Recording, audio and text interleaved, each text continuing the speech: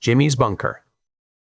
The first thing Jim Murphy remembered clearly about fear was the taste of rust. It lived in the back of his throat as he stood under the broken ribs of a London train yard, staring up at a wall of rotting scaffolding that clung to the side of an old maintenance shed. Rain had been falling since noon, not hard enough to chase boys indoors, only steady enough to slick every beam and pipe until the whole place smelled of wet iron, diesel, and old grease. Jim was 12 then, all knees and fists and mouth, with a reckless little brother who believed danger was just another game. You won by laughing louder than it. Harry was already halfway up the first section, skinny hands gripping the crossbars, trainers squeaking on damp metal.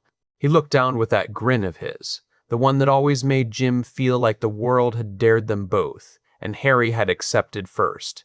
"Come on, Jimmy boy," Harry called. "It is easy as breathing. You going to stand there and let the pigeons think you are soft?" Jim glared up at him, trying to make his face hard enough to hide the sick roll in his stomach. The scaffolding was wrong. Even at 12, he could see it. One corner had peeled away from the brick. A plank near the top sagged like a tired old tongue. Every time the wind pushed through the yard, the whole frame shifted with a thin metallic complaint. "It is coming loose," Jim shouted. "Get down, you muppet. It is not worth it." Harry laughed and climbed higher. Behind them, the train yard stretched like a graveyard for machines. Rusted passenger cars sat on dead tracks. A blue engine with smashed windows leaned near a warehouse wall, its nose streaked with rain. Weeds grew between the rails. Broken bottles glittered in the gravel. The place was forbidden, which made it holy ground to boys who wanted to be braver than their lives allowed. Their grandfather had warned them to stay away. Their mother had threatened to lock their bikes in the shed if she caught them there again. That only made Harry more eager. He collected dares like other boys collected football cards. Climb the black engine. Run across the roof of the old carriage. Jump the gap between loading platforms. Touch the live rail sign even though the rail had been dead for years. Jim usually followed. He had a temper and a hunger for noise. He loved the hard rush of doing something stupid and getting away with it. But this was different. The higher Harry climbed, the more the metal frame seemed to breathe. "Harry, listen to me," Jim said, and he hated the edge in his own voice. "I am listening," Harry said. "I'm listening to my big brother making excuses." The words hit harder than they should have. Big brother. That was supposed to mean Jim went first. Jim fought first? Jim took the blame when they broke a window or came home with torn jeans. But his boots were planted in gravel and Harry kept climbing. Harry reached the top platform and stood there with one hand on the brick wall.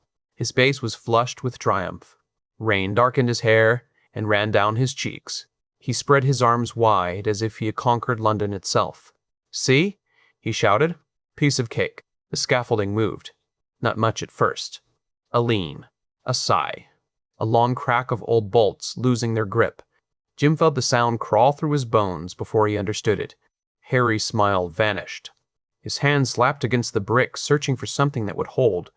"Harry," Jim said, but the name came out thin and useless. The top platform dipped.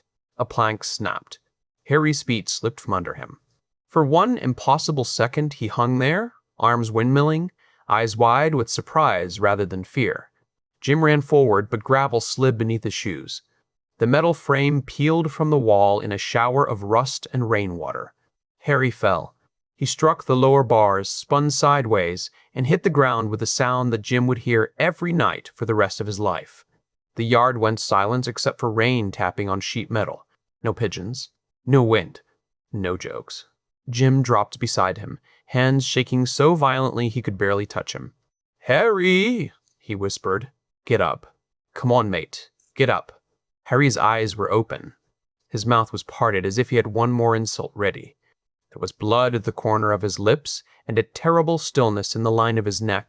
Jim shook him once, then stopped because something in him knew not to move him again. He screamed until his throat tore. He screamed for help. For their mother, for God, for anyone. No one came fast enough. When the ambulance lights finally painted the train cars red and white, Jim was kneeling in the rain with Harry's head near his knees, covered in mud, unable to look away. The men who arrived spoke softly. Their voices were careful. Their hands were careful. Jim hated them for being careful. Harry hated careful. Harry would have told them to stop whispering like old women at a funeral. Harry would have kicked Jim for crying, but Harry did not move. At the hospital, adults passed Jim from room to room. His mother made a sound like a door coming off its hinges. His grandfather sat with his hands clasped so tightly the knuckles looked white. Someone gave Jim tea he did not drink. Someone wrapped a blanket around his shoulders. He smelled antiseptic instead of rust, but the taste stayed in his mouth. Late that night, after the questions and the police and the awful quiet, Jim stood in a corridor with vending machines humming behind him. He stared at his own reflection in the dark glass and saw a coward, not a grieving boy, not a brother who had begged Harry to climb down. A coward. Harry had gone up because Jim would not. Harry had died because Jim had frozen. That was how it settled inside him. No adult explanation could shift it. Accidents were for people who needed soft words. Jim needed punishment, and the only punishment he trusted was a promise. Never freeze again. Never be the one standing still. Never let fear take a step before he did. The first time he heard Harry afterward, Jim was alone in bed 2 nights after the funeral. His room was dark. The house felt emptied out. He was staring at the ceiling, refusing to cry because he had already decided crying was for boys who had not learned anything. Harry's voice came from nowhere and everywhere, bright as a match in a locked cellar. "You still awake, Jimmy boy?" Jim sat up so fast the bed frame cracked against the wall. His chest tightened. He searched the room, the corners, the chair under the window, the pile of dirty clothes near the wardrobe. There was no one there. "You look like you swallowed a brick," Harry said. "Do not tell me you are scared of ghosts now?" Jim pressed both hands over his ears. The voice stayed. It sounded like memory, but sharper. It sounded like guilt wearing his brother's grin. "Shut up," Jim whispered. "Make me." The next morning, Jim told no one. By then, he had already learned that adults turn pain into meetings, pills, and whispers behind kitchen doors. He did not want them poking at the last piece of Harry he had left. So he kept the voice. He kept the promise. He fed both with every fight, every stupid dare, every reckless sprint across traffic. Every time a bigger lad thought Jim's grin meant he was easy prey. Years passed, but the train yard never left him. It simply changed shape. It became a judge's tired face after an assault charge. It became the slammed door of a jail cell. It became the breathless burn in his lungs as he rode cargo bikes to Camden traffic, daring buses and taxis to try him. It became the laugh he gave after getting hit, the one that made men hesitate because it sounded too close to joy. By 24, Jim Murphy had built himself into a weapon with a heartbeat. He trained mixed martial arts when he had money for gym fees and trained alone when he did not. He learned how a knee ruined balance, how a grip broke, how a man changed when his air vanished. He also learned that most people talked about survival like it was an idea. Jim treated it like a religion. Harry stayed with him through all of it. Sometimes the voice mocked. Sometimes it dared. Sometimes, in the rare quiet after a bad dream, it spoke with a softness Jim hated more than cruelty. "You should have climbed, Jimmy." Jim never argued with that part. He had no defense. He only trained harder, laughed louder, and threw himself at the world as if speed could outrun memory. The last night before America, he dreamed of the train yard again. In the dream, Harry climbed and climbed, but the scaffolding never ended. It rose past the warehouse roof, past the clouds, into a black sky streaked with rain. Jim tried to follow this time. He grabbed the first bar. Rust tore his palms. The metal bent under his weight. Harry looked down from far above, his face pale, his grin bright. "Come on then," Harry called. "Do not be scared." Jim climbed until the whole frame shook. He climbed until the yard below became a smear of black tracks and red light. He climbed until Harry was close enough to touch. Then Harry let go. Jim woke with a violent jerk, fists clenched, the airplane seatbelt digging into his hips. The cabin lights were dim. A child cried somewhere behind him. The steady roar of engines filled the dark space over the Atlantic. For a moment he did not know where he was. Then memory snapped back into place. London behind him. Omaha ahead. An uncle he barely knew dead in the ground. A strange inheritance waiting at the edge of a city he had never cared about until a lawyer's email promised him property, money, and a reason to cross an ocean. Jim rubbed his face and felt sweat cooling on his skin. Harry's voice slid through the engine hum. "Lovely holiday so far, Jimmy boy.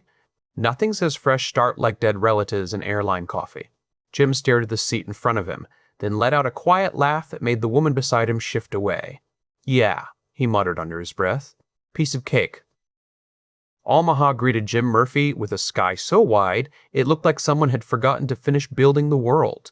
He stood outside the airport with his duffel bag at his feet and a battered backpack over one shoulder, blinking into a cold, gray morning. London pressed in on a man. It leaned over streets, crowded windows, stacked flats, traffic, noise, and old brick. Omaha stretched. Roads ran broad and flat under a pale sky. Parking lots seemed large enough to land aircraft. Even the wind had room to gather speed before it hit him. "America," Jim muttered. "Land of big cars, big roads, and coffee that tastes like someone darting a bean with hot water?" Harry answered at once. "You forgot big funerals for people you barely remember." Jim adjusted his jacket collar and looked toward the pickup area. "You are a ray of sunshine, you are." The driver who held the tablet with his name on it looked about 60, with a red nose, a tired cap, and the resigned expression of a man who had driven too many strangers to too many places.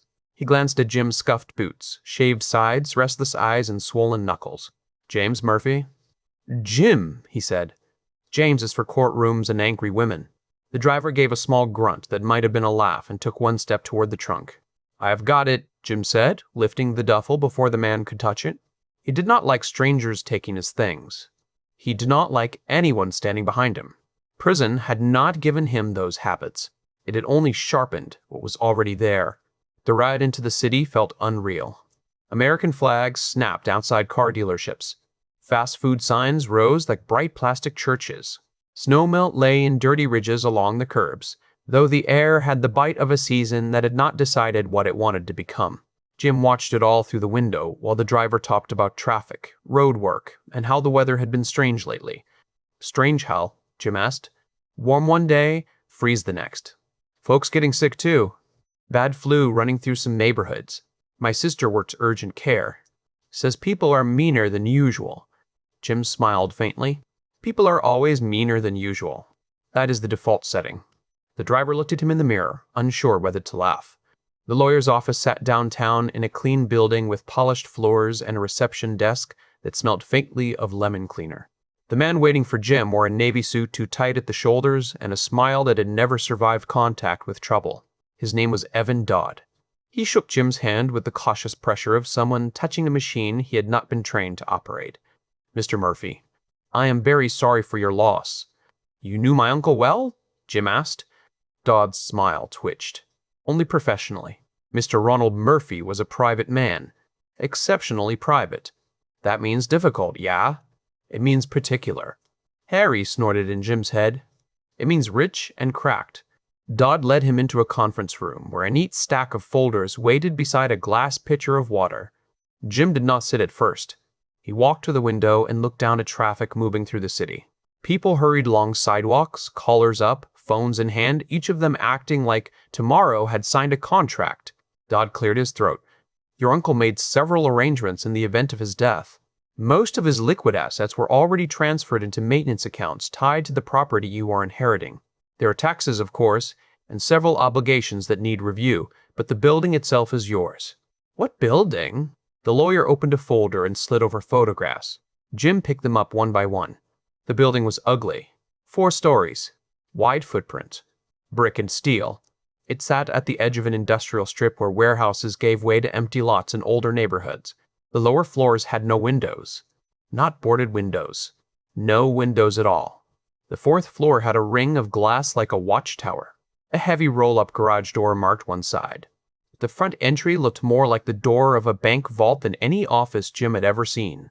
"What was he doing in there?" Jim asked. "Records listed as a storage and logistics property." Jim stared at the photo. "Records are having a laugh." Dodd folded his hands. "Your uncle purchased it years ago and modified it repeatedly. Permits were filed for solar work, water systems, structural reinforcement, and interior storage. He was eccentric. Let his lawyer talk for mad as a hatter. He was cautious. Cautious people buy alarms. They do not turn a warehouse into a castle." Dodd's lips pressed together. For a second, Jim thought he saw something behind the polite mask. Irritation, maybe. Or fear. The lawyer pulled a small envelope from the folder and placed it on the table. This was to be given directly to you. It contains the current access code, a key card, and a letter. He also asked that you enter alone the first time. He asked that, did he? It is in the instructions. Jim took the envelope. It was thick cream paper, sealed with old-fashioned red wax. That made him grin despite himself. Harry spoke up. If there is a treasure map in there, I want a cut. Any debts? Jim asked. Nothing that threatens transfer. Any angry wives? Hidden children? Men with guns? Dodd's laugh came out too fast. No, none of that. Jim watched him. You sure? You look like a man who has seen the inside of that building and did not enjoy it. Dodd looked down at the files. I have been inside once, many years ago. Your uncle did not invite me back. Why? I asked too many questions. That, Harry said, is the first interesting thing the suit has said. The formal meeting took an hour. Jim signed papers, initialed forms, and listened to explanations about ownership, utilities, security companies, and a bank account that would keep the place running for several months. He understood half of it and trusted none of it. Money had always been temporary in his life, something earned in bursts, spent on rent, food, fines, training, repairs, or escape. A whole building in America felt less like good fortune than a trap dressed as luck. When Dodd finally offered to drive him to the property, Jim declined. I will get myself there. The area is not ideal for walking. Neither was Cam in at midnight, but I managed. Dodd stood and buttoned his jacket. Mr. Murphy, your uncle was very clear about one thing. The building is not to be treated casually. Read the letter before you make decisions. Jim lifted the envelope. This letter? Yes. Do you know what it says? Dodd hesitated. Not exactly. That means yes, partly. The lawyer's polished expression hardened. It means I handled certain legal instruments and respected client privilege. Jim stepped closer, smiling without warmth. I have met men who hid knives better than you hide greed, mate. If there is something in that place you wanted, accept my sympathy. It is mine now. Dodd's face flushed. That is an unnecessary accusation. Most fun ones are. For a heartbeat, the room went still. Then Dodd gathered the folders with stiff hands and walked Jim to reception. Outside, Jim ordered a ride on his phone and waited on the pavement with the envelope in his hand. He could feel the key card through the paper. The letter inside seemed heavier than it should. He considered opening it there. Instead, he slid it into his jacket. Harry sounded amused. You just annoyed the one man who understands the paperwork? That was clever. He annoyed me first. He was wearing a tie. That is practically an apology for being weak. Jim laughed and shook his head. The ride arrived, and 40 minutes later, he was standing in front of the strangest building he had ever owned. The warehouse occupied the end of a cracked service road. Chain-link fencing bordered one side. A vacant lot sat behind it, brown grass bending in the wind. Across the street stood a row of small businesses, an auto parts shop, a closed laundromat, a pawn shop with metal bars over the windows, and, farther down, a diner with a flickering sign. The neighborhood had the tired look of a place the city had forgotten to repair, but not yet abandoned. The building itself looked awake. That was the only word Jim could find. It did not look empty. The lower walls were thick brick reinforced with dark metal panels. Cameras watched from under armored housings. The front door was a slab of steel with a keypad and a small black lens above it. No sign. No welcome mat. No nonsense. Jim stepped close. The lens clicked as it focused on him. Hello to you two, he said. He opened the envelope and found a folded letter, a key card, and a card with 6 digits written in blocky handwriting. He swiped the card first. The keypad woke in blue light. He entered the code. For a moment, nothing happened. Then somewhere deep inside the wall, locks began to move. Not one lock, but many. Heavy bolts withdrew with a thick mechanical rhythm. A low hydraulic hum followed. The door released with a sigh that smelled faintly of oil and cold metal. Jim pulled it open and stepped inside. The entry chamber was small, bare, and brutally practical. The steel door shut behind him before he could reach for it. Lights flicked on overhead. A second door stood 10 feet ahead, this one with another keypad and a sign taped above it in his uncle's handwriting. Change the code before you do anything else. Jim stared at the sign. Harry gave a delighted whistle. Uncle Ron did not trust anyone. I like him already. Jim smiled despite the chill crawling along his arms. Yeah, he said. This is going to be weird. Jim changed the entry code because the dead man told him to, and because the lawyer's face had lingered in his mind like a bad smell. The second keypad accepted the original number, then asked for a new one. Jim chose a code no stranger would guess and no grieving relative should use, a date tied to Harry in the train yard. His thumb hovered before the final digit. He almost changed his mind. Then Harry spoke in his head. Sentimental. Jimmy boy, I am touched. Do not get sobby on me, Jim said, and press enter. The system beeped twice. A green light blinked. The inner door opened. The first floor was a canyon of shelves. Jim stepped into a space that ran almost the full width of the building. Tall industrial racks rose on both sides, bolted to the concrete floor and loaded with sealed crates, plastic barrels, tool chests, fuel cans, water containers, medical kits, batteries, folded cots, blankets, filters, buckets, ropes, and boxes marked in his uncle's careful handwriting. Everything had a place. Everything had a label. The lights came on in sections as Jim moved, throwing clean white bars across metal and concrete. This is not storage, Jim said. This is a man preparing to argue at the end of the world. Harry sounded pleased.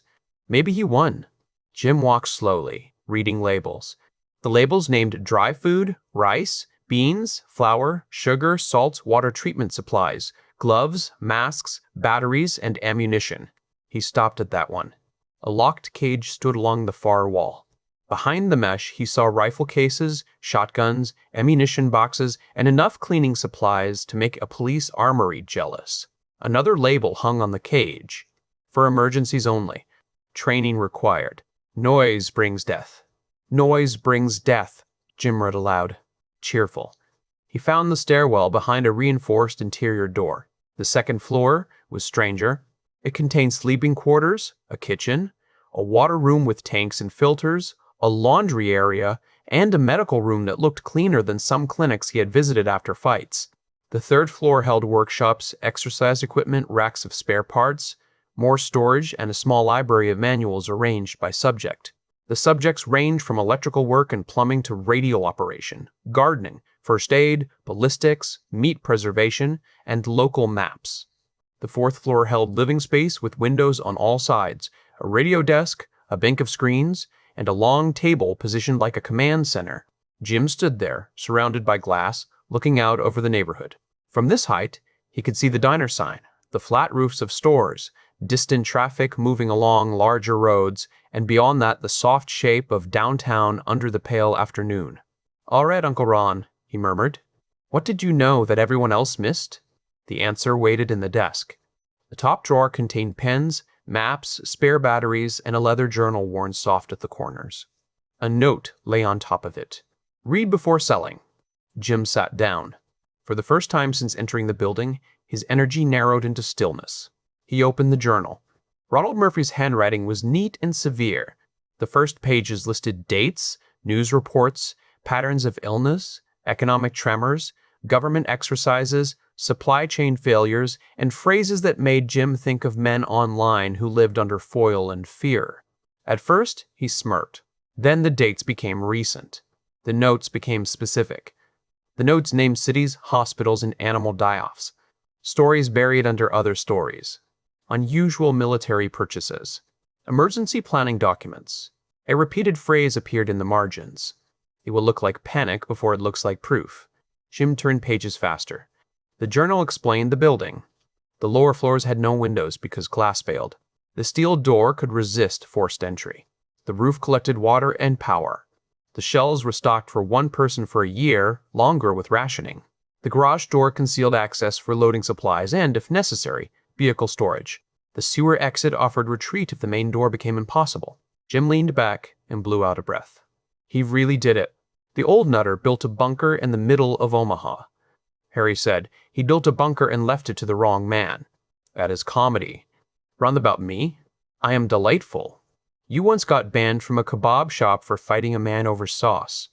He touched my chips. The journal changed tone halfway through. The handwriting became harder, as if Ron had pressed the pen deeper into the paper. If the pathogen reaches open community spread, assume emergency services will fail within 72 hours. Assume bites transmit. Assume close contact with blood or saliva is dangerous. Assume the infected are not sick in the normal sense. They are driven by hunger, motion, sound, and heat. They do not negotiate. They do not tire quickly. They do not respond to pain as expected. Jim stopped smiling. He read the next heading twice. How to kill a zombie. For several seconds, the only sound in the room was the faint hum of the ventilation system.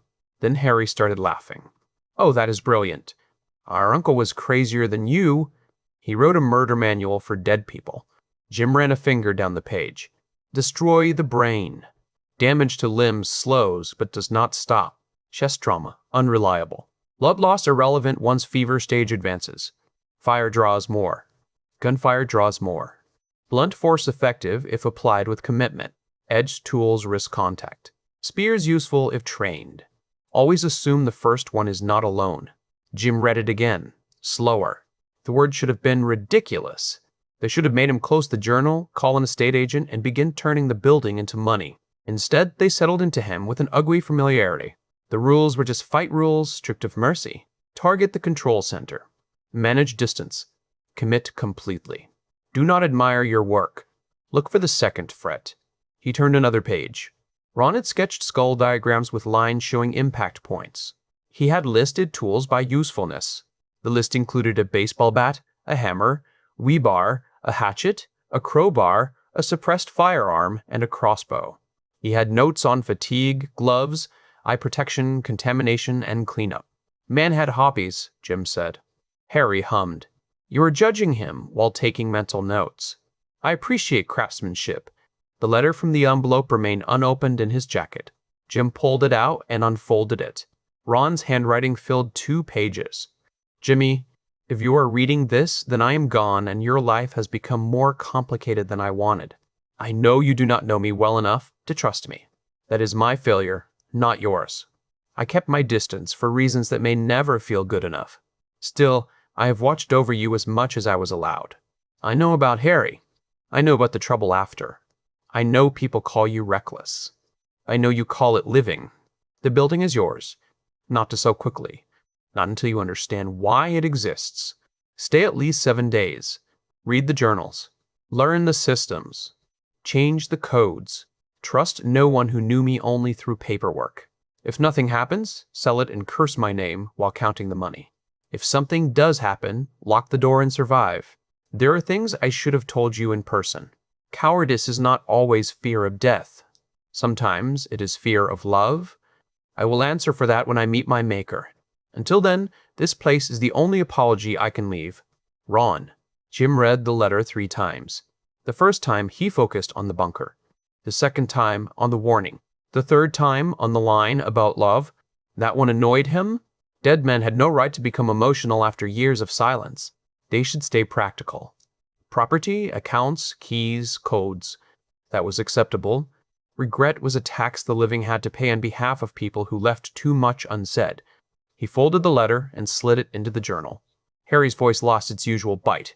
He knew about me. Everyone knew about you, Jim said quietly. Hard not to after. No, he knew what it did to you. Jim stood too fast, chair scraping behind him. He knew from a distance. That is easy knowing. Like watching a fire from across a river. Warm hands, no smoke in your lungs. Harry did not answer. Jim paced the 4th floor. He opened cabinets, checked screens, flicked through camera feeds. The cameras covered the front door, side alley, rear lot, garage entry, and roof. The radio desk had frequencies taped beside it. A television picked up local news. A weather radio sat charging in a cradle. Everything worked. Everything waited. That irritated him too. The building had more discipline than most people. It had been built by a man who expected disaster and respected it enough to label shelves. Jim preferred trouble that announced itself with a raised fist. By evening, hunger pulled him from the desk. He found the kitchen, opened cabinets, and discovered more canned food than any one person should own. He also found a freezer running on backup power, with vacuum-sealed meat and neat date labels. Ron had not simply prepared for a bad week. He had prepared for a siege. Jim made a meal from eggs, toast, and sausage because the fresh items would spoil first. That was a line from the journal. He used perishables before stored goods. He hated that it made sense. He ate at the 4th floor table while the television played local news. Reports mentioned hospital crowding, a string of assaults, road closures, and a public health press conference scheduled for the following morning. The anchors spoke with polished concern. Behind them, footage showed ambulances outside a hospital and police lights on a residential street. Harry spoke softly. Maybe Uncle Ron was not mad. Jim chewed, swallowed, and looked at the journal. Matt and Wright are not enemies. After dinner, he returned to the first floor and found a baseball bat in a rack marked Simple Tools. It was not a sports store toy. It was solid, heavy, balanced, and wrapped at the handle. Beside it lay work gloves and eye protection. Jim lifted the bat and gave it a slow practice swing. The air moved with a satisfying weight. Harry brightened. Now we are talking. It is just a bat. It is never just a bat with you. Jim smiled. The building felt less like a trap with a weapon in his hand. He carried it back upstairs, set it beside the desk, and opened the journal again. The next section was titled First Aid Checklist. Change codes. Inspect doors. Fill interior water reserve. Inventory food. Test radios. Map nearby stores. Identify medical supply points. Avoid unnecessary contact. If official warning is issued, seal door and do not leave during first wave. Jim tapped the page. Avoid unnecessary contact, he said. That sounds boring. Harry laughed. First wave. I like that. Makes it sound like a show. You would. He worked until after midnight because work was easier than sleep. He checked doors, counted water containers, tested locks, and learned which cameras covered which angles. He found the roof ladder but did not climb it yet. He found the sewer exit and shuddered again quickly because the smell alone could kill morale. He found a small bedroom on the second floor that seemed prepared for him, with fresh sheets, a lamp, and a framed photograph on the bedside table. It showed Jim at 16, standing stiffly beside his mother and grandfather after a school event. Harry was not in the picture because Harry was already gone. Jim had no memory of sending it to Ron. He had no memory of Ron attending. Yet, there it was. He stared until anger rose, not hot enough to smash the frame, but hot enough to make his jaw ache. You watched? He said to the empty room. You watched all that and stayed away. Harry said nothing. Jim turned the photograph face down and lay on the bed fully dressed. The bat rested within reach. The building hummed around him. Somewhere beyond the walls, the city carried on in fragile ignorance. He closed his eyes and saw the journal heading again. How to kill a zombie. He laughed once in the dark, low and disbelieving. Welcome to America, Jim, he whispered. Try not to get eaten. Jim lasted until late morning before boredom drove him outside. He had slept in sharp pieces, waking at every groan of the building and every imagined footstep beyond the door. By 9, he had drunk 2 cups of bunker coffee, which tasted better than airport coffee but still carried the emotional warmth of dirty rain. By 10, he had read 3 more journal sections, inspected the roof garden, and learned that his uncle had built a greenhouse above Omaha like a secret prayer. By 11, he had decided that if the world planned to end, it was taking its sweet time. Lunch, he announced to the empty kitchen. Harry answered instantly. Brave survival plan. Abandoned fortress for fried food. I am learning the neighborhood. Tactical chips. Strategic burger. Intelligence gathering with ketchup. That is the sort of speech that gets men killed in war films. Jim pulled on his jacket, checked the bat, then left it behind with visible reluctance. Walking into a diner with a baseball bat on the first full day in a new country seemed like the wrong kind of introduction. He pocketed the key card, locked the inner door, and waited for the outer door to seal behind him. The heavy bolts rolled home with a sound that pleased him more than it should. Outside, Omaha looked strained but not broken. Traffic moved.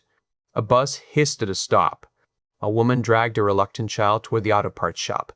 2 men argued near a pickup truck with a flat tire.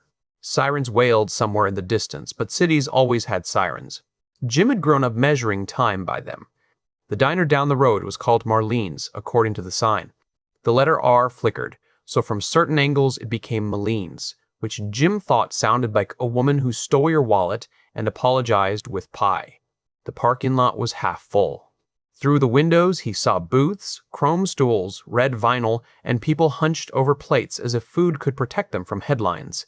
He stepped inside and was hit by heat, grease, coffee, and a low murmur of nervous conversation. A television above the counter showed a news anchor standing outside a hospital. The sound was off, but the scrolling text used phrases like public health concern, unusual aggression, and stay alert. Nobody seemed to be eating with much joy. Jim sat at the counter. A waitress approached with a coffee pot in one hand and a towel tucked into the waistband of her apron. Late 20s, light hair pulled back in a practical knot, dark eyes that missed very little, and a smile large enough to be kind without being naive. She had the sort of beauty that did not ask permission to exist.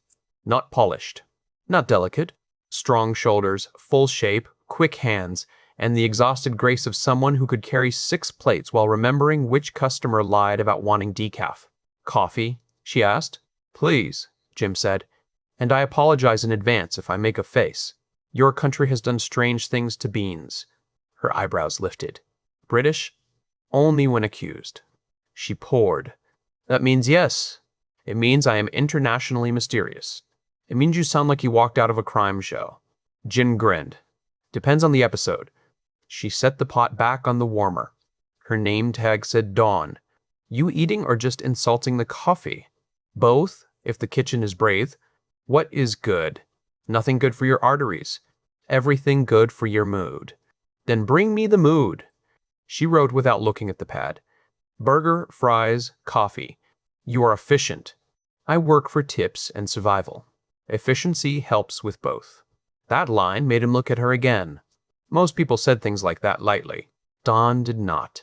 Her eyes flicked to the television, then to the front windows, then back to him. "How bad is it outside?" she asked. Jim turned on the stool. "Bad? Sirens all morning. People calling in sick.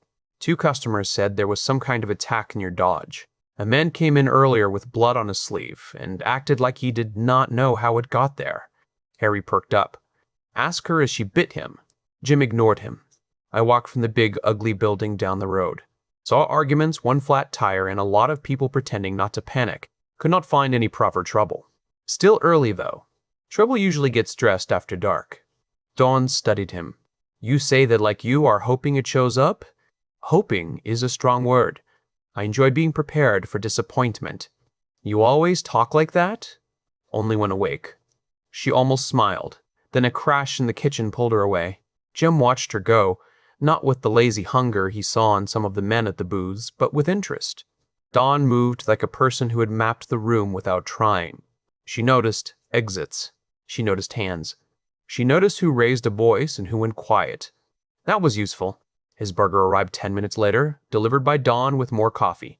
"Big, ugly building," she said. "You mean the old Murphy warehouse?" "I inherited it."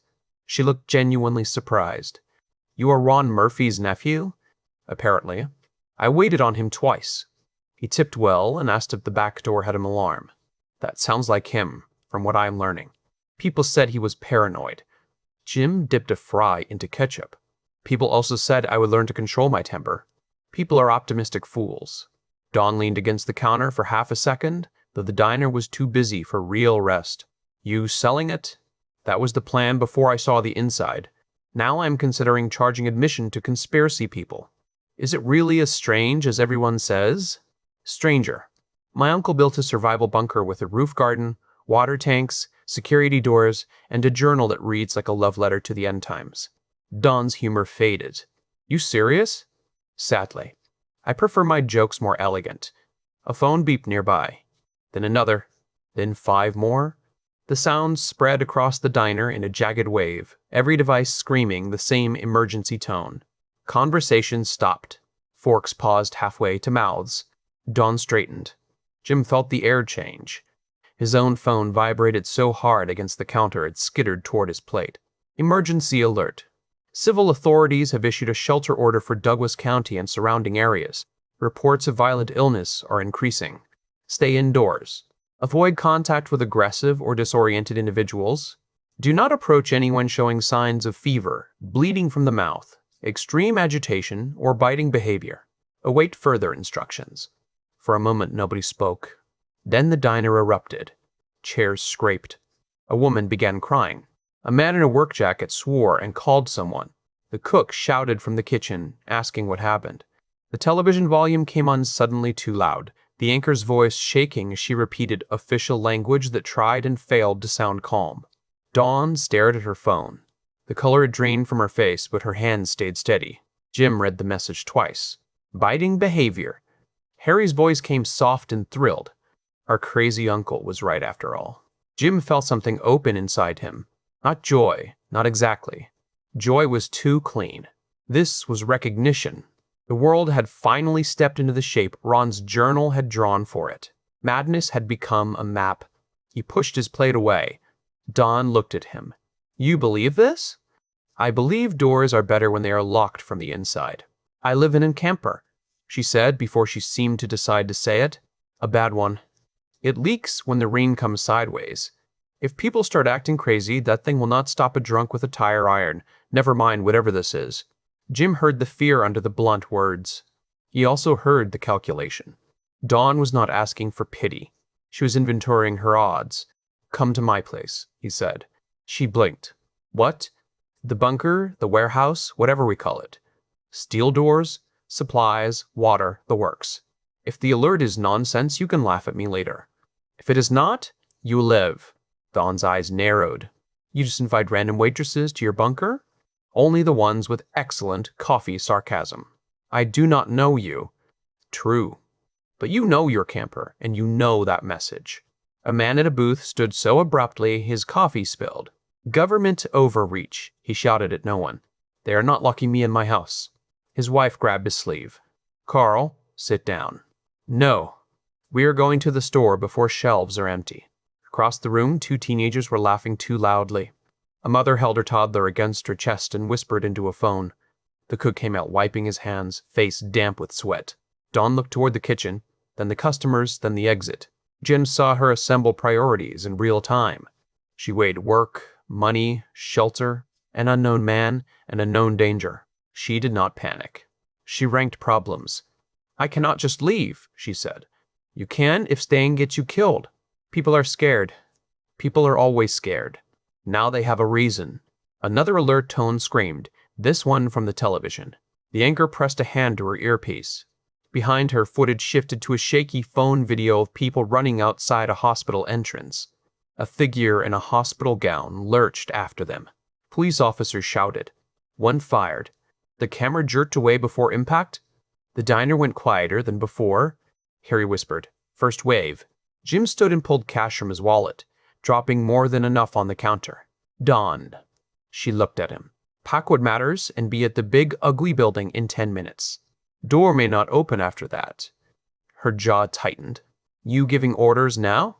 Suggestions with a deadline. The front door burst open before she could answer. A man stumbled in wearing a postal uniform, one sleeve torn, blood running down his forearm and dripping from his fingers. He looked dazed. Behind him outside on the pavement, a woman in a housecoat moved with a strange, jerking urgency. Her mouth was red. Her hands clawed at the air between them. The mailman turned, saw her through the glass, and sobbed. She bit me. She just ran out and bit me. The diner froze. Jim looked at the blood. He looked at the woman's mouth. He looked at Dawn. Dawn whispered, Oh my God. Harry laughed in the dark part of Jim's mind. There it is, Jimmy boy.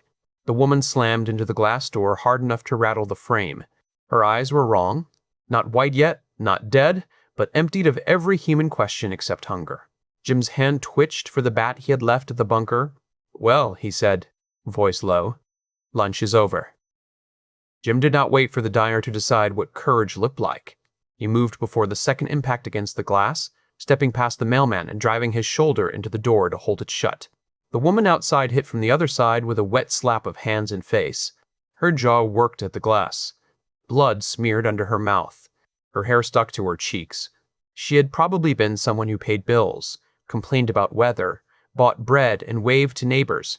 Now she looked at Jim with animal focus and tried to bite through a barrier she did not understand. Lock it, Jim said. Dawn was already there. She reached around him, flipped the deadbolt, then grabbed the mailman by the back of his shirt and hauled him away from the door with more strength than Jim expected. Sit down, she snapped. Keep your arm away from people. She bit me? He kept saying, She bit me. She bit me. I heard you the first time, Dawn said. Sit down before I put you down. Jim glanced back, impressed. That is a bedside manner. Not now, she said. Outside, the woman clawed at the door. A few people on the sidewalk ran. Others stood stupidly with phones raised. The woman turned toward the movement, lost interest in the glass, and sprinted at a man filming from beside a parked car. The speed surprised everyone. She hit him at the waist, drove him onto the hood, and buried her teeth in his cheek. The diner exploded again. Screams and scraping chairs filled the room, with the cook shouting for someone to call police. A man praying. The mailman rocking in a booth while blood dripped onto the table. Jim watched through the glass as two men tried to pull the woman off the screaming man. She tore free and lunged at one of them. A police cruiser turned the corner fast, tires chirping. The officer jumped out with a pistol drawn, yelling commands that belonged to a world already losing authority. The woman did not stop. The officer fired twice. The first shot hit her chest and barely changed her path. The second struck her shoulder and spun her half around, but she kept moving. The officer stumbled backward, horror breaking his stance. The third shot hit her forehead. She dropped hard and did not move. Jim felt the journal open in his memory. Destroy the brain. Harry breathed the words with him. Headshot. Uncle Ron gets a point. Jim turned from the door. Dawn was wrapping a towel around the mailman's arm while keeping her body angled away from his mouth, which was smart. The man was sweating badly now.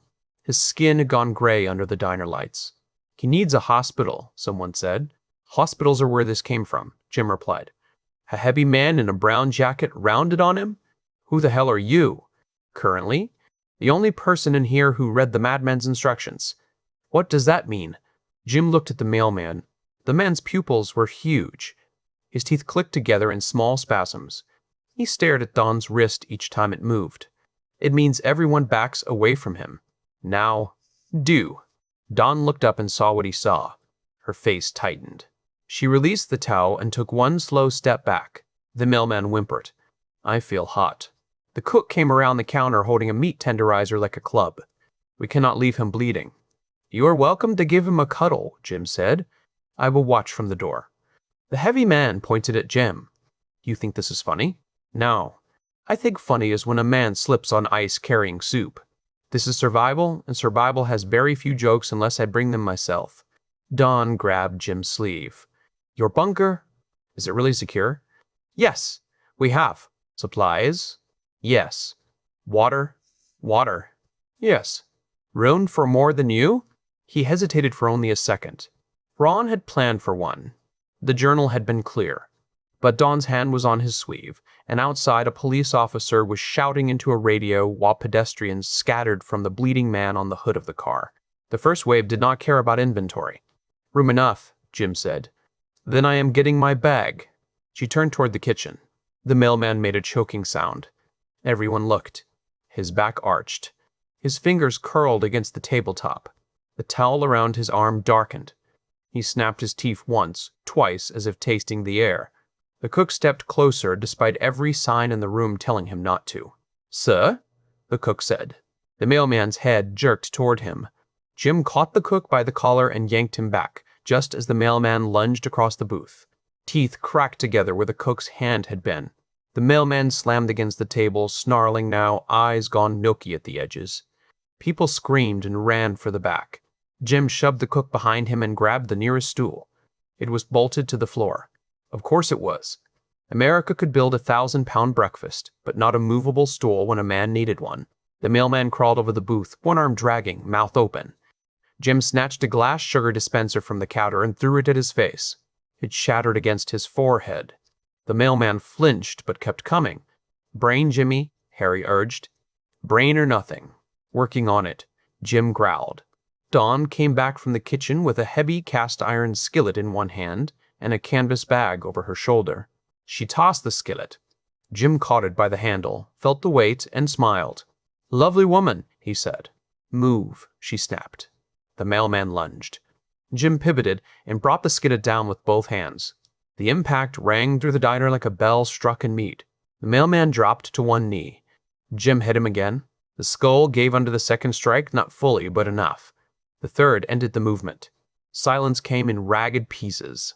Jim stood over the body, breathing through his nose. Blood speckled his hands and jacket. The skillet hung at his side. Around him, customers stared from behind booths and near the kitchen door. Their faces held fear, disgust, accusation, and the desperate gratitude of people who would later pretend someone else should have acted differently. Dawn stepped close and spoke quietly. "We need to go." "Agreed." "Now?" Bree agreed. The heavy man in the brown jacket blocked their path. His face had gone pale, but anger gave him something easier than terror. "You killed him." Jim looked down at the body. "Correct. He was sick. He was trying to eat the cook." "You do not know that."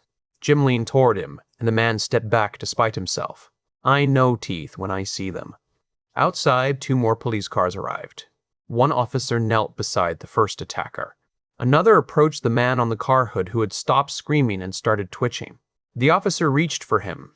Jim watched the bitten man's hand snap up and seize the officer's vest. "Dawn," Jim said. She followed his gaze. Back door. They moved. The kitchen was chaos. 2 cooks argued about leaving. A teenage dishwasher cried while trying to call his mother. Dawn grabbed a small backpack from under a shelf, stuffed in tips, a framed photograph, a flashlight, and a pill bottle from her purse. She moved fast. No wasted motion. "Anything else?" Jim asked. "My camper is 10 minutes away." "No." Well, she glared at him. "There are things there I need. There are teeth between here and there. What you need most is a door that holds." For a second, he thought she might fight him. Then the police gunfire outside multiplied, and the decision made itself. "Fine," she said. "But if we survive, I'm coming back for my stuff." "Put it on the holiday list." They exited through the rear door into an alley that smelled of old grease and damp cardboard. Sirens layered over one another. Somewhere nearby, a car alarm began to scream. Jim led, Dawn close behind, both moving low past dumpsters and parked cars. At the mouth of the alley, they paused. The street between the diner and the warehouse had changed in less than 20 minutes. People ran in uneven lines. A pickup had jumped a curb and struck a utility pole. A cyclist lay in the road, kicking weakly while 2 figures bent over him. Farther down, a man in pajama bottoms chased a woman across a lawn with impossible hunger in his posture. The world had not ended. That was the worst part. It had simply begun to show its teeth while traffic lights still changed and fast food signs still glowed. Jim felt his pulse climb. Harry sang in his head, "This is it. This is it. This is it." "Straight line to the warehouse," Jim said. "Stay close. If something grabs you, shout once and hit its face. Do not wrestle. Do not freeze." "I do not freeze," Dawn said. He glanced at her. She was scared. Anyone sane would be. But her fear had edges. Useful edges. "Good," he said. "Then try to keep up." They ran. Jim had always loved running through danger. Traffic, fights, police, bad decisions. This was different. Danger was not a person now. It was a condition spreading through the air, through screams, to every open door and every outstretched hand. He vaulted a low fence, landed in a yard, and pulled Dawn over after him. An infected man slammed into the fence behind them, fingers hooking through the chain links. Dawn kicked his hand loose before Jim could turn. "Efficient," Jim said. "Talk less," she said, breathless. "I am charming under pressure. You are annoying under pressure." Often mistaken. They crossed the service road as a sedan swerved past, horn blaring, with a child pressed against the rear window. The warehouse door waited ahead, blank and beautiful. Jim reached the keypad, swiped the card, and entered the code with fingers that wanted to move too fast. The lock took 1 second longer than his nerves liked. Behind them, a shriek rose from the direction of the diner. Dawn looked back. "Jim?" "I know." The door released. He pulled it open, shoved Dawn inside, and followed. The steel slab closed behind them. Bolts rolled into place. The silence inside the entry chamber felt almost obscene. Dawn stood with both hands on her knees, catching her breath. Jim leaned back against the door and listened to the muffled city beyond it. Harry whispered, "Safe box." Jim looked at Dawn. Blood dotted her apron. Her hair had come partly loose. Her eyes were wide, but she was already studying the keypad, the camera, the second door, the corners. "Welcome to the big, ugly building," Jim said. She straightened slowly. "Show me everything." He liked that answer. They passed through the inner door. Dawn's expression shifted as the first floor lights revealed shelves upon shelves of supplies. Calculation and anger crossed her face in quick succession. "You were not lying," she said. I try not to waste lies on architecture. How much food? Enough for one man for a year, according to the dead prophet upstairs. Listen now. Water, tanks, filters, roof collection, weapons. Weapons? Locked. Medical? Second floor. Roof? tea. Garden. Solar, water tank. She turned to him. And you were going to sell this? Yesterday, I thought zombies were a hobby for films and lonely men with forums. Don looked toward the sealed door. A distant thud sounded against it. Then another. Not heavy enough to matter, but clear enough to remind them that the city had followed. Jim led her to the fourth floor. From the windows, they watched Omaha come apart by degrees. The woman from the diner lay dead in the street. The man from the hood did not. He rose while an officer tried to crawl away from him. Smoke lifted beyond the rooftops. A group of people fought over bags outside the dollar store. A man fired a pistol into a crowd and vanished behind a parked truck. 2 infected chased a dog past the auto parts shop. The dog escaped. The man it crashed into did not. Don pressed a hand to the glass. This cannot be happening this fast. It has probably been happening slower than we knew, Jem said. We are only seeing the part where pretending stops working. She glanced at him. That almost sounded wise. Do not spread rumors. The television showed emergency coverage. The same warning repeated. Stay indoors. Avoid contact. Await instruction. Police resources strained. Hospitals overwhelmed. Do not approach the infected. The anchors no longer pretended the word was unofficial. They called them infected. Jim opened Ron's journal on the table and turned to the first day checklist. Don read over his shoulder, lips moving silently. She did not laugh. She did not call Ron crazy. She took the pen from the desk and began making notes in the margins of a legal pad. What are you doing? Jim asked. Inventory priorities. If we're staying alive in here, I need to know what we have, what spoils first, what breaks first, and what gets us killed if we ignore it. You were a waitress this morning. I was poor before I was a waitress. Poor teaches inventory better than business school. Jim nodded slowly. Fair enough. A scream rose from the street below. They both looked. 3 people ran toward the warehouse, one limping badly. Behind them came 2 infected. The limping woman saw the building, saw the windows, and waved both arms. Help us, Don whispered, reading her mouth more than hearing her. Jim's hand curled around the edge of the table. Harry was silent for once. The 3 people reached the front door and pounded. The camera feed showed their terrified faces. The infected were closing. Don looked at Jim, and in that look, he saw the question that would define every day after this one. Who gets to live behind the door? Jim did not move. The infected hid the group outside. The camera showed too much. Don turned away first, jaw tight, eyes wet but furious. Jim kept watching because he believed punishment should be faced. The steel door held. The screams ended. When it was done, Don said, If you open that door for everyone, this place falls. Jim looked at her. She wiped her cheek with the heel of her hand, angry at the tear. I know. I hate it, but I know. Jim closed the camera feed. Then we make sure it does not fall for nothing. Harry finally spoke, quiet and almost approving. Inventory, Jimmy boy. The fun is starting. The first night inside the bunker stretched long enough to feel like a sentence. Dawn worked because work kept fear in a cage. She moved through the lower floors with a clipboard she found in the office, counting boxes, checking labels, opening cabinets, and asking questions Jim could not always answer. How many people could the water system support? How often did the filters need changing? Did the greenhouse have backup lights? Were there antibiotics? Did the security doors have manual overrides? Could the cameras record? Was there a way to block the garage entrance from inside? Jim followed at first, then drifted, restless as a chained dog. He was useful in bursts. He lifted heavy crates, forced open a stuck storage drawer, carried water containers, and broke down cardboard for kindling because Ron had labeled even emergency burn materials. But when Dawn sat at the kitchen table and began turning supplies into ration estimates, Jim felt the walls closing in. You are pacing, she said without looking up.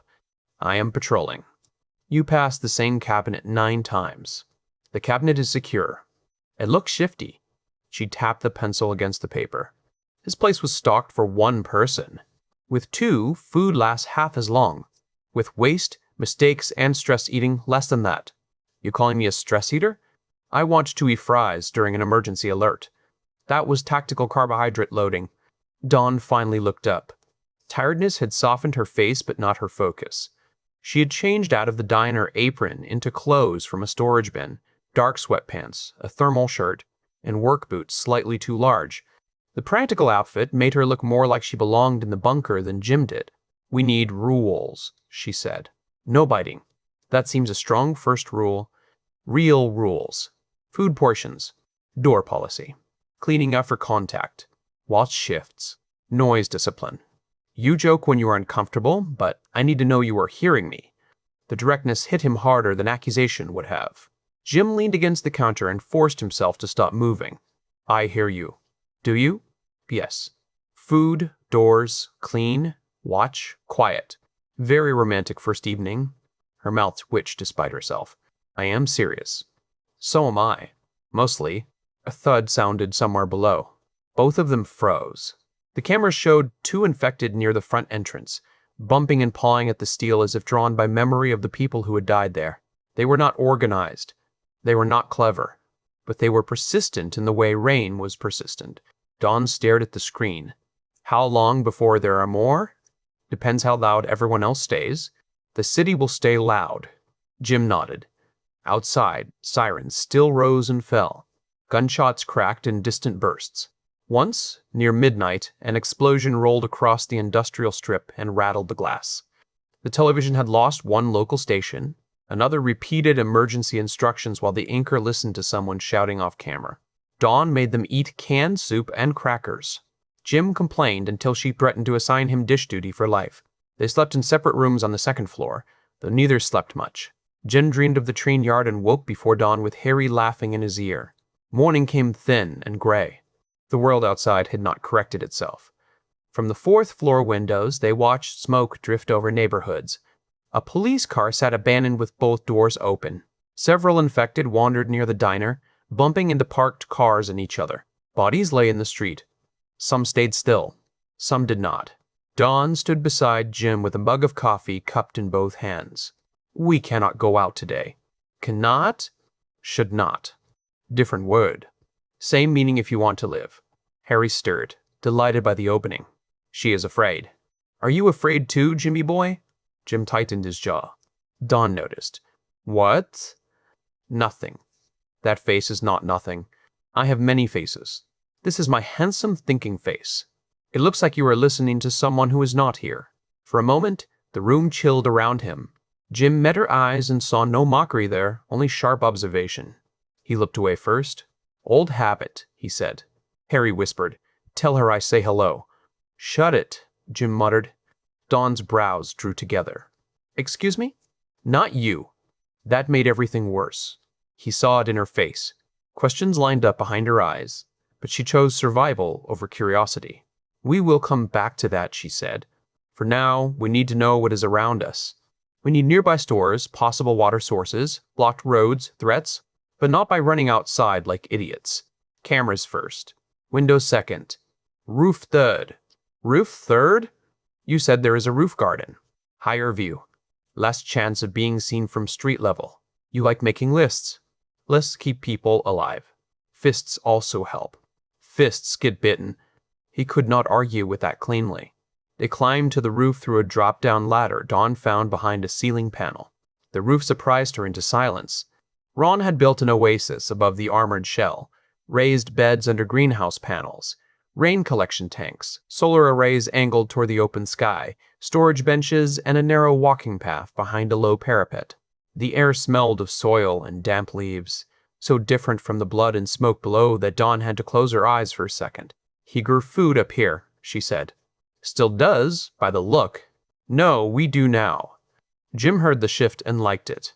The word was we, not you and not me. They spent the morning learning the roof. Dawn checked the beds, found greens, herbs, and several struggling tomato plants. Jim inspected the parapet and sightlines. From up there, the city looked worse. Fires burned in 3 directions. The distant freeway had become a line of stopped vehicles. A crowd moved near a supermarket 2 blocks east. Not all infected, not all living in the moral sense. "We need maps," Dawn said. "Third floor library." and we need to know which stores are worth risking. Food first, medicine second, clothing third, tools always. You forgot weapons. Weapons are tools with consequences. Harry laughed. I like her. She says boring things like they are carved on stone. Jim leaned over the parapet. Below, one infected wandered alone near the auto parts shop. It wore a mechanic's shirt and moved with a loose, broken rhythm. Its head turned toward every sound. A crow landed on a streetlight above it, cawed once, and launched away when the infected snapped its teeth at the air. Jim watched too long. Dawn noticed again. No, I did not say anything. Your shoulders did. My shoulders are independent thinkers. You are not going down there to fight one of those things for practice. Harry's voice sharpened with glee. She sees you. That means you have to do it now. It would be useful to know how they move up close, Jim said. How fast, how strong, how much noise brings more. The journal can tell us that. The journal was written by a man who practiced on paper, and you want to practice on a corpse that bites. Technically, we do not know if it is a corpse. Dawn gave him a look so flat it could have held a shelf. The argument lasted 10 minutes. Dawn used reason. Jim used restlessness disguised the strategy. Harry used insults only Jim could hear. Cowardice wears sensible shoes, Jimmy boy. That one did it. Jim climbed down from the roof without another word and went to the first floor. Dawn followed, furious but quiet. He selected the baseball bat, work gloves, and safety glasses. He added a thick jacket and wrapped duct tape around his sleeves because Ron's journal recommended bite resistance. Dawn stood with her arms crossed, anger and worry fighting across her face. This is stupid, she said. Many educational experiences are. If you die, I am stuck alone in a bunker in a country collapsing around me. I am hard to kill. Everyone says that before they prove themselves wrong. He paused at the inner door. Her words landed because they were not dramatic. They were simply true.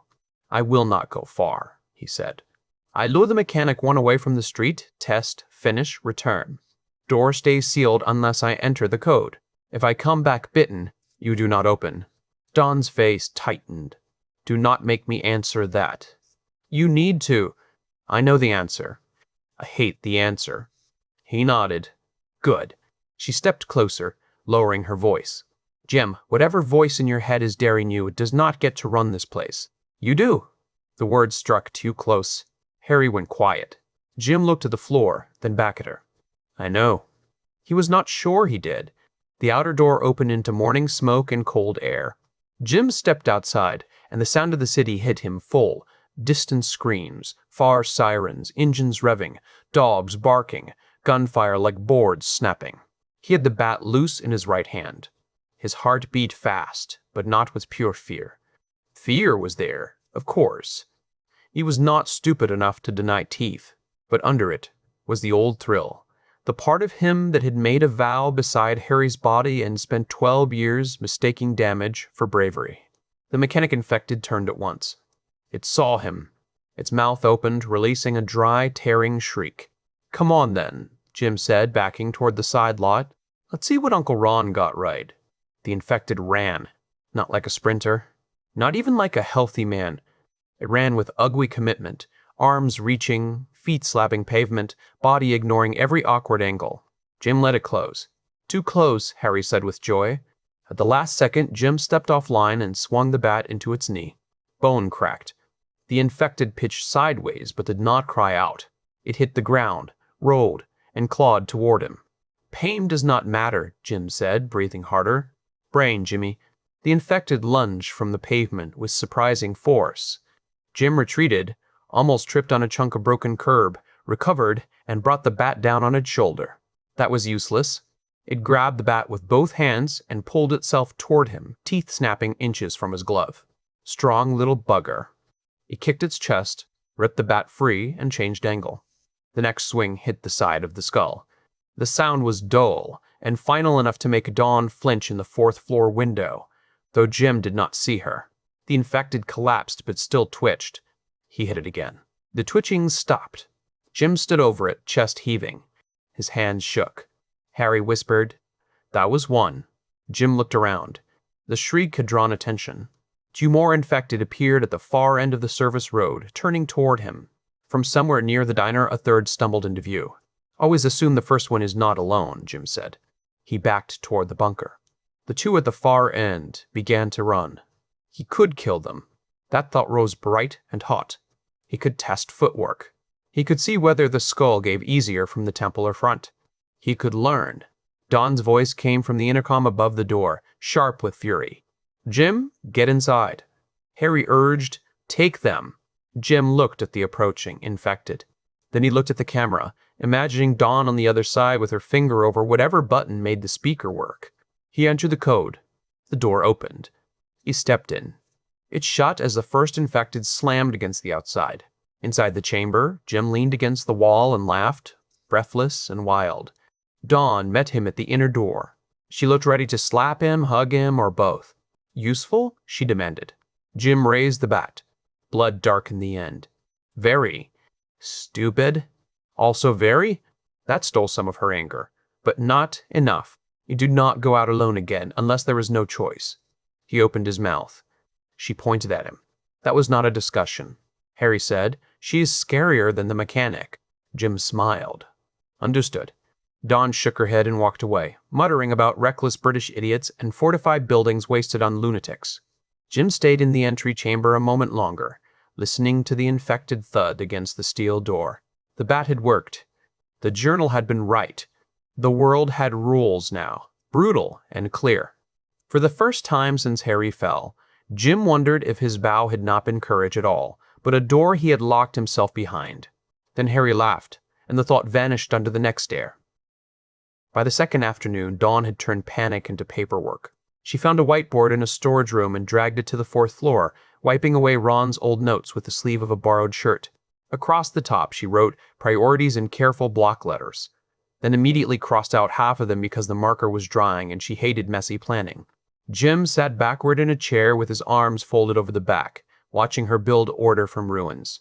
You know, he said, some people handle the end of civilization by crying. I cried in the shower. Efficiently. That's so. 3 minutes. Then I found towels, cleaned the drain and checked the soap supply. Romantic soul, you are. She pointed the marker at him. Do you want a job? I have a job. Charming morale officer. Your job is checking the first floor tools against the journalist and setting aside anything useful for close defense. No guns unless we have to. Ron was right about noise. Jim tilted his head. You giving me orders in my own bunker? Yes. He waited. She waited back. Harry chuckled. She did not even blink. Jim stood. Fine, but I am calling myself head of violence. Write it on your birthday cake. That was how they worked through the day. Dawn counted. Jim sorted. Together they tested the interlocks, checked the cameras, and learned the building's rhythms. The infected outside drifted away whenever distant sounds drew them, then returned in ones and twos. They were not laying siege. Not yet. They were weather with teeth, moving according to noise and hunger. In quiet moments, Dawn's hands slowed. She would look toward the windows, and Jim could almost see the camper in her mind. He asked about it while they ate dinner from canned stew and rice. You said your camper leaks, he said. That is generous. It practices being a colander. You lived there long? She stirred her bowl. Long enough to know which corner froze first and which cabinet door fell open every time a truck passed. No family nearby? No family worth running to. Jim knew a locked sentence when he heard one. He nodded and let it sit. After a while, she continued, not looking at him. I grew up moving. Cheap apartments, trailers, rooms behind other people's garages. My mom chased men in jobs with about equal success. I learned early that if you do not count cans, nobody else does it for you. If you do not know where the exits are, someone will block them. If you do not keep your bag ready, you leave without shoes. Jim said nothing. Silence could be respect when used correctly. Dawn looked up.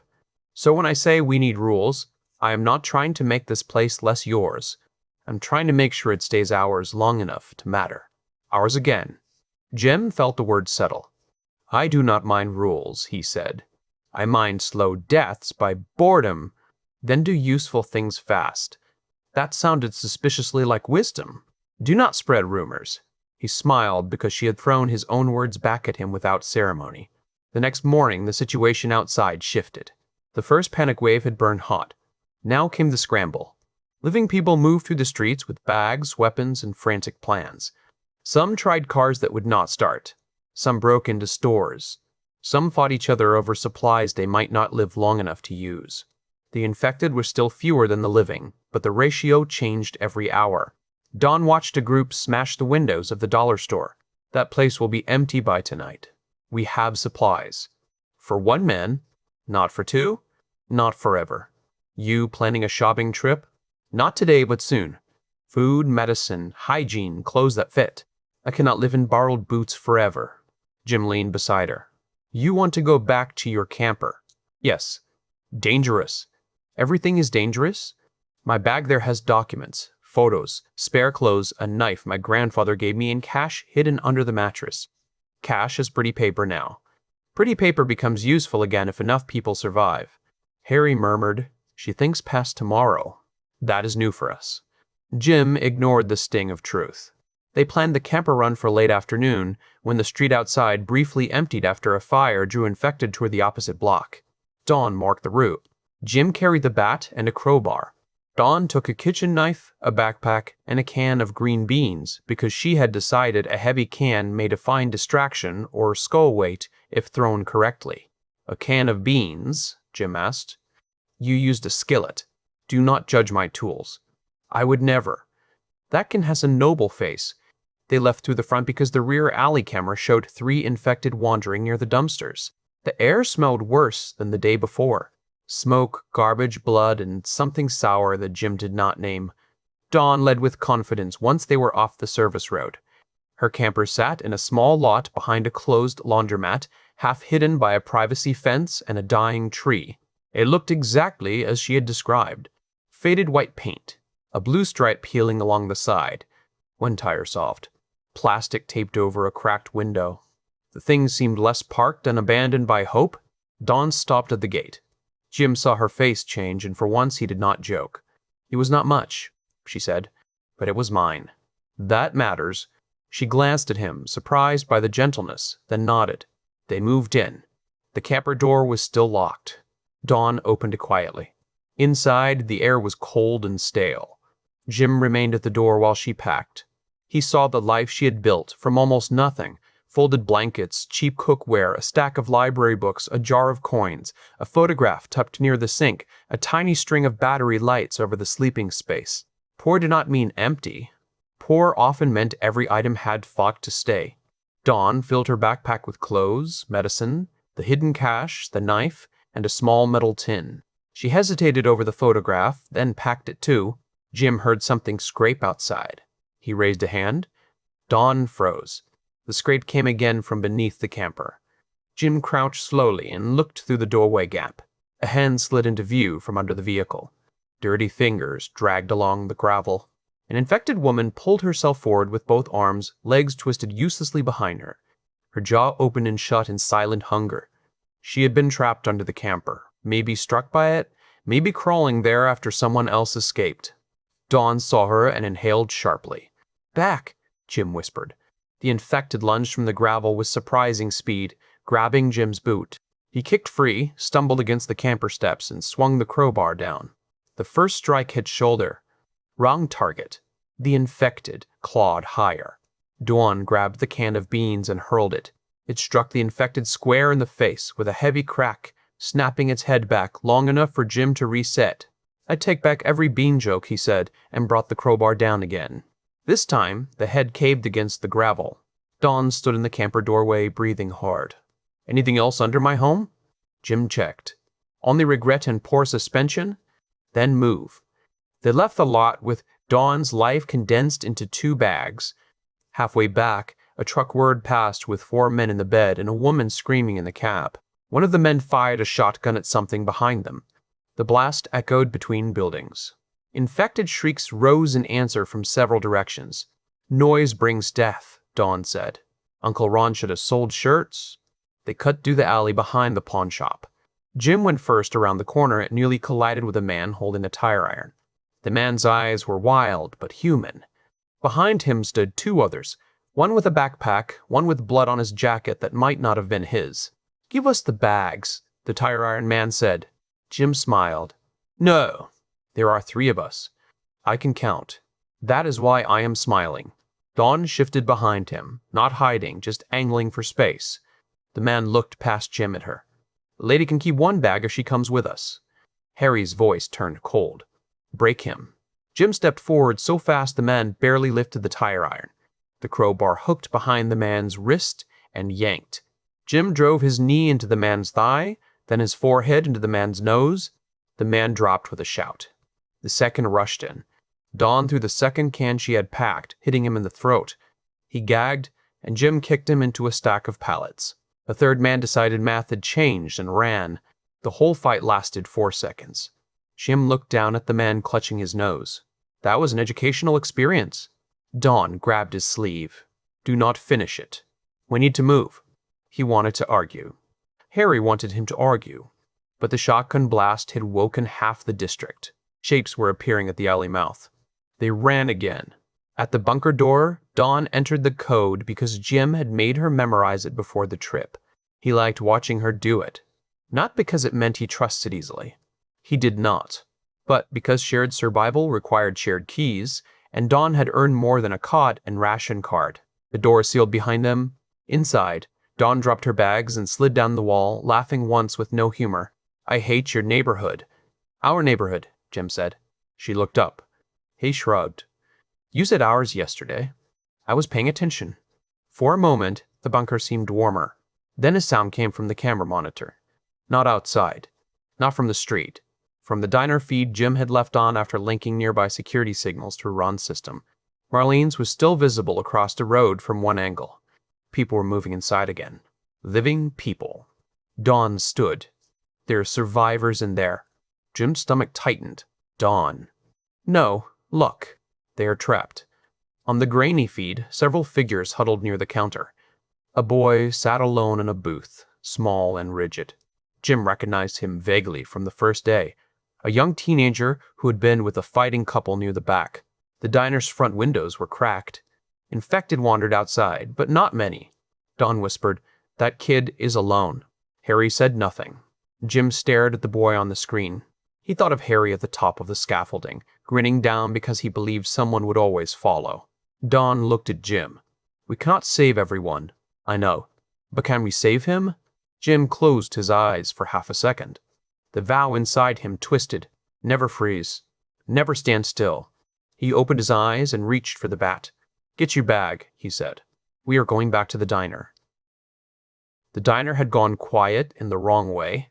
A minute earlier, it had been all forks against plates, people talking too loudly over the television above the counter, a child crying because his chips were cold, and an old man arguing that the emergency alert was probably another government mess made to frighten people into buying more batteries. Then the man in booth 5 grabbed his wife by the wrist and made a sound that did not belong in any normal place. Jim Murphy had been halfway through a mouthful of coffee when it happened. The man rose with the slow, strange stiffness of someone standing from a deep sleep. His face had a gray shine under the diner lights. Sweat ran down his temples and gathered in the lines beside his mouth. His wife tried to pull away, but he held her with both hands. She laughed at first, because she thought he was playing. The laugh ended when he leaned in and bit through the soft flesh below her thumb. Her scream cut across the room like a fire alarm. The television kept talking in its polished, useless voice. Stay indoors. Avoid contact with anyone showing signs of infection. Do not approach the infected. Follow official instructions. The official instructions were already far behind the truth. Dawn froze beside the coffee station with the pot still in her hand. She had seen fights in the diner before. Drunk truckers throwing punches in the parking lot. Tired couples breaking apart over cold eggs and unpaid bills. Men who believed a waitress was something they could order around with the coffee. This was different. This was hunger with a human face. The infected man chewed at his wife's hand while she beat at his shoulders with her free fist. A heavy-set customer grabbed the man from behind. The infected man twisted with a jerking speed that looked broken, smashed his skull backward into the customer's face, and went down into the booth with his wife underneath him. Somebody do something, a woman screamed. Harry's voice came alive in Jim's head, bright and eager, like a boy leaning over a wall to watch a fight in the street. There you go, Jimmy boy. You came looking for trouble, and trouble ordered breakfast. Jim set the mug down. Not gently. Coffee jumped out and ran over the saucer. Dawn looked at him from across the aisle. She was pale, but her eyes were sharp. The kind of sharp that did not waste time pretending the world was fair. She took one step toward the booth, stopped, then looked at the front door as if measuring distance, panic, and survival all in the same breath. "Everyone back up!" she shouted. "Get away from him. Move now. Do not crowd him. Get back." The words were clear, hard, and practical. Most people ignored them because fear made fools of ordinary citizens. Two men rushed forward at the same time. Another customer threw a chair. The chair clipped the infected man's shoulder and bounced into the booth. The infected barely noticed. His wife kicked, screamed, and shoved against his chin. Blood ran down her wrist and speckled the white tabletop. Jim stood. The bat leaned against the counter where he had left it like a joke that had stopped being funny. It was an old aluminum bat, dented at the barrel, the grip peeling in dirty strips. He picked it up and rolled his shoulders. "About time," he said under his breath. Dawn heard him anyway. "You know what you are doing?" Jim gave her a grin that should not have belonged in a room full of screaming people. "Not a clue, love, but my uncle left notes. Very thoughtful of the old nutter. That is not comforting. Comforting costs extra." Harry laughed inside him. The infected man finally tore free from his wife and turned toward the crowd. His mouth was dark with blood. His eyes had lost the person behind them. Not empty, Jim thought. Empty would have been peaceful. This was need, raw, and simple. It looked at every warm body in the diner and wanted all of them. The man with the smashed nose staggered backward, crying into his hands. The infected lunged after him. Jim moved first. He crossed the tile floor fast, feet light, bat low. A waitress ran into his path, sobbing, and he slipped around her without breaking stride. The infected reached for the heavy-set customer. Jim stepped in from the side and swung. The bat met the back of the infected man's head with a sharp metallic crack. The sound changed the room. Screams broke apart. Someone vomited near the pie case. The infected man collapsed over the booze seat, but started to push up again, fingers clawing at the vinyl, mouth opening and closing like a fish dragged onto concrete. "Head," Harry sang. Uncle said the head. "Do it properly." Jim adjusted his grip and brought the bat down again. Bone gave way with a wet crunch. The infected's hands twitched. Jim hit him a third time because the journal had been very clear, and because Harry was laughing, and because the part of Jim that had once stood frozen under rotting scaffolding refused to ever stand still again. The body stopped moving. For 3 full seconds, nobody breathed. Then the room erupted. A man shoved past a family and knocked a little girl into the aisle. Her mother slapped him across the face and dragged the child up by the coat. The cook burst through the swinging kitchen door holding a cleaver. Someone yelled that the cops were coming. Someone else yelled that the cops were already shooting people outside. Chairs scraped. Plates shattered. The infected man's wife stumbled away from the booth, clutching her bleeding hand to her chest. "Bathroom," she gasped. "I need water.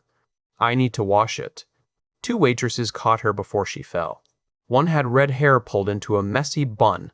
The other wore too much eyeliner and kept saying, "It is all right, it is all right," in a voice that made it obvious nothing was. Dawn moved toward them. "Do not take her back there." "She was bitten." The red-haired waitress snapped, "She is bleeding. We have to help her." "You heard the alert," Dawn said. "You saw him." The bitten woman shook her head violently. "He is my husband. He has seizures. He gets confused. He just panicked." Jim looked down at the dead man. Half his skull had folded in. There was nothing confused about the hunger that had been in his eyes. The woman bolted toward the hallway that led to the restrooms. The 2 waitresses followed. The cook shouted after them. Dawn swore and turned back to Jim. "We need to leave," she said. "Right now. You have things to grab?" "My bag is in the back. Tips, jacket, keys. Not that the keys matter if the roads go bad. Go get them." Dawn looked toward the hallway.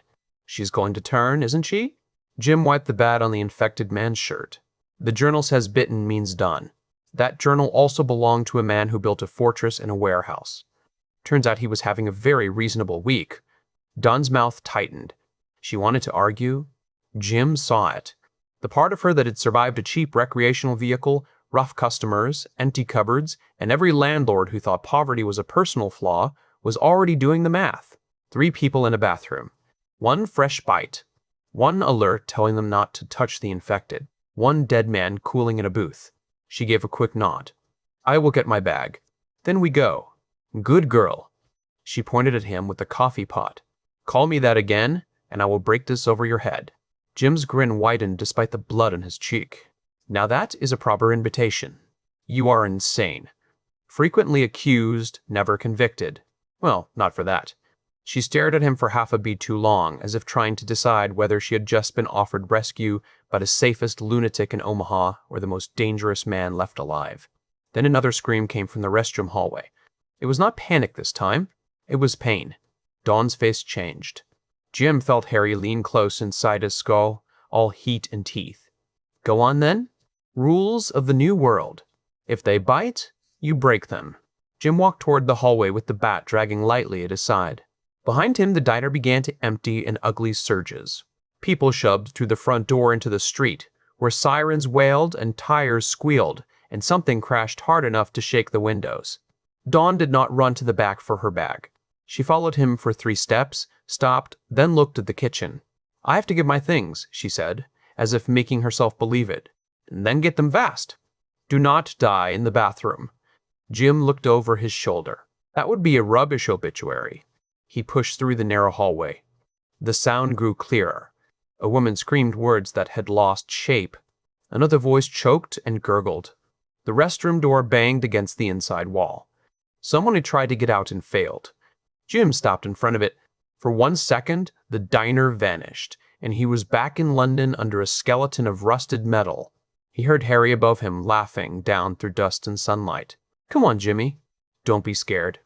Jim tightened his grip on the bat. I am not scared, he whispered. The door burst open before he touched it. The waitress with too much eyeliner stumbled out backward. Blood sprayed across her apron. She hit the opposite wall and slid down, both hands pressed to her throat. Her mouth moved without sound. Her eyes found Jim and begged him to turn time back. He could not. Inside the restroom, the bitten wife crouched over the red-haired waitress near the sinks. She fed with a savage focus, shoulders pumping, blood dripping from her chin. The red-haired waitress kicked weakly against the tile. Her shoe squeaked once, then stopped. Jim stepped inside and let the door swing shut behind him. The restroom smelled of bleach, cheap floral soap, and blood. The bitten wife lifted her head from the red-haired waitress. For an instant, some fragment of the woman remained. It flickered behind the ruined eyes like a candle in deep water. Her lips trembled. She looked at Jim as if she recognized that she had crossed a line no apology could uncross. Then the flicker died. Her teeth clicked together. She pushed herself up from the body and came at him with both hands reaching. Jim did not step back. The old Jim, the boy under the scaffolding, would have frozen. He would have stared at the danger and waited for the world to choose for him. That boy had died with Harry in the train yard, even if his body kept getting older. The man in the diner restroom had made a promise in blood and rust a long time ago. He swung hard into the side of her head. The bat rang off bone, slid, and struck the mirror. Glass cracked across the wall in a silver spider web. The infected woman lurched into the sink, regained her balance, and snapped her teeth at his forearm. Jim pivoted, drove his shoulder into her chest, and slammed her back against the stall door. You are keen, I will give you that, he grunted. Harry whooped inside him. Again, Jimmy. Proper swing this time. Jim planted his left foot and brought the bat down from high over his shoulder. The barrel struck the top of her skull with a thick, final sound. She dropped to her knees. He hit her again before she could fall forward. The third blow cracked tile beneath her head. The restroom went still except for the rasping breath of the waitress by the wall. Jim turned. The woman with eyeliner was trying to stand. Blood ran between her fingers. A torn flap of skin hung beneath her jaw, and her face had gone pale in a way no living face should. She looked young without the heavy makeup, younger than Jim had first thought, maybe 20, maybe less. She was still herself enough to be afraid. Help, she whispered. The word broke something unpleasant open in him. Jim crouched in front of her, bat resting across his knees. What is your name? Marcy, she breathed. Listen to me, Marcy. You were bitten? Her eyes darted toward the dead wife. Tears mixed with blood on her cheeks. She got my neck. She just grabbed me. I did not know. I tried to pull her off Kelly, but she was so strong. Kelly, Jim thought. The red-haired one by the sinks. a name pinned to a body, which made the room worse. Marcy's fingers tightened over the torn place in her throat. Is it bad? Jim looked at the bite. It was bad in every way that mattered. Harry's voice lost its laughter. For once it came smaller, nearer. You not lie to her. Jim swallowed. It is not good, love. Marcy began to shake. I do not want to become like that. Outside the restroom, people shouted. The front door opened and closed. The diner was spilling into a city that had already begun to eat itself. Jim gripped the bat until his fingers hurt. There were rules now. They were ugly, but they were rules. The journal had made them plain. A bite was not an injury. It was a timer. Every second he spent trying to pretend otherwise was a second that could put Dawn, himself, and everyone still breathing in danger. Do you have family? He asked. Marcy blinked through tears. My sister is in Lincoln. I was going to move there next month. Then think of her. Not this room. Think of Lincoln. Think of the best day you had with her. Why? Jim's throat tightened. Because you deserve one clean thought before this world takes the rest. She understood then. The fear in her eyes flared, and for a second he thought she would scream. Instead, she nodded once, barely moving her head. It was the bravest thing he had seen all day. Make it fast, she whispered. Jim stood, turned away for half a breath, and forced the air into his lungs. Harry did not cheer. Jim brought the bat down. When it was finished, he stood in the restroom with his heart beating hard and the floor slick beneath his shoes. The mirror showed him in pieces, each shard holding a different part of his face. Blood dotted his cheek. His eyes looked too bright. His mouth had the shape of a grin that had forgotten why it started. He washed his hands. It was absurd, and he knew it. The world outside had broken. A dead woman lay across the sinks. Another lay by the wall. The first infected man was cooling in booth 5. Sirens screamed past the diner. Smoke darkened the slice of sky through the high restroom window. Still, Jim turned on the tap and scrubbed blood from his hands like a man getting ready for supper. The water ran pink, then pale, then clear. He washed his face next, rubbing hard at the specks on his cheek and shin. He avoided looking too long at the mirror because too many versions of him stared back. One looked wild. One looked calm. One looked 12 years old and terrified, while his little brother laughed from a rotted scaffold. You did what had to be done, Harry said softly. Did I? You did. That was not fun. I know.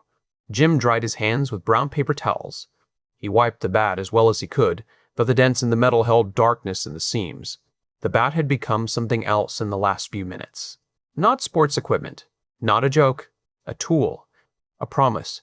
He opened a restroom door. Dawn stood in the hallway with a backpack over one shoulder and a butcher knife in her right hand.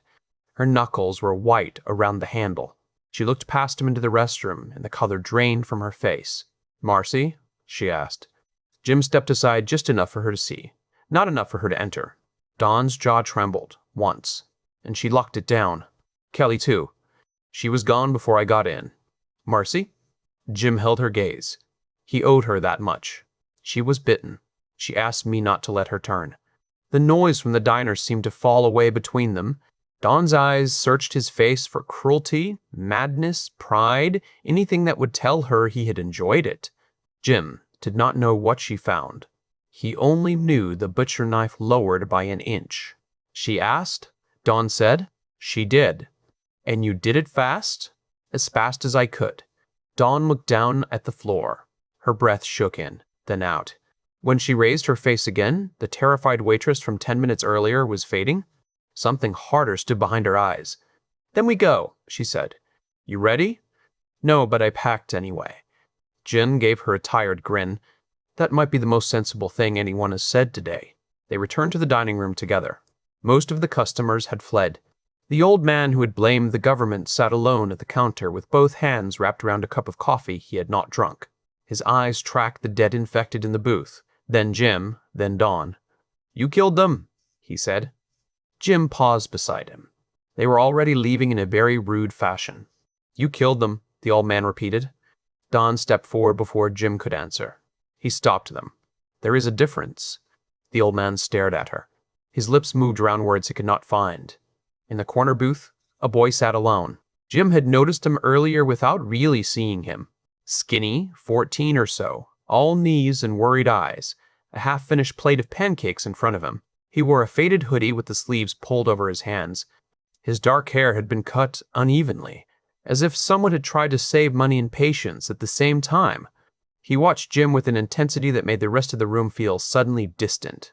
Dawn noticed him at the same moment. Her shoulders sank with recognition and dread. "Gus," she said. The boy looked at the dead man in booth 5, then toward the hallway. His voice came out careful, like he had spent his whole life learning not to ask too much. "Is she dead?" Dawn did not answer. Jim knew the boy meant the bitten wife, his foster mother, from the shape of it. Maybe not mother in the way fairy tales use the word, but the woman who had brought him to the diner ordered him pancakes and sat across from him before the world folded in. Jim walked to the booth and stopped on the other side of the table. The boy's eyes did not leave him. "She went in there. You went in after her. Is she dead?" Dawn shifted behind Jim, ready to soften it. Jim did not let her. "She was infected," he said quietly. "There was nothing I could do to save her." Gus looked down at his hands. The sleeves were stretched around his fingers. He nodded once, too old and too young at the same time. "She was not my real mom," he said. Jim felt Dawn stiffen. Gus kept staring at the table. "They were foster parents. I only lived with them 6 months. They were all right. Better than some." He yelled a lot, but he bought cereal I liked. She remembered I hate onions.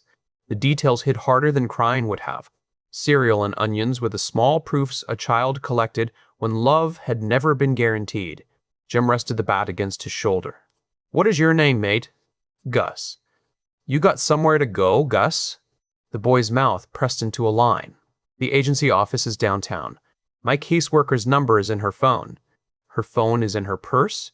"Her purse is under him." He nodded toward the dead man. Dawn muttered a hard word under her breath. "Do you have other family?" she asked. Gus shrugged. "Not that wants me." The lights flickered. Outside, a car slammed into something and kept grinding forward for several seconds before stopping. A woman screamed on the street. Gunshots cracked in uneven bursts. The old man at the counter finally stood, took one last look at his coffee, and stumbled toward the kitchen as if the back door might lead to yesterday. Gus looked at Jim again. He did not beg. That was worse too. "Can I come with you?" he asked. Jim could have said no. The word sat there ugly and easy. It would have been practical. 3 people meant supplies ran out faster. 3 people meant noise, risk, questions, mistakes. He had known Dawn for less than an hour, and now a boy with a dead foster family and pancake syrup on his sleeve was asking to step into the fortress that had fallen into Jim's lap like a madman's gift. The old world would have buried Gus in paperwork. The new one would bury him in teeth. Harry's voice came low through the back of Jim's mind. "You do not get a choice on this one, Jimmy boy." Jim hated how much he agreed. He glanced at Dawn. She was trying not to plead with her face. The butcher knife hung at her side. Her backpack strap cut into her shoulder. Blood speckled the hem of her uniform. She looked exhausted, frightened, and already responsible for everyone in the room. Jim looked back at Gus. "How old are you?" 14. "You good at listening?" Gus hesitated. "Sometimes." "Honest answer. Points for that." "You good at running?" "I ran from a dog once." "Did it catch you?" "Not until I climbed on a trash bin." "That counts as strategy." "You eat a lot?" Gus glanced at the pancakes as if ashamed of them. "Not when there is not much." Dawn's expression tightened. Jim leaned both hands on the table. "Here is the arrangement. You come with us. You listen when we tell you to move, duck, shut the door, stay behind us, or run like your trousers are on fire. You do not wander. You do not touch things unless we tell you. You do not make heroic speeches because heroic speeches are how idiots get their faces chewed." Gus nodded quickly. "I can do that. Also, I am not raising any babies, so no getting girls pregnant before you are 18. Dawn smacked Jim hard on the shoulder. "What is wrong with you?" Jim winced and rubbed the spot. "I am setting healthy boundaries." Gus blinked. "I do not even have a girlfriend." "Excellent plan. Keep it that way until we have walls, food, and fewer cannibals." Dawn stared at him. "You are unbelievable." Frequently told, rarely appreciated. For the first time since the bite, Gus almost smiled. It flickered and vanished, But Jim saw it. Dawn saw it too. Something in her face softened, not into weakness, but into decision. "Grab what you need," she told the boy. "Only what you can carry easily. If you have a bag, use it." Gus slid out of the booth. He moved toward the dead foster father with a stiff, careful walk. Jim caught his shoulder before he reached the body. "I will get the purse." "I can do it," Gus said. "I did not ask what you can do. I said I will get it. First rule of this little club is, we do not make children dig under corpses before dessert." "I am not a child." "Brilliant. Then you are old enough to understand an order." Gus stared at him, testing the edges. Jim held his gaze.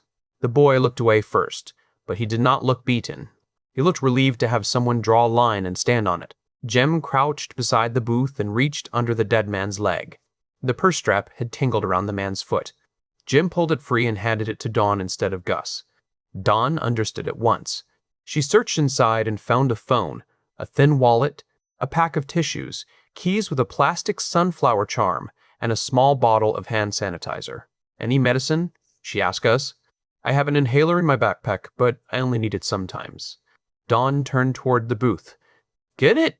"Jacket too. Anything warm." Gus moved fast now, glad for a task. He pulled a battered backpack from under the table, stuffed a folded hoodie inside, then took the foster mother's coat from the seat beside him. He paused with it in his hands. "Can I keep this?" Dawn's voice was gentle. "Yes, you can." Jim looked away. The dead man in the booth seemed suddenly less like an enemy and more like a warning. People could be ordinary at breakfast and gone by lunch. A woman could remember onions and become a thing that killed waitresses. A boy could become an orphan twice before his pancakes got cold. Jim clapped his hands once. Not loud enough to startle, just enough to break the spell. "Right then. We leave by the front if the street is clear, by the kitchen if it is not. Dawn, you know the back exits? Kitchen door leads to the alley. Alley runs behind the shops. Dumpster blocks one side, but you can squeeze past it. Good. Gus, stay between us. If something grabs you, shout once and fight dirty. Eyes, nose, knees, fingers, whatever you can reach." Gus swallowed. "Are you a soldier?" Jim laughed. "I delivered parcels on a cargo bike, got into trouble for hitting people who deserved it. Very different uniform. But you fight like one. Soldiers are organized. I am enthusiastic." Harry snorted in Jim's head. That is one word for it. Dawn moved to the front windows and peered through a gap between two blinds. The street outside had changed in minutes. A police cruiser sat sideways at the intersection with its driver's door open and lights flashing.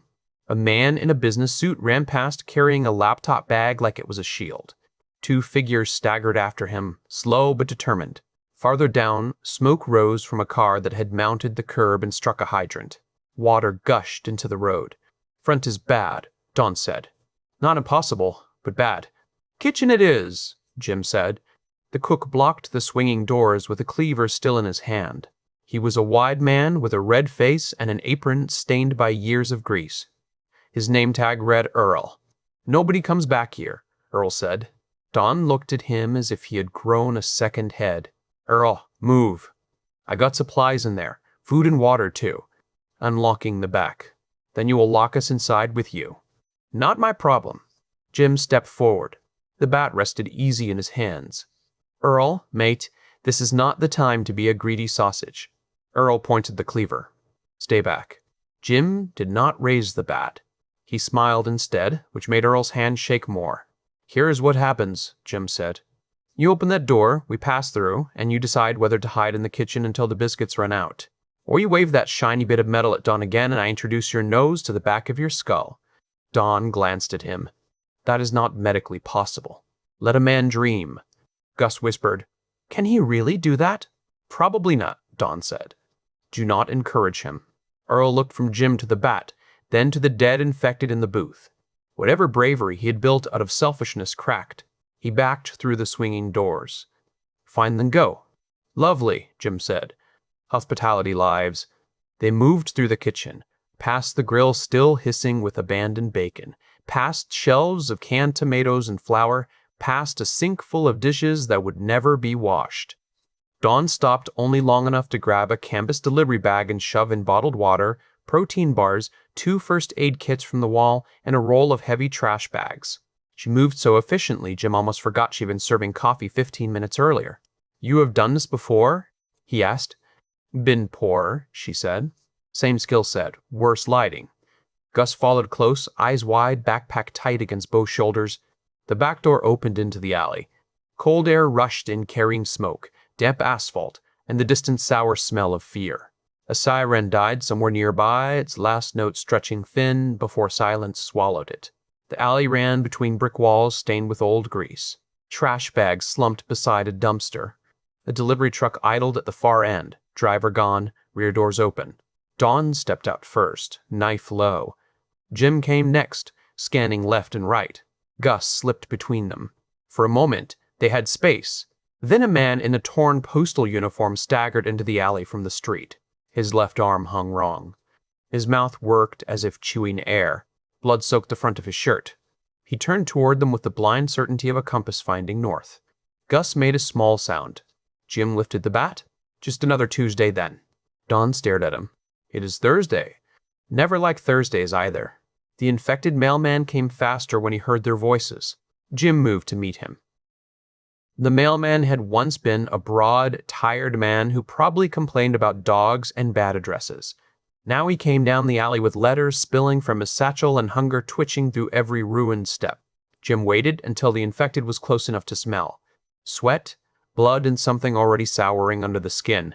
Then he angled left, but the reaching hands passed beside him and swung the bat into the man's skull. The first hit knocked him into the brick wall. The second put him down. The third made sure he stayed there. Gus flinched at each strike, but did not look away. Dawn noticed. "You do not have to watch." "I think I do," Gus said. Jim turned, a little surprised by the steadiness in the boy's voice. Gus hugged his backpack straps. "If I do not learn, I will slow you down. Then you will leave me when I become too much trouble." The words came out flat, not dramatic. That made them worse. Jim had heard men twice his age speak about prison with the same tone, as if explaining whether this happened, then you changed because the place required it. Dawn's face hardened at something behind the boy, not at him. "Nobody said we are leaving you." "People do not always say at first." Jim rested the bat on his shoulder. "You have had a rubbish set of adults." Gus blinked. "Rubbish means bad, right?" "Very bad. Premium bad. Top shelf bad." "Then yes. That stops today. You pull your weight. We teach you how. You get scared. You say so? You make a mistake. We fix it if we can, and if we cannot, we learn. Nobody gets tossed aside because they are inconvenient." Dawn glanced at him with quiet approval. Gus wanted to believe it. Jim could see the wanting. He could also see the fear wrapped around it. Hope was expensive when people kept taking it back. "What if I freeze?" Gus asked. The alley narrowed around the question. Jim saw Harry above him, small hands on rusted bars, grin bright as sunlight, telling him it was a piece of cake. Then came the scream, the collapse, and the body below. "Then someone yells at you," Jim said. "And if that does not work, someone drags you. Freezing is not a moral failure. Staying frozen is what gets people killed." Harry's voice murmured, "You would know." Jim ignored him. Dawn shifted the delivery bag higher on her shoulder. "We need to move." They edged along the alley, toward the far end. Jim took point because he had the bat and the least reasonable relationship with danger. Dawn stayed behind Gus with the knife ready. She checked windows, doors, roof lines, and shadows with a focus Jim admired. Fear had not made her smaller. It had sharpened her. At the mouth of the alley, they stopped beside the delivery truck. The main street beyond looked like a city trying to shed its skin. Cars had stopped at angles, doors left open. A pickup burned near the corner, tires popping as flames laked under the frame. 3 people ran out of a small grocery with bags clutched to their chests. A 4th ran behind them bleeding from the scalp, screaming that he had been bitten but was still fine. Nobody believed him. Nobody stopped. A block away, 2 police officers shouted at a crowd. One officer had a pistol raised. The other held one hand to a radio and kept looking over his shoulder. An infected woman in a nightgown lurched from between parked cars. The officer fired once, hit her in the chest, and stared in horror when she kept coming. "Head," Jim muttered. The second shot hit her throat. The third quipped her cheek. The 4th finally took her down. The crowd scattered anyway. Don pointed across the street. Your building is that way? 4 blocks? Big, ugly warehouse. Steel door. Looks like a bank vault married a brick shed. 4 blocks through this? Could be 5 if I am turned around. That is not funny. It was a little funny. Gus raised a hand, then lowered it, unsure whether questions were allowed. Jim noticed. Speak.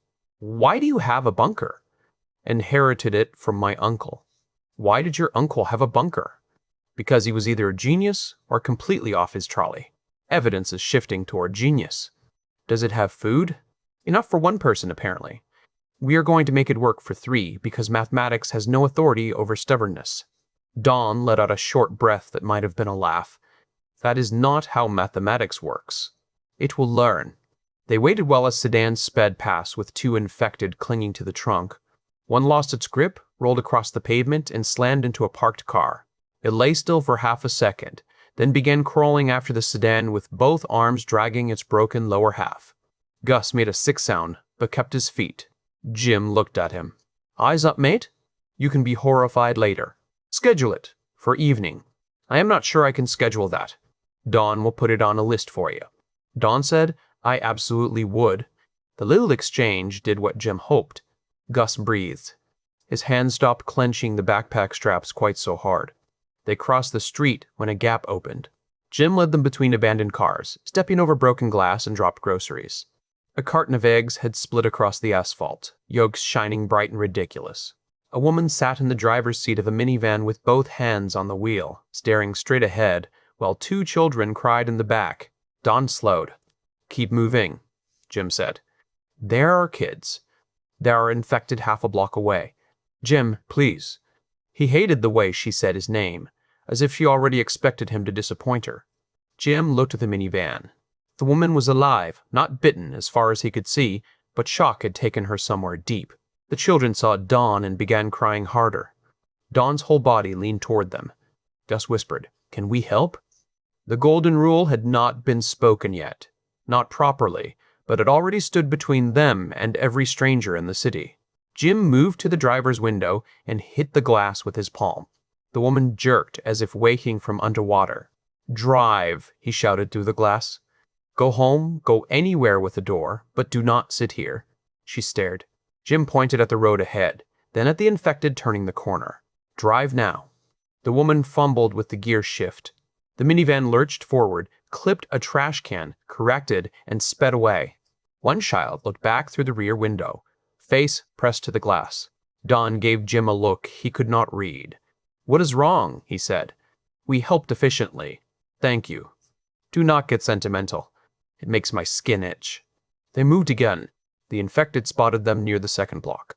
3 at first, then 5, drifting from the smoke and stalled traffic. They were not fast in the way a healthy person was fast, but they were relentless. Their bodies did not care about pain or breath. They stumbled, recovered, and came on. Jim killed the first with the bat.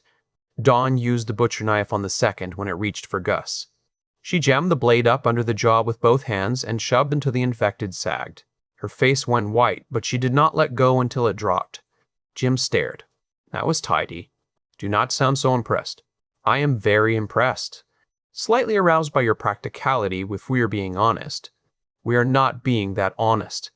Gus said. Are you two flirting? Dawn and Jim answered at the same time. No, Dawn said. Terribly, Jim said. Gus looked between them. This is confusing. Welcome to adulthood, Jim said. More infected turned toward the voices. Dawn grabbed Gus by the hoodie and pulled him behind a delivery van. Jim followed, crouching low. 3 infected passed the front of the van, drawn by a car alarm blaring across the street. One had a tie wrapped around its fist. Another wore slippers. Their ordinary clothes made them worse. Monsters should have looked like monsters. These looked like people interrupted mid-morning. Gus breathed through his mouth, trying to stay quiet. Dawn whispered, When we move straight to the warehouse. No stopping unless we have to. Jim nodded. Agreed completely. Harry whispered, You are adopting strays now. Jim looked at Gus, then Dawn. Maybe that is true. Dawn frowned. Maybe what? Nothing important. I am talking to the tenants upstairs. She did not smile this time. We are going to talk about that too. Add it to the list. The list is getting long. Good. Long lists mean we survived long enough to complain. The car alarm stopped suddenly. The three infected outside the van turned their heads as one. Then something heavier growled from behind them. Not a machine, not a person. A man with half his cheek missing crawled out from beneath the delivery van and grabbed Gus by the ankle. Gus screamed once. Jim moved, but Dawn moved faster. She dropped the delivery bag, seized the butcher knife in both hands, and drove it into the infected's temple. The blade stuck. The infected's fingers tightened around Gus's ankle. Dawn planted her foot on its shoulder and yanked the knife free with a wet scrape, then stabbed again. The hand released. Jim grabbed Gus under the arms and hauled him backward. Get up now. Gus scrambled to his feet, shaking hard. The infected in the street heard the scream. They turned toward the van. Dawn snatched up the delivery bag. Run. This time, no one argued. They ran until the world narrowed to breath and pavement. Jim kept the bat in one hand and Gus's backpack strap in the other. He did not trust panic to know direction. Dawn stayed to his left, blade low, delivery bag bouncing against her hip. Behind them, the infected gave chase in broken pieces. Feet slacked asphalt. Hands scraped car doors. Throats made wet, hungry sounds that rolled down the street and dragged more bodies toward them. The warehouse rose ahead at the end of the block. It looked less like property now and more like salvation built by a paranoid saint. 4 stories of old brick, lower windows sealed or never built, upper floor glass catching the gray afternoon light. The steel door sat recessed beneath a concrete overhang, broad and blunt and beautiful. Jim had never loved a door before. There, he said. That ugly beauty is home. Gus gasped. You live in that? Inherited. I keep telling people. Makes me sound classier. Dawn's face changed as they got closer. Relief came first, then suspicion. A man stood at the door. He wore a dark overcoat too warm for the weather and polished shoes already dirtied by the street. His thinning hair had been combed carefully, but sweat had broken the shape of it. He held a crowbar against the door seam and pulled with both hands, grunting like an angry clerk trying to open a stubborn filing cabinet. Jim slowed. Who is that? Dawn asked. Lawyer. Your lawyer? My dead uncle's lawyer. Mine by temporary annoyance. The lawyer turned at the sound of their steps. His face was red with effort and fear. Recognition flashed, then fury. Mr. Murphy, he snapped. Where the hell have you been? Jim stopped 10 feet from him. Dawn pushed Gus behind her. The infected were still half a block back, closing, but the steel door and the man in front of it demanded attention first. Out for coffee, Jim said. Terrible service near the end. The lawyer's eyes flicked to the bat, the blood, Dawn's knife, Gus's pale face. Open the store immediately. That is a bold tone for a man trying to burgle my inheritance. This property is not fully transferred until the remaining documents are processed. I have legal responsibilities. Do those responsibilities include crowbars? The code was changed. Yes, it was changed. You changed it. I absolutely changed it. The lawyer's mouth twitched. You had no right. Jim laughed, because the alternative was hitting him before the conversation earned it. Mate, people are eating each other 2 streets over. I'm not terribly worried about filing procedures. This building contains assets, supplies, records, and equipment. Your uncle's estate is more complicated than you understand. Dawn spoke, sharp and quiet. And you came alone with a crowbar to protect the estate? The lawyer looked at her as if noticing she was not furniture. This does not concern you. Jim's grin vanished. Careful. The lawyer stiffened. Excuse me? That woman survived my mourning, which makes her deeply concerning to me. Speak politely. Gus whispered. The infected are coming. Jim did not look back. He could hear them. 10 seconds. Maybe 15. Door, Dawn said. Now, Jim reached toward the keypad beside the steel frame. The lawyer moved fast for a frightened man. His hand went under his coat and came out with a revolver. Everything tightened. Dawn sucked in a breath. Gus went still. The infected behind them stumbled closer, drawn by scent and voices. The lawyer's hand shook, but the barrel pointed at Jim's chest. Open it, the lawyer said. Then step aside. Harry's voice turned cold.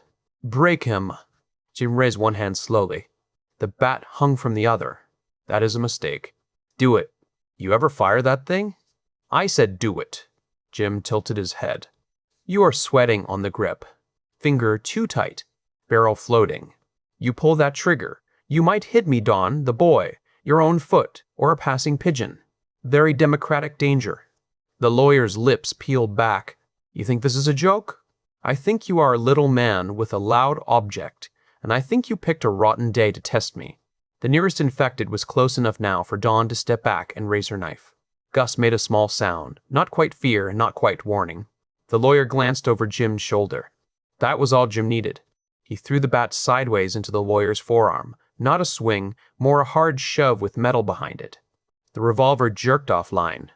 Jim stepped in, caught the man's wrist with both hands, and twisted toward the thumb. The gun dropped. Bone and tendon protested under Jim's grip. The lawyer cried out. Jim drove his forehead into the man's nose. The lawyer fell back against the steel door, blood blooming over his mouth. Don grabbed the revolver from the ground and aimed it at the approaching infected instead of the lawyer. Jim noticed and approved. The first infected reached them. Jim still held the lawyer by the wrist. He spun, yanked the lawyer out of the path, and kicked the infected in the knee. It stumbled forward. Jim snatched up the bat and crushed its skull against the edge of the concrete overhang. Code, Don snapped. Jim punched the numbers into the keypad. His fingers knew them now. Uncle Ron's journal had insisted on changing the original sequence the first day. Never trust a code known by a lawyer, contractor, delivery worker, or anyone with a clipboard. Paranoia looked increasingly like wisdom. The lock thudded inside the door. Move, Jim said. Don shoved Gus through first. The lawyer tried to lunge after him. Jim caught him by the front of the coat and slammed him back. Not you. You cannot leave me out here, the lawyer spat to blood. I know things about this property, things you need. Then you should have opened with those, instead of the gun. Dawn stood inside the doorway, revolver raised with both hands. It was too big for her grip, but her arms were steady. Jim, more coming. 3 infected crossed the street. 2 more turned the corner. Behind them, the city poured noise into the afternoon. The lawyer's face twisted. Fear stripped the polish from him. Please. Jim held him there. For one sickening heartbeat, he saw Marcy in the restroom asking for a fast end. He saw Gus in the booth asking to come along without begging. He saw Dawn with a butcher knife and eyes that had already lost too much in one morning. The lawyer was living. He was human. A threat, yes, but still human.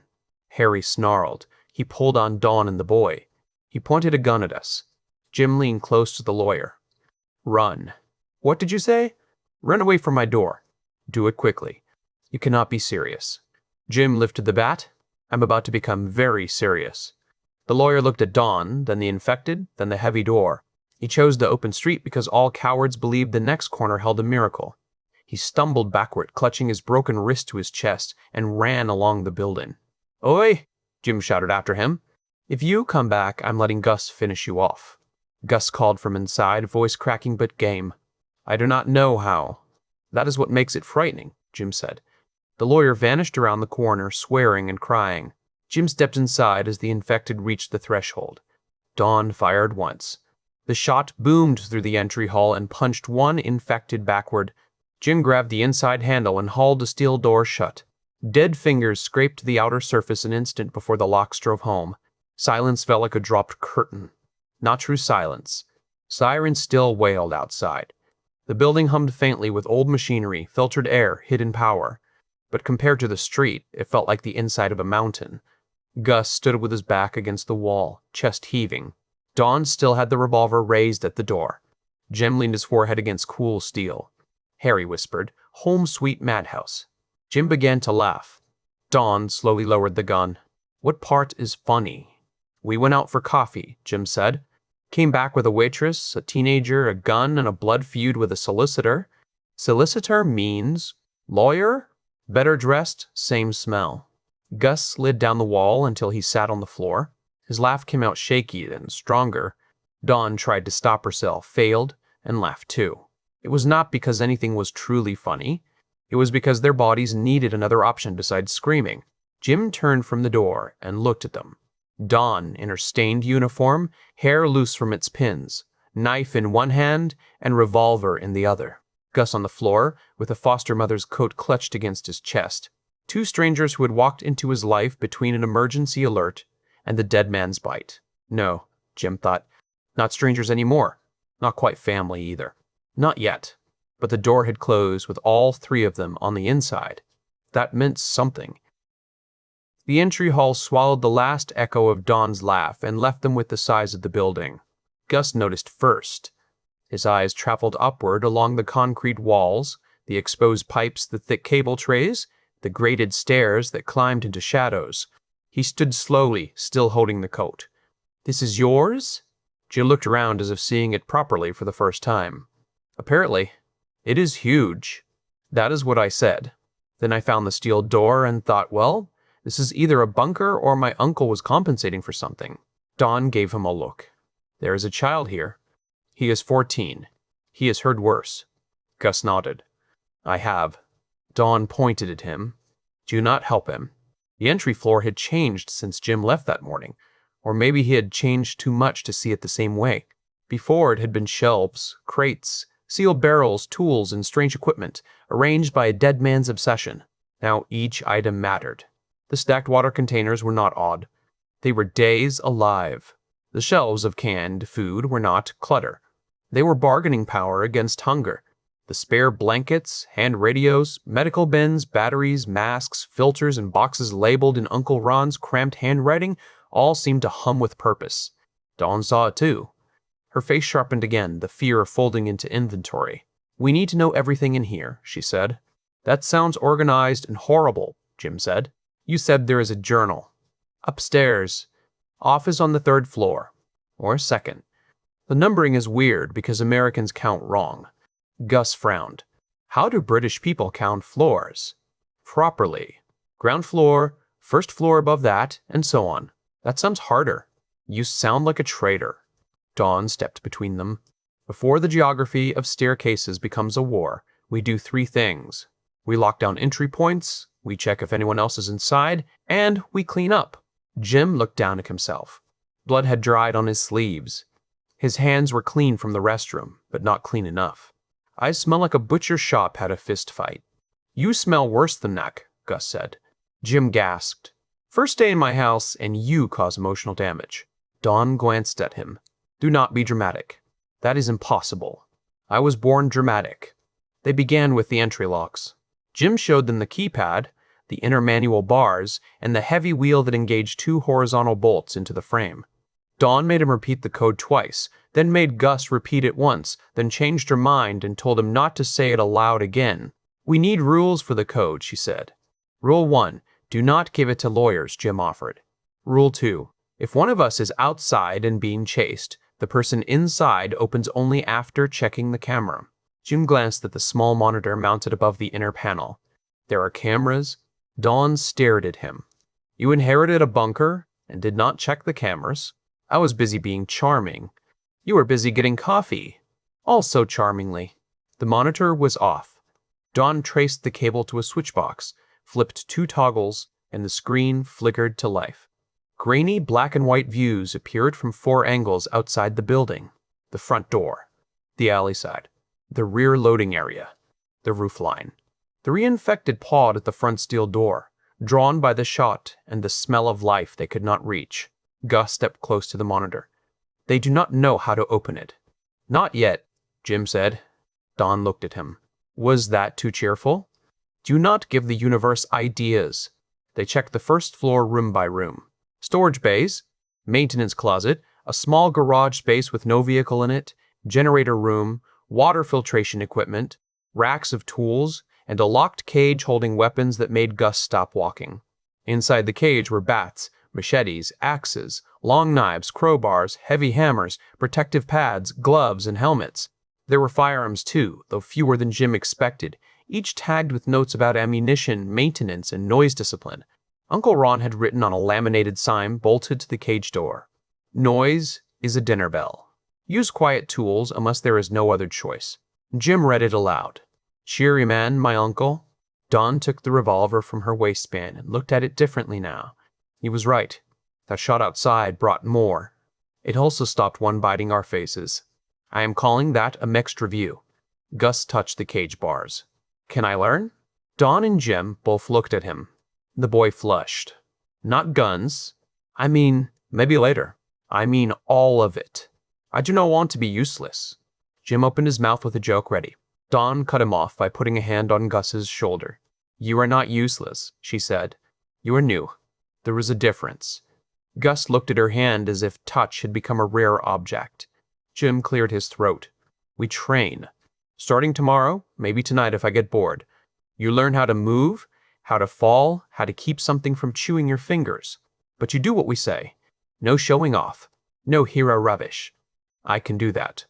You will hate it. I can hate it and still do it. Jim pointed at Dawn. I like him. He complains in advance. Very efficient. Dawn's mouth twitched. They climbed to the second level. No windows. More storage. Food in sealed bins. Canned goods arranged by type, date, and calories. Rice, beans, pasta, powdered milk, oats, protein powder, freeze-dried meals, cooking oil, salt, sugar, spices, and more tins than Jim could count before his attention wandered. Dawn's attention did not wander. She moved down the aisles reading labels, lips moving. This is for one person, she said. Jim leaned against a shelf. So you keep saying with your face. One person for a long while. 3 people for much less. Gus went quiet. Jim saw it and wanted to kick himself. We will stretch it. We will scavenge. We will not sit here eating like kings until the tins run out. Dawn nodded. Exactly right. Rations from day 1. I need paper. Calculator, if there is one. A full inventory. We need medical supplies separated. Water use tracked. Fuel tracked. Ammunition tracked. Batteries tracked. Jim stared at her. You are enjoying this. I'm enjoying not dying stupidly. That is a hobby I can support. Gus raised his hand again. Can I help count? Yes, Dawn said at once. You'll be better at it than him. Jim put a hand to his chest. The betrayal inside my own bunker. You thought there were no cameras, she said. I was emotionally busy. You were drinking coffee. It was traumatic coffee. On the 3rd level, they found the office, sleeping rooms, a small infirmary, a bathroom with a shower, and a common area that looked like someone had tried to imagine comfort from a catalog. There were couches wrapped in plastic, a table with 4 chairs, bookcases, a stack of board games, and a radio station with a crank handle and several battery units. Gus stopped at the threshold of one bedroom. It had a narrow bed, a dresser, clean sheets in a sealed package, and a small lamp. Nothing special. To him, it might as well have been a palace. Is this for me? He asked. Jim shrugged. If you want it. Unless you prefer the floor for character building. Gus stepped inside and touched the bed with 2 fingers. I have not had my own room in a while. Dawn looked away quickly. Jim pretended not to notice the shine in her eyes. Well, do not get too fancy. We charge rent and chores. I can do chores, Gus said. Laundry, dishes, sweeping, trash. I can cook some things. Not good things, but edible things. Usually. Look at that, Jim said. Already more qualified than me. Dawn set the delivery bag on the common room table. He gets this room. We all sleep on this level tonight. Doors shut, but not locked. If something happens, we need to reach each other. Do you think something is inside? Gus asked. I think assuming no is how people die, Dawn said. Jim admired the line enough not to spoil it. They checked every room. Nothing inside but supplies, dust, and the sense that Uncle Ron had been preparing to be alone with the end of the world. The 4th level came last. Windows wrapped most of it, thick glass reinforced with metal mesh. From up there, Omaha sprawled beneath smoke and sirens. Fires had multiplied. People ran in clusters. Infected wandered after them or gathered around noise. A helicopter crossed the sky to the west, tilted strangely and then disappeared behind office towers. A plume of dark smoke rose a few seconds later. Gus pressed both hands to the glass. It is everywhere. Dawn stood behind him. Do not stand right against the window. He stepped back immediately. Jim watched the city with Harry quiet in his skull. For the first time all day, the full size of it reached him. Not just bites in a diner. Not just a mailman in an alley. Not just a lawyer with a gun. A whole city was cracking open below him. Every light, every siren, every distant scream belonged to someone who had woken that morning expecting ordinary troubles. Bills, work, Bad coffee and people they loved being annoying in familiar ways. Then the phone screamed and the world changed its rules. Gus asked, "Are we safe?" Jim almost said yes. Dawn beat him to the truth. Safer than most. Not safe. Gus nodded, accepting the difference. Jim looked at Dawn. "You are annoyingly good at this." "At what?" "Making terror sound organized." "Someone has to," Harry whispered. "You picked a good one." Jim looked at Dawn longer than he meant to. She caught him. "What?" "Nothing." "You have blood on your cheek?" She wiped the wrong side. "Did I get it?" "Other cheek." He reached without thinking and brushed it away with his thumb. The gesture was small, almost gentle, and both of them noticed at the same time. Dawn went still. Jim's hand dropped. Gus looked between them. "Are you sure you are not dating?" Dawn closed her eyes. Jim laughed so hard he had to turn toward the window. They ate dinner from cans because Dawn said cooking properly would come after inventory, rules, and showers. Jim protested on behalf of joy. Dawn ignored him on behalf of survival. They sat at the common room table on the third level with 3 mismatched bowls of cold beans, crackers, and bottled water. Outside, the city kept burning. Inside, fluorescent lights hummed above them, steady and indifferent.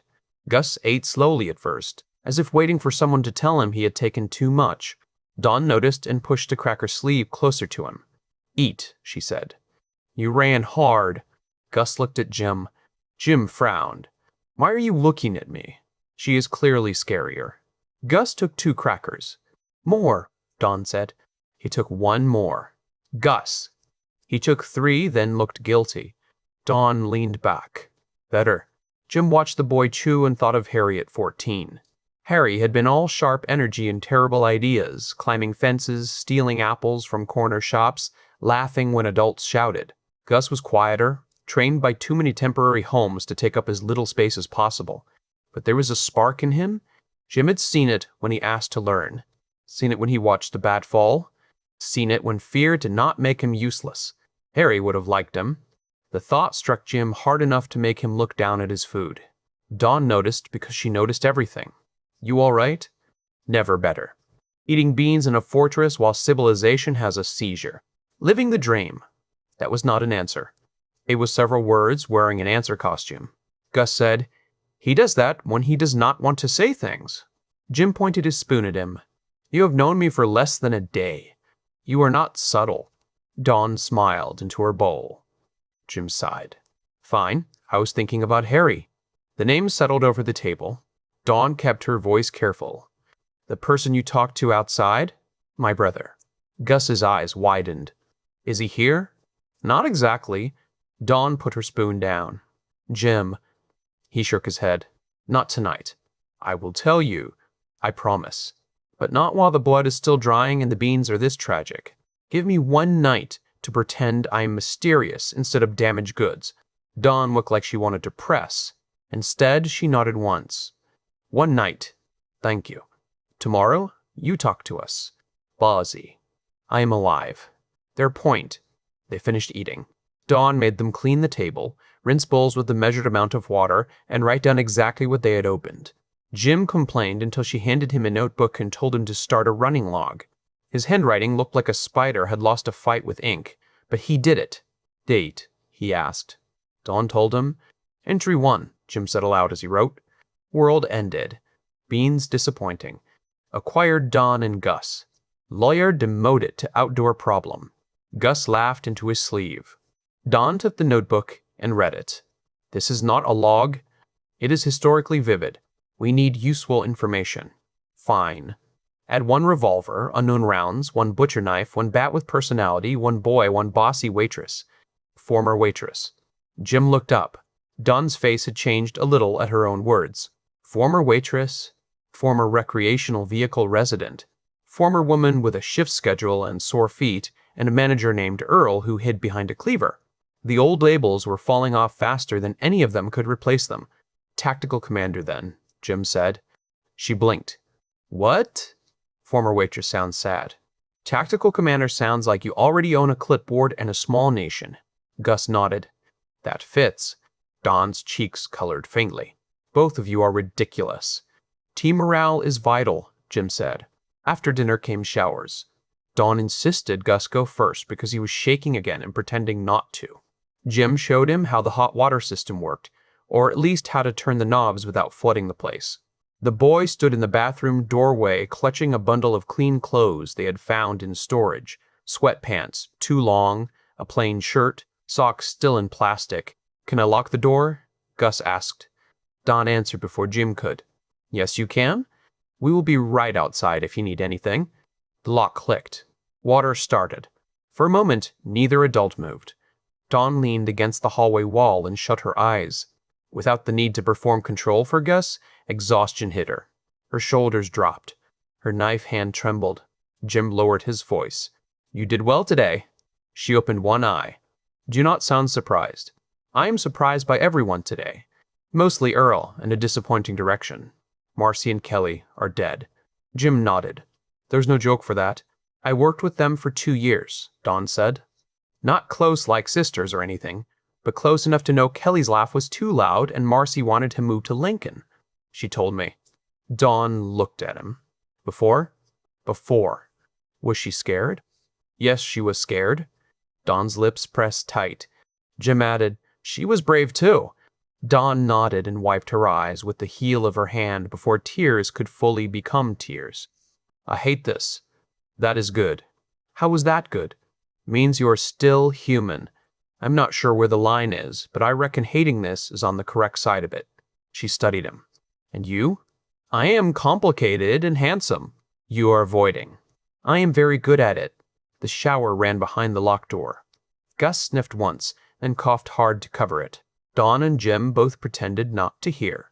Dawn spoke softly. "He thinks everyone leaves?" "Then we do not." "Easy to say." "Most good ideas are easy to say and miserable to carry." She turned her head toward him. "That sounded almost wise. I apologize. It will not happen again." A thump came from above. Both of them froze. Jim lifted the bat from where it leaned against the wall. Dawn raised the butcher knife. Another thump came faintly from somewhere overhead, maybe the 4th level, maybe the roof. The shower kept running. Dawn mouthed, "Gus." Jim nodded. "Stay with him. Do not go alone." "I am not alone." "Harry is loud enough for 6 idiots." Her eyes sharpened at the name, but she did not stop him. Jim moved up the stairs barefoot, bat in hand, every step careful. The building's hum seemed louder now. Pipes ticked. Air moved through vents. Outside, distant gunfire popped like bad fireworks. On the 4th level, the windows showed reflections over the darkening city. Jim scanned the room. Nothing moved. A hard thump came from the roof hatch. Jim found the pull-down ladder tucked into the ceiling near a storage alcove. He had not noticed it before. A draft slipped around the frame. Another thump rattled the hatch. Harry whispered, "Could be infected pigeons." "If zombie pigeons start, I am blaming America," Jim murmured. He hooked the latch with the bat and pulled. The hatch opened.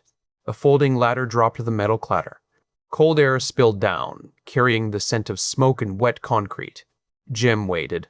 No face appeared. No hands reached. He climbed enough to look out.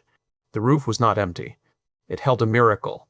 A greenhouse stood near the center, its panels dull under the smoky sky. Beside it sat a large black water tank, anchored with steel bands. Rows of solar panels angled toward the last light. Planter boxes lined one side under plastic covers. A small tool shed crouched near the parapet. The thump came again. A loose sheet of metal on the shed roof lifted in the wind and dropped. Jim exhaled. "You dramatic little thing." He climbed onto the roof fully and stood there with the bat in his hand, staring. Below, Omaha tore itself apart. Above it, Uncle Ron had grown lettuce. Jim laughed once, softly, because madness apparently had layers. When he returned to the 3rd level, Dawn stood outside the bathroom door with a knife and a face ready for bad news. "Well," she whispered, "your tactical empire has a roof garden." She stared. "A what?" "Greenhouse, water tank, solar panels, the lot." My uncle was not merely paranoid. He was paranoid with hobbies.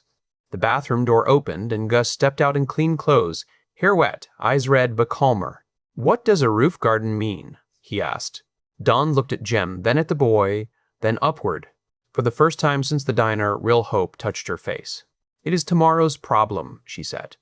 "Tonight, we get clean, We lock every door we can find, and we sleep in shifts. Jim saluted with the bat. Yes, tactical commander. She tried not to smile, and failed. Later, after Dawn showered and Gus fell asleep behind his own door with the foster mother's coat folded beside him, Jim stood alone in the common room. He wrote one more line in the log because Dawn had told him useful information mattered. Roof has garden, water, and power. He paused, then added another line. 3 inside. Door held. Harry spoke from the quiet. That boy is going to need you. Jim stared at the words until they blurred. I know, he said, and for once, Harry did not dare him to laugh. The first night in the bunker did not feel like sleep. It felt like hiding inside a held breath. Dawn took the first watch because she said she would not sleep anyway. Jim argued for exactly 40 seconds before she pointed out that he had killed more things than anyone should before dinner and looked ready to fall face first into the table. Gus tried to volunteer too, but his voice cracked halfway through the offer, and Dawn sent him to bed with the kind of firm gentleness that brooked no rebellion. Jim slept on the couch in the common room with the bat across his chest. He dreamed of scaffolding. Not the real scaffolding. Not exactly. Dreams never had the decency to be accurate. In the dream, the train yard stretched forever, tracks crossing tracks under a sky the color of dirty steel. Harry climbed above him, laughing, but every run was made of diner chairs, every platform slick with blood, every bolt turning loose as Jim watched. Dawn stood below in her waitress uniform, holding the steel door open. Gus sat on the tracks with pancakes in front of him, asking whether anyone wanted him. Jim tried to climb. His hands would not close. Harry looked down. Don't be scared, Jimmy. The structure folded inward with the sound of a bat striking bone. Jim woke with a sharp breath and the bat halfway raised. Dawn sat across the room in a chair by the radio desk, revolver on the table, notebook open in her lap. She looked up, but did not startle. Her hair was damp from the shower and tied back with a strip of cloth. She wore clean jeans and a gray sweatshirt from storage, both slightly too big. Without the diner uniform, she looked less like a waitress pulled from disaster, and more like someone the disaster had been foolish to challenge. Bad dream? She asked. Jim lowered the bat. I only have the stylish kind. You made a sound. Dignified warrior noise. It sounded like fear. He sat up slowly. His body hurt in places. Adrenaline had hidden shoulders, forearms, ribs, and hands. Fear is allowed in sleep. Does not count. Dawn closed the notebook. That sounds like a rule you made to survive something. Jim looked toward Gus's closed door. Probably true. He checked on you earlier. You mean Gus? He cracked his door, saw you were still there, and went back to bed. Jim rubbed a hand over his face. Poor kid. He is not poor. He is ours for now. Words matter. The phrase landed between them with surprising weight. Ours for now? Dawn looked away first, as if she had said more than she meant to. Jim leaned back. You keep doing that. Doing what? Taking charge like the world gave you a badge. Someone has to. You would solve inventory by naming every can and hoping they volunteer. Bean number 7 has leadership potential. That is why I am in charge. The radio crackled. Both of them turned. Dawn had rigged the set to scan channels. Most gave static. Some carried emergency tones. A few carried voices, clipped and panicked, repeating instructions that sounded increasingly fictional. Stay indoors. Shelter in place. National Guard units are mobilizing. Medical facilities are overwhelmed. Do not attempt to travel. If bitten, isolate immediately and wait for medical personnel. Jim laughed without humor. Medical personnel are currently being chewed in their own parking lots. Dawn's jaw tightened. There are still people trying. I know. A new voice broke through the static. Local, male, and terrified. This is Officer Daniel Reyes, Omaha Police Department. We are establishing a safe corridor near Dodge and 72nd. Repeat, safe corridor near Dodge and 72nd. Do not approach anyone showing signs of infection. Head trauma appears to stop attackers. Repeat, head trauma appears to stop attackers. We need ammunition, medical personnel, and any available responders. Static swallowed him. Dawn wrote it down. Head trauma. Your uncle knew. Uncle Ron, prophet of the skull fracture. Do not make it sound funny. If I do not make things sound funny, they sound like screaming. Dawn's expression softened. I get that. For a while, they listened to the radio and the distant city. Dawn handed him the notebook. She had already begun categories: food, water, medical, weapons, tools, power, fuel, clothing, sanitation, unknown. Her handwriting was neat, compact, efficient. This is terrifying, Jim said. The outbreak? Your notebook. It has subheadings. You are going to learn to love subheadings. That sounds like a threat. It is. Gus emerged at dawn. He looked smaller in the oversized clothes, but his eyes were clearer. He held the foster mother's coat in both hands. Where should I put this? He asked. Dawn did not tell him to throw it away. Jim respected her for that. Your room, she said. Fold it and keep it wherever you want. Gus nodded. I do not know why I want it. Jim stood and stretched until his shoulders cracked. Because she remembered onions. The boy stared at him. Then he hugged the coat once, hard, and went back to his room without another word. Dawn looked at Jim. What? He said. That was kind. I have lapses. Do not spread it around. Breakfast was oats, powdered milk, and ration math. Dawn made them measure portions. Jim made a face the entire time. Gus ate carefully, but accepted seconds when Dawn put them in his bowl without comment. After breakfast, they climbed to the roof. The greenhouse transformed Dawn. She moved from bed to bed, checking soil, leaves, irrigation tubes, seed packets, and handwritten notes sealed in plastic sleeves. There were greens, herbs, dwarf tomatoes, potatoes growing in sacks, and a shelf of seed trays waiting for use. The water tank had gauges. The solar panels fed into a locked control box. Uncle Ron had diagrams taped inside the shed, each one labeled with patient detail. Dawn stood in the middle of it, hands on hips, face tilted toward the smoky morning light. This is not enough to feed us completely, she said.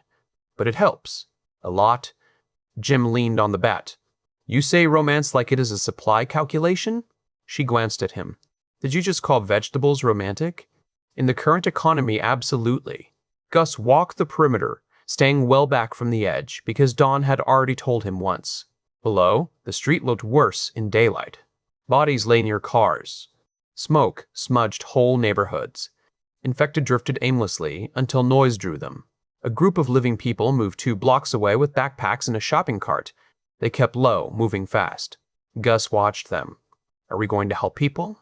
The question had been coming. Jim felt it before the boy asked. Dawn stopped touching the tomato leaves. She looked at Jim, then at Gus, giving him the space to answer because some lessons had to come from the person most likely to enforce them. Jim walked over and crouched, so he was level with the boy. Listen to me carefully. We help ourselves first. We protect this place. We protect each other. If we have extra, real extra, not wishful extra, we can talk about helping others. But we do not open the door because someone cries. We do not run into a crowd because we feel guilty. We do not trade safety for looking like good people. Good people who die stupidly cannot help anyone. Gus swallowed. That sounds selfish. It is survival. Sometimes survival feels selfish because the old world taught decent people to feel bad about drawing lines. The old world is on fire down there. Lines matter now. Dawn came closer. Jim is right. It does not mean we become cruel. It means we stay alive long enough to choose when help is possible. Gus looked over the edge again. The group with the shopping cart disappeared around a corner. A moment later, gunfire cracked in that direction. He flinched. Jim rested a hand on his shoulder. Second rule. If something tries to kill you, you do not hold back. Infected, looter, anyone. You stop the threat. You keep stopping it until it cannot get up and come at you again. Understand? Gus nodded slowly. Say it. Stop the threat. And then keep stopping it until it cannot get up. Good. Third rule. You do not hesitate when one of us is in danger. You can be scared. You can shake after. But in the moment you move. Gus looked at Dawn. She nodded. I understand, he said. Jim squeezed his shoulder once, then stood before the moment became too tender and therefore dangerous to his reputation. Excellent work. Now Dawn will teach us how not to murder tomatoes by accident. Dawn lifted an eyebrow. You are not touching the tomatoes until you wash your hands and prove you can follow basic instructions. I've been unfairly profiled. Correctly profiled. They spent the morning learning the roof systems, then the afternoon taking inventory. Dawn turned the common room into command central. Gus counted cans and medical supplies with fierce concentration. Jim carried crates, checked locks, and pretended not to be impressed by how fast the two of them gave the bunker a rhythm. Near evening, the front door camera showed movement. Not infected. The lawyer had returned. He stood across the street with his broken wrist wrapped in a dirty shirt, his nose swollen, and two men beside him. One carried a shotgun. The other had a tire iron. They spoke in sharp gestures. The lawyer pointed at the steel door, then at the upper windows. Dawn's face went cold. "He brought help," she said. Jim looked at the monitor and felt Harry stir, delighted and furious. Gus stood behind them, fear and anger mixing in his eyes. "Can they get in?" "Not through that door," Dawn said. "Then why did he come back?" Jim watched the lawyer step closer, shouting something the camera could not hear. "Because traitors always think they are the hero of their own story," Jim said. A moment later, the man with the shotgun fired at the keypad. The blast hammered through the building like thunder. Gus ducked. Dawn swore. Jim grabbed the bat and ran for the stairs. "Stay inside," Dawn shouted. Jim looked back with a grin that had no humor in it. "That is the plan. I am just going to explain customer service through the speaker." At the entry panel, the keypad outside showed damage but no breach. Uncle Ron had caged the critical wiring behind steel. The camera still worked. So did the intercom. Jim pressed the talk button. "Gentlemen," he said, voice booming through the exterior speaker, "this is a private apocalypse. Please take your shotgun and your bargain bin betrayal elsewhere." The lawyer shouted up at the speaker, "Open the door, Murphy. You do not understand what is in there. Beans, mostly. Very emotional beans. Ron promised me access. Ron is dead. You pointed a gun at me, and your membership has been canceled." The man with the shotgun raised it again. Dawn reached Jim's side with the revolver. "If he damages the camera, we lose visibility." Jim pressed the speaker. "Shoot again, and I play music until every infected in Omaha comes to see who is making noise." The man hesitated. Dawn stared at Jim. "Can you do that?" "Probably. There are speakers, yes. That is not an answer. It is a dream with wiring." Outside, the lawyer argued with the shotgun man. The man with the tire iron kept looking down the street. He had the sense the lawyer lacked. Noise had already started to draw attention. Two infected turned the corner, then three more behind them. Jim pressed the intercom again. "Last chance, lads. Leave." The shotgun man fired at the door. The pellet sparked off steel. Dawn did not wait for Jim's permission. She switched on the exterior alarm. A brutal siren shrieked from hidden speakers above the entry. Red lights flashed along the overhang. The sound rolled down the street and seemed to yank the dead by invisible strings. Every infected in view turned toward the lawyer and his hired fools. The tire iron man ran first. The shotgun man cursed, fired once into the nearest infected, and ran after him. The lawyer froze, staring at the camera with hatred and disbelief. Then the first infected reached for him, and he ran too, stumbling on his polished shoes. Jim watched until all three vanished around the corner with a growing crowd behind them. Dawn shut off the siren. The sudden quiet felt enormous. Gus appeared at the stairwell despite being told to stay back. "Did it work?" Jim looked at Dawn. "Tactical commander has teeth." Dawn kept staring at the monitor. "He will come back if he lives. Then we make sure he regrets having legs." Gus asked, "Are people going to be worse than the infected?" Neither adult answered quickly enough. Finally, Dawn said, "Some will be. Some will not. We learn the difference carefully." Jim looked at the damaged keypad on the monitor, the dead gathering where the lawyer had stood, and the two people now depending on him whether he deserved it or not. "Tonight," he said, "we fix what we can, make rules, and start training. Tomorrow we take stock properly. After that, we decide how to survive longer than our supplies." Gus straightened. "I can help." Jim nodded. "I know." The words surprised the boy. They surprised Jim too, but they were true. Dawn holstered the revolver in her waistband and picked up the notebook from the entry shelf. "Then this is the new plan. Locks, inventory, training, water, food, watches, and no more coffee runs without a better exit route." "You are taking all the joy out of the end of the world," Jim said. "I am keeping your joy alive long enough to annoy me tomorrow." Harry laughed in Jim's head, wild and approving. Jim looked from Dawn to Gus. then to the steel door holding the city back. The lawyer had shown them the next truth. The dead were only one problem. Living people would come hungry, frightened, greedy, and armed. The bunker was not just a shelter anymore. It was a prize.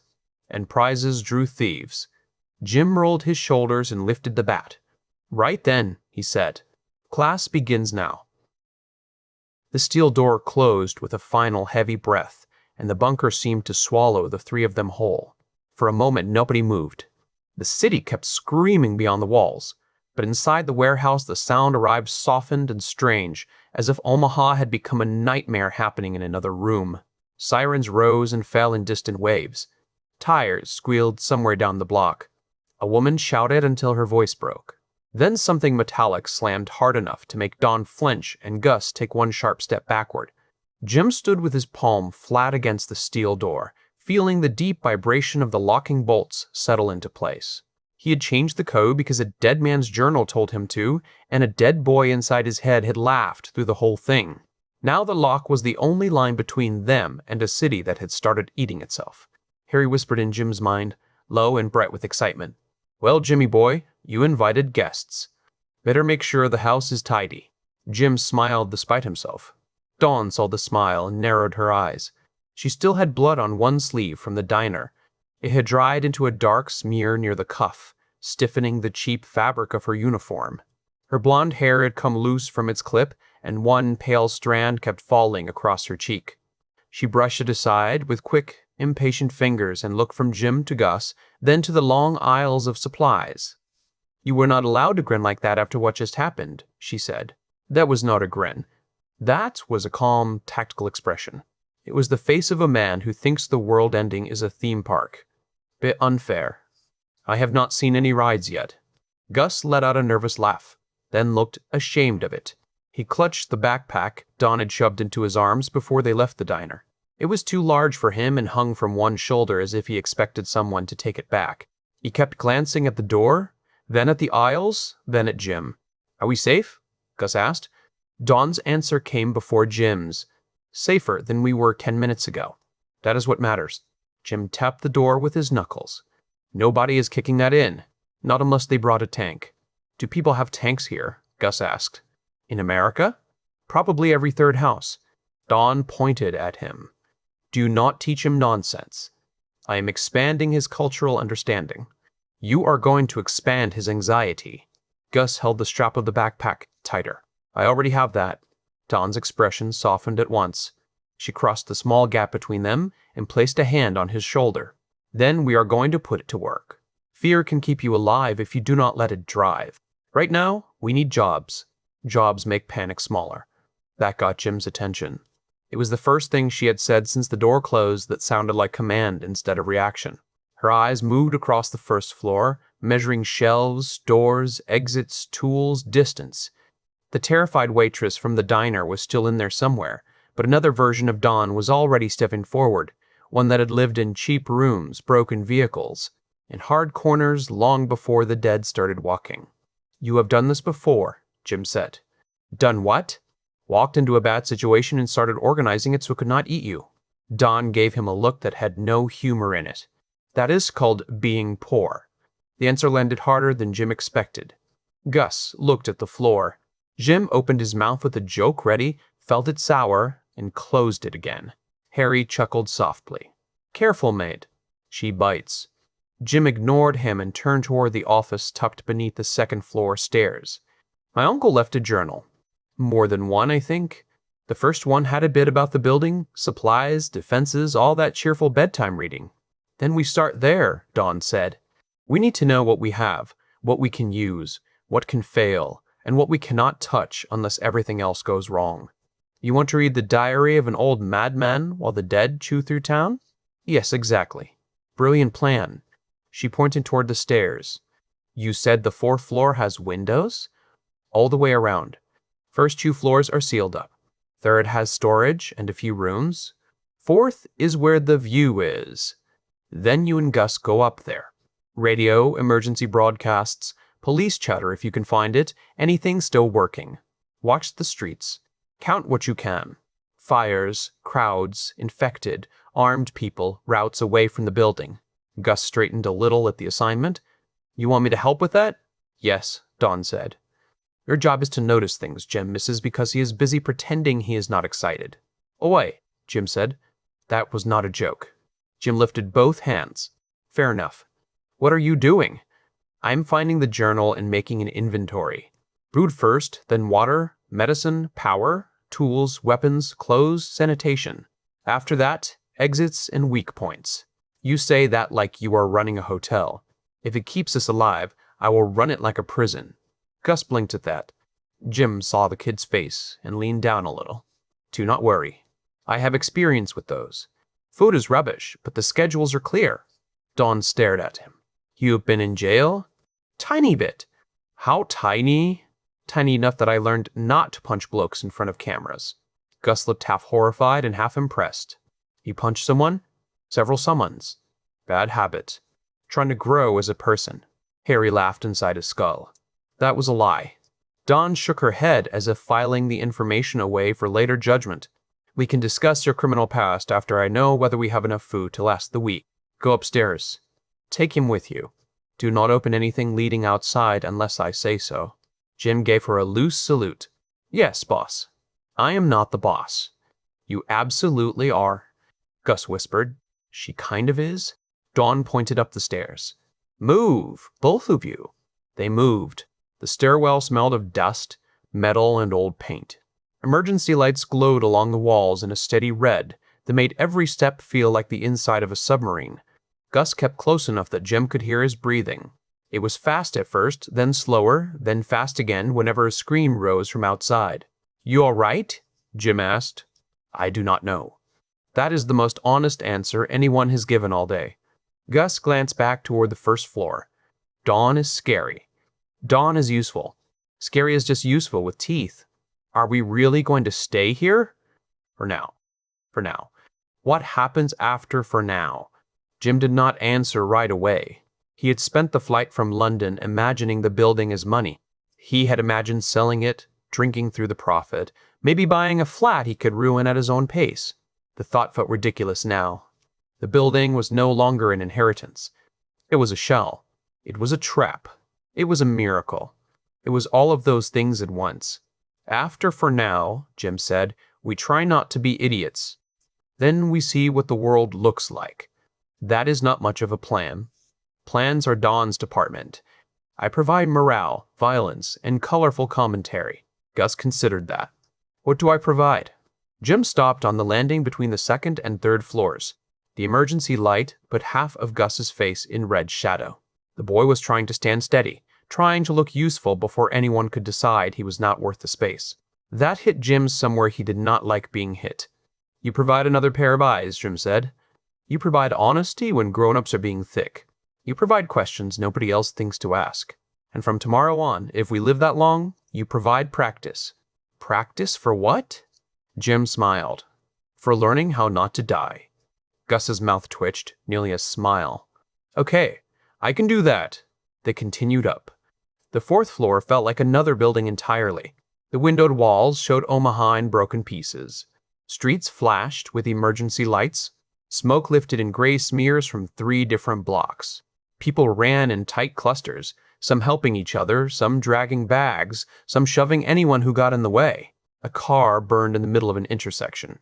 Farther off, a crowd gathered around an overturned ambulance, and from this height, Jim could not tell which of them were rescuing the people inside and which were attacking them. Gus walked to the glass and stopped dead. Do not press your face right up to it, Jim said. Glass can be rude. Gus took half a step back. There are so many people. Not all people anymore. Jim found the old radio system on a long desk near the east windows. There was a battery backup unit beside it, a hand microphone, and a laminated sheet with frequencies typed in neat rows. Uncle Ron had labeled everything with small strips of tape. Fire dispatch, weather, police, county emergency, and amateur repeaters. A second radio sat beside the first, smaller and newer, with its charging cradle bolted to the table. He really thought this through, Gus said. Or he was properly mad and got lucky. Harry's voice came thin and pleased. Matt is just prepared before anyone claps. Jim switched on the first radio. Static filled the room, loud enough that Gus flinched. Jim lowered the volume and turned the dial with careful fingers. Most channels were chaos. Broken commands. Overlapping voices. A dispatcher telling units to stay clear of a hospital entrance. Someone yelling for help on an open line. In a harsh tone and a recorded message repeated again and again. Remain indoors. Avoid physical contact with infected persons. Do not approach persons displaying extreme aggression, unnatural gait, loss of speech, or visible signs of severe illness. Emergency shelters are being established. Jim and Gus stared at the radio until the message started again. Unnatural gait, Jim said. That is a fancy way to say walking like a drunk spider. Gus did not laugh this time. Do you think shelters are real? Jim looked out of a group of people pounding on the walk doors of a grocery store while something dragged itself across the parking lot behind them. Maybe, he said. It does not mean they are safe. Gus moved to the window facing south. There is a family over there. They are trying to get into that brick building. Jim joined him. A man held a small girl in one arm while a woman shoved at a door with her shoulder. Another child stood close, crying so hard his whole body shook.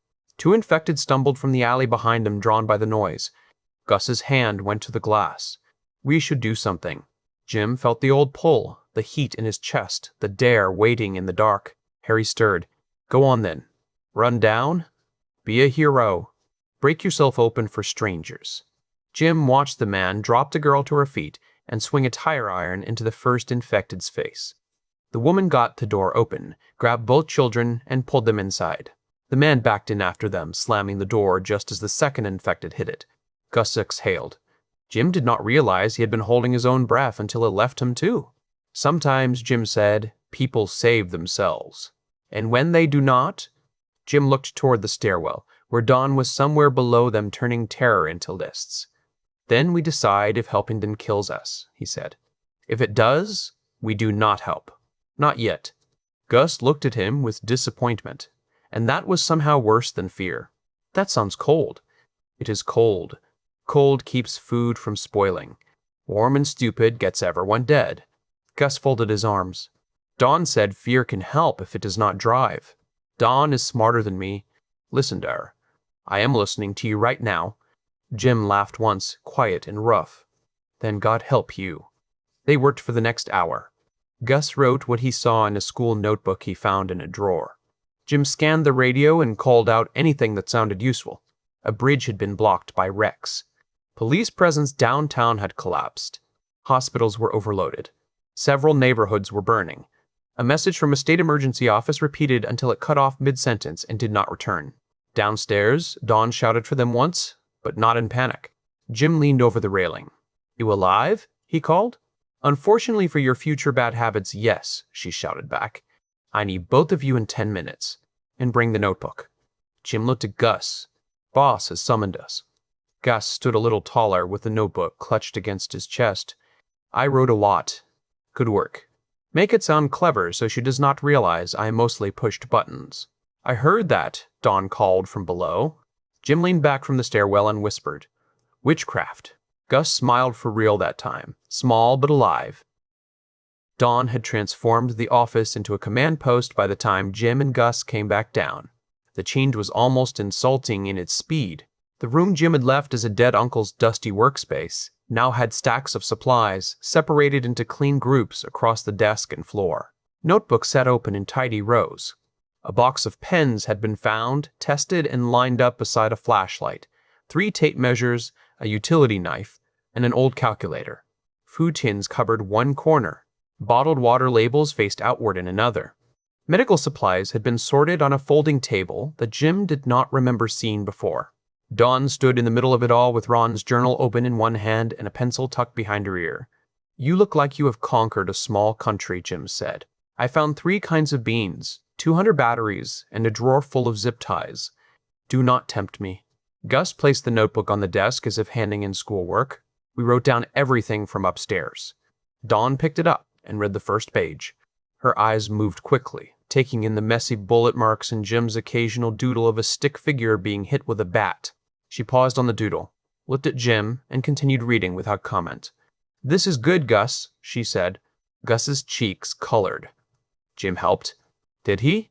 He said the infected walk like drunk spiders. That sounds like his entire contribution. Harsh, Jim said.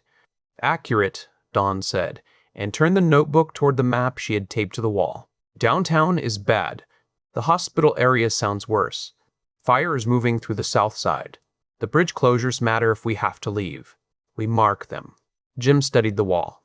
Dawn had found road maps, a city map, and what looked like building plans. Red pen circled the warehouse. Black marks crossed nearby streets. A small star marked the diner. Another mark indicated the pharmacy district a few blocks away. It was been busy. I prefer useful terror. She turned back to the journal. Your uncle wrote a lot about philosophy and almost nothing about inventory. There are pages about why people fail under stress, why governments lie until the last second, why food storage beats firearms if you know how to use a door, and why most people die because they wait for permission to save themselves. Cheery bloke. He was not wrong today. Jim had no answer for that. Dawn shut the journal with a snap. The problem is that the useful parts are either missing or written like he expected the person reading it to already know the building. I found notes about a roof system, but no numbers. Water collection, solar array, greenhouse, something about nutrient tanks. Gus frowned. There is a roof system? Apparently I went to the 4th floor to ask if you saw a way up. Then I found it myself. Jim looked toward the ceiling. Found what? Dawn's expression changed. For the first time since the door closed, a spark of genuine wonder broke through her iron control. You need to see it. They followed her upstairs, past the 3rd floor where the air smelled of crates and cardboard, up to the 4th floor where smoke still smeared the skyline. Dawn walked to a narrow hallway Jim had barely noticed near the northwest corner. There, set into the ceiling between 2 support beams, was a square panel with a recessed metal ring. How did I miss that? Jim asked.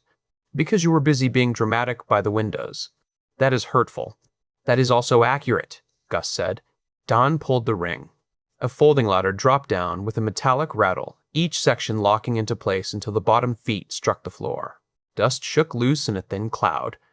The smell that came down from above was not dust at all. It was damp soil, warm plastic, and green life. Jim stared up the opening. No chance. Dawn started climbing. Chance had nothing to do with it. Your uncle spent money. Jim went after her, then Gus. They emerged through a roof hatch into a world that did not belong above a fortified warehouse. The greenhouse took up half the roof, a long arched structure of thick, clear panels and metal ribs. Condensation jeweled the inside walls. Rows of raised beds ran beneath hanging lights, each bed labeled in Ron's neat block handwriting. Lettuce, kale, tomatoes, peppers, herbs, potatoes in barrels, and sweet potatoes in sacks. On one side, vertical towers held leafy greens in stacked pockets fed by thin tubes. Fans hummed softly.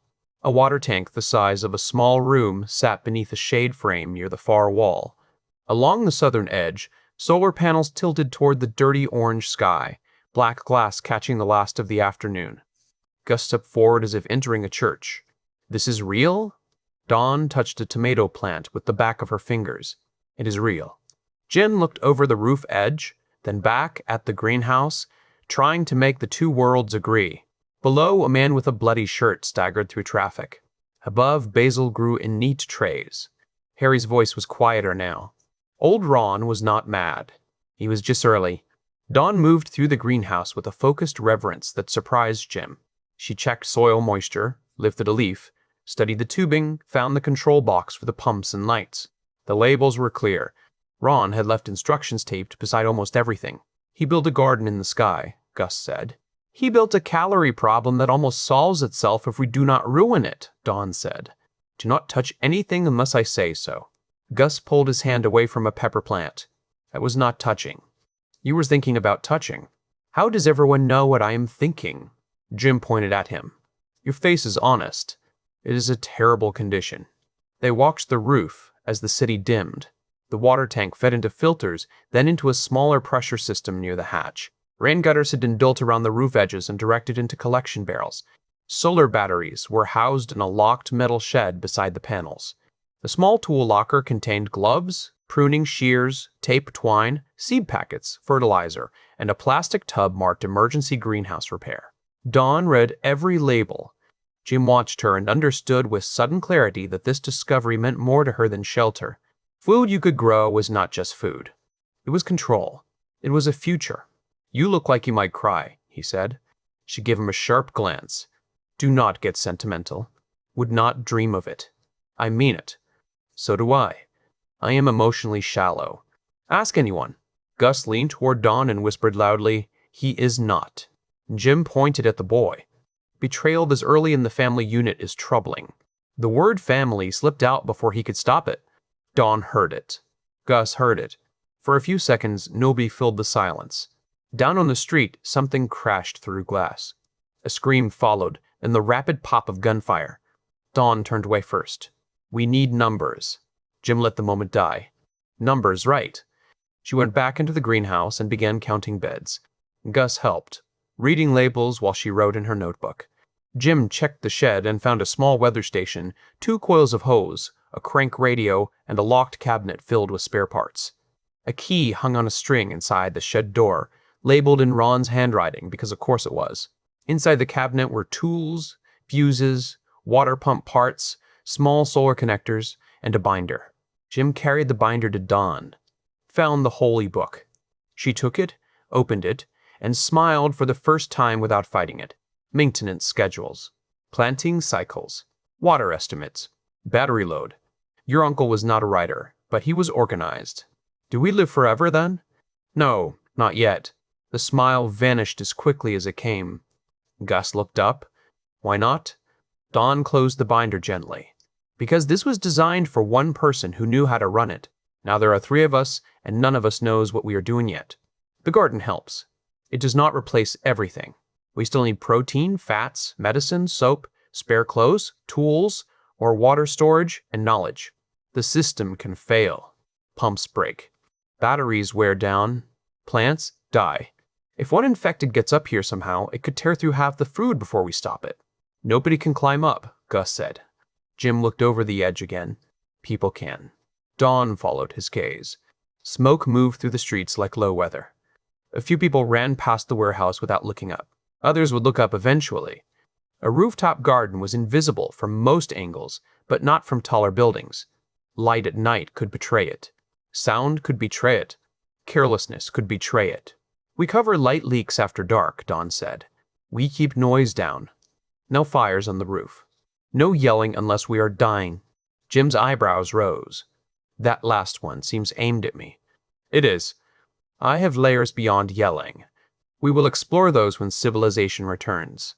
Gus laughed, then clapped a hand over his mouth as if noise itself had become dangerous. Dawn's eyes softened. "Laughing is allowed. We just do not advertise it to the whole city." They spent another hour learning the roof. The sun sank behind smoke. Emergency lights flickered across distant streets. The greenhouse turned dim and blue. When the automatic lights clicked on, Dawn nearly lunged for the control box to lower their brightness. "That would glow like a beacon," she said. Jim helped her tape thick black plastic over the sections facing taller buildings. They used rolls from the repair tub, sealing gaps with duct tape. Gus handed them strips and pressed the lower edges flat. By the time they finished, sweat had cooled beneath Jim's shirt despite the chill in the evening air. Dawn stood back and inspected their work. "Good enough for tonight. Tomorrow we do it better." "You say that a lot?" Gus asked. "Every day of my life." They climbed down at last, shutting the hatch carefully behind them. The bunker felt different now. Still dangerous. Still strange, but no longer empty. On the 4th floor, Gus looked back at the hidden panel. "Do you think your uncle knew this would happen exactly like this?" Jim thought of the journal, the code, the steel door, the stocked shelves, the roof hidden above smoke and ruin. "No," he said. "I think he feared enough different monsters that one of them finally showed up," Harry whispered, "and he left you the keys." Jim looked at Dawn, who had already opened the binder again while walking, nearly bumping into the stair rail because she refused to stop reading. He looked at Gus, who walked close to her now instead of behind everyone. "Not just me," Jim said under his breath. Dawn glanced over. "What was that?" "Nothing important. Just arguing with the architecture. Try not to lose. No promises." They descended together while Omaha burned beyond the glass above them, carrying the smell of green leaves back into the sealed heart of the bunker. By midnight, Dawn had a table full of numbers, and every number hated them. Jim learned this because she told him so while he sat backward on a chair eating cold beans straight from the tin. Gus sat beside him with a blanket around his shoulders and a pencil behind his ear, looking exhausted, but determined to remain useful until his body betrayed him. The office smelled of paper, dust, metal, and the faint sharpness of disinfectant from the medical supplies Dawn had opened and counted. 3 months, Dawn said. Jim paused with the spoon halfway to his mouth. That sounded like a sentence with a trap hidden in it. 3 months, if we are careful. Maybe 4 if the garden produces well and we reduce portions. Less if we waste anything or if the water system needs more maintenance than the binder suggests. Gus lowered the blanket from his chin. Only 3 months? For 3 people, Dawn said. This place was set up for one. Ron might have expected visitors in an emergency, but long-term, the numbers do not love us. Numbers rarely do, Jim said. They are cold little beasts. Dawn tapped her pencil against the notebook. Food is the main limit. Water is better because of the roof tank and collection system, but filters wear out. Power looks solid if we keep consumption low. Medicine is decent for basic things, but we are not getting sick. That is now a rule. I will inform my immune system. Do that. Also no injuries. Jim noticed her eyes flick to the bruises on his knuckles. He tucked the hand under the table with theatrical innocence. What counts as an injury? Anything that leaks, breaks, swells, or makes you say you are fine when you are not. That last one is very broad. It is meant to be. Gus looked between them. What about the people outside? Supplies will run out for them too. Dawn's pencil stopped tapping. Jim did not answer, because the boy was not asking about cans or bottled water. He was asking what hunger did to people when the doors were locked and someone else had food. Dawn answered honestly. Yes, exactly. The single word did not feel like a one-word remark. It felt like a door shutting in the mind. Gus swallowed. They will come looking. Some will, Dawn said. Some will leave. Some will die. Some will become infected. Some will get organized enough to be more dangerous than the infected. Jim set the tin down. I hate when you say cheerful things before bed. Good, because you should hate them enough to listen. Harry gave a delighted hum. She is sharper than you, Jimmy. Jim rubbed the bridge of his nose. Everyone is sharper than me tonight, apparently. Dawn's face softened just a little. I am not saying this to scare Gus. I know, Gus said. I am saying it because soft lies are how people get killed. We do not have enough to hide here and pretend time stopped. We need to learn the building. We need to train. We need to make the roof produce food. And we need to start controlled scavenging before the whole city is stripped clean. Jim leaned back. Tomorrow morning, then. Dawn stared at him. You are going to say that whether I finish talking or not. I am consistent. You are impulsive. Consistently impulsive. Gus coughed into the blanket, trying not to laugh. Dawn pointed at Jim with the pencil. You are not going out for sport. I would never. You went outside today because a voice in your head dared you to hit an infected with a bat. Jim opened his mouth, then closed it. Gus's eyes widened. Is that true? Context matters, Jim said. The context is terrible, Dawn said. Harry cackled. She has you there. Jim sighed. Fine, yes. I went out because Harry dared me. It was also a reconnaissance mission. You did not know how to spell reconnaissance an hour ago, Dawn said. Still did one. Gus studied Jim with the uneasy curiosity of a kid who had not yet decided whether madness could be a survival skill. Harry is your brother? The question sank into the room. Dawn's hand stilled on the notebook. She knew the name from the alley, from Jim shouting it like a prayer and a war cry, but she had not asked yet. Maybe she had been too busy. Maybe she had been kind. Jim looked at the tin of beans. The metal reflected the overhead light in a distorted strip.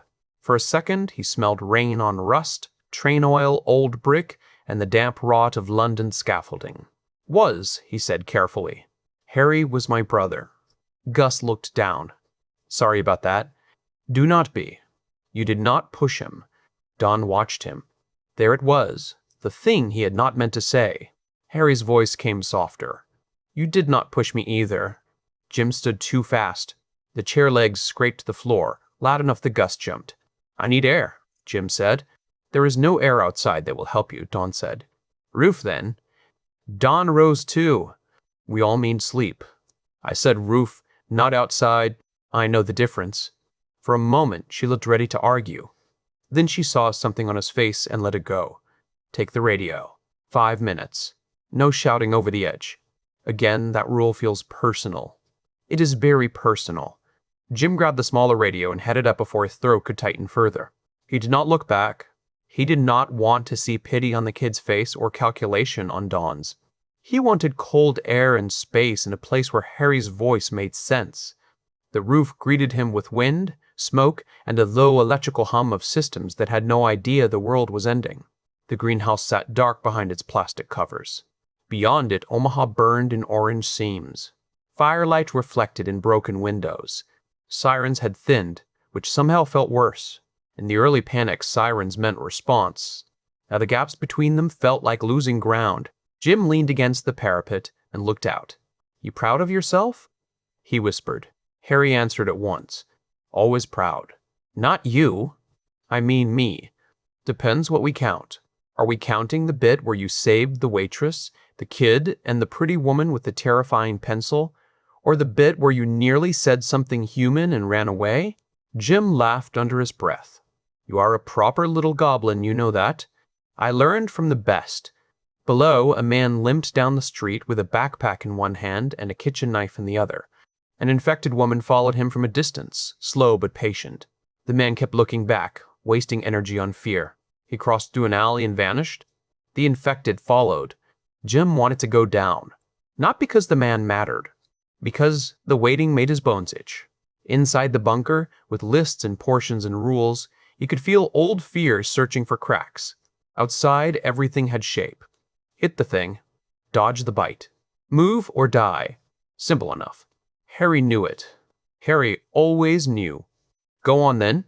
"No, not yet." "You never say no." I said no to the scaffolding. The wind moved over the roof. For a few seconds, Harry said nothing. Jim closed his eyes. "That is the whole bloody problem in it." A small sound came from the hatch. Jim turned, hand already near the bat he had brought without realizing he had brought it. Dawn climbed out onto the roof, wrapped in a jacket she had found somewhere in storage. She pulled the hatch shut and stood with her arms crossed against the wind. 5 minutes passed, she said. "You came to enforce bedtime?" "I came because Gus fell asleep at the table pretending he was still writing." Jim pictured it and felt something twist in his chest. "Good, the kid needs it." "So do you." "I am not a kid." "No, you are worse. Kids admit when they are tired." He looked back over the city. "You always this warm with people you met during an apocalypse?"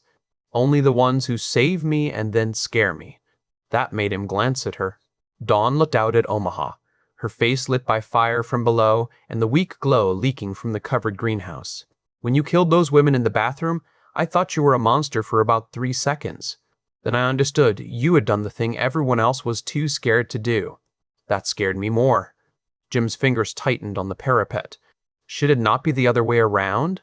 No, because monsters are easy. You run from monsters. Men who can do ugly things for useful reasons are harder. Sometimes they save you. Sometimes they decide you are in their way. And which one am I? Dawn took a while before answering. "I am still watching. Honest at least. I grew up with men who smiled while taking the last safe thing in a room. I learned to watch." The words were quiet, but not weak. Jim could hear the history beneath them. A long road of cheap rooms and locked doors, of adults who made promises with empty hands. He had wanted to joke about it. For once, the joke did not come. "I do not want your last safe thing," he said. "Maybe not." "I mean it. I know you do right now. I am interested in who you are when hungry, scared, and out of options." Harry whispered. "She sees the cage door, Jimmy." Jim frowned. "Everyone becomes different when out of options. That is why we make rules before we get there. More rules. Rules keep families alive." The word came from her this time. Jim did not look at her. He was afraid his face might do something stupid. Dawn noticed anyway. She noticed everything. "Gus needs that word," she said. "Do not use it as a joke unless you can carry it." Jim swallowed. "I did not mean to earlier. It slipped. Slips tell the truth. Or they tell you I have been through a long day and ate cold beans like a prisoner. Both can be true." Below them, a gunshot snapped through the night. Then 2 more. Then shouting. Dawn did not flinch this time. She only looked toward the sound and measured it. "Tomorrow," she said, You go out if the streets allow it. I am going with you. Jim turned fully. No, not yet. That was not a request. It is dangerous. That is the point. You have never done this. Neither have you. You have hit 3 infected and 1 lawyer. Do not build a religion out of it. Jim stared at her, offended despite the accuracy. 1 lawyer with a gun, to be fair. I am going. Gus stays here. He inventories food, water, and tools from my notes. He learns the radio. He watches from above. You and I get clothes, backpacks, medicines, sanitation supplies, and whatever food nearby idiots have not stolen yet. We go early, move quiet, avoid people, avoid crowds, and come back before dark. You planned that already? While you were arguing with the skyline. Harry sighed in delight. Marry her before someone else does. Jim coughed. Bad timing, mate. Dawn turned her head slowly. Was that to Harry? Jim winced. Maybe yes. We are going to talk about that too. Not tonight, but soon. Looking forward to being psychoanalyzed by a woman with zip ties. You should be. I sorted them by length. Against his will, Jim laughed. Dawn almost smiled. The city burned below them. The dead hunted through the streets, and for 3 seconds the roof felt like a place where people might still manage to be people. Dawn nodded toward the hatch. Come on, sleep now. If you sneak out, I will know. How exactly? Because you are not nearly as quiet as you think. I am like a shadow. You are like a dropped toolbox with opinions. Jim followed her down, grinning. Harry laughed with him, but beneath it, Jim heard something new. Not peace. Not yet. More like the first board laid across a broken place. In the office, Gus slept with his cheek on the notebook, one hand still holding the pencil. Dawn eased it from his fingers without waking him. Jim found a blanket and draped it over the boy's shoulders. Gus shifted closer to the warmth and mumbled something about not leaving him. Jim stood very still. Dawn heard it too. Her face changed, becoming fierce in a way that had nothing to do with anger. We do not leave him, she said. Jim nodded once. We do not leave him. Harry whispered from the dark place in Jim's mind. Good. For the first time that day, the voice did not sound like a dare. It sounded like agreement. Morning came gray, smoky, and mean. Jim woke on a storage room cot with a crick in his neck, a bat on the floor beside him, and the vague memory of dreaming about Harry climbing through tomato vines while Dawn yelled at him for touching the peppers. For several seconds, he did not know where he was. The ceiling above him was bare concrete crossed by pipes. The air smelled of cardboard, stored grain, and the chemical bite of new plastic. Then someone shouted outside, far away, but sharp enough to cut through the walls, and the previous day returned in one piece. The outbreak, the diner, Dawn and Gus, the lawyer outside the door, and the steel lock between them and Omaha. Harry's voice rolled lazily through his skull. Up, Jimmy? Dead things to study. Pretty women to annoy. Children to corrupt. Jim sat up and rubbed his face. You ever take a morning off? Talking to yourself before breakfast? Dawn asked from the doorway. He looked over. She stood with 2 mugs in hand, hair tied back, eyes tired but alert. She had changed into jeans, boots, and a dark sweatshirt from the storage shelves. The clothes were a little too big, but she wore them like armor. I was praying, Jim said. To who? The patron saint of caffeine. She handed him a mug. Instant coffee. No milk. No sugar. We ration both unless we find more. Jim took a sip and made a face. This tastes like regret dissolved in hot water. Then drink slowly. Regret is limited. Gus appeared behind her with his own mug held in both hands. He had changed into clean clothes too, though the shirt hung loose on him and the sleeves nearly covered his fingers. Sleep had taken some of the shock from his face, but not all of it. Dawn says we have a schedule, Gus said. Of course she does, Jim said. Civilization collapses, and within 12 hours we have homework. Dawn sipped her coffee. Schedules keep panic from running the room. We eat, check the roof, inspect the 4th floor view in daylight, then decide whether a scavenging run is possible. Gus stays inside if we go. Gus frowned. I could help outside. You will help inside, Dawn said. But Jim said he would teach me how not to die. Lesson 1 is learning when not to go outside. Jim lifted his mug. She is annoyingly good at this. They ate breakfast in the office. Crackers, peanut butter, and a small tin of fruit divided 3 ways.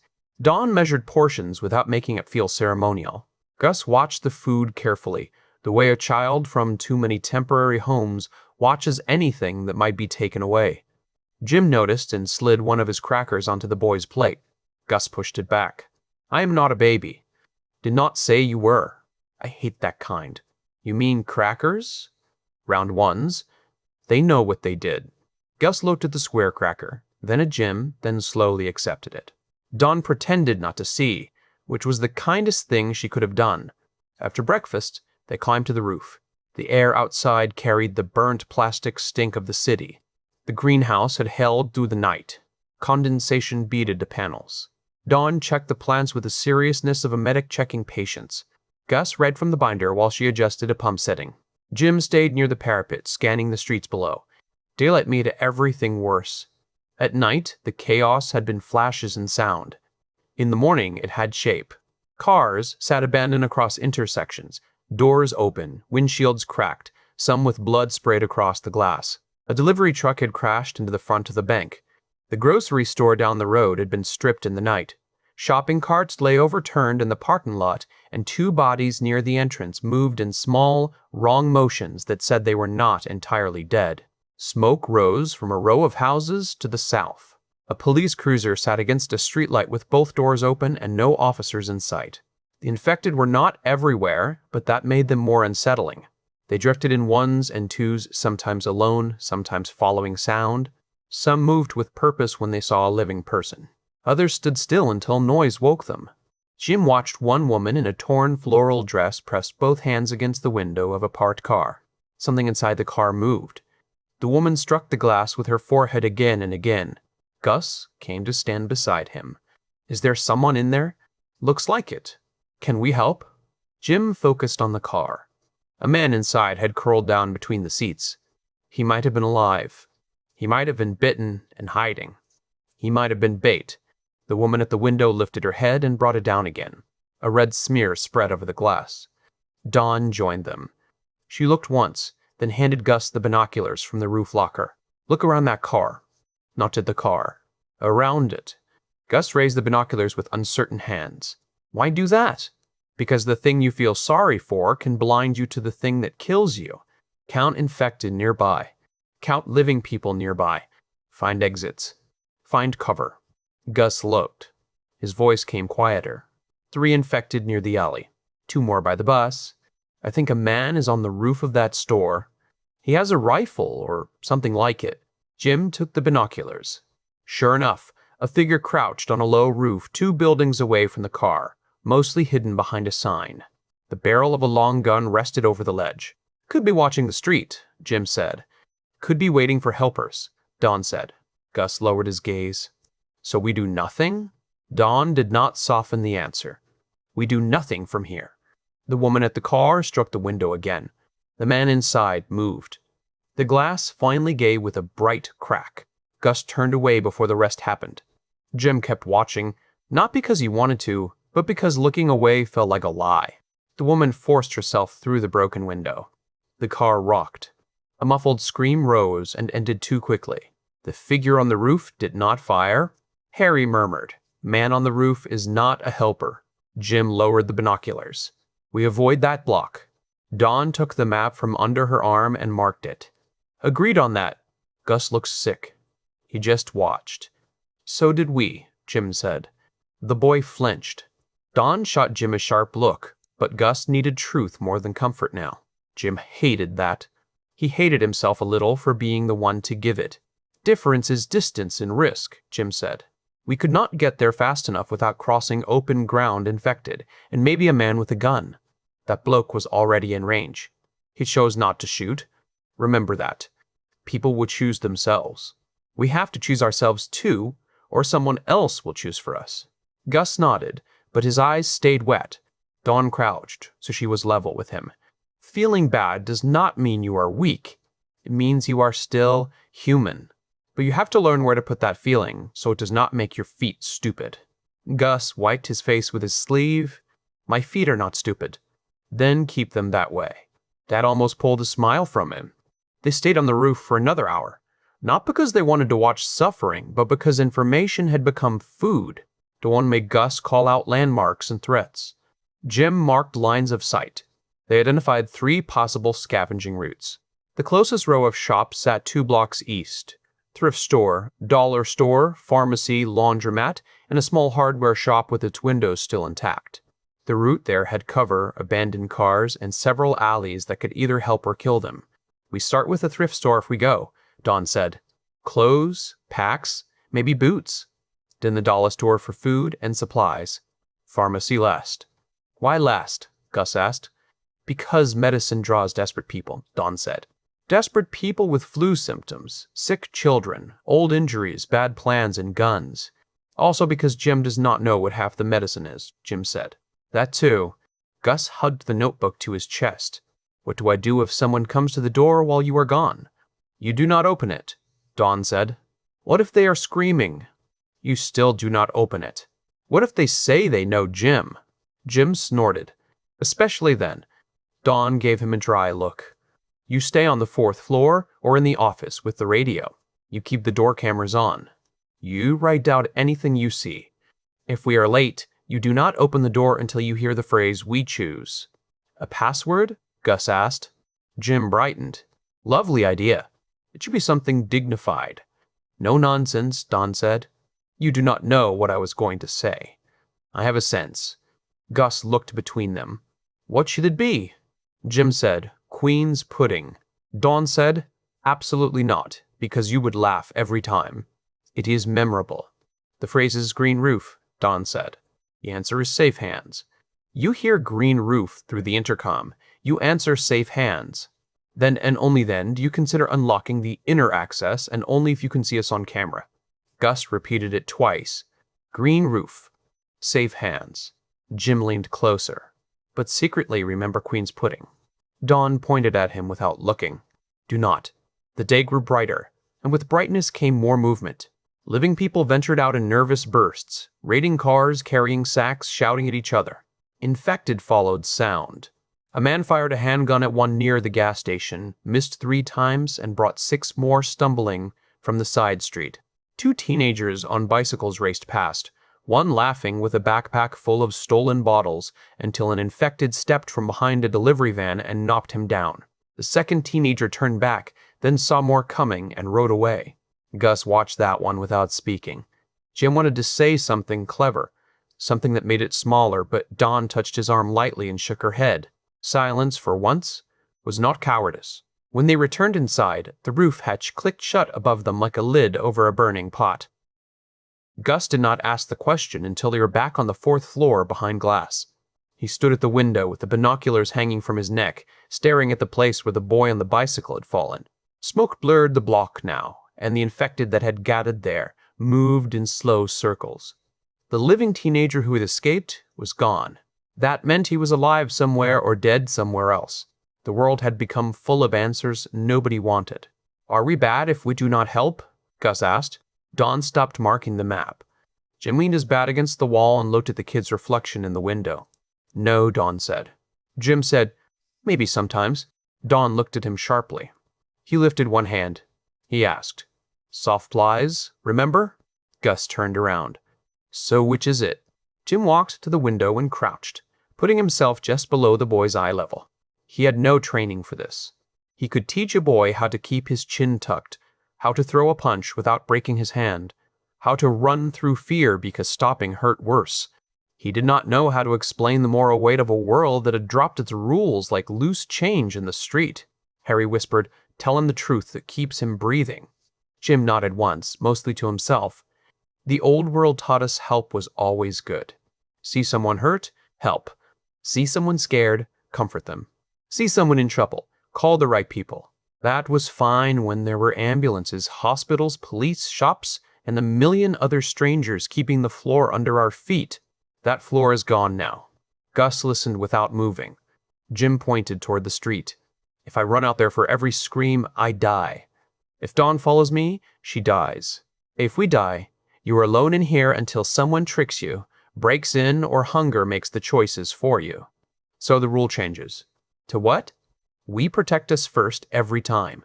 We do not hold back when someone is trying to hurt us. We do not hesitate when hesitation gets one of us killed. We help when we truly can, but not by burning down our own shelter to warm a stranger's hands. Gus looked down at his shoes. That sounds selfish. Dawn came closer. It is survival. Selfish is taking from people just because you can. Survival is keeping your people alive when the world is trying to take them. What if someone says they need us? Need does not make a person safe, Dawn said. Need can make people dangerous. Jim saw her face change as she said it. That line had history behind it. Gus looked from her to Jim. How do I know which is which? You will not always know, Jim said. That is the nasty bit. You watch hands. You watch eyes. You watch whether someone is asking or demanding. You watch whether they look at your food before they look at your face. You listen for lies that sound rehearsed. And you remember that a scared person can still stab you. Did you learn that in jail? Jim blinked. Dawn pressed her lips together as if trying not to react. Some of it, Jim said. Some of it I learned at alleys, some on bikes, some by being a fool and surviving long enough to stop being that exact kind of fool. I will probably find new kinds. Gus almost smiled. Dawn will make a list. Dawn has already made 3, she said. Jim clapped his hands softly. Good enough. Lesson over. We've established that I am morally complex, Dawn is terrifyingly organized, and Gus has homework. I hate homework, Gus said. Excellent news. Apocalypse School begins with a classic. Dawn handed Gus the notebook. You're going to copy the map marks from this sheet to that one. Write clearly. Mark the pharmacy route, unsafe block, rooftop shooter, burned store, and possible side paths. Then you will list what you saw from the roof this morning, not what you felt.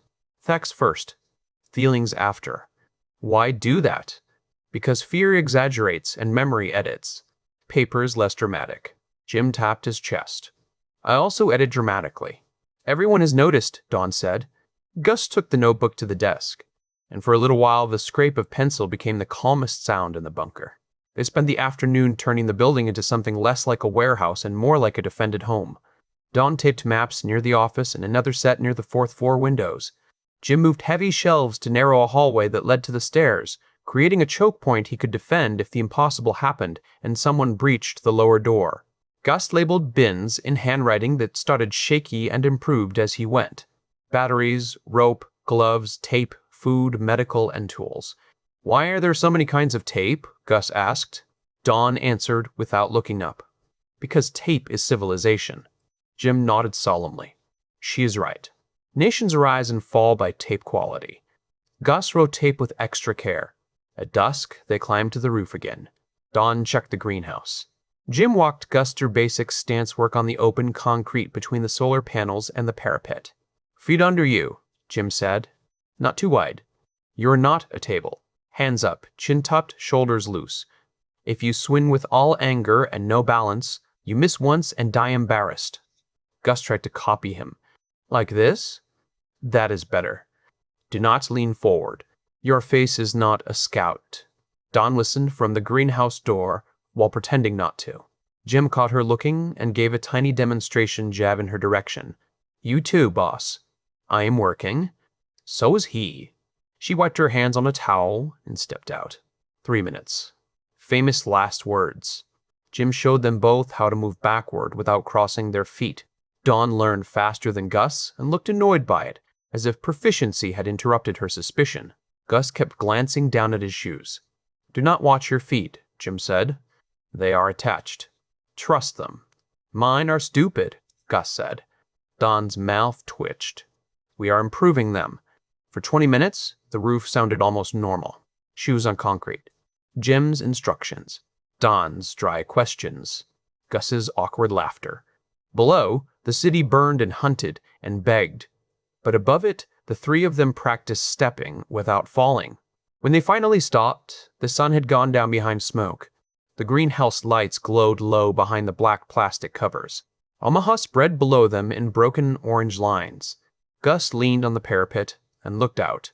Protect us first, he said quietly. Jim stood beside him. That is the rule. But not become bad people. Dawn joined them. That is the harder rule. Jim looked at her. You always add the difficult bit. Somebody has to. Harry whispered, Promises, Jimmy? You keep collecting them.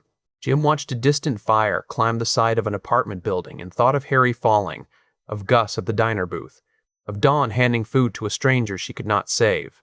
"Yeah," he murmured. "I know." Dawn glanced over. "Was that Harry?" "A little." "What did he say?" "That I keep making promises." Gus looked up at him. "Do you?" Jim rested his bat against his shoulder. "Apparently, I do." "Are you going to keep them?" Jim looked at the boy, then at Dawn. Neither of them made it easy by looking away. "I am going to try very hard," he said. For the first time since the diner, Gus seemed satisfied with an answer. Dawn made dinner that night, as if dinner still meant something. It was not fancy. Tinned chicken stretched with rice, a handful of diced tomatoes, dried herbs from Ron's stores, and a small pinch of salt she measured like it was gold dust. She heated it on a compact electric burner in the little kitchenette tucked behind the office. The smell drifted through the bunker and changed the air. For half an hour, the building did not smell like fear, concrete, and stored food. It smelled like a home trying to be born under bad conditions. Gus sat on the counter with his heels knocking softly against a cabinet until Dawn told him to stop wasting motion. He stopped for 20 seconds, then began again more quietly. Jim leaned in the doorway, watching her stir. "You know, I am beginning to suspect you can cook. I can make poor food taste less poor. There is a difference. That is a sacred art where I come from." "London has bad food?" Jim placed a hand over his heart. "That stereotype is hurtful, historically supported, and not the point." Gus smiled down at the pot. "It smells amazing." Dawn's expression softened. "Hunger is doing half the work." "Still counts," Jim said. They ate at the office desk after clearing a space between maps and supply lists. Dawn insisted on equal portions. Jim made a performance of accusing her of starving him, then ate every bite slowly because Gus was watching. The kid copied him, pretending patience with Abby's effort. Outside, sporadic gunfire rose and fell.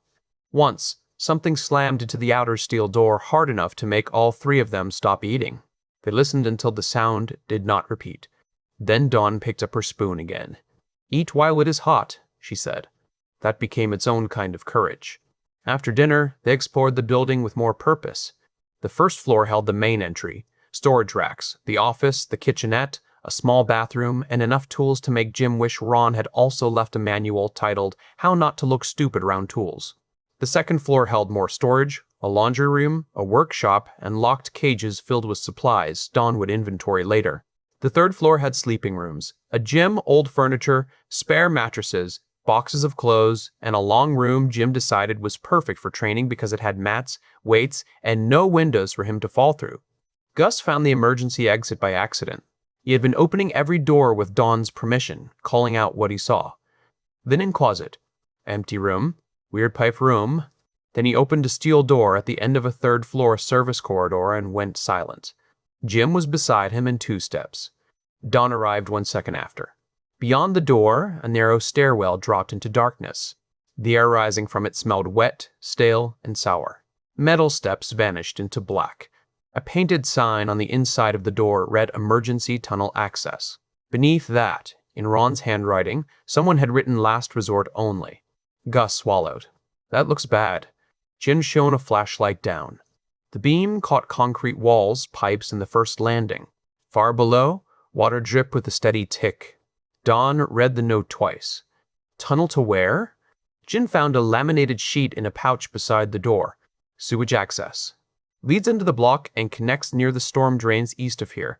Uncle Ron truly had hobbies. "Can infected get in that way?" Gus asked. Dawn checked the door frame. "Not through this if it stays locked." Jim tested the handle on the inside, then the deadbolt, then the manual bar. "It is solid and stinks like a dragon's backside, but solid."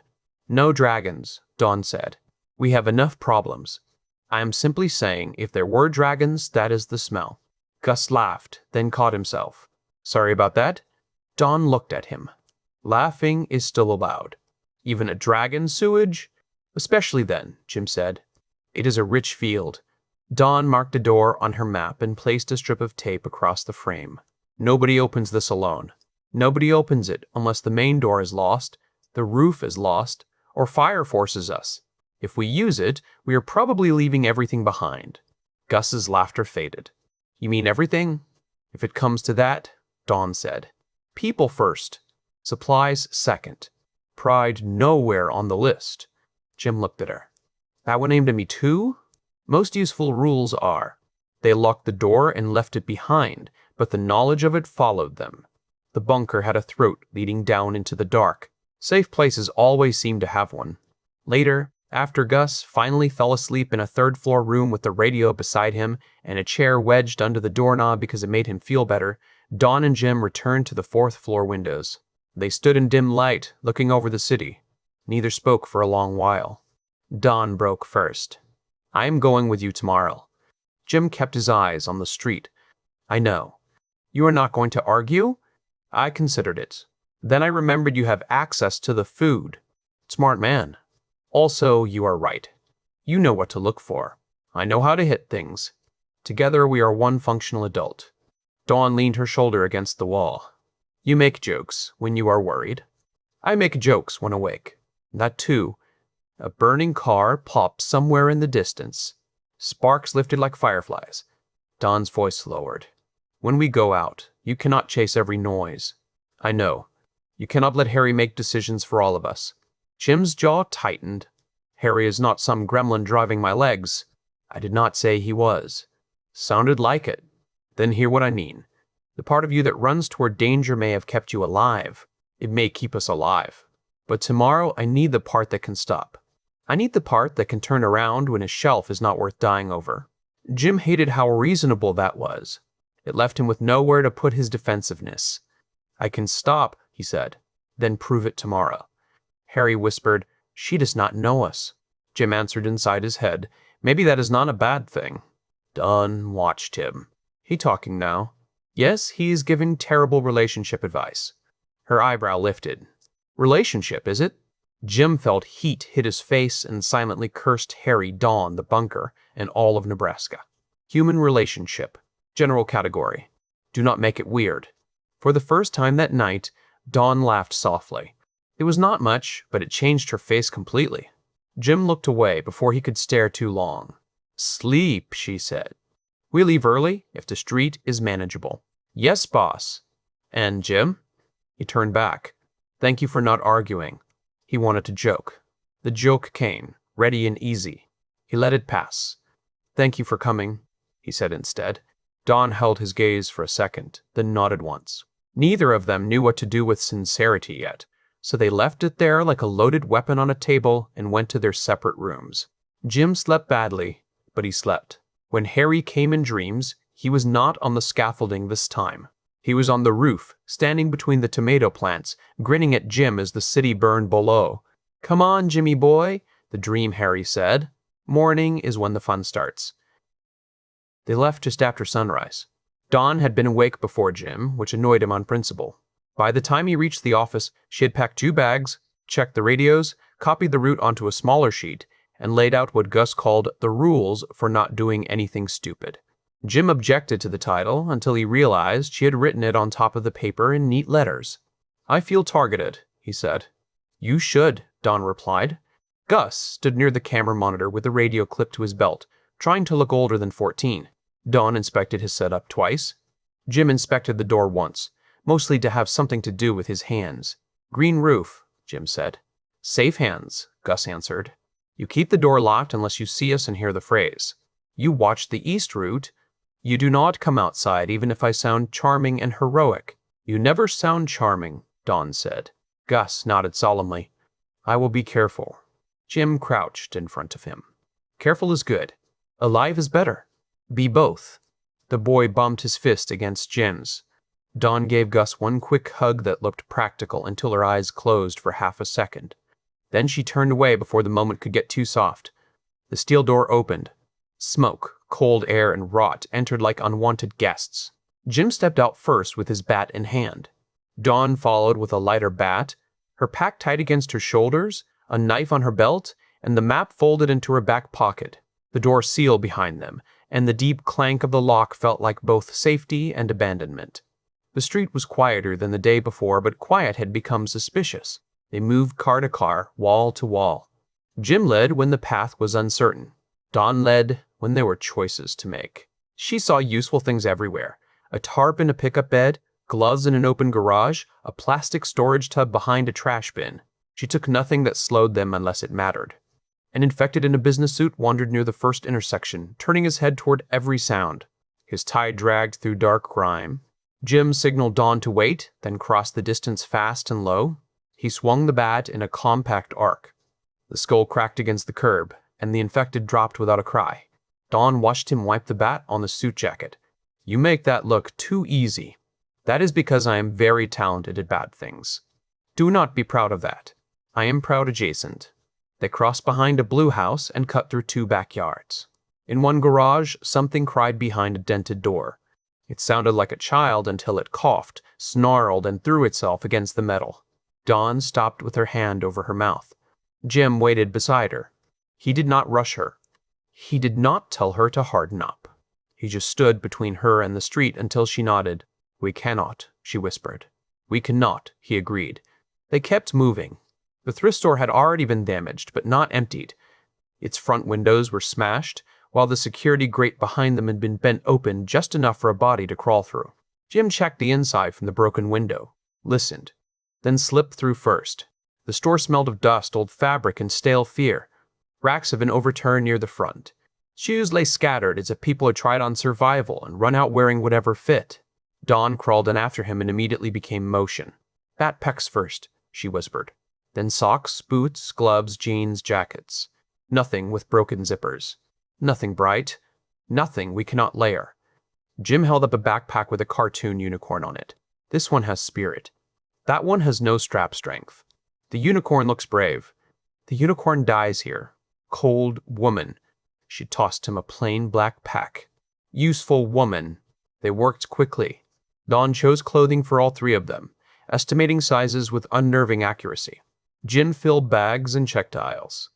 In a back room, they found a woman hiding behind boxes of winter coats. She was alive, shaking, and not obviously infected. She begged to come with them. Dawn's face tightened until Jim thought she might break.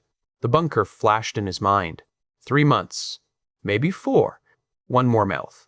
1 more unknown history. 1 more way to lose Gus. Dawn answered in a low voice. We cannot take you.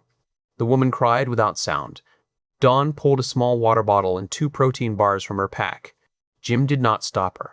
The offering hurt, which meant it was probably the most they could afford. Stay hidden until the street is quiet, Dawn said. Move west, then north if you can. Avoid the grocery block. Someone with a rifle was watching it from a roof. Do not trust anyone who demands your supplies. The woman clutched the food. What is happening? Jim wanted to say something clever. What came out was smaller. Bad things.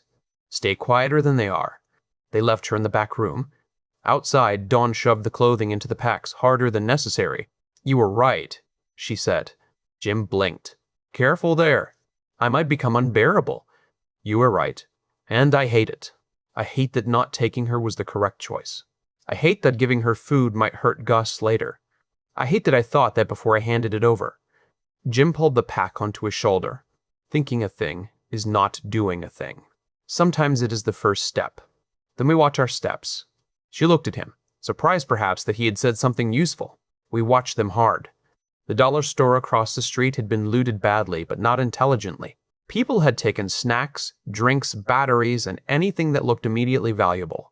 They had left soap, trash bags, candles, cheap tools, sewing kits, salt, tape, lighters, and cleaning supplies. Dawn moved down the aisles with a whispering checklist. Soap, toothbrushes, toothpaste, feminine products if any are left, seal, bleach, trash bags, needles, thread, salt, matches, candles, can openers, batteries and clothes packages, and no dented food unless we must. Jim filled bags. You've thought about this a disturbing amount. I lived in an old camper that froze in winter, leaked in rain, and lost power every time the wiring got moody. Preparedness is just poverty with a notebook. He looked at her over a shelf of candles. You say things like that and then expect me not to get sentimental. Correct. That is the idea. Something scraped near the front. Both of them froze. Jim crouched and looked under the shelves. A pair of feet shuffled near the checkout lane. 1 infected, maybe 2. The sound of their bags had drawn it from somewhere in the store. Dawn mouthed, Aisle 3. Jim nodded. They moved separately, Dawn circling wide with her bat, Jim stepping into the main aisle. The infected was an older man in a store vest, dried blood down his chin, one arm hanging wrong. His cloudy eyes fixed on Jim, and he lunged with a sudden speed that almost made the word slow feel like a lie. Jim met him with the bat. The first strike knocked him into a candy rack. The second split the side of his skull. He went down hard, scattering bright packages across the floor. The second infected crawled from behind the counter, legs useless, fingers clawing at the tile. Dawn stepped in and brought her bat down with both hands. She hit once, gasped, then hit again until it stopped moving. Silence returned, except for Dawn's breathing. Jim kept his voice gentle. "How are you holding up?" She stared at the bat. "I am still standing." "That answer passes inspection." "Does it get easier?" Harry answered in Jim's head before Jim could. "It does." Jim hated that too. "It gets clearer," Jim said. "Not sure easier is the word." Dawn nodded, then wiped the bat on a fallen shirt from a display. Her hands shook for 10 seconds. Then they stopped. "Finish packing. We are exposed here." By the time they reached the front door again, both packs were heavier than Jim liked. He wanted to call it enough. Dawn looked toward the pharmacy. "We still need medicine," she said. "We are loaded. We make room." Dawn listened. Painkillers, bandages, antiseptic, cold medicine, vitamins, gauze, gloves. "If Gus gets sick or you split your head doing something stupid, I am not watching either of you suffer because toothpaste felt heavy." Jim could argue with almost anything except Gus's name. "Fine," he said. "Pharmacy last." In and out. No hero nonsense. Dawn adjusted her pack straps. "That rule feels personal." "Very personal." They studied the street. The pharmacy windows were intact, but the front door stood open. That bothered Jim more than broken glass would have. An open door meant someone had gone in and might still be there. Harry hummed with interest. "Smells like trouble." Jim tightened his grip on the bat. "It always does." Dawn looked at him. "Was that Harry?" It was Harry. "What did he say?" Jim smiled without humor. "He thinks the pharmacy is going to be lively." Then we go quiet. That is not usually his style. It is mine. They crossed the street low and fast, slipping between abandoned cars, stepping around broken glass, keeping their bags close so nothing clattered. At the pharmacy door, Jim lifted one hand to stop Dawn and listened. Inside, something moved. Not an infected scraping shuffle, not the blind bump of dead hands against shelves. This sound was controlled. A footstep. A whisper. The faint click of metal against metal. Jim looked at Dawn. She had heard it too. Neither of them went in for several seconds. The pharmacy sign buzzed above them, cheerful and useless. Somewhere down the street, an infected shrieked. Jim felt Harry grin inside his head. "Go on, Jimmy boy. Let us see who wants to play." Jim stepped through the open door. The pharmacy smelled too clean for the end of the world. That was the first thing Jim noticed when he crossed the threshold. The air still held the chemical sweetness of floor cleaner, plastic packaging, lotion, and sterile paper. It fought against the smoke drifting in from the street and nearly won. Fluorescent lights hummed overhead. A display of greeting cards stood untouched near the entrance, bright with balloons, kittens, and printed sympathy. The cards seemed obscene now. "Get well soon. Thinking of you. Happy birthday." Jim moved past them with the bat raised. Dawn entered behind him and angled right, keeping a shelf between herself and the pharmacy counter at the back. They had already agreed without speaking that straight lines were stupid. Straight lines belonged to people who wanted to be shot. The front aisles had been picked through but not destroyed. Cold medicine shelves were half empty. Pain relievers were nearly gone. Bandages remained in scattered boxes where people had knocked them down and stepped on them. A blood pressure machine sat near the wall, its cuff hanging open like a dead snake. Jim heard the sound again. A foot shifted near the back. He raised 2 fingers and pointed. Dawn nodded. She set her bags down silently behind a display of vitamins, then took a small cloth sack from her pocket and began filling it with light supplies from the shelf beside her. She did not stop working simply because danger was present. Jim admired that and thought it was probably a sign she would outlive him. Harry whispered, "Or kill you first if you become inconvenient." "Fair," Jim breathed. Dawn glanced over. He shook his head. They moved aisle by aisle. Jim found antiseptic wipes, medical tape, gauze, and elastic wraps. Dawn found soap, gloves, and several sealed bottles of medicine tucked behind a fallen display. She read labels quickly, choosing with purpose. She also grabbed reading glasses, small scissors, tweezers, and a thermometer. Jim lifted a box. What is this one? Heartburn tablets. Do we need those? You eat like a raccoon with trauma. We do. That feels unfairly specific. You ate beans from a tin cold and called it strategy. It was morale. The footstep came again, closer this time. Dawn froze. Jim slowly lowered the box into his bag. A man's voice spoke from behind the pharmacy counter. I know you are there. Jim did not answer. He signaled Dawn down. She crouched behind the shelf. The voice continued. Stores claimed, walk out, leave your bags, and nobody gets hurt. Jim looked at Dawn. She rolled her eyes with such pure irritation that he almost smiled. Harry purred, There it is. Jim straightened slowly, keeping the bat visible but low. Claimed? Is it? You lick the door frame or sign a lease? A man rose behind the counter with a handgun pointed in Jim's direction. He was maybe 30, unshaven, wearing a padded vest over a hoodie. His eyes were red with exhaustion or drugs, or both. Another man appeared near the consultation room door, taller, heavier, holding a shotgun at waist height. He had a shaved head, a patchy beard, and the nervous excitement of someone who had been waiting for an excuse. Dawn stayed hidden. Good girl, Harry said. Jim kept his attention on the handgun. Morning, lads. Rough day for customer service? The man with the handgun frowned at the accent, then recovered his scowl. Drop the bat. This old thing? It is emotional support. Drop it. The shotgun man stepped into the aisle. And tell your friend to come out. Jim let his face go blank. What friend? We saw you through the window. Pretty blonde. She can come out too. Dawn's eyes flicked toward Jim from behind the shelf. The warmth in them had disappeared. Something colder had taken its place. Jim felt the shift in himself before Harry spoke. Heat rose from his stomach to his chest. Not fear exactly, not anger exactly, but some old animal combination of both. Careful, Jimmy. Guns first. Teeth later. The handgun man gestured with the barrel. Bags on the floor. Weapons down. Girl comes out. We take what we need. Maybe everyone walks away. Maybe, Jim said. I am not wild about maybe. The shotgun man laughed. You do not have to be wild about it. You just have to do it. Dawn moved 1 inch, slow enough that neither man noticed. Her hand closed around a tin can from her bag. Green beans, Jim saw. Of course it was green beans. The apocalypse had a sense of humor. Jim shifted his weight, measuring distance. Handgun at 20 feet. Shotgun at 12, angled low but rising. Counter between him and the first man. Shelf between Dawn and both. Floor cluttered with boxes, useful for tripping or dying depending on who stepped wrong. Here is the issue, Jim said. I have had a very long day. Yesterday counts too because I did not sleep properly. I watched a man chew his wife in a diner, killed things in a bathroom, adopted a child by accident, and locked a lawyer outside. So my patience is not what polite society expects. The handgun man's mouth tightened. You think you are funny? Constantly, yes. I think you are stupid. Also constantly, but you are interrupting my growth. The shotgun man raised the barrel another inch. Enough talking. Girl comes out now. Dawn stood. Jim hated that she had to.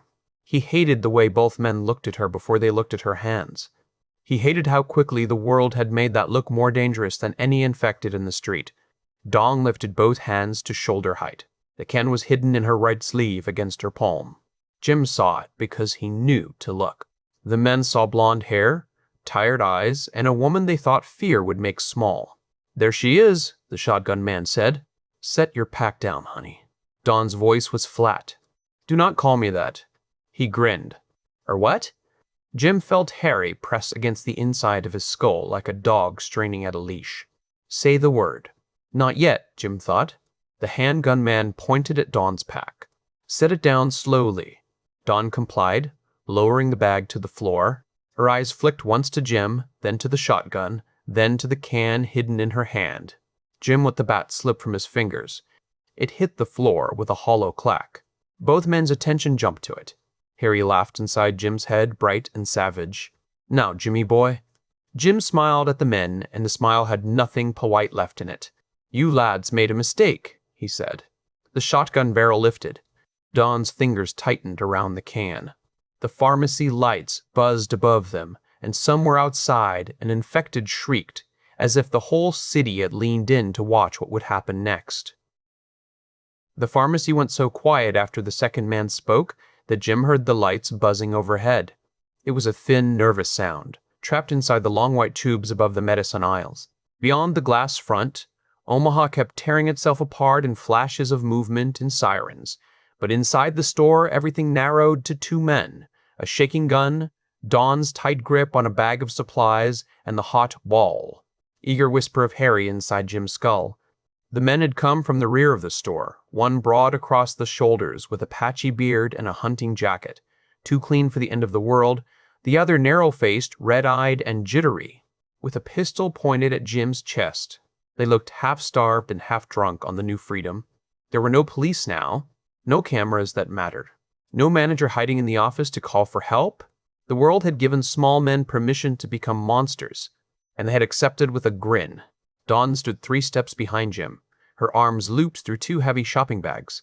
She had done the practical work, because that was what she did.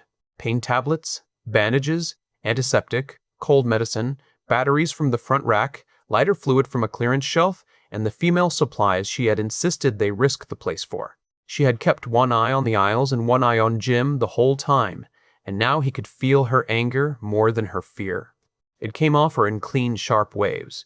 The bigger man smiled at her in a way that changed the temperature of the room. He lifted his chin toward the bags and then let his eyes drag over her. "You can drop those, sweetheart. Then you can come with us. Your friend can walk away if he is smart." Jim blinked once. He did not look at Dawn because he already knew what her face would show. She would be measuring shelves, angles, distances, the weight of every object within reach. She would be scared because she was not stupid, but fear did not freeze her. It organized her. Jim liked that about her. It made the crazy in him sit up straighter. Harry laughed in Jim's head, bright and wild, the laugh of a boy climbing higher than sense allowed. "Oh, Jimmy boy, he just made it easy. He thinks he owns the room." Jim's jaw worked. He tasted copper, though nobody had hit him. "Not now, Harry." The man with the pistol frowned. "Who are you talking to?" "Little brother," Jim said, and his smile came crooked. "He is sort of a bad influence." Dawn said his name softly, not warning him away, not begging him to stay calm, only putting him back inside his own skin for 1 extra second. "Jim, stay with me." The narrow-faced man stepped closer. His gun shook more as he tried to make himself look steady. "Drop the bat. All of it. Both of you. We are not asking twice." The bat rested in Jim's right hand, dark with old grime and new blood from the front door. He had been carrying it low, almost lazy, like the whole outing was a stupid walk through a bad neighborhood. Now his fingers tightened until the handle creaked against his palm. His uncle's journal had pages about bites and skulls and emergency seals. It had nothing about what to do when living men decided civilization was optional. Harry did. Harry always did. Take him first. He has the gun. Take the hand, take the face, take the rest if he keeps breathing. Jim shook his head hard enough that the bigger man noticed. That was the mistake. The man thought the shaking was fear. He stepped closer to Dawn, putting one hand out as if she were a stray dog he could lead by the collar. Jim moved before the hand reached her. He did not swing the bat first. The aisle was too narrow, the gun too close, the distance too ugly. He dropped the bat, lunged low, and hit the narrow-faced gunman like a thrown brick. His shoulder drove into the man's stomach. The pistol cracked sideways, pointed at ceiling tile, and the man's breath burst out in a wet grunt. The gunman's back hit the rack of cough syrup. Bottles jumped, rattled, and spilled down around them. Jim's left hand clamped around the man's wrist. His right forearm smashed under the man's chin. They went down together, and Jim did not stop. He bit the man's ear because it was there, because Harry was screaming, because the world had become teeth and knuckles, and the simple rule that nobody touched Dawn. The man shrieked. It was not an infected sound. It was human panic, high and ripped raw. Blood hit Jim's tongue. He spat, snarled, and drove his knee into the man's face twice. The gun clattered away under the shelving with a metallic spin. The man's nose flattened and his eyes lost their focus. Jim grabbed the back of his head and hammered it against the floor until the body under him stopped fighting. The bigger man stumbled backward, all ownership gone from his face. "He is infected," he shouted. "That crazy bastard is infected." Jim rose on one knee, blood smeared across his mouth and chin, and looked at him. The bigger man fumbled at his belt. The second pistol came up too fast for Jim to cover the distance, and for half a heartbeat the store snapped into perfect detail. Don's boots on cracked tile, a row of canned beans stacked in a cardboard tray on the end cap, the man's finger curling hard around the trigger, Harry inhaling with delighted expectation. Dawn moved first. She did not scream and did not freeze. She dropped one bag, snatched a can from the end cap, and threw it like she had been waiting her whole life to hit exactly that face. The can of green beans struck the bigger man above the cheek with a dull crack. His head snapped sideways. The shot went wild, blasting a hole through a shelf of cold medicine and turning plastic bottles into a glittering spray. The sound punched the whole building. It rolled through the aisles, bounced off the glass, and seemed to fly out into the city as a dinner bell. Jim heard answering shrieks in the distance before the spent casing finished bouncing on the floor. Harry was laughing so hard Jim almost laughed with him. "That woman is brilliant. You keep her, Jimmy. You absolutely keep her." Jim crossed the space in 2 strides. The bigger man tried to raise the gun again, but his arm was slow and his face was loose with shock. Jim drove the bat up under his wrist, knocked the pistol aside, then brought the bat across the man's temple. The impact bent the man's knees. Jim hit him again, lower, across the mouth, and the man folded into a display of cheap reading glasses. Dawn stared at the fallen man, then at the can rolling lazily near Jim's boot. Her breathing was hard but controlled. "I told you we needed more canned food." Jim wiped his mouth with the back of his sleeve, saw the blood smear, and gave her a grin that made her eyebrows climb. "Best green beans I have ever seen." "You bit him," she said. "I did notice that." "You bit his ear." Jim bent, grabbed the gun with 2 fingers, and shoved it into his waistband like it was something unpleasant.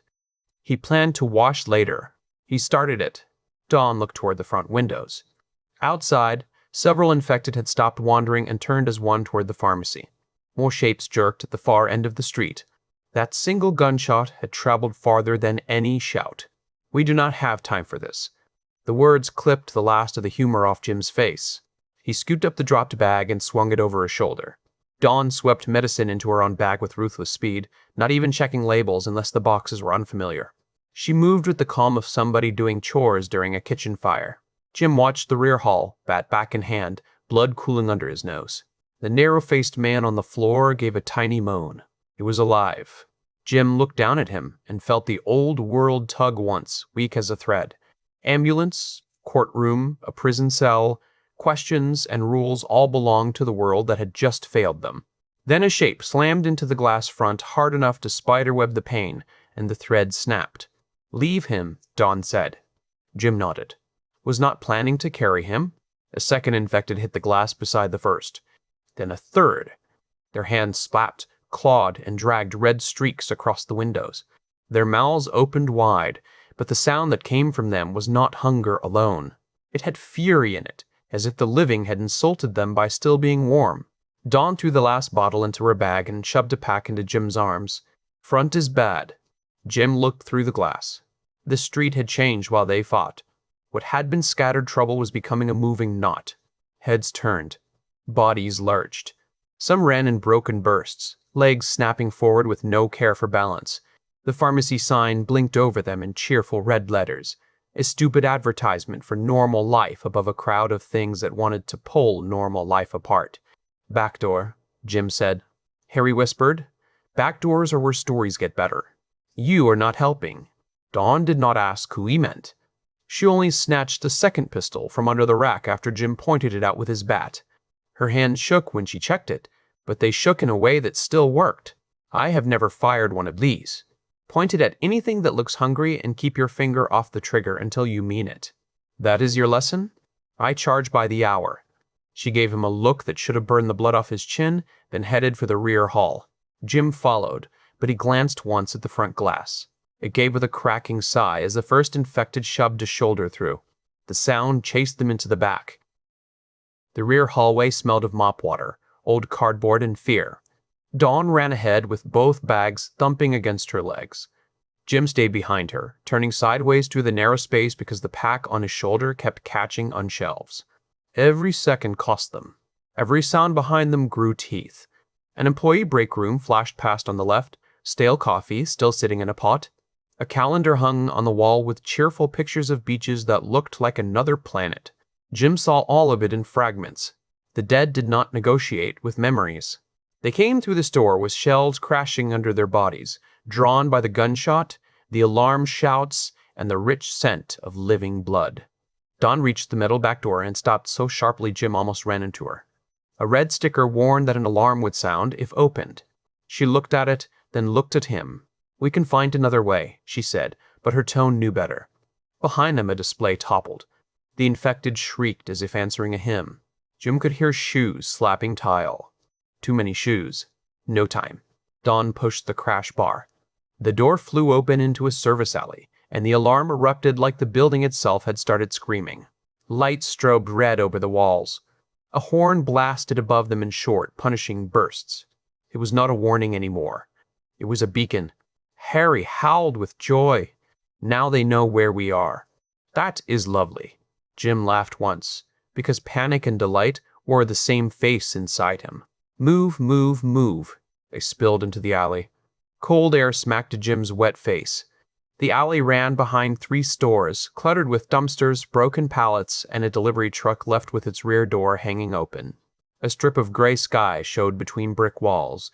Far beyond it, sirens wailed across Omaha, some police, some ambulance, some nobody would ever answer again. Dawn sprinted for the mouth of the alley. She was not fast in the way Jim was fast, not trained or explosive, but she was stubborn and practical. She held the bags tight and did not waste breath. Jim fell into step beside her, then glanced back. The first infected slammed through the pharmacy door, bounced off the gem, and came on with both arms flailing. Jim turned, swung the bat two-handed, and crushed its face sideways. The body spun into a stack of pallets. He kept running before it finished dropping. "That one barely counted," Harry said. "Put it on the board anyway." Dawn shot him a look while running. "You were talking to him again. Best time for it?" "This is not a best time for anything." They hit the street and turned toward the bunker. The route back looked shorter in Jim's memory. It had been a few blocks of cautious walking when the city was confused. Now it was a gauntlet. Smoke rolled from a burning car near the intersection. A delivery van had mounted the curb and shoved its nose through a boutique window. 2 infected tore at something behind it, shoulders jerking with animal purpose. More shapes stumbled out of doorways, pulled by the pharmacy alarm still screaming behind them. Dawn slowed just enough to check the side street. Left has more of them. Jim looked right. Right has fire. Straight has both. Straight it is. They ran. Jim took the front now, bat loose in one hand, the other clamped around a bag strap. Dawn followed close enough that he could hear her breathing over the alarm. The first infected cut across their path from a parked bus, its suit jacket torn, its jaw hanging wrong. Jim stepped inside its reach and cracked the bat down on the crown of its skull. It collapsed so hard its shoes flipped up behind it. A second came from the left. Dawn did not wait for Jim. She swung the bag of canned food with both hands and hit the thing in the knees. It pitched forward. Jim finished it with a downward strike that splashed the pavement. Dawn did not look away. That, more than anything, told him she had crossed a line she would never uncross. "You all right?" he asked. "Ask me when we are behind steel." Harry made an approving sound. She was learning quickly. The street ahead filled with motion. Not a hordia, not the endless mass Jim had imagined when he read the journal, but enough. 8 or 9 infected staggered and ran in ragged bursts from both sides of the intersection. Some wore work shirts. One was barefoot. One had a child's backpack tangled around its wrist, dragging on the asphalt with a cheerful plastic keychain bouncing beside dried blood. Dawn saw it too. Her face tightened, and Jim knew she was thinking of Gus back at the bunker, alone with shelves and radio static. He felt the same thought stab through him, surprising in its force. The boy had been with them for less than a day, but already Jim pictured his pale, serious face watching the door, trying not to be afraid. "We go through," Jim said. Dawn nodded. "No stopping." Jim charged the first 2. The bat rose and fell, not like sport, not like training, but like work. A skull gave under the strike with a wet crunch. teeth scattered near his boot. An infected woman grabbed at his sleeve. He pivoted, drove an elbow into her throat, and shoved her into the path of the barefoot man. They tingled. Dawn darted past, then spun and fired the pistol once. The shot cracked the air. The barefoot infected dropped, hit through the face more by luck than aim. Dawn stared at the gun as if it had betrayed her with its noise. "Sorry," she said. "Good shot." I aimed for his chest. "Still proud of you." The second gunshot brought more shrieks. Every block seemed to answer. Jim wanted to laugh again, because of course it did. The day had teeth now, and every bite made it hungrier. He grabbed Dawn's arm and pulled her around the burning car. Heat washed over them. A tire popped behind them with a sound like a rifle. Dawn flinched, but did not fall. They crossed the next street. Jim could see the top of the warehouse now, the fourth-floor windows reflecting smoke and winter light. Home, if a windowless brick fortress inherited from a dead secretive uncle, could be called home. He could imagine Gus up there, face pressed close, counting them in. He could imagine the heavy steel door, closed and safe. He could also imagine the infected between them and it, drawn by every shout, shot, and alarm. A knot of them spilled from an alley ahead. 12? Maybe more. Too many to dance around while loaded down. Jim slowed. Dawn saw it at the same moment. "No," she said. It was not fear this time. It was a refusal. "We are too close." The pharmacy alarm kept screaming behind them. The shrieks on the streets layered over it. Jim turned his head, judging distance, speed, the way the dead were funneling toward the road. His breath fogged in front of his face. Blood had dried in itchy patches along his jaw. Harry's voice came lower than before. Less laughter. More focus. "She gets back. The kid gets the door open. You make sure the crowd looks at you." Jim hated that the voice was right. He shoved one of his bags at Dawn and pointed toward the bunker. "You run straight home. Do not start that heroic rubbish with me. Not heroic. That is practical. You have the supplies. Gus needs someone with sense." Dawn grabbed his jacket. For 1 second, they stood nearly chest to chest in the middle of a dying street, with infected converging and smoke curling between them. Her eyes were dark and furious. "If you die out here, I will bring you back just to kill you properly." Jim smiled, but it hurt. "That is the sweetest thing anyone has said to me in years." She shook him once, hard. "Jim, stay with me." The name landed with all the weight she put in it. Not Jimmy Boy, not Courier, and not the crazy man with the bat. He was Jim. He nodded toward the bunker again. "Go now. I will be right behind you making a terrible amount of noise." Dawn released him because there was nothing else to do. She ran, bags dragging at her arms, pistol in hand, boots hammering the road toward the bunker. Jim watched until she cleared the nearest parked cars. Then he turned back to the infected filling the street. Harry whispered, "Now we get to play." Jim rolled his shoulders, lifted the bat, and shouted loud enough to tear his throat raw. Every dead face turned toward him. He bared his teeth. "Come on then, you ugly lot. Coffee is canceled." For several seconds, Jim did not fight. He ran. Not away from the infected, but sideways, cutting across the street toward a dumpster beside a shuttered hardware store. His lungs burned from the chase. His right hand ached from the bat. His left shoulder screamed under the weight of the pack. None of that mattered. The street had become a problem with moving parts, and the solution required better tools. The infected followed because he had made himself bright to them. Noise, movement, heat, and blood made him everything they wanted. Behind him, Dawn's footfalls faded toward the bunker. Above, a tiny shape appeared in the fourth-floor glass, and Gus's face was pale through the distance, both hands pressed to the window. Jim could almost hear him shouting. "Do not watch too closely, mate," Jim muttered. "This is going to be educational in all the wrong ways." The dumpster sat near a stack of broken shelving and bent metal scrap. Jim slammed the pack onto the ground, kicked aside a cracked plastic bucket, and spotted what he needed. 2 lengths of rebar lay half under a torn tarp, each about 3 feet long, rust-dark and heavy. He dropped the bat without ceremony. The bat had done good work, but wood splintered. Steel told a better story. He grabbed both rods. The weight settled into his hands like permission. Harry sighed with pure pleasure. "Now that is more like it."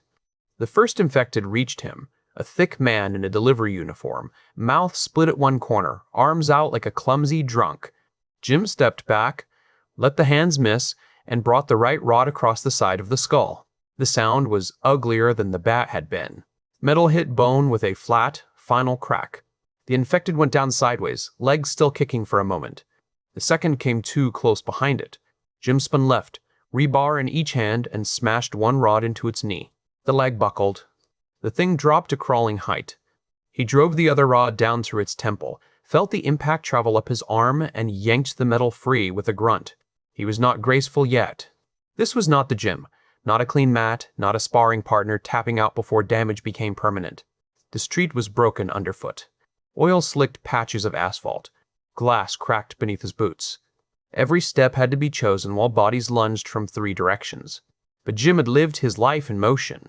Cargo bike through London traffic, fists in cramped rooms. Cell blocks, corners, sudden hands. He knew angles. He knew how to turn pressure into a gap. 3 infected came in a line. He backed toward the dumpster, making them squeeze between a parked car and the brick wall. The first reached, he shattered its fingers with one rod and crushed its forehead with the other. The second tripped over the first, and Jim stomped it behind the ear before it could rise. The third slammed into him hard enough to drive him against the dumpster. Its teeth snapped inches from his cheek. For the first time that morning, true fear flashed clean through the madness. A bite was not a bruise. A bite was not prison, pain, or broken promise. A bite was the end of him as Jim, the end of the voice, the end of any chance of getting Dawn and Gus through the day. Harry did not laugh. Move now.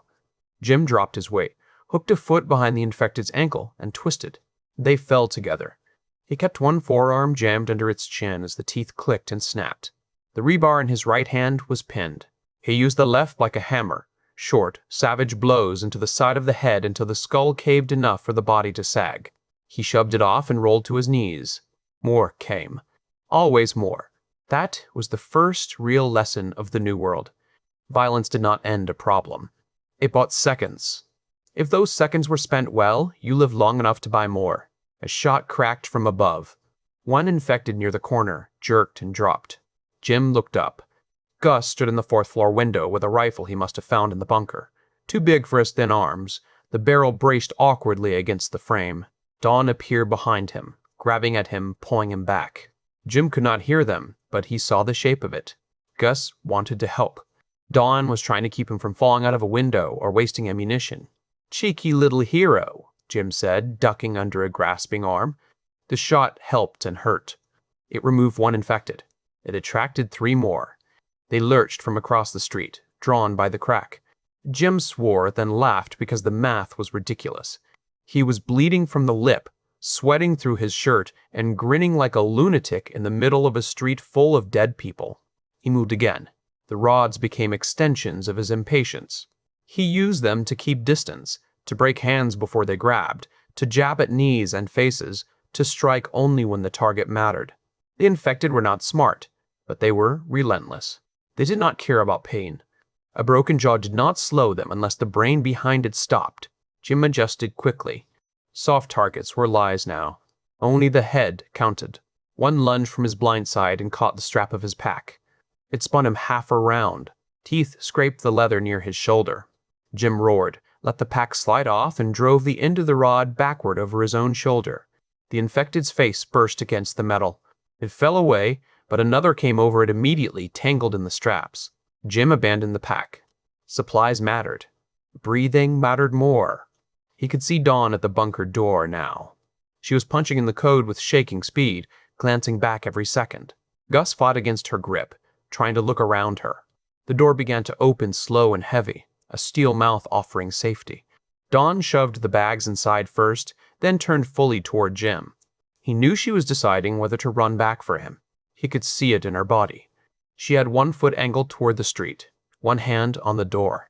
Practical Dawn, stubborn Dawn, woman who had met him over coffee less than an hour before the world went rotten, was about to do something stupid because he had become one of her people.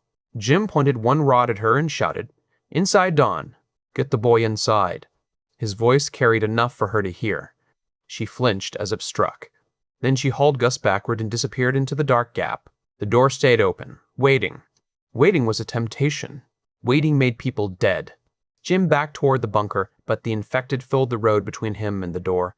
12 had become fewer. Fewer had become enough. 6 still moved near him, with more staggering in from the corners.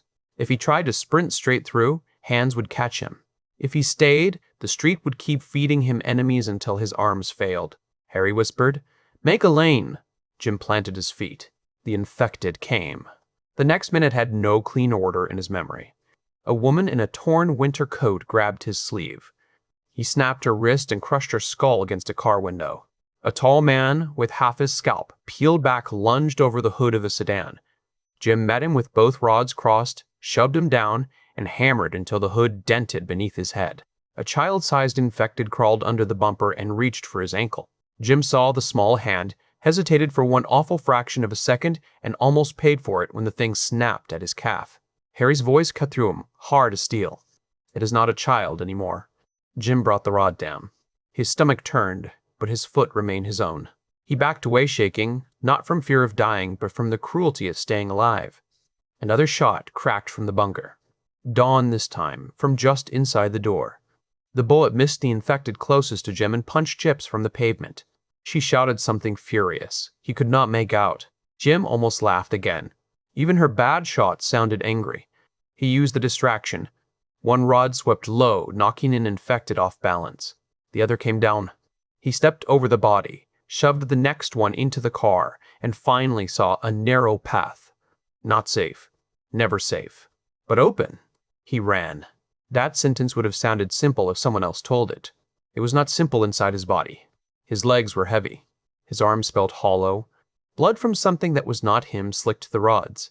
Infected hands grazed his jacket, his sleeve, the back of his neck. One caught the collar and yanked. The fabric tore. Jim twisted out, slammed an elbow backward, and kept moving. The door filled his vision. Dawn stood in the gap, one hand stretched out, the pistol in the other. Gus was behind her, white-faced and yelling. Jim crossed the last 10 yards with the street closing behind him. Dawn grabbed his wrist and pulled. Jim stumbled inside, crashed shoulder first into the entry wall, and spun back with both rods raised as the first infected hit the threshold. Dawn slammed the close button. The steel door began to move, too slow, grinding along its track with the calm confidence of a machine that did not care how desperate people were. Jim crushed the lead-infected's head before it could push through. Its body jammed low in the gap. Gus started forward with a crowbar, cooked the corpse under the arm, and dragged with a sound that was half sob and half growl. Jim shoved from the other side. The body cleared. The door sealed with a deep, metallic thud. The alarm outside became muffled. The shrieks dulled. The world narrowed to the 3 of them breathing in the dark entry bay, surrounded by bags, blood, steel, and the terrible fact that they were still alive. Dawn slapped Jim across the chest with both hands. Not hard enough to injure. Hard enough to be heard. Do not ever do that again without a better plan. Jim leaned against the wall, chest heaving, rebar still clutched in both hands. That was the plan. Gus stared at him, eyes enormous. That was your plan? Jim looked from the boy to Dawn, then to the sealed door. He tried for a grin and got something smaller. Needs polishing. Jim should have stayed inside. Every reasonable part of him knew it.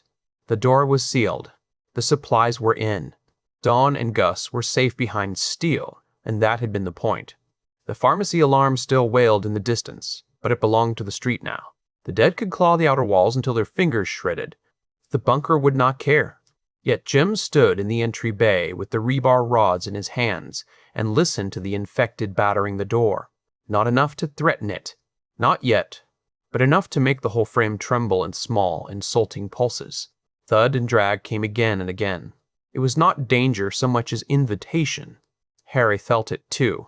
They followed you home. Dawn was bent over the supplies, checking for crushed bottles and leaks because she could not stand still after fear. Gus hovered near the inner stairwell, pretending not to shake. Both of them looked at Jim when he stepped toward the controls. Absolutely not, Dawn said. Jim paused with one hand near the paddle. I did not say anything. Your shoulders said it. Your stupid face said it. Everything about you said you were about to open that door again. Gus swallowed. There are a lot of them out there. Not a lot, Jim said. A rude amount.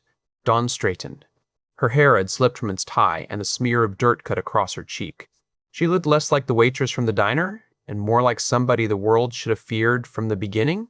We are not doing this because your ghost brother wants entertainment. That should have stung. It did, but not where she aimed. Jim looked down at the rods. His knuckles were white under streaks of black and red. The truth pressed against his teeth. He was not thinking only of fun. He was thinking of the alley, the gun, the way Dawn had moved, the way Gus had fired from the window because he could not stand watching someone else fight for him. He was thinking of the infected gathering at their door, learning without thought that sound and life waited here. If they keep pounding, they pull more in, Jim said. If more come, the street fills. If the street fills, next time we go out, we start dead. Dawn's jaw tightened. She hated that logic when it wore his voice. Then we wait until they wander off.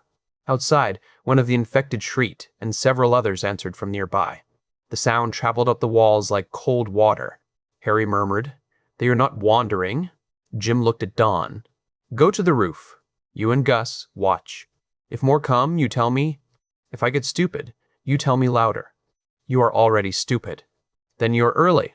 For a moment, she looked ready to refuse with every bone in her body.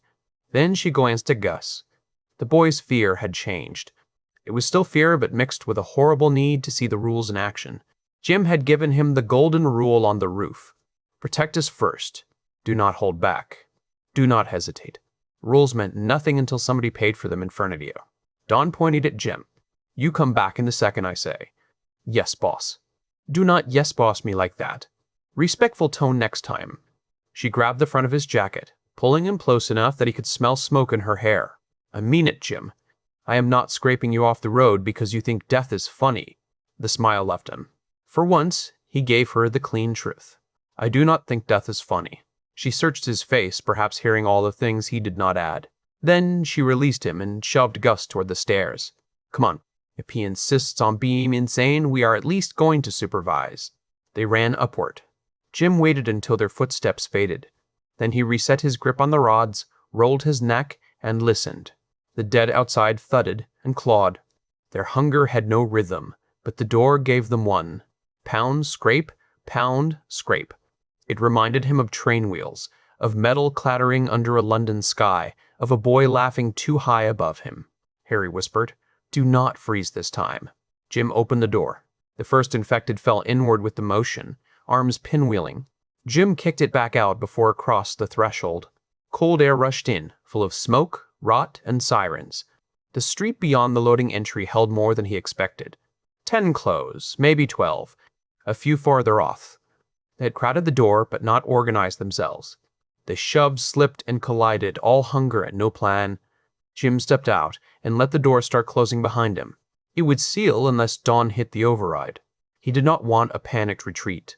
He wanted a line, a space, a fight the bunker did not have to share. Up above, Dawn's voice cracked through the broken city air. "Jim, you have 12 close and more at the pharmacy side." "Lovely weather for it," he shouted back. Gus yelled, "Please, do not die." "That is also on my list." The first infected rushed him. Jim slipped left and struck with the right rod, using the weight of the swing to carry him into a turn. The second rod came around behind it, splitting the next skull before the first body hit the ground. He kept moving because stillness killed. Harry screamed inside him, not words at first, only fierce sound. Jim matched it with a roar of his own. The fight became a dance only because Jim refused to let it become a pile. A pile was death. A pile was hands, teeth, and the sudden ugly surprise of being held from behind. So he circled. He used parked cars as barriers, the dumpster as a wall, the curb as a trap. He baited the infected into lunging, then stepped aside and broke the part of them that mattered. When two came together, he knocked one into the other and crushed whichever head rose first. From the roof, Dawn shouted counts and warnings. Left side. 2 more from the bus. Jim, left side now. He trusted her voice immediately. That surprised him. Jim had never trusted easily. Not after prison, not after losing people, not after discovering his uncle had built a fortress and left him a code like a punchline. But Dawn's warnings were clean. No panic wasted. No pleading. She saw the field and he moved through it. Gus added his own calls, less steady but sharp.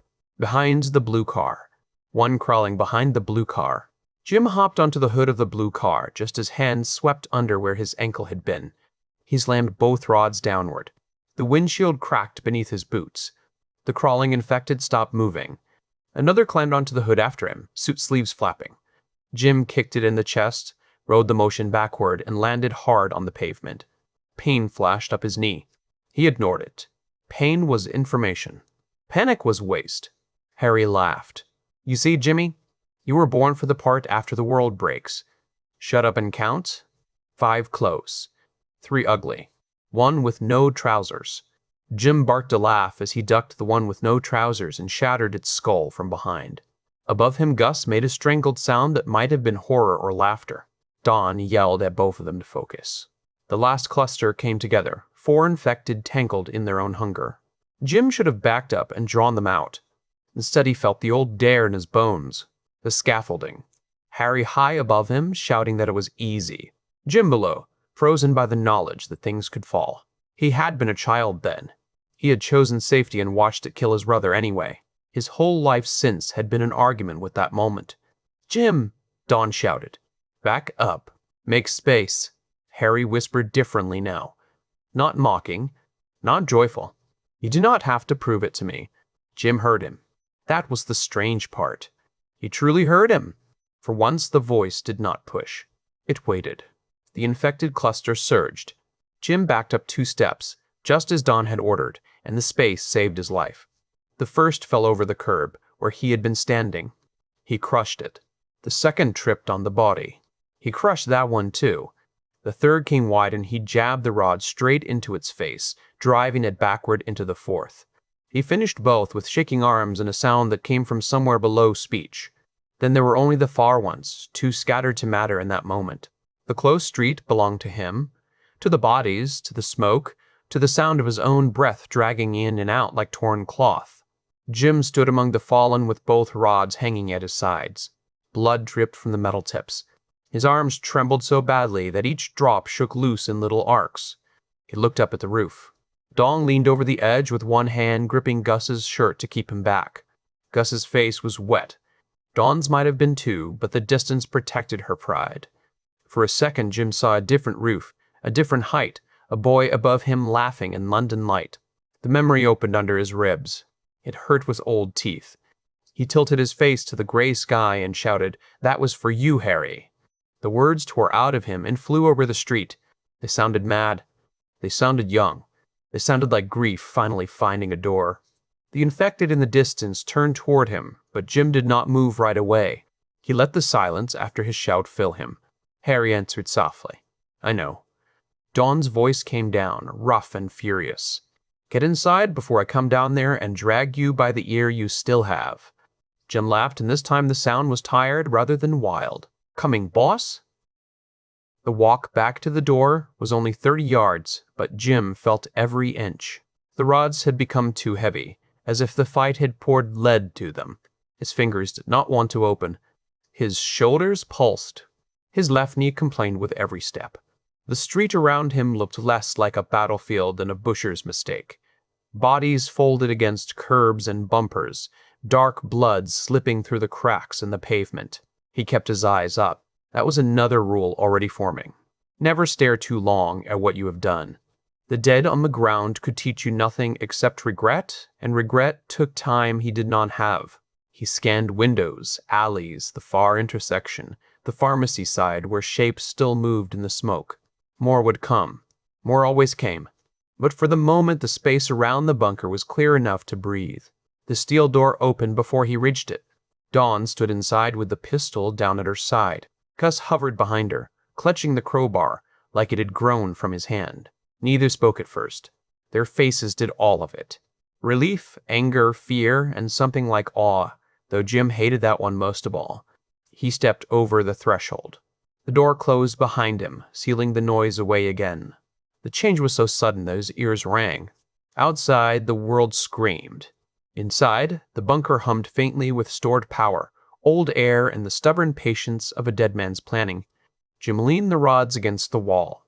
They slid and clanged against the floor because his hands would not place them properly. Dawn moved toward him. He expected another slap or another lecture. Instead, she stopped close and studied his face with the hard focus she had used on medicine labels. "Are you bitten?" she asked. "No bites." "Do not answer fast, because you want it to be true." He swallowed. "No bites. Jack it off." He almost made a joke. The look in her eyes killed it before it formed. He shrugged out of the jacket, wincing when the torn collar scraped his neck. Dawn checked his arms, shoulders, back, and hands with brisk, impersonal care that was not impersonal at all. Gus watched from a few feet away, face tight. "Scratch here," Dawn said, touching the side of Jim's neck with 2 fingers. "From the jacket tearing." "Maybe not." "Dawn, listen." She held his gaze. "I am checking anyway." Jim let her. The old Jim would have pulled away, made a dirty joke, turned concern into a target. This Jim stood still because her hands were steady and because Gus needed to see what rules looked like when fear tried to bend them. Dawn cleaned the scrape with antiseptic. It burned like punishment. Jim hissed through his teeth. Gus took one quick step forward. "Is he okay?" Dawn did not soften the answer. "I think so. We watch it. We watch all of us. No hiding bites, scratches, fever, or anything strange." Gus nodded too hard. "I would not hide it." "Good," she said. "Then none of us will." Jim looked at her. There it was again, the structure she built around terror. No speeches. No softness first. Rule, action, consequence. In another life she would have managed a diner until it ran like a machine, married someone dull, and made any broken house feel safe by sheer force of will. In this life she had thrown green beans at an armed man, and was now turning a bunker into a home before the blood dried. Harry whispered, "She is terrifying." Jim answered under his breath, "A bit." Dawn's eyes narrowed. "Did he say something?" Jim looked away. Gus looked at him too. The bunker seemed to hold its breath. "Let me shower," Jim said. "Then we talk." Dawn folded her arms. "No dodging." "Not dodging. I smell like a slaughterhouse and bad decisions." Gus made a small sound that might have been a laugh if it had not broken halfway through. Dawn looked at the boy, then back at Jim. 10 minutes. I can be emotionally mysterious for 15. 10 minutes. Jim raised both hands. 10 it is. The shower was on the 2nd floor, in a room that had been built with the same practical paranoia as everything else. Concrete walls, a drain in the center, shelves with soap, towels sealed in plastic, spare clothes, and labeled bins. Jim peeled out of his ruined shirt and trousers, leaving them in a heap he hoped nobody sentimental would try to save. The mirror over the sink showed him a stranger with dried blood at the mouth, a split lip, eyes too bright, and a bruise rising along one cheek. He turned the water hot enough to sting. Blood ran down the drain in pink ribbons. Dirt followed. Bits of pharmacy glass glittered near his feet. He scrubbed until his skin reddened, that there were stains no soap touched. The fight replayed in pieces. Teeth near his cheek. Dawn shouting counts from above.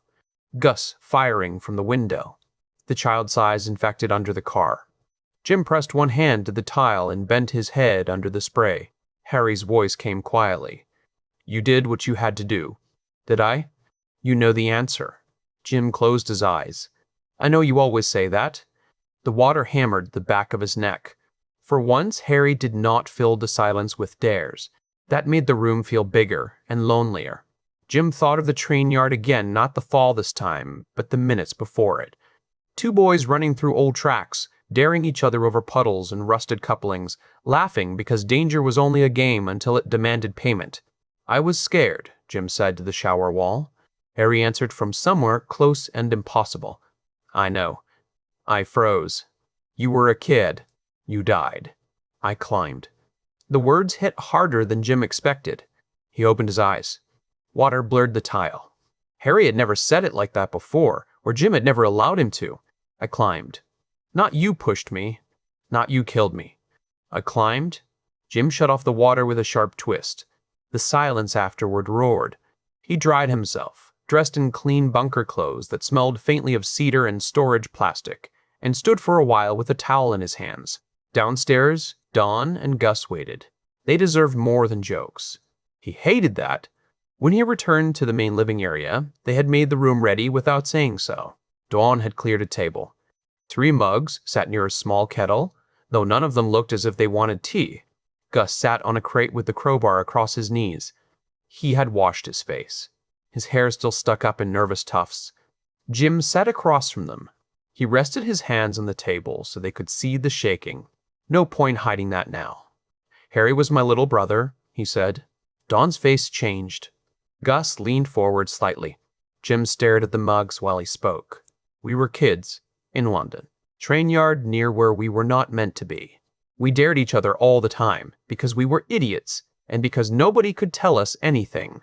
There was scaffolding on an old building. Rotten thing. Looked ready to fold if the wind sneezed. Harry dared me to climb it." He stopped and rubbed both palms over his face. Dawn did not interrupt. Gus barely breathed. "I said no. I was scared. He made fun of me because that was our language. Then he climbed it himself. Got to the top. Said it was easy." Jim's voice thinned. He forced it steady. The scaffolding moved. He lost his grip. He fell. Broke his neck before I reached him. Gus looked down at the crowbar. Dawn's hand moved slightly across the table, then stopped, giving him the choice of taking it or not. Jim did not take it yet. If he did, he might stop talking. I decided that day I would never be scared again. Stupid vow for a stupid kid. Fear does not care what you decide. It stays. It waits. So I made something else louder. Harry's voice. His laugh. His dares. When I freeze, he screams. When I get angry, he cheers. When I am about to do something truly daft, he usually has notes. Gus lifted his eyes. "You hear him like he is real?" Jim breathed once. "Real enough." Dawn said, "Does he tell you to hurt people?" There was no accusation in the question, only the kind of fear that deserved respect. Jim answered it directly. "Sometimes he does. Bad people, mostly. Dead people now? But it is my head, Dawn. My hands. By choice. I am not handing blame to a ghost." She nodded slowly. That mattered to her. He could see it. Gus shifted on the crate. "At the diner," the boy said, voice small but steady. "When you went into the bathroom, was that Harry?" Jim looked at him. The truth was brutal, but the boy had already seen too much for comfortable lies. "Partly, yes. Mostly it was me knowing what she was becoming, and knowing the people in there had no chance if I waited." Gus swallowed. "You saved people." "Not all of them." "You saved some." The boy said it with stubborn loyalty that made Jim's chest ache. Dawn finally reached across the table and put her hand over Jim's. Her palm was warm, calloused from work and steady. "I am sorry," she said. Jim looked at their hands because looking at her face was harder. "For which bit?" "There are several." "For your brother." "For carrying that alone." "For today." "For the fact that we need the crazy part of you, and I hate that we do." That broke a laugh out of him, soft and rough. That might be the nicest insult I have ever received. Gus stood abruptly. For a moment, Jim thought the boy might leave. Instead, Gus came around the table and hugged him with the desperate force of someone who had decided not to ask permission. Jim froze for half a second, then wrapped one arm around him. Dawn's hand stayed on his other hand. "We are not alone anymore," Gus said into his shoulder. Jim looked over the boy's head at Dawn. Her eyes shone, but she did not look away. Harry whispered, quieter than breath, "He is right." Jim nodded once. "No," he said. "I suppose we are not." They did not sleep quickly that night. The body can be exhausted and still refuse rest when the mind keeps guarding doors. Dawn made them eat first, because she had already decided rules worked better than comfort. Soup from a can, crackers, water measured into cups instead of guessed. She did not call it rationing yet, but her eyes had begun to count everything. Jim noticed. So did Gus. The boy ate like every bite might be taken back, shoulders hunched, spoon scraping the bowl too carefully. Jim had seen that posture before in places where men protected food with elbows and silence. It angered him in a way he could not spend on anyone useful. Whoever had taught Gus to eat like a guest in his own life was probably dead or far away. The apocalypse had robbed Jim of the luxury of finding them and explaining manners with his fists. Dawn saw the same thing and solved it better. She pushed the last 2 crackers from the sleeve onto Gus's napkin without ceremony. "You are still growing." Gus looked at them as if they were gold coins. You should have one. I had lunch, Dawn said. Jim raised an eyebrow. Coffee and terror do not count as lunch. They do today. Gus hesitated. Jim tapped the table. Eat them, mate. If you get taller, you can reach shells and spare me effort. That made the boy smile enough to eat. It also made Dawn glance at Jim with a look that said she had caught the kindness under the joke. He pretended to be fascinated by the soup. After dinner, they cleaned weapons. None of them called it that at first. Jim wiped the rebar rods with old rags and a bucket of bleach water. Dawn unloaded and reloaded the pistol 5 times under his instruction, jaw clenched, refusing to be embarrassed by what she did not know. Gus cleaned the crowbar even though it had barely touched blood. He wanted a task. Dawn let him have it. The bunker around them revealed itself in layers as the evening dragged on. The first floor held shelves, tools, fuel cans, water filters, sealed drums, and enough odd equipment to make Jim wonder whether Uncle Ron had expected zombies, nuclear war, or an invasion by angry plumbers. The second floor had living quarters and washrooms. The third held storage, a small medical room, and locked cabinets Jim did not yet want to open. The fourth was the strange one, with windows, radio equipment, maps, and the ladder to the roof Dawn had found earlier. Gus kept glancing at the ceiling. The roof had become a promise to him. Air, distance, and a way to see danger before it touched the door made the roof feel like a promise. Jim understood that.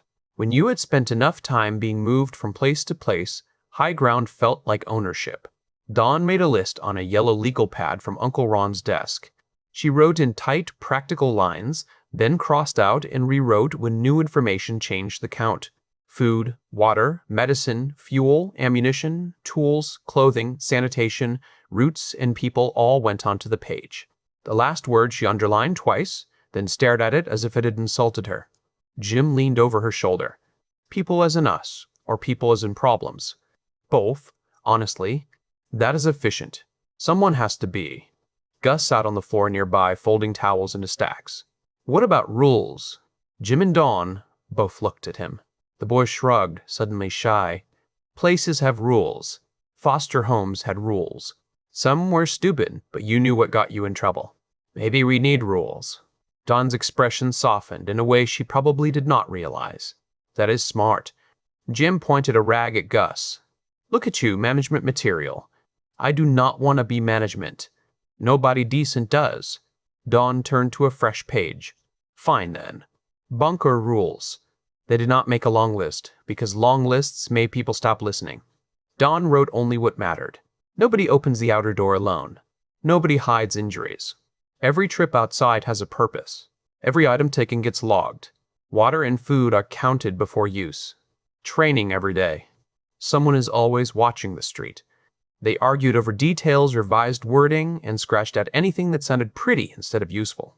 Gus added one in a voice that tried to sound casual and failed. Nobody gets left behind unless they are already gone. The room changed around that sentence. Dawn stopped writing. Jim looked at the boy, at the way he kept folding the same towel edge over and over. That one needs care, Jim said. Gus's face closed. It means what it means. It means the right thing, but it can get people killed if we say it wrong. Dawn nodded slowly. Nobody gets abandoned. But if someone is infected and cannot be saved, we do not pretend. Gus looked from her to Jim. His eyes were too old for 14, so nobody gets left because they are inconvenient. Jim felt heat behind his ribs. That is a rule. Dawn wrote it down exactly as Gus said it. Nobody gets left because they are inconvenient. The boy stared at the page for a long moment, then went back to folding towels. His hands were steadier. Later, when the lists were done and the doors checked twice, they climbed to the 4th floor. The city spread beyond the windows in broken flickers. Fires marched neighborhoods. Sirens still rose and died, fewer now, more distant. Gunshots popped like nails in a board. Sometimes they heard screams. Sometimes they heard infected cries that began human and ended as something else. Gus stood close to Jim without touching him. Do you think anyone is fixing it? Dawn answered before Jim could. Somebody's trying. The boy looked at her. You believe that? I believe people try, even when they fail. Jim watched a police cruiser roll slowly through an intersection 3 blocks away. Lights flashing, one front tire flat. 2 officers walked beside it with rifles raised. A cluster of infected came from a side street. One officer fired. The other pulled a civilian toward the cruiser. For a moment, the old world appeared in miniature, still doing its job with blood on its sleeves. Then the cluster swallowed the scene behind smoke, and the cruiser vanished around a corner. "She is right," Jim said.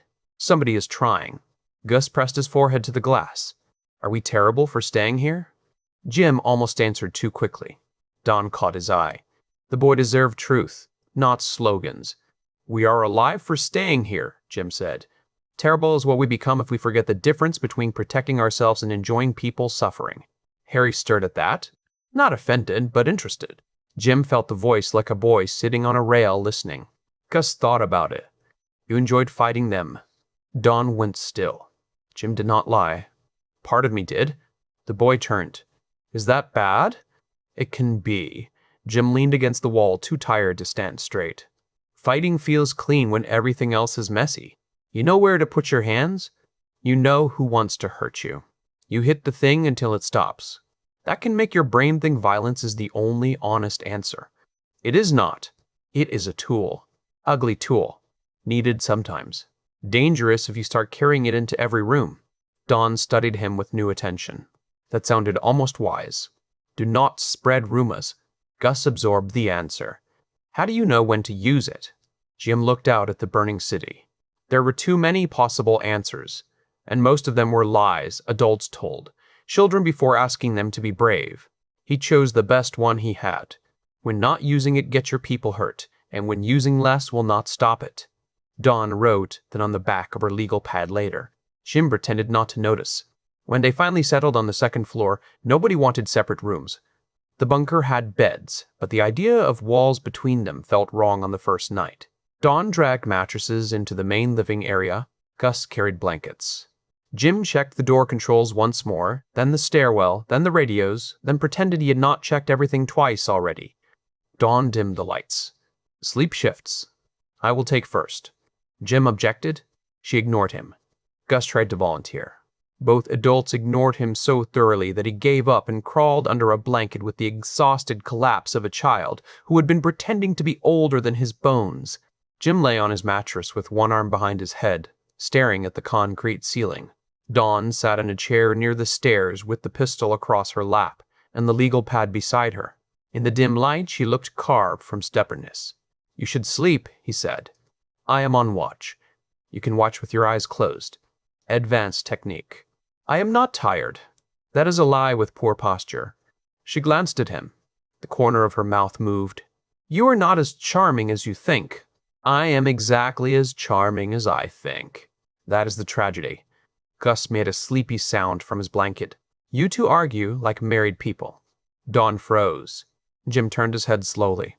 Gus had already buried his face, perhaps realizing too late that thoughts did not always need exits. Jim smiled at the ceiling. "Sleep? Tiny gossip machine." Dawn covered her face with one hand, but Jim saw her shoulders shake once. It was not much. It was enough. The bunker was still a bunker. The world was still burning. But for the first time since the phone screamed in the diner, something inside the walls felt almost human. The second day began without sunlight. The bunker lights brightened on a timer, gentle at first, then firm enough to tell the body that pretending was over. Jim woke with one hand reaching for a weapon and the other tangled in a blanket. His neck hurt. His arms hurt worse. His knee had stiffened into a complaint with a heartbeat. For a few seconds, he did not remember where he was, only that concrete surrounded him and someone breathed nearby. Then Gus snored softly from the mattress to his left, and Dawn muttered from the chair to his right, and the memory of the previous day returned in an ugly rush. The diner, the bathroom, the lawyer, the pharmacy, the street, Harry in his head, laughing and grieving and pushing him forward. Jim eased upright. Dawn was asleep sitting up, chin dipped, pistol still safe across her lap. The legal pad had slipped to the floor. Her hair covered one cheek. She looked younger asleep, not soft exactly, but unguarded in a way that made Jim feel he had walked into a private room without knocking. Harry whispered, "Do not say something stupid." "Bit early for miracles," Jim murmured. Dawn's eyes opened instantly. The pistol came up halfway before she recognized him. Then she exhaled and lowered it. You always talk before breakfast? Only to my dead brother and dangerous women. I am too tired to unpack that. Gus rolled over and blinked at them. Is it morning? Jim looked around the windowless room. That depends how much faith you have in light bulbs. They ate breakfast from stores Uncle Ron had packed with military seriousness and bachelor confusion. Oats, powdered milk, dried fruit, coffee that tasted like burnt regret. Dawn made a face at the first sip and then drank it anyway. Jim called that courage. Gus added too much sugar and looked almost happy for 3 seconds. After breakfast, Dawn took command of inventory. It happened naturally, like water finding the lowest place. She gave Jim the heavy tasks, Gus the counting tasks, and herself the job of making sense of both. They moved through shelves with clipboards and markers, labeling what Uncle Ron had already labeled, correcting what age and dust had obscured, and separating essentials from things that seemed useful only to a man who had once panicked in a hardware store. Why does one person need this many zip ties? Gus asked, holding up a bundle as thick as his wrist. Jim glanced over. Because your Uncle Ron was either prepared or planning a very strange hobby. Dawn did not look up from her list. Zip ties are useful. See, Gus? Never question a woman with plans. I was not questioning. Good survival instinct. The work steadied them. Boxes became numbers. Numbers became days. Days became choices. Dawn calculated food for one person, then for three, then for three. If Jim kept eating like a man who believed calories grew on shelves, the result darkened her face. 3 to 4 months if we are careful, she said. Jim leaned against a shelf. That is better than yesterday. Yesterday I did not know enough to be angry. Gus looked alarmed. Only 3 months? Dawn softened her voice, but not the truth. Maybe 4. Maybe more if the garden works and we scavenge. This place was built for one person to ride out the worst. There are 3 of us. Gus's eyes dropped. I can eat less. No, Dawn and Jim said together. The force of it startled all 3 of them. Jim pointed at Dawn. You do the sensible explanation. She crouched to Gus's height, though he was nearly too old for that and too young not to need it. You are not a burden. Food planning is not about blaming the person who eats it. We count because that is how we keep you fed, not because we wish you were smaller. Gus blinked fast. I know. You will know better after hearing it enough. Jim looked away, giving the boy privacy without leaving. Harry said nothing, which was good of him. By midday, they had mapped the bunker more completely. The gym was on the 3rd floor, tucked behind storage and almost absurd in its readiness. Mats, weights, resistance bands, a heavy bag, medicine balls, and a treadmill that made Jim suspicious on sight. Gus stood in the doorway like he had discovered a theme park. You can really teach me? He asked. Jim picked up a pair of focus mitts and slapped them together. I can teach you enough to run away properly and hit something if running fails. Can you teach me to fight like you? Dawn answered from behind them. Nobody should fight exactly like him. Correct, Jim said. My style is patented and mostly illegal.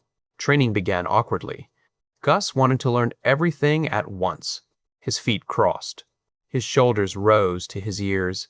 He punched with his face as much as his hands, grimacing before each strike as if apologizing to the air.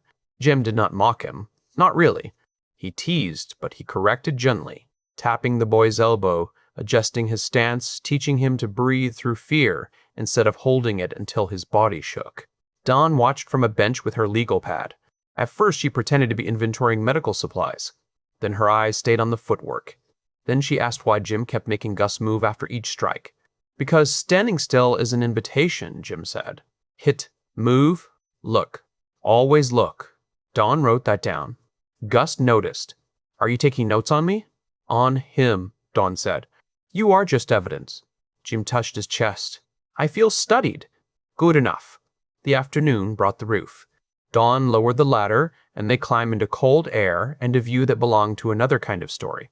The greenhouse stood at one end, glass panels reinforced with wire mesh, rows of soil beds waiting under grow lamps in pale daylight. A large water tank squatted near the center. Solar panels angled toward the sky, dark and patient. Rain collection pipes fed filters along the edge. Uncle Ron had built not only a bunker, but a stubborn little island above the city. Gus walked between the beds with reverence. We can grow food up here?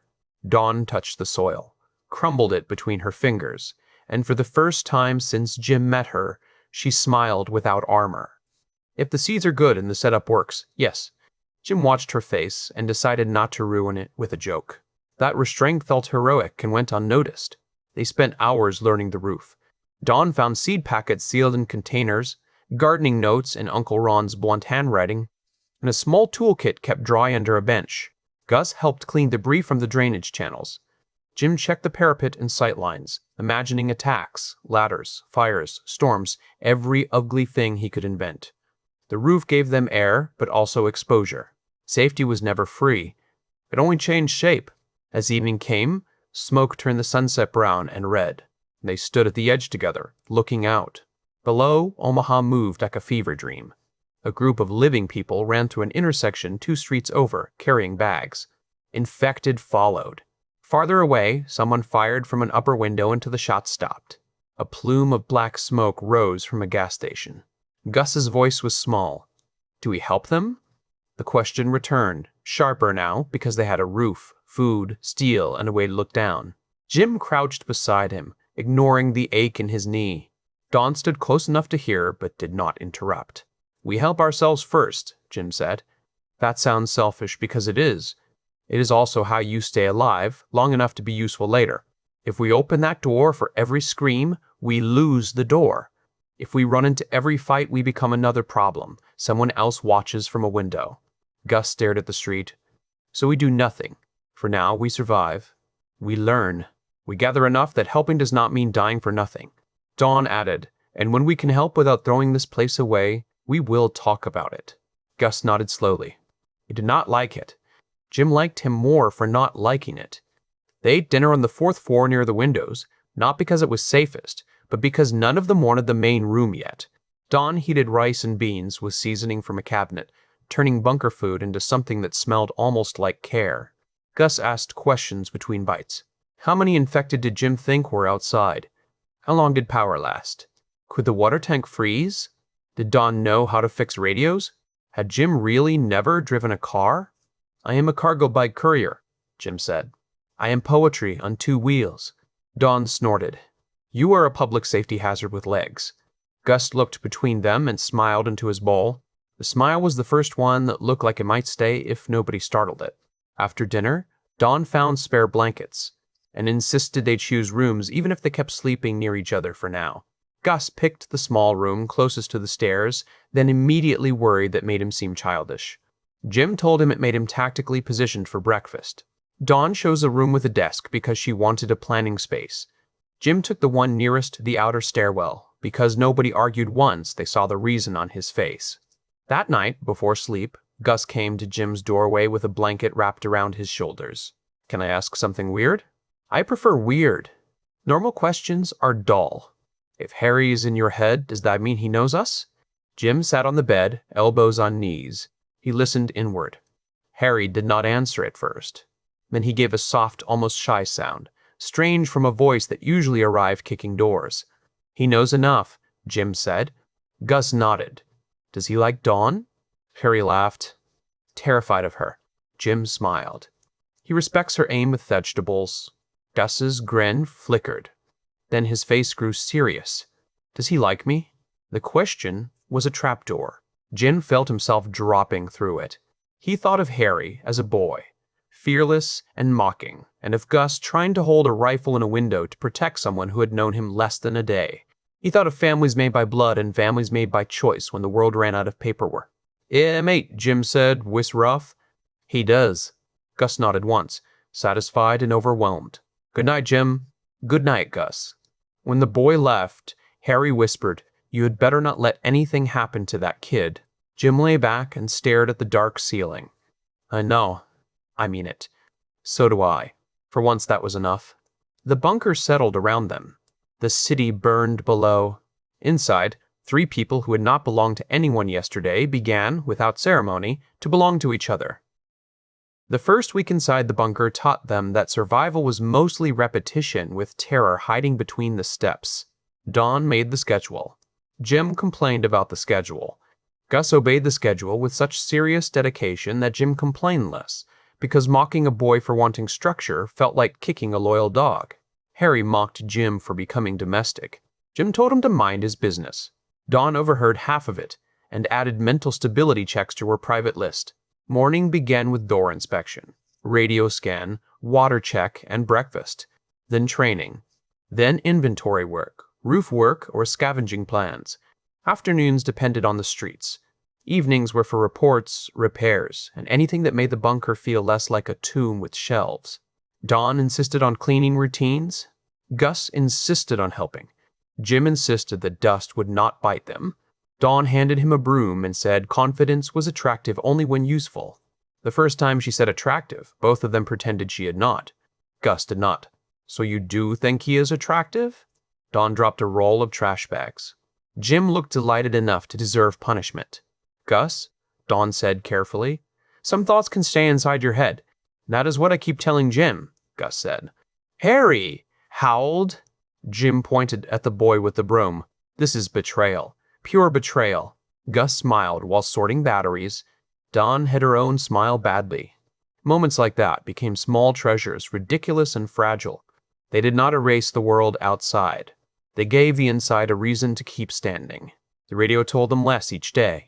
At first there were emergency broadcasts, clipped instructions, county names, warnings about fever, aggression, bites, shelters, curfews that nobody could enforce. Then came conflicting orders. Stay indoors.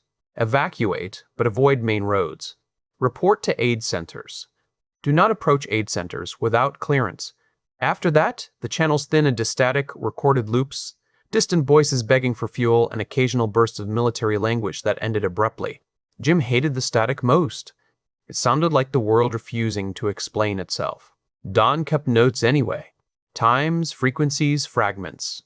She built maps from scraps of information and marked danger zones by sound, smoke, and what they saw from the roof. Gus learned to use binoculars and made his own symbols in the margins. A skull meant many infected. A flame meant fire. A question mark meant living people whose intentions were unknown. Jim drew a tiny angry face over one intersection, where a pack of infected always seemed to gather. Dawn called it unprofessional. Gus copied it onto his own map. Their first scavenging trip after the pharmacy was careful and short. Dawn refused to let Jim turn it into a street performance. They left near dawn, when the cold made the infected slower and the smoke hung low. Gus stayed behind on roof watch with a radio, a rifle. He was not allowed to fire unless the bunker itself was threatened, and a written list of what counted as threatened. He hated being left. Dawn hated leaving him. Jim hated both feelings and made jokes until Dawn threatened to assign him silent hours. The streets had changed again. Cars sat open and looted. Storefronts were smashed. Bodies that had lain in the road were dragged, eaten, or risen again. Living people moved like rats between walls, quick and suspicious. Jim and Dawn avoided them when possible. The dead were simple. The living required guesses. They brought back canned food, 2 coats, soap, a toolbox, and a dented saucepan. Dawn declared ugly but valuable. Gus met them at the door with relief so naked that Jim felt embarrassed for seeing it. The boy helped unpack, logged every item, and asked 6 questions about the route. Dawn answered all of them. Jim demonstrated how he had slipped on ice near a mailbox and called it tactical ground testing. As days became weeks, the bunker stopped feeling new. Its sounds became familiar. The hum of the water pump, the click of relays when solar batteries shifted load, the faint groan of the building in wind. Gus could identify each by the 3rd week and stopped waking for all of them. Dawn learned which pipes ran cold first, which grow lights flickered, and how to coax the greenhouse into cooperation. Jim learned that having people to protect made boredom more frightening than danger, because boredom gave fear room to speak. Harry spoke plenty. Sometimes he pushed. Sometimes he teased. Sometimes, after a hard day, he stayed quiet in a way that felt like sitting beside Jim rather than living inside him. The voice changed as the bunker changed. It no longer only dared him toward ledges. Sometimes it warned him away from them. Training sharpened all 3 of them. Jim taught Gus stance, balance, falling without breaking himself, breaking holds, using elbows in tight spaces, and running before pride got expensive.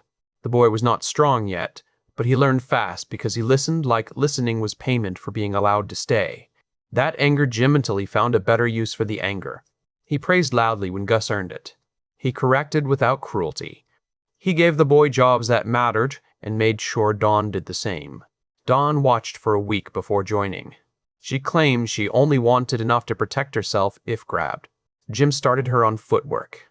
She progressed with the same cold focus she brought to inventory. She did not enjoy looking foolish, which made the first sessions tense. Then she threw Jim over her hip by accident after he showed her the motion too well, and Gus laughed so hard he had to sit down. Jim lay on the mat staring at the ceiling. I have been betrayed by education. Dawn stood over him, flushed and startled. Did I hurt you? Only emotionally. Then get up. Harry cackled for 10 minutes. Jim pretended not to hear him. The infected changed too. At first they were fresh enough to be horrifying in specific ways. Faces Jim could imagine alive. Clothes that suggested jobs, errands, dinners interrupted. As weeks passed, weather and decay made them less human in shape and more human in tragedy. Skin darkened, split, loosened. Joints stiffened or failed. Some moved slower. Some, strangely, moved in bursts, as if the body remembered speed after everything else had gone rotten. Jim noticed the heads first. He had killed enough by then to know the feel of impact. Early on, skulls had resisted like living bone. Later, some gave easier, softened by decay and damage. He hated that he could tell. He hated more that the knowledge was useful. They are easier now, he told Dawn after one short clearing run near the alley behind the bunker. Some of them, anyway. Heads are not as hard. Dawn paused over the logbook. That is disgusting. Useful and disgusting often share a flat. Gus looked up from cleaning a flashlight. Does that mean they will all fall apart eventually? Dawn did not answer too quickly. She had learned the cost of hope offered without proof. Maybe some. Maybe the cold slows that. Maybe new ones keep replacing them. Jim leaned back in his chair. That was cheerful. Truth usually arrives without decorations. The weather turned wetter, then colder. Rain tapped the roof and ran through the collection system. Dawn celebrated every filtered gallon like a private victory. Gus learned to test seals and clean screens. Jim hauled containers, repaired a loose bracket, and fell from a low platform into a bed of soil, which Dawn claimed improved the garden's personality. They planted greens first because the note said they would grow fastest. The greenhouse became Dawn's kingdom. She spoke to seedlings in a voice she denied using. Gus named one tray after himself and another after Jim. Jim said his tray looked stronger. Dawn said Jim's tray had poor impulse control. The joke lasted for days. Food remained the shadow behind every laugh. Dawn's counts were honest. 3 people ate more than one. Scavenging helped, but each trip carried risk, and the nearby blocks emptied quickly. They learned to take strange things because strange things became useful later, including shoelaces, needles, salt, and plastic sheets. Pet food sealed in bags, which nobody wanted to discuss until hunger made pride negotiable. Jim drew the line at scented candles that smelled like birthday cake. Dawn packed them anyway for morale. Gus loved them because they made the living area smell less like metal and bleach. Living people became rarer near the bunker after the first month. Some fled. Some died. Some learned to avoid the windowless warehouse with the reinforced door and the man who came out swinging steel. Jim wondered what stories they told. He hoped the stories were terrible enough to be useful. Once, from the roof, they watched a group of 6 try to break into a house across the street. Infected came from both ends before the door gave. The group split, abandoning a limping man who screamed after them. Gus moved as if to climb down. Dawn caught his sleeve. Jim stood very still. The limping man fired twice, hit nothing, and vanished under bodies. Gus cried afterward, silently and with rage. Jim sat beside him on the roof while Dawn kept watch. For a long time, neither spoke. Finally, Gus said, "We could not save him." "No," Jim said. "I hate that answer." "Good enough." Gus wiped his face with his sleeve. "Why good?" Jim looked at the street. "Because if you stop hating it, you might start liking it. That is when I worry." Gus leaned against him, just a little. Jim let him. Dawn saw from the corner of her eye and looked away to give them the dignity of pretending it had not happened. The second month arrived without ceremony. They marked days because Dawn insisted calendars mattered. Jim said the apocalypse had poor respect for dates. Dawn said people needed them anyway. Gus circled Saturdays because Saturdays had once meant cartoons in one foster house and chores in another, and he wanted them to mean training games now. Jim created ridiculous competitions. Fastest safe stair climb, quietest pantry crossing, best improvised weapon from a junk box. Dawn pretended to disapprove until she won 2 in a row. At night, they told pieces of themselves. Not all at once, not in dramatic confessions after every meal. Pieces came out while sorting seeds, cleaning tools, checking filters. Dawn spoke of the run-down recreational vehicle she had lived in before the outbreak. The way storms made the walls tremble. The way poverty taught her to count everything twice because replacement was a fantasy. Gus spoke of homes by smell because he had moved too often to remember addresses. One smelled like cigarettes and fried onions. One like wet dog. One like lemon cleaner and shouting. Jim spoke of London traffic, prison food, and Harry stealing biscuits. He did not always speak of the fall. He did not have to. They knew it stood behind him. Romance did not arrive as candles and music. It arrived as Dawn handing Jim a clean shirt before he realized his was torn. It arrived as Jim standing between her and a door without being asked. It arrived as arguments that carried less bite and more trust. Their hands brushed over maps, and neither moved away quickly. Gus noticed everything and learned, after several threats from Dawn, to notice silently. One evening, after a roof check under a hard orange sunset, Dawn stayed beside Jim while Gus went below to log radio static. The city was quieter than it had been, which felt worse than noise. Jim rested his forearms on the parapet. Dawn stood close enough that their sleeves touched. "You are different up here," she said. "Am I taller up here?" "Almost peaceful." He looked at the streets. "Do not tell anyone. Ruins my brand." She smiled faintly. "Your brand is already a mess." The wind lifted her hair across her face. Jim wanted to tuck it back. The want startled him, not because it was desire, but because it was gentle. Gentleness had become the most dangerous thing in the world. It gave fear hostages. Harry whispered, "Coward." Jim almost laughed. "That is rich coming from you." Dawn looked over. "What did he say?" "He accused me of cowardice." "About what?" Jim turned toward her. He could have joked. He nearly did. Instead, he reached up slowly and brushed the hair from her cheek. Dawn's eyes held his, wary and warm and tired. She did not step back. "About that," Jim said. For a moment, the whole city seemed to hold at a distance. Then Gus's voice rose from a ladder below. "Are you two being weird up there?" Dawn closed her eyes. Jim dropped his hand and looked at the sky. Harry laughed until Jim had to bite the inside of his cheek. Dawn called down, "We're discussing watch rotations." "That sounds like being weird," Gus called back. Jim leaned over the edge of the ladder hatch. "Your hearing is too good. We will assign Shores to fix it." Gus retreated laughing. Dawn shook her head, but her cheeks had color that was not from the cold. By the end of the second month, the bunker had rules, routines, jokes, arguments, and marks on the wall where Gus tracked his height. It had seedlings under lamps and maps full of danger. It had 2 rebar rods cleaned and stored near the door, a bat retired with honors, and a legal pad full of Dawn's plans.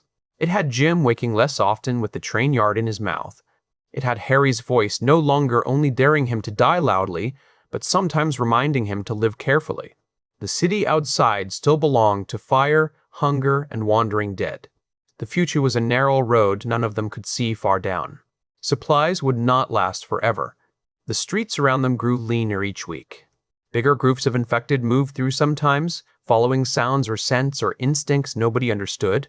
The bunker was safe, but not permanent. Dawn knew it first. Jim knew it next.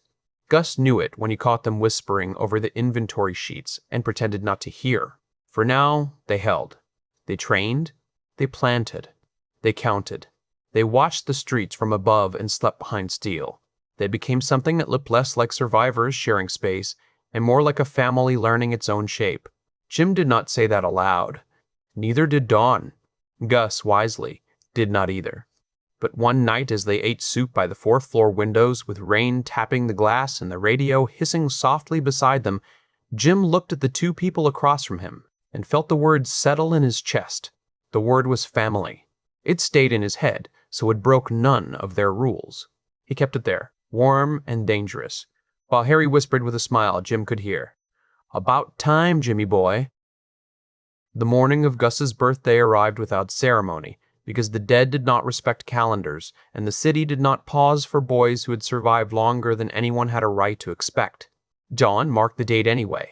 She had found it weeks earlier on a folded form in Gus's pack, tucked between an old-school schedule and a foster care document with too many signatures and not enough love. Gus had told her not to make a fuss when she asked about it. Dawn had smiled, nodded, and immediately began making a fuss in secret. The bunker was colder now. Winter had started pressing its hands against the concrete walls and steel doors, testing every seam. The greenhouse on the roof still held a stubborn warmth during the day, but the nights stole it back. Dawn had hung plastic sheeting, moved planters closer together, and written notes in a careful hand about which seedlings needed the weak sun and which could survive near the lamps. Jim had called the plants dramatic little divas, and Dawn had told him the tomatoes had better manners. Gus woke to the smell of something almost sweet. He sat up on his cot in the small room Dawn had insisted was his, blinking at the ceiling as if the smell had sneaked in to attack him. For months the bunker had smelled of metal, soap, canned food, and the faint damp scent of old concrete. Sweetness spelt wrong.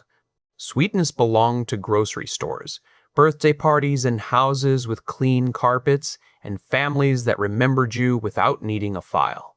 He pushed out of bed, pulled on his sweatshirt, and opened the door. The fourth-floor kitchen area glowed with weak morning light. Dawn stood at the counter with her hair tied back, sleeves rolled up, and a smear of flour on one cheek. A small cake sat in a metal pan beside her. It was uneven, pale, and more precious than anything Gus had seen since the world ended. Jim sat backward in a chair near the window, pretending he had not been watching the stairwell for Gus. His grin betrayed him. He had that look he got when he wanted credit for something, but also wanted to act as if he did not care.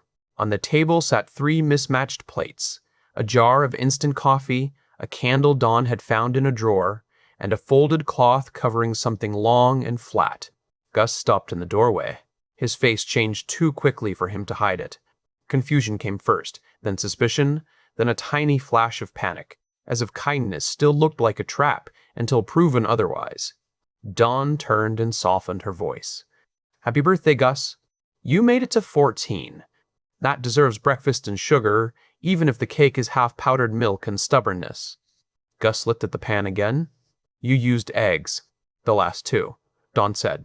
"You should not have done that." Jim leaned his chin on the back of the chair. "She absolutely should have. The eggs were getting arrogant. Someone had to humble them." Gus tried to smile, but his throat worked first. "I told you not to do anything." "You told me not to make a fuss," Dawn said. "This is not a fuss. This is a tactical morale operation." Jim pointed at her. "There it is, official military language and everything." Gus stepped in slowly. He had grown in the bunker.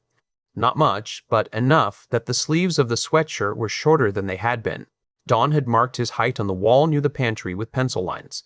At first, he had complained. Then he had started checking them when he thought no one watched. Jim watched anyway and never said a word.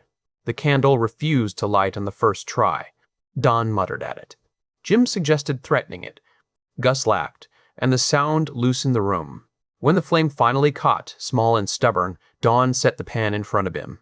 The cake smelled of vanilla from an ancient bottle she had discovered in a box of emergency supplies. It was not pretty.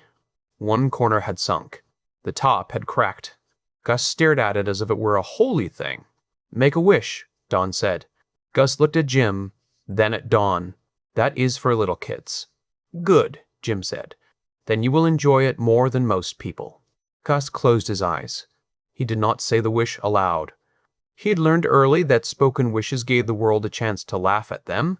Still, the shape of it filled his chest with painful warmth. Let this last. Let them not leave me. Let nobody die today. He blew out the candle in one quick breath. They clapped softly, as if noise might insult the city. Dawn cut the cake into 3 careful pieces. Jim complained that his slice was smaller, though it was not. Gus ate slowly, holding each bite on his tongue. The sweetness was thin, but it was real. Dawn watched him with the fierce satisfaction of someone who had beaten the apocalypse in a tiny, private way. After breakfast, Jim kicked the chair back with one boot and rubbed his hands together. "Now for the proper bit, which means presents." Gus stiffened. "You got presents?" I risked my handsome face for presents. Dawn shot him a look. Do not make that sound heroic. You snuck out before sunrise after I told you not to. Heroism often looks like ignoring instructions. That is exactly why you are not in charge of instructions. Gus stared between them. You went outside for me? Jim's grin faded a little. He shrugged, suddenly uncomfortable with the clean weight of gratitude. Only a short run. I knew a little party shop near the thrift store. Most of it was smashed, but the universe had spared a few balloons and a very ugly banner that I did not bring because even I have standards. Then I found clothes in a house on the next street. Teenager's room. Your size, more or less? Dawn lifted the cloth from the table. Beneath it lay a crossbow with a compact black frame, a bundle of bolts tied with string, 2 new shirts, a heavy jacket, socks, gloves, and 3 limp balloons in faded colors. Gus stared at the weapon first, because boys noticed weapons before socks, even when socks mattered more. Is that mine? He asked. Jim leaned back with theatrical pride. Training tool. Hunting tool. Quiet tool. Also a birthday gift, because apparently people frown when you give children knives and cake. I did not frown, Dawn said. I threatened you with a spoon. Gus reached for the crossbow, but stopped before touching it. He looked at Dawn for permission, then at Jim. That little pause hit Jim harder than he expected. The boy still expected ownership to be temporary. He still thought every good thing required approval that could be withdrawn. Jim pushed the crossbow gently toward him. It is yours, mate. You will learn it right, maintain it right, and never point it at anything you do not mean to kill. You treat it like a loaded gun, even when it is not. You understand? Gus nodded hard. I understand. Say it back. Never point it at anything I do not mean to kill. Treat it like it is loaded. Maintain it right. And Dawn asked. Gus looked at her. And I do not show off. Good answer, she said. Jim spent the next hour on the roof teaching him the basics. Dawn watched from the greenhouse doorway, arms folded, pretending to inspect the plants while missing nothing. The target was an old cardboard box stuffed with rags and hung from a line near the water tank. Jim showed Gus how to load, how to keep his fingers clear, how to breathe without holding his whole body like a scared plank of wood. Gus missed the first shot by several feet. The bolt snapped off a rusted vent cover and skittered across the roof. Jim clutched his chest. A tragic loss for the vent cover community. Gus flushed. I pulled it. You panicked at the last second, Jim said. Everyone does. The trick is panicking in smaller amounts, so try again. The second shot struck the box low. The third struck closer. The fourth hit the drawn circle Jim had scratched on the cardboard. Gus lowered the weapon and stared. The smile crept over his face slowly, almost afraid of being noticed. Dawn clapped once. There it is! Jim nodded, proud enough to make a joke because saying it plain would have exposed too much. Not terrible for an American child under British supervision. I'm from Nebraska, Gus said. That is what I said, foreign to me. They stayed on the roof until the wind sharpened and the city below began to move. Infected drifted through the streets in looser groups now, thinner than before in some blocks and thicker in others. Jim had noticed the pattern changing. They came in waves, sometimes following sound, sometimes nothing obvious at all. Their heads were softer from rut. Their hands were worse because fingers broke and nails tore, making every grab a filthy hook. He killed them easier now, but he trusted them less. By afternoon, the birthday celebration had shrunk back into work. Dawn made Gus try on the clothes. Jim checked bolts. Gus cleaned the crossbow under supervision until he knew every latch and string by touch. The balloons hung from a shelf near the kitchen, ridiculous and bright, swaying whenever the air system kicked on. That evening, after dinner, Gus stood by the window looking down at the city. Dawn washed plates with a careful ration of water. Jim sat on the floor with his back to the wall, one knee up, rebar rods within reach. The boy had been quiet for a while. My last birthday, Gus said. My foster mom forgot until the school called. She bought me a cupcake from a gas station on the way home. It had green frosting. She said green was close enough to my favorite color because she could not remember what it was. Dawn stopped washing. Jim looked at him without moving. Gus kept his eyes on the street. I told her green was fine. I ate it in my room. It tasted like soap. Jim's chest tightened. Harry said nothing, which somehow made the moment heavier. Dawn dried her hands and went to Gus. She did not hug him without warning. She had learned that. Instead, she stood beside him and looked out over the darkening city too. "What is your favorite color?" Gus glanced at her. "Dark blue, like before a storm." Dawn nodded as if accepting mission details. "Then next year, if we have anything to color with, your cake gets dark blue frosting." "Next year," Gus repeated, and it sounded like a dangerous word. Jim rose and joined them at the window. The three of them stood shoulder to shoulder watching smoke drift above Omaha. The city tried to look dead at night, but movement always betrayed it. A shape crossing an intersection. A flicker of fire behind broken glass. A distant scream that could have been human or not. "You did good today," Jim told Gus. "Not just with the crossbow. With all of it." Gus swallowed. "I did not cry." "Crying was allowed," Dawn said. Jim nodded. "Expected, even. I have money on it." Gus snorted. "You are the worst." "That is also allowed." The boy leaned into Dawn first, almost by accident. She put an arm around his shoulders. After a second, he leaned the other way until his elbow brushed Jim's side. Jim looked down, startled by the small contact. Harry whispered softly in his head, with none of the usual bite. "Careful, Jimmy. That one's yours now." Jim did not argue. He let the boy stand there between them, warm and alive, while the balloon shifted behind them in the bunker air like impossible little moons. The hidden journal was not found because Jim was clever. He found it because he was bored, restless, and avoiding a conversation with Dawn about ration math. Dawn had been at the table with 3 notebooks open, a pencil behind her ear, and that dangerous, quiet expression that meant numbers were telling her something she did not want to hear. Gus was on the roof checking the greenhouse temperature and pretending he had not asked to practice with the crossbow again. Jim had been given the honorable task of sorting Uncle Ron's desk drawers. Honorable, Harry said in his head. That means dull. "Shut up and help me find hidden treasure," Jim muttered. The desk sat in a second-floor office that had once looked important and now looked like the place where dust came to feel productive. Ron had kept maps in tubes, spare batteries in labeled tins, old keys on hooks, and a stack of notebooks full of warnings that had stopped being funny months ago. Jim had read the first journal so often that the pages were soft at the corners. The old man's writing had become a second voice in the bunker, drier than Harry. Less fun, but annoyingly useful. Jim pulled out the lowest drawer and found nothing but folders, a dead flashlight, and a packet of pens that still worked. He almost shoved it back when the drawer stuck. He pulled harder. Something knocked softly behind it. He crouched, frowned, and worked the drawer free from its runners. Behind the frame, taped to the underside of the desk, was a flat metal case wrapped in black cloth. Harry went quiet. Jim hated when Harry went quiet. He peeled the tape loose and set the case on the desk. It had a small combination lock. 3 numbers. Jim stared at it, then looked around the office as if Ron's ghost might have written the answer on the wall. His eyes landed on a framed photograph of 2 boys in a London park, one scowling at the camera and one grinning with a gap-toothed menace. Jim's skin prickled. He knew that photo. His aunt had kept a copy before the house fire. He had thought most of them were gone. In the photo, Harry had one arm around Jim's neck and was trying to make bunny ears behind his head. The frame had a date written in Ron's careful hand on the back. Harry's birthday. Jim tried the numbers. The lock clicked. "Of course," Jim whispered. Inside was a newer journal with a dark leather cover, a folded map, a sealed envelope, and a key with a red tag. The tag read, "East Door, Secondary Site." Jim did not breathe for a few seconds.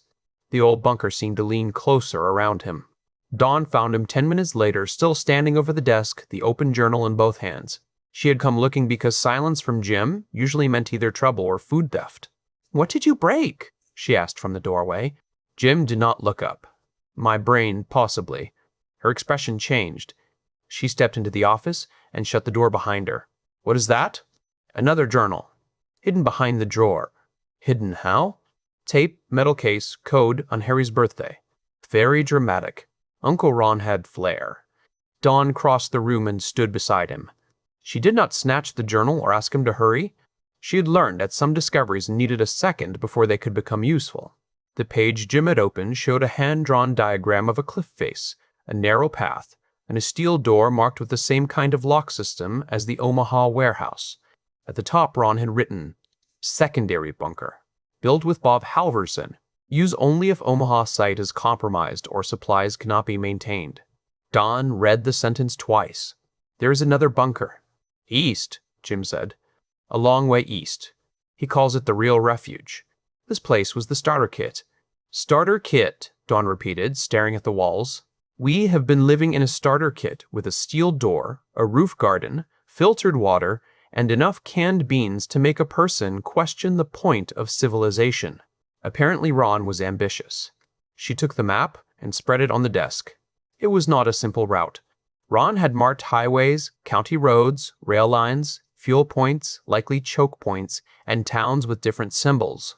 Some had circles, some had crosses, some had notes that made Don's mouth flatten. Possible militia activity. Bridge failure likely. Avoid hospital district. Horde funnel in winter. How old are these notes? She asked. Jim turned pages. Some from before. Some updated a few weeks before he died. He was still working on it right up to the end. Dawn's fingers hovered over the map. Her mind had already started moving, measuring distance against supplies, weather, fuel, infected behavior, and the terrible fact that the bunker felt safe only because leaving it felt worse. "Who is Bob?" she asked. Jim read the next page. Bob Halverson, an engineer and a friend from before Ron moved here. Looks like they built the second place together over years. Ron says Bob knows the system's codes, defenses, local contacts. If Bob is alive, we go to him. If Bob is dead, we use the red key and take control of the site. Don glanced at the key. That sounds simple when written by a man who is not walking through a dead country. Ron did like underestimating inconvenience. Jim turned another page and found a section written in firmer pressure, the ink darker, as if Ron had gone back to emphasize it. Jimmy, if you're reading this, it means I failed to explain enough while alive. The Omaha building was never meant to hold forever. It was built to catch you, protect you, and give you a chance to become ready. When the city thins out or gathers too thick, you must leave. Do not wait until the door is the only thing between you and starvation. Jim's throat tightened around the word catch.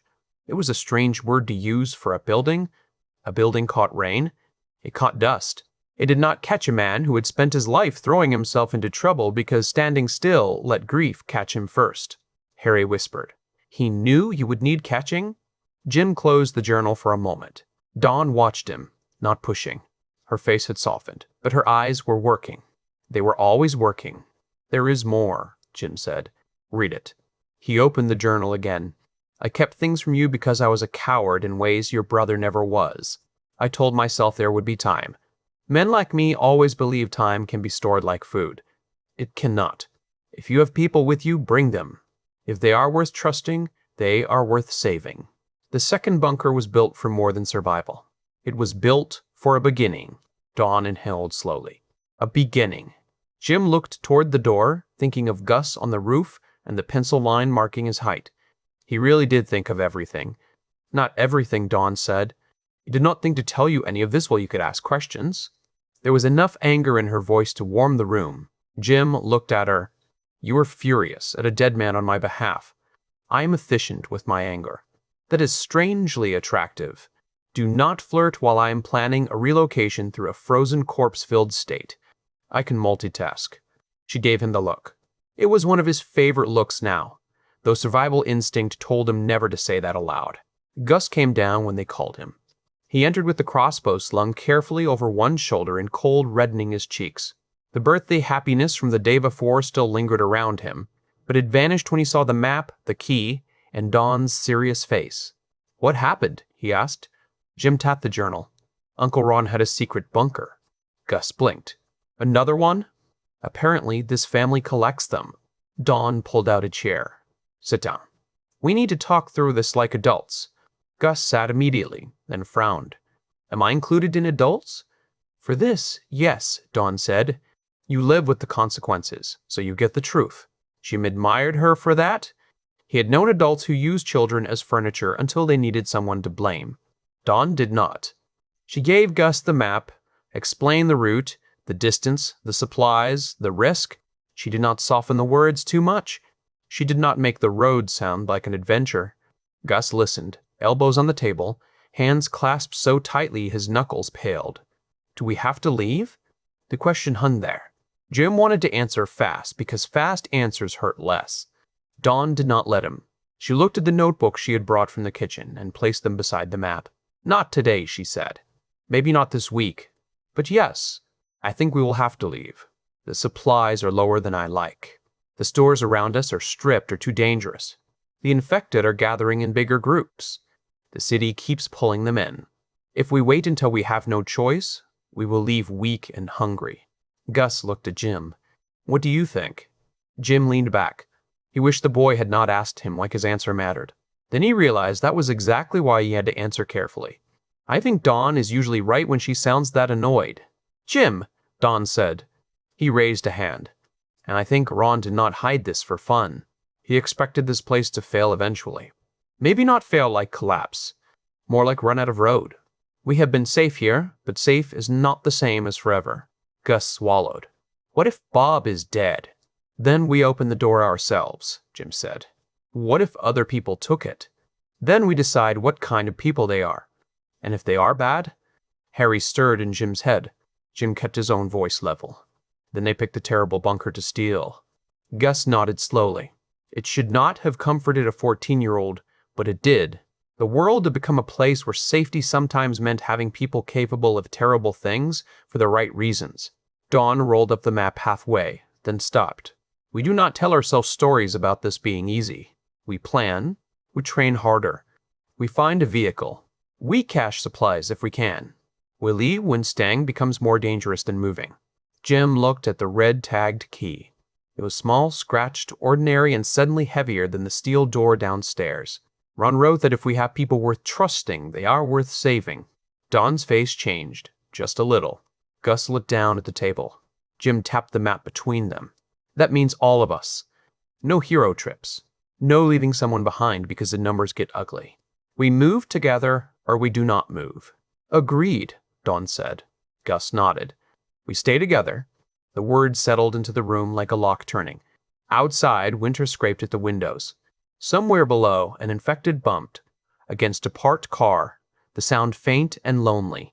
Inside, the three of them bent over the map, no longer pretending the bunker was the destination. It had only been the place that caught them. Dawn turned the fourth-floor kitchen into a command center by sunset. She did it without asking permission, because permission had become one of the useless luxuries of the old world. Plates moved to one shelf. Food inventory moved to the table. Maps claimed the counter. A roll of tape hung from a cabinet handle. Pencils lay everywhere. Jin tried to help by sharpening one with a knife and made a mess large enough that Dawn banished him to the far side of the room. I am contributing, he said. You are producing shavings near the ration ledger. That is a form of texture. Stand by the window and be handsome in silence. Jim lifted his eyebrows. Handsome, was it? Silent was the important word. Gus laughed from the pantry doorway, then turned it into a cough when Dawn looked at him. He had been assigned to carry cans, count batteries, and read labels aloud. He took the work seriously, perhaps too seriously. Every number mattered to him because he had lived long enough with too little to understand that supplies were not objects. They were days. They were warmth. They were the difference between a choice and a corner. Dawn wrote categories in a notebook: food, water, medicine, clothing, tools, weapons, ammunition, fuel, and trade. The last category made Jim wrinkle his nose. Trade with whom? He asked. The friendly neighborhood cannibals? With anyone who has something we need and enough sense not to get shot. That is optimistic. Prepared, she said. There is a difference. They worked for hours. The result was worse than anyone wanted. They had enough food to survive in the bunker for a while if they cut portions, but not enough to thrive, and not enough to walk east without resupply. The rooftop water system still functioned, but winter complicated everything. Filters needed maintenance. Stored water had to be guarded like medicine. The greenhouse produced herbs, a few greens, and hope, but hope did not fill a stomach. The stores nearby had been picked clean by the living and fouled by the dead. Every scavenging run had to go farther. Every farther run increased the chance of noise, people, injury, and a horde forming before they could return. Dawn showed them the pattern on her map. Black circles for stripped locations. Red marks for infected clusters. Blue marks for possible supplies not yet checked. The blue marks were now thin and distant. "This is what I meant," she said, tapping the map. "We are not starving tomorrow. That is the trap. People wait for starving tomorrow because today still feels manageable. By the time tomorrow comes, you are too weak to make smart decisions." Jim leaned against the window frame, arms folded. He knew she was right. He hated that she was right. The bunker had become more than concrete and steel. It had their jokes in it now. Gus's height marks, Dawn's labels, Jin's cleaned rebar rods near the door. A birthday candle melted onto a little plate. Leaving meant admitting safety had an expiration date. Harry whispered, "Everything does." Jim looked down at the street. A pair of infected wandered past a delivery truck. Their clothes hung loose. Their heads twitched at distant noises. One bumped into the truck mirror and kept walking as if the impact meant nothing. The decay had changed them, but not ended them. The heads crushed easier. The bodies kept coming. "We need a vehicle," Dawn said. Gus perked up. "Like a truck?" "Something high enough to clear debris, big enough for supplies, strong enough to push through if we have to. Four-wheel drive if possible. Full-size spare, good tires, keys, and fuel." Jim raised a finger. "I heard at least 3 impossible things in that list. Then we find the least impossible version." "Bikes are easier." Gus nodded quickly. "Bikes are cool." Jim looked pained. "Not those kinds of bikes, mate. Cargo bikes. Proper workhorses. Big front box, smooth frame, beautiful handling. You can thread one through traffic like a needle through cloth." Gus's face fell with honest disappointment. "Oh, right." Dawn covered her smile by bending over the map. "As moving as your bicycle poetry is, we cannot carry 3 people and supplies 200 miles on a cargo bike. Not with that attitude." "Jim, wait." He sighed. "Fine then. Vehicle it is, a loud, ugly, fuel-hungry metal cow." Dawn's pencil paused. "Can you drive?" The room became much too quiet. Jim looked from Dawn to Gus and back again. "Define drive." Dawn slowly set the pencil down. "Operate a motor vehicle on a road without hitting buildings, people, or the concept of mercy. I have ridden in cars." Gus stared at him. "You cannot drive?" "I lived in London. I moved by bike, trains, walking, and the occasional terrifying bus. Driving was for people with money, parking, and a desire to age poorly." Dawn closed her eyes. Her lips moved in a silent prayer or a controlled threat. "You are going to let me plan a cross-country escape with a man who cannot drive." "In my defense, nobody asked before the end of civilization." Gus leaned back in his chair, scandalized and delighted. "I thought all adults knew how." "That is how adults trick children," Jim said. "We imply competence and hope nobody checks." Dawn pointed at Gus. "You are learning." Gus sat up. "You mean me?" "Yes, I can drive." Jim cannot. "If something happens to me, someone else needs to move the vehicle. You were old enough to learn the basics." Jim made a face. "I feel targeted by the phrase, 'if something happens to me.'" "You should." The plan expanded from there. Dawn built it in layers. First, find a vehicle. Second, secure fuel. Third, load supplies in stages without drawing attention. Fourth, identify exit routes out of Omaha that avoided the densest infected clusters. Fifth, pick fallback routes if the main roads were blocked. Sixth, train Gus on basic driving in a controlled area once they had a working vehicle. Jim listened because Dawn's plans had a way of keeping people alive. He made jokes because silence made the future too loud. "You forgot snacks," he said. "Snacks are under morale. Morale should be capitalized. Nothing is capitalized. You are not getting dramatic headings." Cruel woman. She looked at him across the table, and for a second the map between them was not a wall of danger, but a bridge.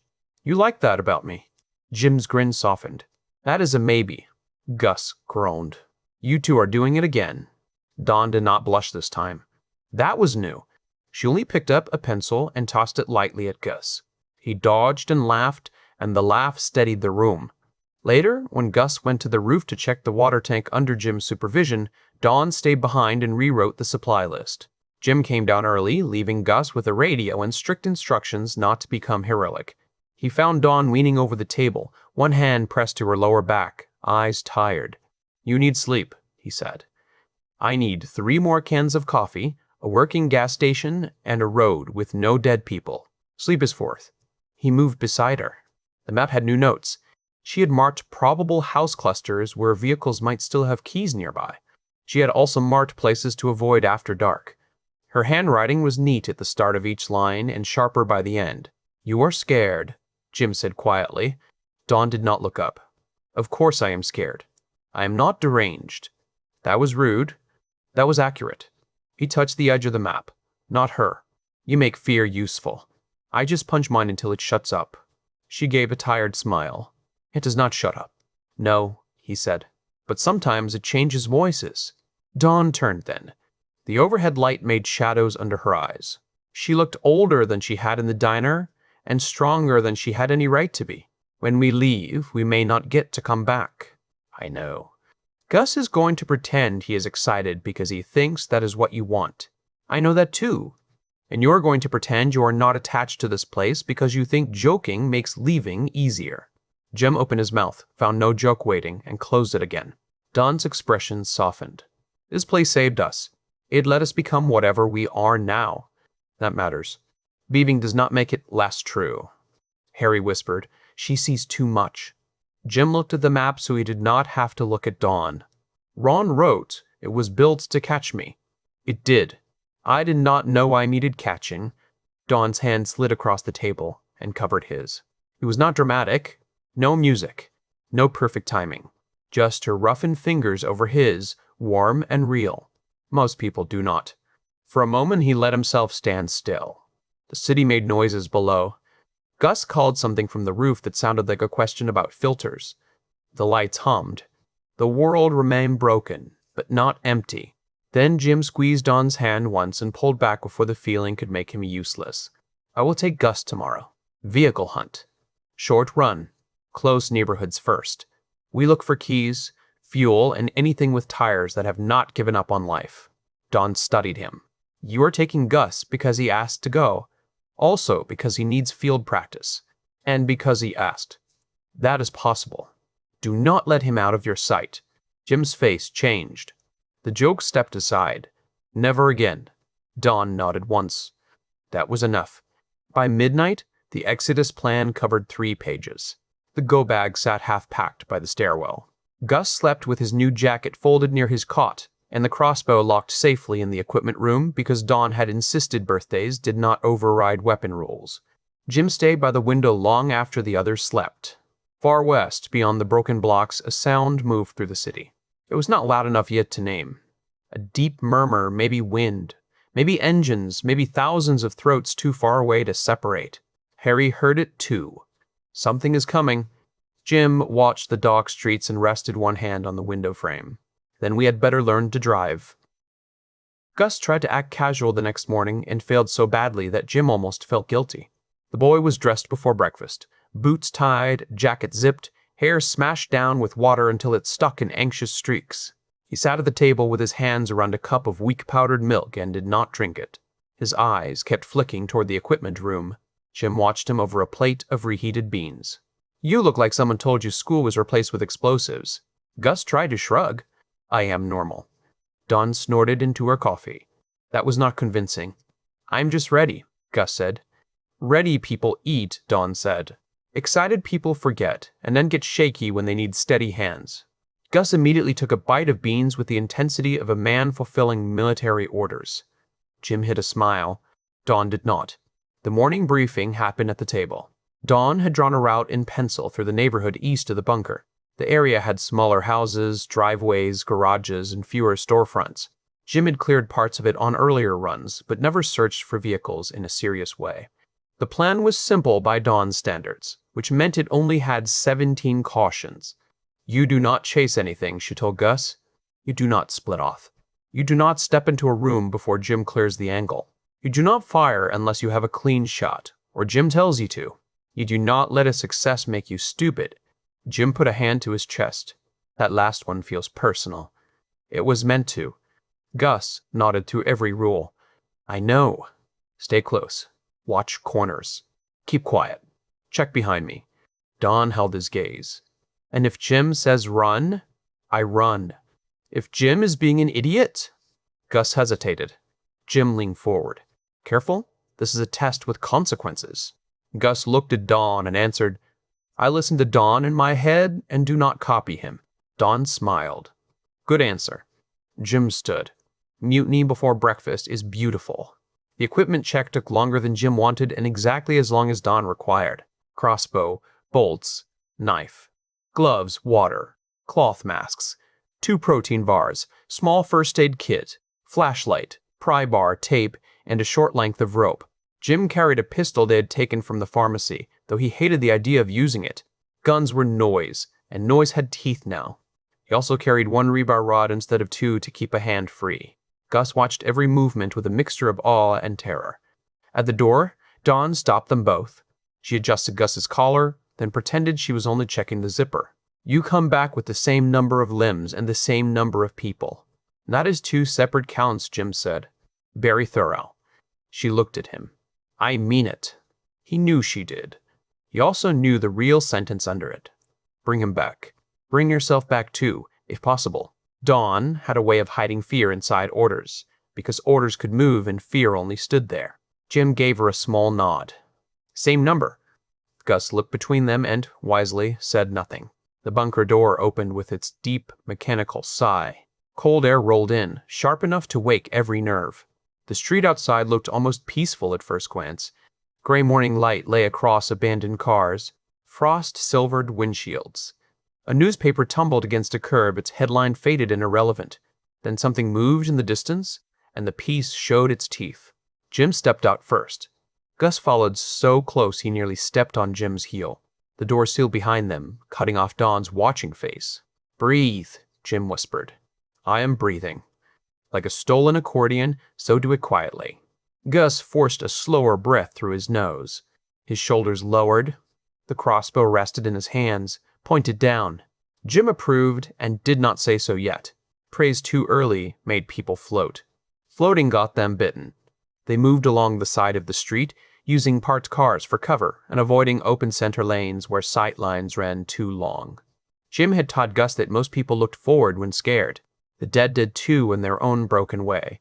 The trick was to look where fear did not want you to look, under vehicles, behind fence gates, through cracked windows, into shadows that smelled wrong. The first infected appeared 2 blocks from the bunker. It had been a woman once, maybe middle-aged, maybe younger before the virus and weather stole the details. Her coat dragged behind her by one sleeve. Her jaw hung crooked. She stood in a driveway, bumping gently against the side mirror of a sedan as if the mirror had offended her, and she could not remember how to finish the argument. Gus froze. Jim stopped beside him. What do you see? 1 infected in the driveway, no others in immediate sight, fence on the left, open porch on the right, and the garage door closed. What about sound? Gus listened. I hear wind, something loose knocking, and no groups. Could work. What is the shot? Gus swallowed. About 20 yards. Head is moving. I can take it if it turns. Then wait for the turn. Waiting was harder than firing. Jim could feel it in the boy. Gus wanted to prove he could do it. Wanted to make the birthday gift become something more than a symbol. Wanted Jim to see him as useful and Dawn to hear later that he had not failed. Wanting made fingers impatient. The infected shifted. Its head turned, empty eyes passing over the street. Gus raised the crossbow. His breath hitched once, then steadied. The bolt snapped forward with a soft mechanical thrum. It struck low, punching into the cheek instead of the temple. The infected staggered, but did not fall. Its head jerked toward them. Its mouth opened, and the sound that came out was wet and eager. Gus's face went pale. I missed. You hit, Jim said. You did not finish. There is a difference, so reload. The infected lurched toward them. Jim could have crushed it in seconds. He did not. He stepped closer to Gus, but kept his rod down. The boy fumbled the bolt, caught it, said it wrong, swore under his breath, corrected it. The infected crossed the driveway, 1 foot dragging, hands reaching. Jim, Gus said, voice cracking, reload now. It is coming. Yes, it is. The bolt seated. Gus raised the crossbow too fast. Breathe, Jim said. Gus breathed. The infected was 10 yards away. The second bolt struck through the eye socket. The body dropped forward onto the frosted pavement with a heavy slap. Gus stood shaking. Jim looked down at the corpse, then at him. That is the lesson. A bad first shot does not mean panic gets the wheel. You fix it, finish it, and move. Gus nodded, but his eyes stayed on the body. It was a person. It was, Jim said. I know it was not anymore. I know. It looked like someone who used to have stuff to do. Jim's own gaze went to the crooked jaw, the ruined coat, the house behind her. They all did. That is why we do not play with this. We finish fast when we have to. We do not enjoy that part. Harry stirred, but said nothing. Jim appreciated the rare mercy. They searched the house only after circling it twice. The front door was locked. Jim checked windows and found one near the kitchen already cracked. He lifted Gus through first, only after making the boy listen at the gap and report smells, sounds, and movement. Gus landed inside with a soft grunt, then unlocked the back door for Jim. The house had been abandoned in a hurry. 2 mugs sat in the sink. A calendar hung open to a month that felt like another planet. Family photos lined the hallway. Jim avoided looking too closely. Gus did not. He slowed near one, showing 3 kids in matching holiday sweaters. Do not collect ghosts, Jim said gently. Gus looked away. How do you not? I do it poorly. They found keys in a bowl by the garage door, but they belonged to the small sedan in the driveway. Its tires were low, and the back seat was too cramped for supplies. Dawn's list had been clear. They took batteries, gloves, 2 cans of soup, and a half-full bottle of pain tablets. Gus found a deck of cards in a drawer and looked guilty for wanting it. Jim took it and shoved it into his pack. Morale category. Dawn made it official. Gus smiled.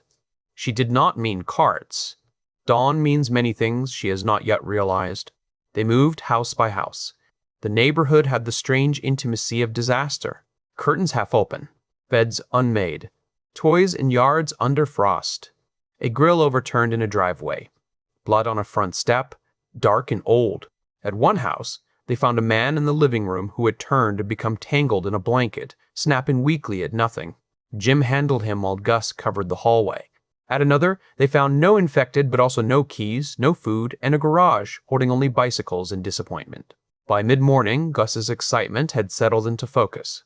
He began noticing details before Jim prompted him. Fresh tracks in frost near a side gate. A crowbar mark on a door frame suggesting looters had already cleared the place. A garage window with no dust on the sill. The boy was not fearless. Jim did not want fearless. Fearless got Harry up the scaffolding. Gus was afraid and learning how to put fear to work. They crouched behind a low stone wall to drink water. The bunker was 4 blocks behind them now, hidden by houses and dead trees. Gus flexed his hands around the crossbow. Am I doing okay? He asked. Jim looked at him. He almost made a joke. The boy did not need a joke. You are doing well, Jim said. You listen. You see things. You only panicked for a second after the first shot, and then you fixed it. That matters. Gus stared at the water bottle. I do not want to be dead weight. You are not. I was, at first. In the diner. Then at the bunker. You and Dawn did everything. You were a kid whose foster parents had just tried to eat each other. I am willing to grade on a curve. Gus huffed a small laugh, but his eyes stayed serious. I mean it. I have been left places before. Not always in a mean way. Sometimes people just get tired. They decide you are too much work, or not enough reward. Jim's grip tightened around the water bottle. We are not those people. I know. I think I know. I just keep trying to make sure. There it was, plain and ugly. The boy was not training only to survive. He was training to become difficult to abandon. Jim leaned closer. Listen to me. You do not earn family by being useful. You help because you are family. Different thing. Gus blinked fast and looked away. You sound like Dawn. Take that back. No, not that. Rude child. The moment might have softened too far if Harry had not whispered, Movement left. Jim turned. At the far end of the block, 2 infected stumbled from between houses. One wore a postal uniform. The other dragged a broken plastic sled by a cord tangled around its ankle. They had not seen Jim and Gus yet, but they were moving in their direction. Jim rose into a crouch. Back to work. Gus wiped his face with his sleeve. then set a bolt. His hands were steady again. They slipped through the next yard, searching for the vehicle that could carry them out of Omaha. Behind them, the birthday balloons swayed alone in the bunker, waiting for the boy to come home. The cold made the world sound sharper. Frost cracked under boots. Bare branches clicked together like teeth. Far-off metal popped as buildings shifted in the morning freeze.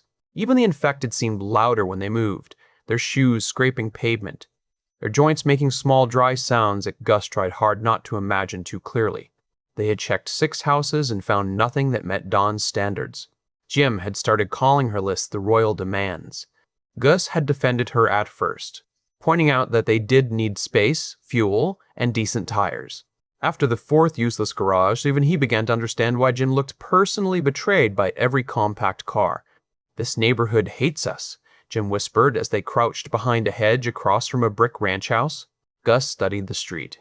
"Neighborhoods cannot hate people. You say that because you have not spent 20 minutes arguing with a garage full of lawn chairs. That garage did have a car. That car had mushrooms growing in the back seat. It resigned from transportation years ago." Gus nearly laughed, then stopped himself and pointed. "That house has a truck in the driveway." Jim followed his gaze. Halfway down the block sat a dark pickup with a cracked windshield, 1 flat tire, and no visible license plate. The house behind it had broken front windows. Curtains flapped through the opening. "Maybe," Jim said. Gus shook his head. "No, look at the hood. It is open. Someone already tried to work on it or strip it. And the tire is flat. Even if we find keys, Dawn will say no." Jim gave him a sideways look. "Dawn will say no, will she?" "She has a tone for it. She has several tones for it." Gus pointed again, farther down. "That one is better." A 2-story house sat at the corner with a fenced backyard and a long driveway leading to a detached garage. The garage door was closed. In front of it sat an older minivan with a dead battery sign written all over it. Hood popped, cables dangling. But beside the house, half hidden under a carport, was the squared front end of something larger. Jim narrowed his eyes. Could be promising. Could be a trap. Could be full of angry raccoons. Do infected raccoons happen? Do not ask questions the universe might hear. They waited and watched. John had drilled patience into Gus until he thought of it as a task, not a feeling. Count breaths. Scan windows. Check roof lines. Watch for curtain movement. Listen between Gus. The house gave them nothing obvious. That made Jim uneasy. Empty-looking places were where trouble liked to practice. Gus leaned closer. "We should not just search random houses. That was our whole plan." "I know, but we can make it better." Jim gestured for him to continue. "Cars in driveways mean the keys might be inside, but houses with 1 car in the driveway could mean the other car left with the keys. Houses with cars in garages or carports might have people who came home and stayed. If they stayed, keys are probably near the door or kitchen. If they turned, they might still be inside. That is dangerous, but it also means the vehicle was not taken." Jim stared at him. Gus looked suddenly nervous. "What?" "I am deciding whether to be proud or offended that you are better at this than me." Dawn said patterns matter. Of course she did. She is creating a tiny strategist to replace me. You are better at hitting things. Jim brightened. That is true. Very important department. The corner house became their next target. They approached through the neighbor's yard, staying low behind a privacy fence. Jim lifted a loose board enough for Gus to slip through first into the side yard, then followed. The grass was stiff with frost. A plastic children's slide lay on its side near the back porch. The sight punched Gus harder than the corpse in the driveway had. He looked away before Jim had to tell him not to collect ghosts. At the back door, Jim held up a hand. Gus froze. From inside came a faint thumping. Not at the door. Deeper in the house. It came slowly and repetitively.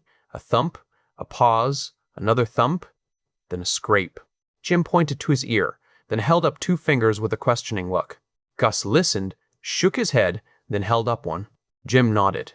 Probably one infected, though probably never meant safe. The back door was unlocked. That was never good. Jim opened it an inch. The smell rolled out first. Old food mildew, and the sweet rot that meant death had been sitting too long in a warm room before winter cooled it. Gus covered his mouth with his sleeve. Jim's eyes watered. "Stay behind my shoulder," Jim whispered. If I say out, you go out. Gus nodded. They entered a mudroom. Boots lined the wall. A child's coat hung from a hook shaped like a duck. Jim hated the duck immediately. He moved into the kitchen, rod ready. The thumping came from the hall beyond. The kitchen had been searched, but not stripped. Drawers hung open. A chair lay overturned. On the counter sat a bowl with keys in it. Gus saw them. Jim saw Gus see them. Neither moved toward them yet. The infected appeared at the hall entrance. It had been an older man, heavy-set, wearing pajama pants and a cardigan. One foot was bare. The other had a slipper duct-taped to it, as if someone had tried caring for him near the end. He had been walking into a closed closet door, over and over, leaving a dark smear at forehead height. When he turned, his mouth opened wide enough to show broken teeth. Jim stepped forward and ended him with one clean strike. The body collapsed into the hallway runner. Gus exhaled, then flinched at his own relief. Good? Jim asked. Good, Gus said, though he was not. They cleared the rest of the first floor. No other infected. No living people. In the living room, a television still sat on a stand, screen cracked. Family photographs covered one wall. Jim kept Gus moving before the pictures could hook him. Upstairs, they found a bedroom with drawers pulled out, a bathroom with medicine, and a child's room with dinosaur sheets. Gus stood in that doorway too long. Jim did not rush him this time. Some ghosts collected themselves, whether you invited them or not. I had a room like this once, Gus said. Not dinosaurs. Space stuff. It was at a foster house in Lincoln. They painted the ceiling dark blue and put glow stars on it. I was there 9 months. Then the dad got transferred and they said they could not take me. Jim leaned against the hallway wall. 9 months is a long time to give back a kid. They cried when I left. That made it worse. I thought if they were sad, maybe they would change their minds. They did not. Jim stared at the dinosaur bed and felt a violent dislike for people he had never met. People can love poorly. Gus looked at him. Did your aunt love poorly? The question surprised him. Jim almost made it sharp. He stopped himself. No, she loved tired. After Harry died, everything in that house sounded different. I made it worse. She tried. I punished her for not being him. Do you wish you could tell her that? Jim looked toward the stairs. Harry was silent again. Every day. Gus nodded as if filing that away with other survival lessons. Some lessons involved doors and weapons. Some involved regret. They went back downstairs. The key bowl held 4 keys, a grocery loyalty tag, and a small flashlight. One key had a Ford emblem. Jim held it up like treasure. Now we find what it opens. The carport door was jammed. Jim put his shoulder to it and forced it open with a crack that sounded too loud.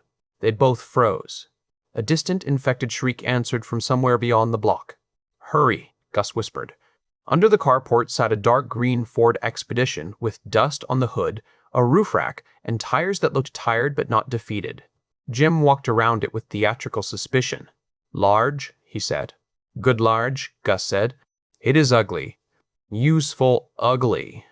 Dawn will love it then. Gus pressed his face near the passenger window. Back seats fold down. There is room for supplies. Jim checked the tires. Not flat. That is suspiciously generous. Try the key. You are bossy in the field. I learned from Dawn. Jim slid the key into the driver's door. It turned.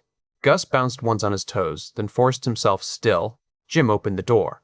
The interior smelled of old fast food, dust, and stale air. A child's toy truck sat in the cup holder. Jim moved it gently to the console. He climbed into the driver's seat and stared at the controls.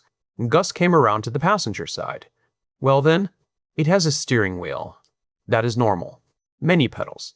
There are 2. 2 is many when either can kill us. Gus leaned in, excitement fighting caution. Should we start it? Jim looked at the house, the street, the distant shapes beginning to move between yards. Not yet. We need to make sure nothing hurt us enough to come close. Then we check fuel. Then we figure out how to drive without turning Dawn's escape plan into a memorial. They found the fuel gauge when Jim turned the key halfway. The battery held.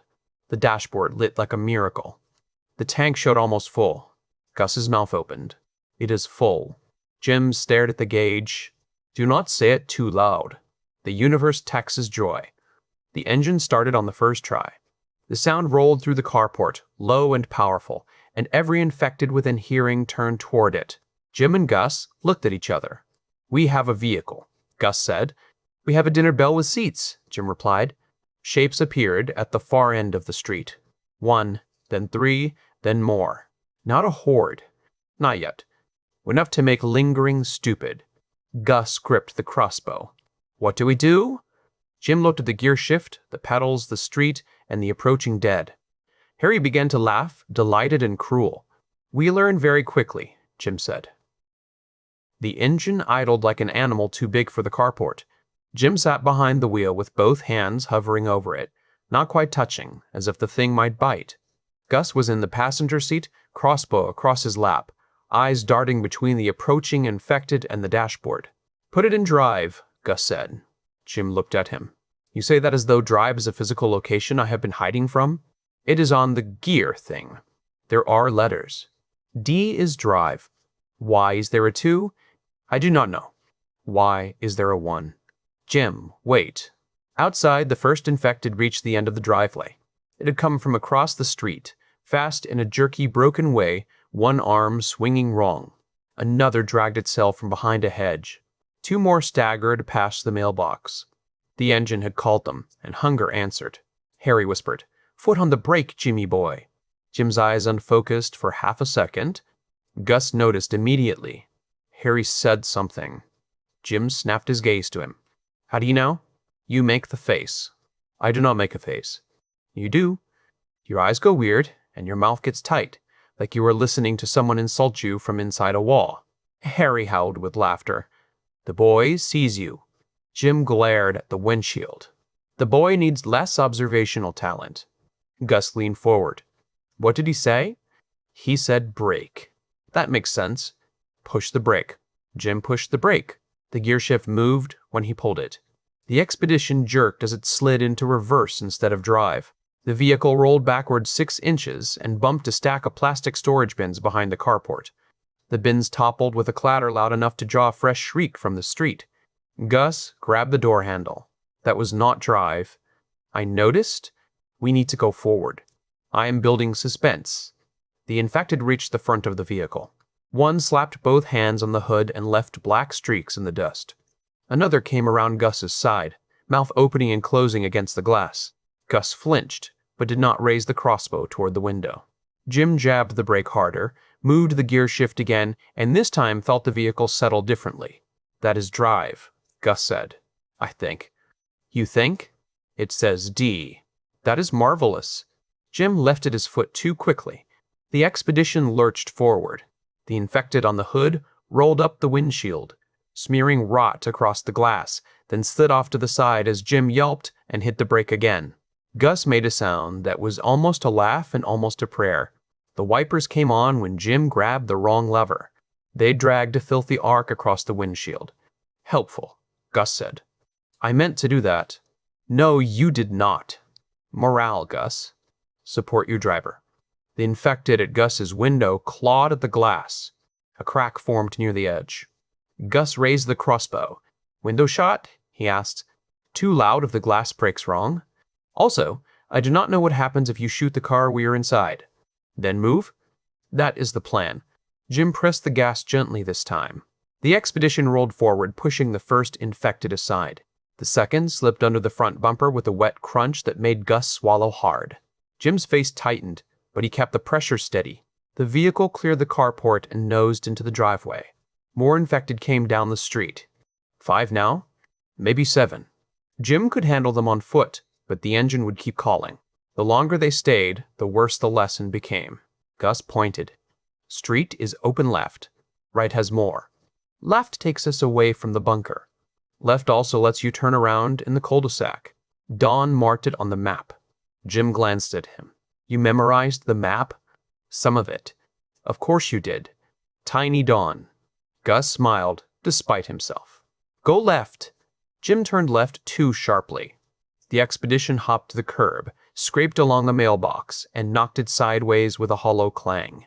Gus grabbed the dashboard. "Mailbox," he said. "Hostile mailbox." It was standing still. Ambush posture. Harry laughed so hard Jim almost missed the next turn. The cul-de-sac opened ahead, ringed by houses and abandoned vehicles. Jim guided the expedition around it at a speed that would have embarrassed a funeral procession. An infected shambled from a driveway, and Gus tracked it through the side window. Do I take it? Only if it blocks us. Save bolts. It is following. So are my regrets. Neither gets priority unless it catches up. As they looped around, a garage door on one house rattled. Something inside slammed against it. Gus turned toward the sound. Jim saw his hands tighten. Eyes forward, Jim said. There was something in there. There is something everywhere. Eyes forward. The boy obeyed. That mattered. Curiosity killed people faster than teeth. They came out of the cul-de-sac and headed back toward the bunker. Jim's driving improved by inches. He still overcorrected, braking too hard and accelerating like the pedal offended him, but the vehicle stayed mostly on the road. Mostly was a victory. Halfway back, two infected stepped into the street from between parked cars. Jim slowed too much, instinct trying to avoid them as if they were pedestrians with insurance claims. Gus looked at him. Jim, wait. I see them. You have to go. I know. They are dead. Jim's jaw flexed. I know, Harry whispered, not mocking now. Do not freeze for corpses. Jim pressed the gas. The expedition struck the first infected with the right corner of the bumper. The body spun away. The second hit the grill and vanished under the front. The vehicle bounced. Gus went pale, but kept his seat. Jim exhaled through his teeth. I hate that. Gus looked at him, surprised.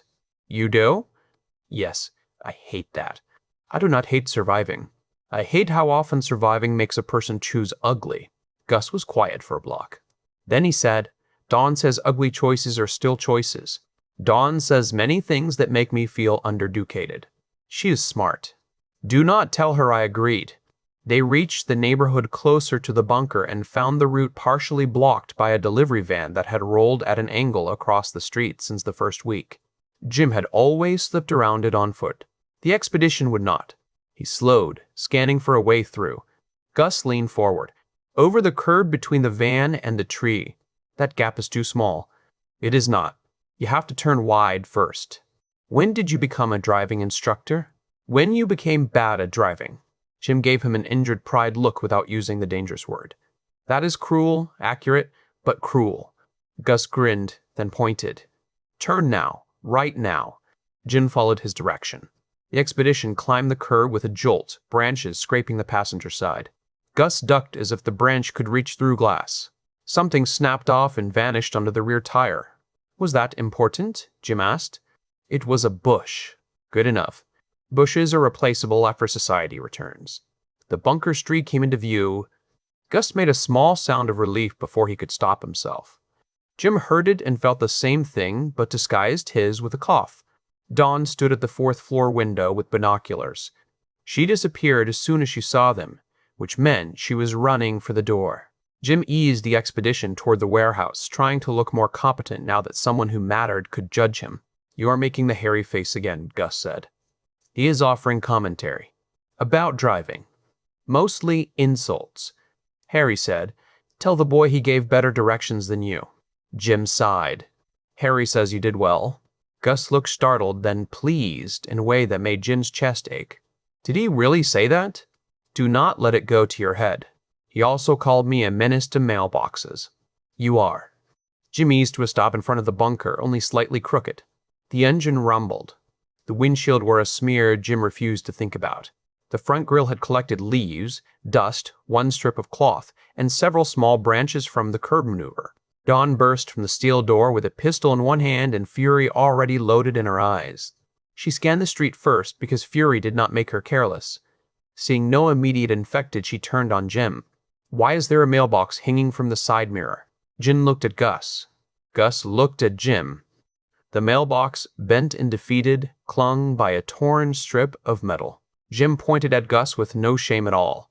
Student driver. Gus's mouth fell open. You were driving. Leadership includes delegation of blame. Dawn stared at them both. Then, against her will, she laughed. Not much. Not enough to let them off easy, but enough that the cold street changed around them. Jim grinned.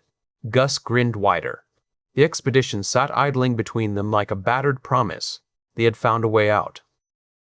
Don insisted on inspecting the expedition before anyone celebrated.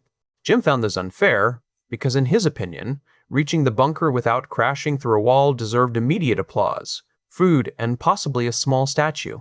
Don disagreed. Dawn disagreed with a clipboard she had made from cardboard and tape, which made the disagreement official. "Engine stays on for now," she said. "If the battery is weak, and it dies, I do not want to discover that by being cheerful." "Cheer has tactical value," Jim said. "So does not being stranded, so check the hood." Jim popped the hood after only 2 wrong attempts. Don looked at him over the raised metal.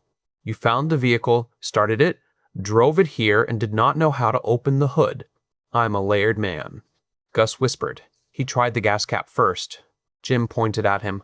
"Betrayal again. Your generation is doomed." Don inspected belts, hoses, fluid levels, and the battery, with more confidence than Jim expected. When he asked, she said she had dated a mechanic for 3 months in Omaha and learned more from avoiding awkward silences in his garage than she had from the man himself. Jim did not like the word dated and made the mature choice to kick a loose Don across the pavement instead of commenting. Don saw him anyway. "Do not start." "I have not started." "Your face started." Gus brightened. "He has faces for everything. Hairy face, jealous face, lying face, about to do something stupid face." "That last one is just my normal face," Jim said. Don closed the hood. Finally, an accurate self-assessment. They moved quickly. The vehicle could not stay outside long.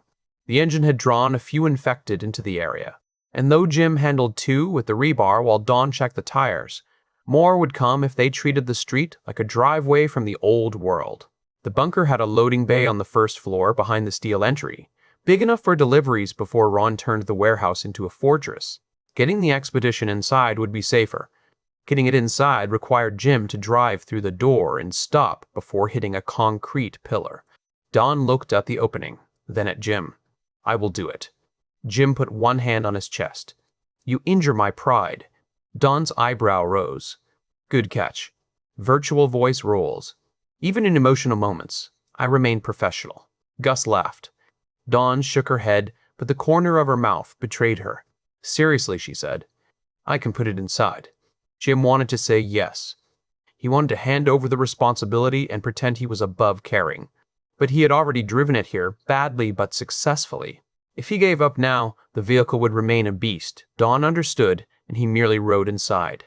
That might be efficient. It would not be safe enough. He needed to learn. "Talk me through it," he said. Don studied him. "You are asking for instruction. Do not make it weird. I am enjoying the moment. Briefly, please. The dead are forming an audience." She steps to the driver's window. Gus took the passenger seat again because apparently the boy had decided terror was educational. Don's instructions were calm and precise. Foot on brake. Shift into drive. Ease forward. Do not jab the gas. The vehicle will move without much pressure. Keep both hands steady. Look where you want the vehicle to go, not at what you fear hitting. "That last one sounds like philosophy," Jim said. "It is driving. Same thing at speed." The steel door opened. Jim guided the expedition toward the entrance. An infected stumbled around the corner behind them, saw movement, and broke into a clumsy run. Gus looked back. "We have company." "Ignore it," Dawn said. "Jim, keep moving. Ignoring hungry things is not my favorite. Keep moving." He kept moving. The expedition rolled over the threshold. The door frame seemed to shrink as they entered. Jim's shoulders rose around his ears. Don walked beside the vehicle, one palm held out as if guiding an aircraft. "Keep it straight. Now a little left. Not that much left. Stop correcting the correction. Slow down and brake gently." Jim braked. The expedition stopped 2 feet from the concrete pillar. Gus exhaled. "We lived." "For now," Don said and hit the door control. The steel door began to close. The infected outside reached the entrance too late. It slammed against the narrowing gap, arms thrusting through. Jim moved on instinct, but Dawn was faster with the pistol. She did not fire. She stepped in with the pry bar Gus had left by the wall and smashed the creature's fingers away from the track. Jim crushed its head with the rebar as the door sealed. The body fell outside. The bunker swallowed the engine noise. For a moment, the loading bay held only the rumble of the expedition and their breathing. Then Don looked at Jim. Put it in park? Jim stared at the gear shift. Gus whispered, P. I know P, Jim said. You do not know D. P and I have an understanding. He shifted into park. The vehicle settled. Don told him to turn the key back. The engine died. Silence dropped around them so suddenly that the bunker seemed huge. They stood there admiring the vehicle as if it were livestock they had stolen from a king. It was not beautiful. The paint was scratched. The windshield was dirty. One side mirror held the remains of a mailbox. The grill had bits of Omaha in it, but it had space, fuel, tires, and an engine that had started. Gus touched the passenger door. It feels like we actually can leave now. Don's expression softened. That is why it feels scary. Jim looked at her. You say comforting things like a person loading a shotgun. Comfort that lies is not comfort. They spent the rest of the day turning the vehicle from a lucky find into a survival tool. Don made a loading plan. Heavy water low and centered. Food sorted by access need. Medical supplies in a bright bag within reach. Tools in the rear. Weapons hidden but accessible. Blankets, spare clothes, rope, tape, batteries, and maps in separate bags. Jim suggested a snack pouch by the driver's seat. Don allowed it under the category of morale and driver bribery. Gus cleaned the interior with old rags, removing trash and anything that smelled too strongly. He found registration papers in the glove box and read the owner's name quietly, Elaine Porter. There was a photo tucked behind the insurance card. A woman with 2 children in front of a lake. Should we take it out? Gus asked. Dawn came to the open door and looked at the picture. Her face changed in that small, private way it did when she saw remnants of ordinary lives. No, put it back. This was hers. We are borrowing what she cannot use. We do not have to erase her. Gus slid the photo carefully back where he found it. Jim heard Harry whisper, Dawn collects ghosts differently. He thought that was true. Gus collected them with grief. Jim collected them as guilt. Dawn collected them as evidence, proof that the world had contained people, and might again. By evening, Dawn decided they would not leave immediately. Finding the vehicle changed the timeline, but not the conditions. They still needed more fuel, more food, and a clear route. Leaving in panic would waste the advantage they had just gained. She wanted 2 days to prepare, maybe 3 if the infected stayed manageable. Jim did not argue. His body ached from the run, the searching, and the stress of pretending vehicles were not witchcraft. Gus looked ready to sleep standing up. The bunker smelled faintly of exhaust despite the vents, so they opened upper windows for a controlled airing and stayed away from the loading bay. Dinner was quiet at first. Canned stew, crackers, and the last crumbs of birthday cake divided with mathematical fairness. Gus kept glancing toward the stairwell that led down to the expedition. Can I learn more tomorrow? He asked. Dawn wiped her spoon. Yes, in the loading bay first. Engine off. Controls, mirrors, blind spots, seat adjustment. Then maybe a slow roll if I decide Jim has recovered from his mailbox incident. It had tacked, Jim said. Gus grinned into his bowl. Ambush posture. Dawn looked between them. You are teaching him your excuses. Shared language builds family culture. The word family landed easily this time. Nobody flinched. Nobody corrected it. Jim noticed that and looked down at his bowl before his face betrayed him. Later, Dawn found him in the loading bay, sitting on the expedition's rear bumper with the hatch open. He had a flashlight in one hand and Ron's hidden journal beside him. The vehicle loomed in the dark like a sleeping animal. Could not sleep. She asked, I am thinking, which is a dangerous hobby. She sat beside him. The bumper dipped under their combined weight. About the road? About Ron. About how he built doors for things he could not say. About how I spent years thinking nobody had a plan for me, and it turns out a dead man had several. Dawn looked toward the shadowed steel door. Does that make you angry? Yes and no, both at once. He left me a fortress and a map, and I still want to shout at him for being too late. That is fair. Jim tapped the journal. He writes like a man confessing to paper because people were too hard. Some people are like that. Am I? Dawn considered him long enough that he regretted asking. Sometimes, but you are getting better. You told us about Harry. You asked for help driving. You admitted you were scared when Gus ran for the keys in your head before it even happened. That is not nothing. He looked at her sharply. What keys? She frowned. I mean, today. The car keys. Gus handled it well.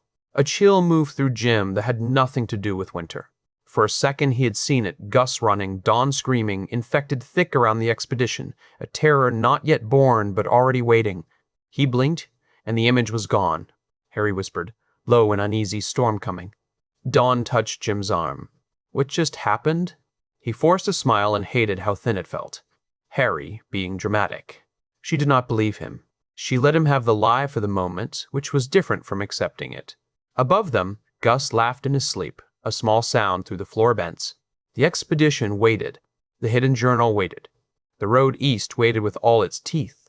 Jim rested his hand on the bumper and whispered, We found the way out. Harry answered, Now we have to survive taking it. The next morning, Dawn made Jim drive inside the loading bay with the engine off before she allowed him to touch the key.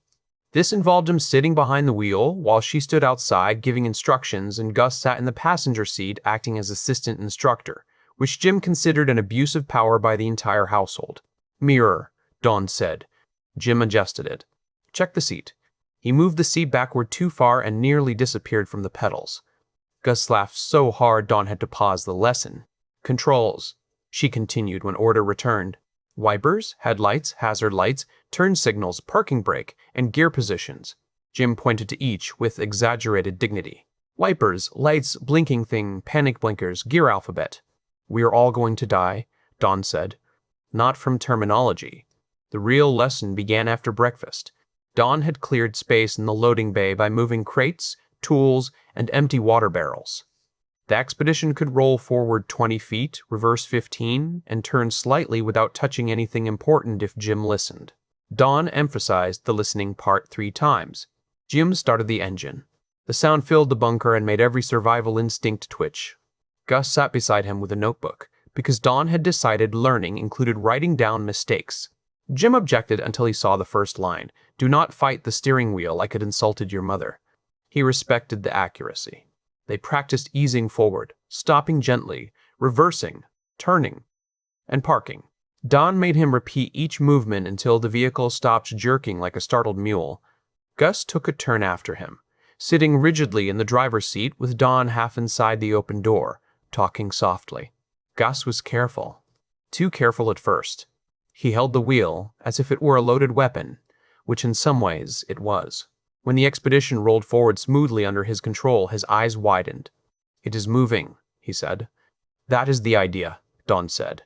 Brake slowly, good, and do it again. Jim stood to the side, arms folded, pretending not to be proud. Harry ruined it by whispering, He is better than you already. He is not, Jim muttered. Dawn looked over. Harry commentary. Unhelpful lies. Gus's second roll was smoother. His first reverse was not. The expedition bumped an empty plastic barrel, which toppled and rolled across the bay with a hollow clatter. Gus froze, horrified. Jim threw both hands up. Bumper cars? Excellent, and a tradition begins. Dawn pointed at him without looking. Do not make him laugh while his foot is on the brake. Safety tyrant. By midday, both Jim and Gus could move the expedition inside the bay without inspiring immediate prayer. Dawn declared that a victory and allowed an outdoor loop only if they kept it short, quiet, and practical. The purpose was not joyriding. It was to test the engine under load, check steering, listen for problems, and practice returning under pressure. Jim nodded seriously through all of this. Gus nodded even more seriously. The moment Dawn turned away to gather her bag, Jim whispered, Joyriding. Gus whispered back, Practical joyriding. My boy. Dawn called from the equipment room. I heard that. No, you did not, Jim said. I heard that too. They took the expedition out through the steel door just after noon. Dawn drove first. Watching her was annoying because she made the machine look simple. She adjusted mirrors, checked the street, eased forward, and guided the vehicle around debris with calm competence. Jim sat in the passenger seat feeling robbed of drama. Gus sat in the back with the crossbow and a grin he kept trying to hide. Dawn took them around the block, avoiding the worst obstructions, then pulled into a wide parking lot behind a closed hardware store. The lot held 2 abandoned cars, a toppled car corral, and enough open space to practice without turning the lesson into manslaughter. Jim first, Dawn said. Why do you say it like punishment? Because I have experienced your steering. He switched seats with her. The parking lot became his proving ground. Dawn had him drive slow circles, figure eights, stops, starts, and reverses. Gus offered commentary from the back until Dawn threatened to make him run laps around the vehicle. Jim only hid one car corral, and he argued that it had been poorly placed. It has been there for years, Dawn said. Long-term ambush. Then Gus drove. The boy's face went serious again, but less frightened. He listened to Dawn's instructions, corrected gently, and smiled only when he thought nobody could see. Jim saw in the side mirror. The smile was small, fierce, and hungry for a future. An infected wandered into the lot during Gus's third circle. It came from behind the hardware store, drawn by the engine, one hand dragging along the brick wall. Gus's foot lifted from the gas. Do I stop? He asked. Dawn's voice stayed calm. No, keep moving. Take a wide turn. Do not aim for it unless you must. Jim, window. Jim lowered the passenger window halfway and readied the rebar rod. As Gus guided the expedition past, the infected lunged close enough for Jim to smash its skull through the open gap. Blood spattered the door and mirror. Gus flinched but did not slam the brake. Good, Dawn said immediately. You kept control. Gus's breathing was fast. I wanted to stop. You did not. That is what counts. Jim wiped the rod on a rag. Also, my passenger service remains excellent. Your passenger service is disgusting, Dawn said. Effective and disgusting often share an office. The next 10 minutes went well enough that Dawn decided to end before confidence turned stupid. Jim agreed, which made Dawn suspicious. The suspicion proved justified when the street back to the bunker gave them a problem. A small cluster of infected had gathered near the corner, 6 or 7 of them moving around a crashed delivery car. Something inside the car still clicked. Perhaps a dying alarm relay or loose wire. The sound kept them interested. Dawn slowed before the turn. We go around, she said. Jim studied the side street. Around adds 10 minutes. Around keeps the grill cleaner. Gus leaned forward from the back. The side street has a fallen tree. I saw it from the roof. We might not fit. Dawn's jaw tightened. She looked at the cluster, the clicking car, the side route, and the fuel gauge. Fine. We pass wide with no stopping. Jim, window again. Gus, crossbow ready only if one gets up on the vehicle. Jim grinned. Family outing. Do not call it that. Dawn took the wheel for the return. She guided the expedition wide around the cluster, but one infected broke from the group faster than expected. It slammed into the driver's side, fingers scraping at the glass. Dawn kept moving. Jim leaned across, awkward angle, and jabbed the rod through the open slit of his own window at a second one nearing the front. Gus shouted, right side. A third infected hit the rear passenger door. Gus did not wait for permission. He lowered the window enough to create a shooting gap, braced the crossbow the way Jim had taught him, and fired. The bolt struck clean through the temple. The body fell away and rolled under the rear tire with a crunch that made Gus's face tighten. Dawn's eyes flicked to the mirror. Good shot. Window up. Gus obeyed. The front tire hit something in the road, a chunk of curb or metal hidden under leaves. The expedition bounced hard. Jim's shoulder struck the door. Dawn corrected without oversteering, but the vehicle clipped the edge of a leafless shrub near the corner. Branches scraped along the passenger side like fingernails. There goes the paint, Jim said. The paint can file a complaint, Dawn replied. They reached the bunker with 2 infected trailing at a distance. Jim jumped out before Dawn could scold him, crossed the street, and handled them quickly with a rebar, while Dawn brought the expedition to the door. Gus covered from the passenger side, crossbow loaded, eyes moving the way he had been taught. He looked older than 14 in that moment, which made Jim proud and angry at the world in equal measure. Once inside, Dawn shut down the engine and stepped out.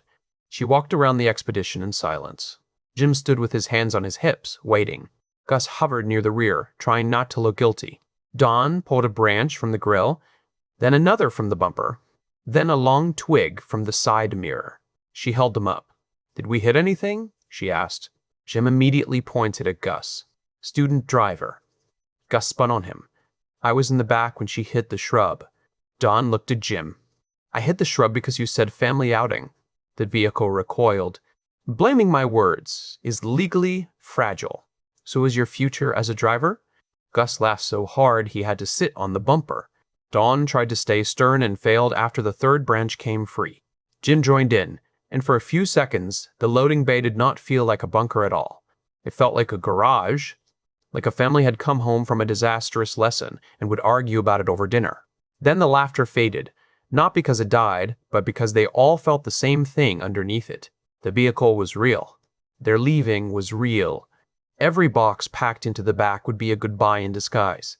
Dawn set the branches aside and wiped her hands on a rag. "We leave soon." Jim nodded. "How soon?" "If the street stays manageable, 3 days. If the infected gather faster, sooner. I want fuel tomorrow. Food the day after. Then we go before the city decides for us." Gus looked toward the steel door. "Do you think the city knows?" Jim followed his gaze. Outside, a faint murmur moved through the distance, almost too low to hear through the walls. It had been there the night before. It was there again now. Not wind, not engines. Something deeper, spread across miles. Dawn heard it too. Her face hardened. Jim rested a hand on the expedition's hood. "No idea. But it sounds like it is making up its mind." They stood together beside the vehicle, listening to Omaha shift and groan beyond the steel. Part of the old city had given them shelter. Another part was coming to take it back. Jim thought of Ron's hidden journal, Gus's birthday candle, Dawn's maps, and Harry laughing in a train yard that existed only in memory now. Harry whispered, "Road trip soon, Jimmy boy." Jim looked at Dawn and Gus, then at the loaded shelves waiting to be emptied into the expedition. "Then we get ready," he said. No one joked after that. They went upstairs and worked until their hands ached, while the rumble in the west grew a little heavier before nightfall. The sound reached them before the sight did. At first, Jim thought one of the water tanks on the roof had shifted in the wind. It was a deep tremor that seemed to climb through the steel ribs of the warehouse and settle under his boots. He stopped in the middle of correcting Gus's stance, one hand on the boy's shoulder and the other gripping a padded training stick he had wrapped with torn denim and duct tape. Gus froze with his knee bent and his arms raised, still trying to look serious even though sweat had plastered his hair to his forehead. Dawn lifted her head from the greenhouse door. She had a basket hooked on one arm and a pruning knife in her other hand. The knife was no longer for tomatoes.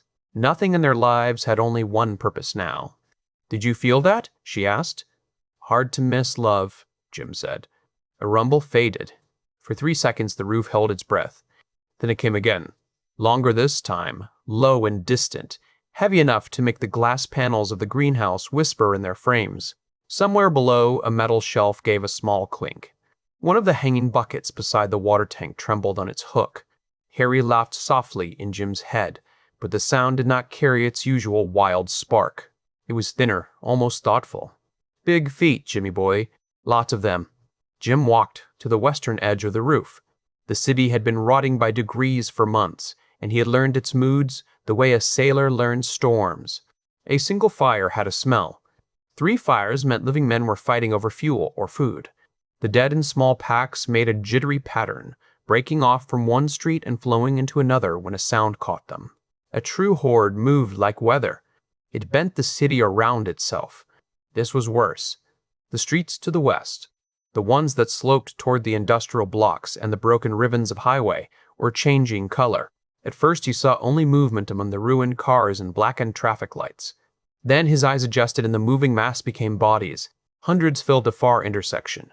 More spilled out from behind buildings, from alleys, from parking lots, from the sunken lanes under the overpass. Their heads bobbed together in a rolling gray wave. Dawn came beside him. Gus squeezed between them, too young to hide his fear and too proud to step back from it. "How many?" Gus asked. Jim did not answer right away. He counted the way Dawn had taught him, not by heads, but by street width, depth, movement, and how long it took a section to pass a fixed point. The answer came back ugly. "Thousands," Dawn said for him. Her voice was flat, and that scared Jim more than shouting would have. Dawn had built maps out of old receipts, scavenged road atlases, and pieces of cardboard. She had counted cans, counted batteries, counted bullets, counted the days since the last rain, and counted the ways a person could die in a locked room. She did not exaggerate. The dead did not run. Not all of them. Some limped. Some dragged broken feet. Some leaned into one another and moved because the mass behind them forced them forward. There were fresh ones in the crowd, still wearing bright shirts and winter coats, and old ones whose faces had collapsed into dark pits. Some raised their arms at sounds no one else could hear. Some snapped at the shoulders in front of them. None of them stopped. "They are not just wandering," Don said. "No," Jim said. "They are pouring in. Like somebody pulled a plug." Gus swallowed hard. "Do they know we are here?" "Not yet," Jim said. Harry hummed in his head. "Not yet is a naughty phrase. It means soon." Jim looked down at the street directly below the bunker. The infected that had gathered in the neighborhood over the past few weeks had been manageable, if a person was mad enough to call any part of the world manageable. They had drifted in ones and twos, then sixes, then 10 at a time. Jim had gone out nearly every morning to thin them, wearing gloves wrapped with leather and carrying his steel rods. The heads had been getting softer, which made the work easier, but easy was a liar's word. Every kill still took timing. Every reach could still end with teeth and flesh. Now those smaller packs were reacting to the rumble.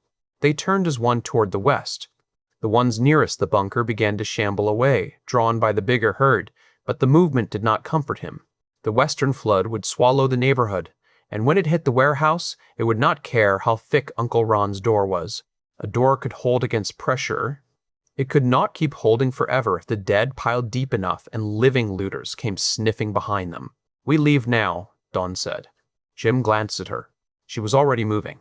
The basket of vegetables hit the roof with a thump. The pruning knife went into the sheath on her belt. Her hair had come loose from the knot she wore when she worked, but she ignored it. She crossed the roof in long, efficient strides and started down the ladder before either of them spoke. "She did not ask," Gus said. "That means she is right," Jim said. The boy's face tightened. "Are we ready?" "We are alive," Jim said. "That counts as ready now." Gus nodded, but his eyes stayed on the west. The distant mass seemed to thicken with every heartbeat. Jim put a hand on the boy's neck and squeezed once. "Listen to me. You stay close. You do not be brave just to look brave. You do not run off unless I tell you. You watch Dawn when I am in front. You watch me when Dawn is driving. You keep the birthday weapon ready and the knife where your hand can find it." "I know. Say it like you mean it." Gus looked up. The fear was still there, but so was the stubborn spark Jim had come to trust. "I stay close. I do not show off. I watch both of you. I do not hesitate." Harry gave a delighted little whistle. "That lad is learning nasty habits from the right people." Jim almost smiled. It died before it reached his face. The rumble grew again, and this time it carried voices, not words. The dead did not make words. It was a wet, hungry chorus of throats that had forgotten breath but remembered need. It rolled over the roofs and down the dead streets of Omaha like a tide. Jim turned toward the ladder. "Move!" They dropped into motion. The bunker that had felt like a fortress an hour earlier became a stack of chores and dangerous choices. Dawn was already on the third floor, shouting orders up the stairwell. Her voice cut clean through the vibration in the walls. "Go bags by the kitchen door. Winch your clothes from the hooks. Water bottles in the blue crate. Jim, weapons first, then the journal. Gus, food bag and spare socks. Do not pack comfort. Pack useful." "Hear that?" Jim said as he pulled Gus down the ladder. "The Queen has spoken." "Do not call her Queen where she can hear you," Gus said. Smart boy. Terrible timing to become clever but smart. They hit the fourth floor and ran. For months, the bunker gathered their lives into corners. Dawn's maps hung with pins and pencil marks. Gus's training notes were taped above the radio table. Jim's rods leaned by the door like ugly metal walking sticks. The place smelled of canned stew, old concrete, oil, soap, and damp soil from the rooftop planters. It smelled like survival. It smelled like home. Leaving it felt like cutting out a piece of himself and stuffing it into a bag. Dawn met them on the second floor landing with a pack already on her shoulders and 2 more at her feet. Her face was pale, but her hands were steady. "The western route is gone," she said. "We take the side streets east, then hit the highway access near the old dealership. If the expedition starts, we keep moving until dark. If it does not start, we abandon everything heavy and go on foot." "It will start," Jim said. "It better," Dawn replied. "You two drove it enough like idiots to test every loose part." Gus gave a nervous laugh. The sound helped. It did not erase the rumble. Nothing could, but for 1 second, they were still themselves. Jim grabbed the hidden journal from Uncle Ron's desk and shoved it into the inner pocket of his coat. The leather cover felt too small to carry so much hope. Another bunker, Bob, and a place east of the city. A promise made by a dead man and written by a man Jim had never understood. He did not know if the second door was real. He did not know if the code still worked. He only knew Omaha was finished for them. Harry whispered close. "Time to run, big brother." Jim slung his pack, lifted both steel rods, and followed Don and Gus toward the ground floor. The heavy steel door waited at the end of the dark entry corridor. Beyond it, the city shook and moaned. Dawn reached for the release. Jim stopped her hand with his wrist. "I go first?" "Of course you do," she said. Her sarcasm was automatic. Her eyes were not. They held on him for half a second too long.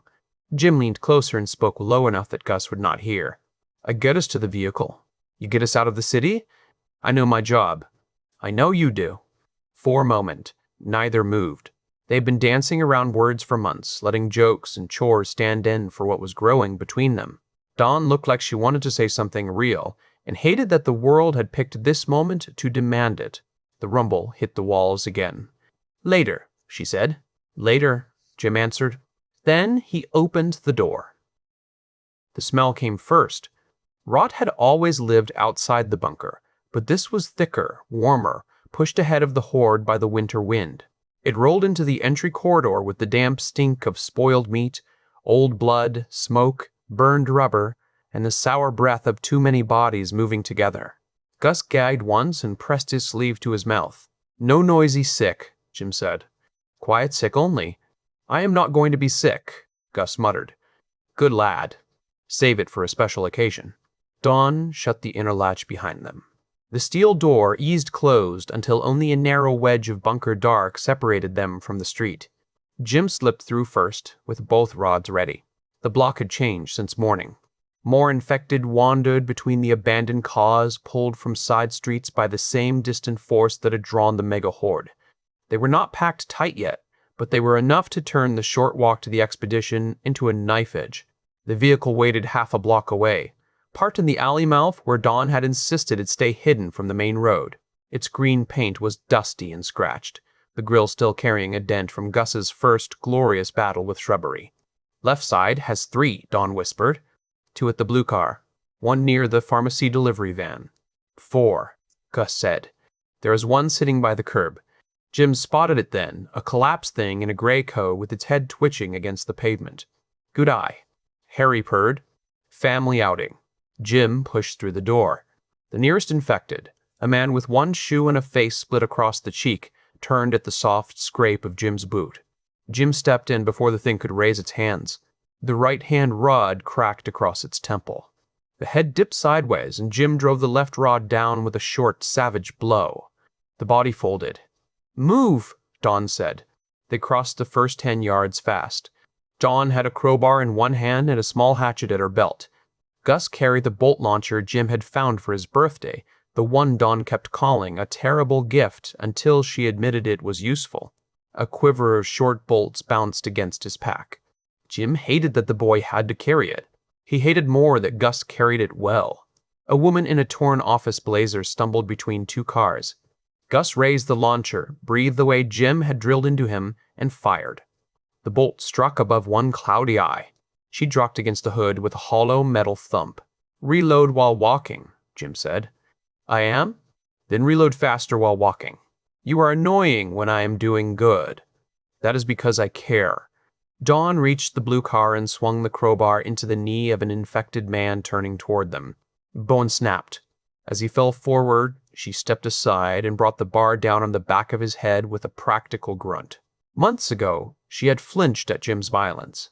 Now her face went cold and tidy while she worked, as if she were clearing broken glass from a diner floor. Jim saw the change and felt pride and guilt at once. "Jim," Dawn said.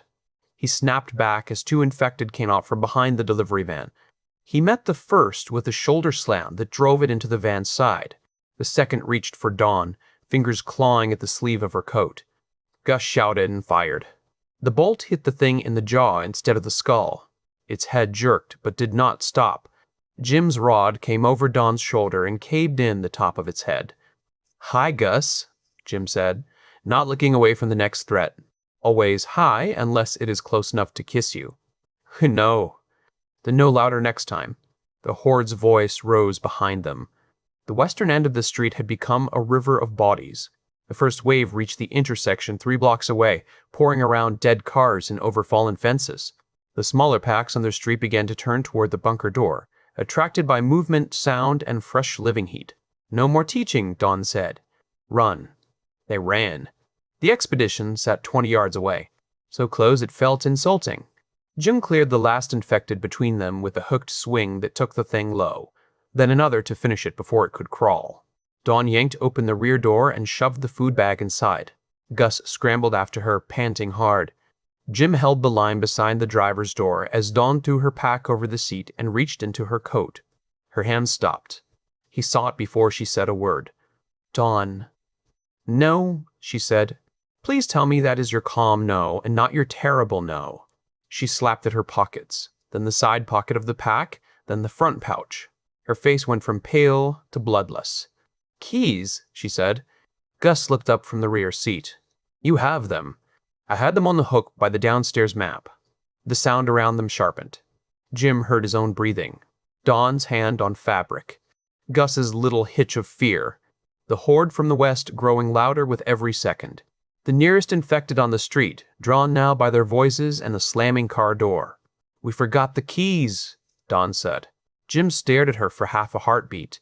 Then he turned toward the bunker. The path they had cut was already closing. 8 infected filled the space near the delivery van. More staggered from side alleys. The door to the bunker was less than half a block away, but the distance might as well have been a mile. Harry made a sound like a match being struck. "There it is. I will go," Jim said. "No," Dawn snapped. "You are the only one who can carve for that many. If you go in, we lose the line here. Then we abandon the vehicle. We cannot outrun that horde on foot with all this gear. Then we drop the gear. And freeze by tomorrow night." Gus was already moving. Jim caught the motion too late. The boy slid out from the rear door, his pack half unzipped, his face set in a fierce, stupid, beautiful mask. "Gus," Jim said, "I know where they are. I am smaller. I can get through. Get back in the car. You said we do not hesitate." "Not when I am telling you to get back in the car." Gus looked at Dawn. She shook her head hard.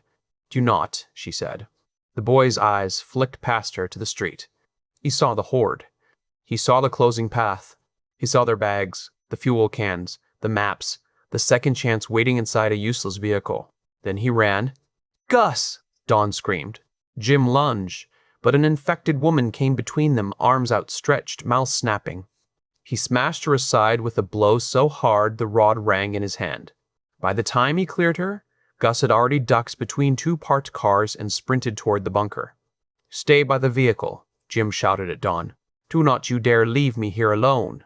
"You are not alone. You have a hatchet and a foul attitude." "Jim." He looked at her. For one raw second, the street disappeared, and all he saw was the terror she could not fully hide. "Keep the driver's seat clear," he said. "When he comes back, we go."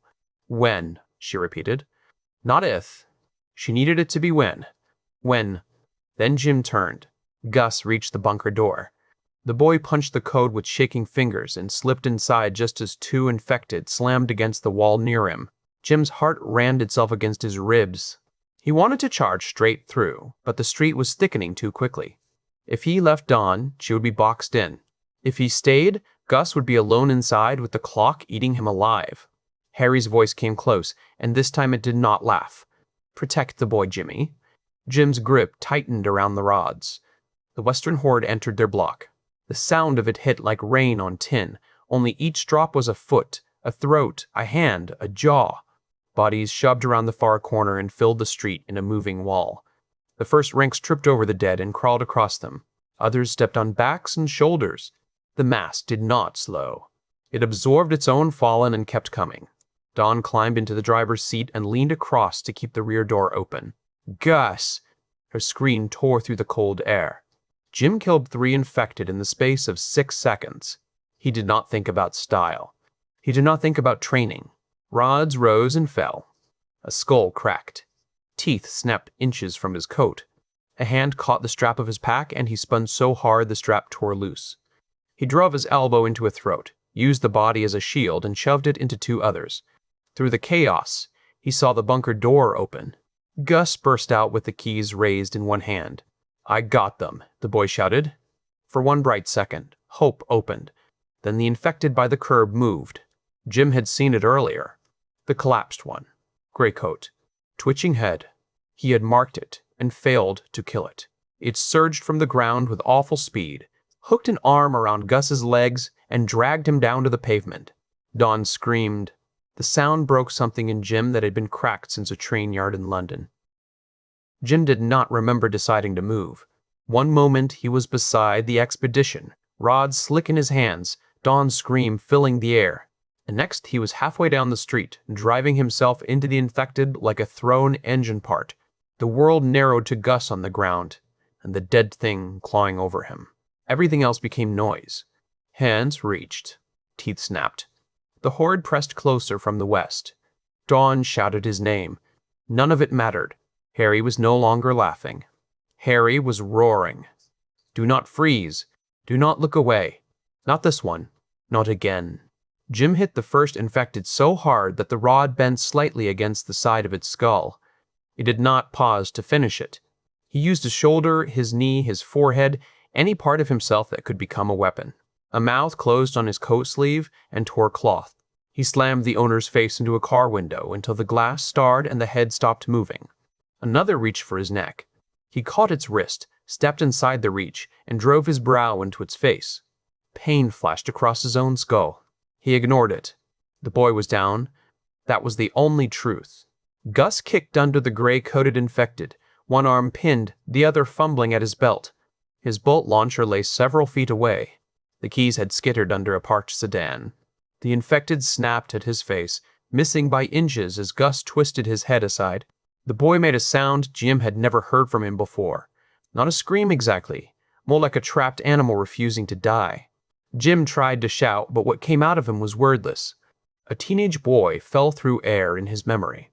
Harry at the top of the scaffolding, grinning down with his dirty face and fearless eyes. See? Simple as breathing. Then the groan of rotten metal. The tilt. The scrape. Jim's own feet rooted to the ground by fear. His brother's body turning once in the air before the sound that ended everything. Not again, Harry snarled. Jim's vision reddened at the edges. He went feral. That was the only word Dawn would later use, and even that failed. Jim did not fight like a trained man anymore. Training had rules, shapes, clean lines between action and reaction. This was older. This was a storm wearing skin. He crashed through the infected with both rods swinging in broken circles, using speed and fury to make space where none existed. A skull split. A jaw tore loose. A hand raked across his cheek, and he barely felt the hot sting. He hooked one rod behind a dead man's knees and ripped the legs out from under him, then stomped the head flat enough to keep it from rising. Dawn fought at the expedition because she had no choice.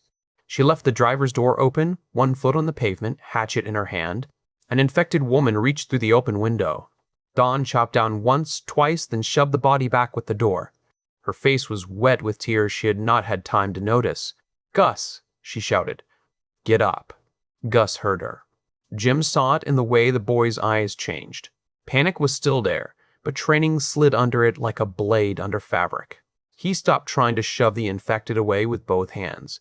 He turned his pinned shoulder deeper into the pavement to make space at his hip. His free hand found the knife Jim had insisted he carry even when Dawn said the boy already had enough gear. The gray-coated thing snapped again. Gus drove the knife up. The first strike hit the cheek and slit off bone. The second punched under the jaw. The infected jerked, but kept trying to bite. Gus yelled through clenched teeth and shoved the blade higher with both hands. The point found the soft place below the chin and punched deep. The thing shuddered. Jim raced him a heartbeat later, already raising both rods. Gus rolled the dead weight off himself and scrambled up, breathing so hard his chest seemed too small for it. His face was white, under dirt. Blood marked one sleeve, but Jim saw at once it was not from teeth. It was scraped skin, torn cloth, pavement burn. "I got him," Gus said. The words came out half laugh, half sob. Jim stopped so suddenly that an infected nearly caught him from the side. He pivoted and crushed it without looking away from the boy. "You stupid little legend," Jim said. Then he grabbed Gus with one arm and crushed him against his chest. The hug lasted less than a second. That was all the street allowed. It was enough to put Jim back inside his own body. He felt his cheek burning. He felt his ribs. He felt the cold air tearing down his throat. He shoved Gus behind him. "Keys. Under the car." "Of course they are. Why would they be somewhere charming?" Gus dropped flat and reached under the sedan while Jim stood over him. The horde was half a block away and closing. Smaller infected swarmed ahead of it like sparks before a fire. Jim's arms shook with the aftermath of fury. He welcomed the shake. It meant his arms still worked. Harry whispered, soft and ragged now. "Good, Jimmy." That was good. Gus's fingers closed around the keyring. "Got them. Run." They ran. The street became a tunnel of reaching hands. Dawn had backed the expedition into life by sheer rage. The engine coughed, turned, and caught with a throaty rumble that made Jim want to kiss the hood. She had the driver's door open and one hand on the wheel. Her other hand swung the hatchet at anything too close. The vehicle lurched backward, then forward, then stopped as she braked hard enough to rock it. "Get in!" she screamed. Gus reached the rear door. Jim threw him inside with less gentleness than he meant. The boy landed across the bags and rolled. Jim slammed the door and turned to the passenger side. A large infected in a torn mechanic's coat came around the front bumper and grabbed Dawn's open door. Dawn tried to pull it shut. The thing wedged itself in, shoulders scraping metal, teeth working at the air. Jim did not have time to go around. He stepped onto the running board, reached over the hood, and hooked one rod behind its neck. With a twist and a snarl, he pulled it sideways while Dawn shoved from inside. The body slid down the door and under the front tire. "Drive over it," Jim said. "Gladly." He threw himself into the passenger seat as Dawn hit the gas. The expedition bucked. The front tire climbed the body, dropped, and spat them into the street. Jim yanked his door shut as fingers scraped the window. Dawn drove like a woman who had decided fear could ride in the back with everything else. She punched through a gap between two abandoned cars, clipped a mailbox, and took the corner too hard. Gus slammed against the seat and swore. Dawn did not even glance back. "Seat belt," she barked. "Really?" Jim said, bracing his boots against the floor as she swerved around a wrecked van. "Do you want to fly through the windshield after all that?" "Fair point." He snapped the belt across his chest with shaking fingers. The horde swallowed the bunker behind them. Jim turned in his seat. The warehouse door was lost in bodies. The street they had crossed moments earlier had vanished under the tide. The dead, pressed against the lower walls, tripped over the bodies Jim had dropped, surged into the alley and poured around every obstacle. Their bunker, their strange tower of canned fruit and rooftop tomatoes and jokes at the end of the world, disappeared behind a gray wall of hunger. Gus looked back through the rear window. His mouth opened, but he did not speak. Dawn drove east. The city fought them every inch. Cars blocked roads. Fires burned in old storefronts where no one was left to watch them. Infected wandered in knots, drawn toward the horde, but distracted by the expedition's engine. Dawn took alleys, sidewalks, parking lots, even a narrow strip of grass between two apartment buildings. The vehicle bounced hard enough to rattle Jim's teeth. "You sure you know where you're going?" Jim asked. "I know where not to go," Dawn said. "Right now that is enough." Harry chuckled weakly. "I like her." "Harry says he likes you," Jim said. "Tell Harry to read a map. He was always rubbish with maps. Got lost in a grocery store once." Gus gave a breathless laugh from the back seat. It broke into a shaky sound that might have become crying if he had been alone. Dawn heard it too. Her eyes flicked to the mirror. "Gus," she said, "talk to me. Bite." "No bite. Just scraped. I am okay. Do not be heroic." "Check again." Jim twisted around. Sleeves up, collar down, ankles too, and fast. Gus obeyed, hands trembling. He showed his arms, neck, and legs as much as the cramped back seat allowed. No bite. No torn flesh from teeth. Only dirt, bruises, a bleeding scrape along his forearm, and the wild look of a child who had been dragged close to death and shoved it away. Jim let out a breath he had not realized he was holding. "You did good," he said. Gus looked at him, stunned by the softness in the words. Jim pointed at him. You also did bad by running off. Both can be true. We will discuss the bad when there are fewer dead people trying to lick the windows. Yes, Jim. Don cut through the lot of an abandoned supermarket, smashed through a chain-link gate, and found the access road behind the old dealership. Beyond it, the highway rose out of Omaha in a cracked gray sweep. The on-ramp was crowded, but not blocked. Don hit it without slowing. For a few seconds, the expedition climbed, engine whining, tires thumping over debris. Jim looked west. Omaha burned under a dirty winter sky. Smoke leaned over the city. The mega-horde spread through the streets in a vast crawling stain. Their old block was gone. Their old life was gone all over again. The highway opened ahead. Don drove until the city fell behind them and the rumble faded into memory. Dawn did not stop until Omaha was a gray bruise on the western horizon. Even then, she did not stop because the danger was gone. She stopped because her hands were cramping around the steering wheel and the expedition needed fuel before the gauge could drop much lower. They pulled behind a jackknife delivery truck near a rest area that had been stripped almost bare months earlier. The pumps at the fuel station were dead. The convenience store windows were smashed. Two infected wandered near the restroom building, slow and aimless, their attention caught by a torn flag snapping against its pole. Dawn turned off the engine. The silence after the drive was almost worse than the horde. No one moved. Jim listened to the tick of the cooling engine. Gus breathed in quick, shallow pulls from the rear seat. Dawn's forehead rested against the steering wheel, her hair hanging around her face. Her knuckles were white. "Everyone out," she said at last. Jim looked at her. "Maybe we take a minute." "Everyone out," she repeated, sharper this time. "I need to see him in daylight." Gus opened his door without argument. That alone told Jim how shaken the boy was. The Gus of yesterday would have muttered. The Gus of an hour ago might have tried to smile his way out of it. This Gus climbed down, stood beside the vehicle, and held out his arms like a prisoner being searched. Dawn came around the back with the first aid pouch. She touched his face, neck, sleeves, hands, and jacket with brisk, trembling care. "Say if it hurts," she told him. "Everything hurts." "Then say if anything hurts different." "My elbow, my hip, my pride." Jim snorted despite himself. Dawn shot him a look that could have cut steel. Do not encourage him. Wouldn't dream of it. Gus's left forearm had been scraped raw where the pavement took skin through the sleeve. There were deep bruises forming along his shoulder and ribs from the tackle. No bite. Dawn checked twice, then a third time after wiping away dirt and blood. Only when she was certain did her face crack. She pulled him into her arms. Gus stood stiffly for half a second, as if his body had forgotten what comfort meant, and he folded into her. He was almost as tall as she was now, but in that moment he looked younger than 14. Dawn pressed his head to her shoulder and held him hard. "Do not ever do that to me again," she said. "I got the keys." "That is not an answer." "I know. You scared me so bad I could not breathe." Gus's voice went small.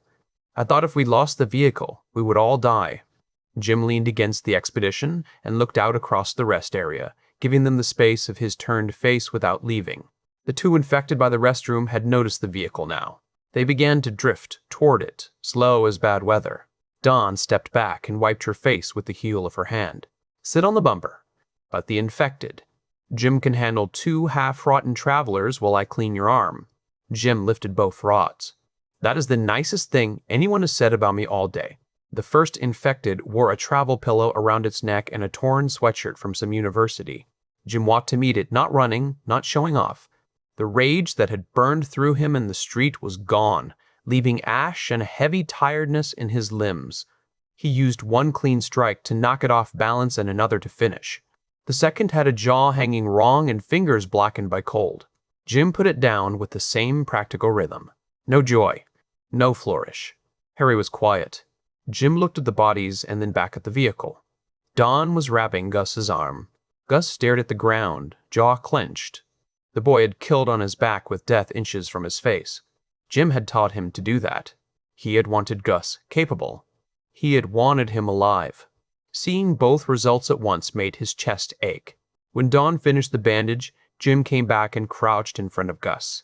"Right," he said. "Lesson." Dawn gave him a warning look. "Choose your words carefully." I am a poet under pressure. You are a hazard under pressure. Also true. Jin focused on Gus. You saved us. You did?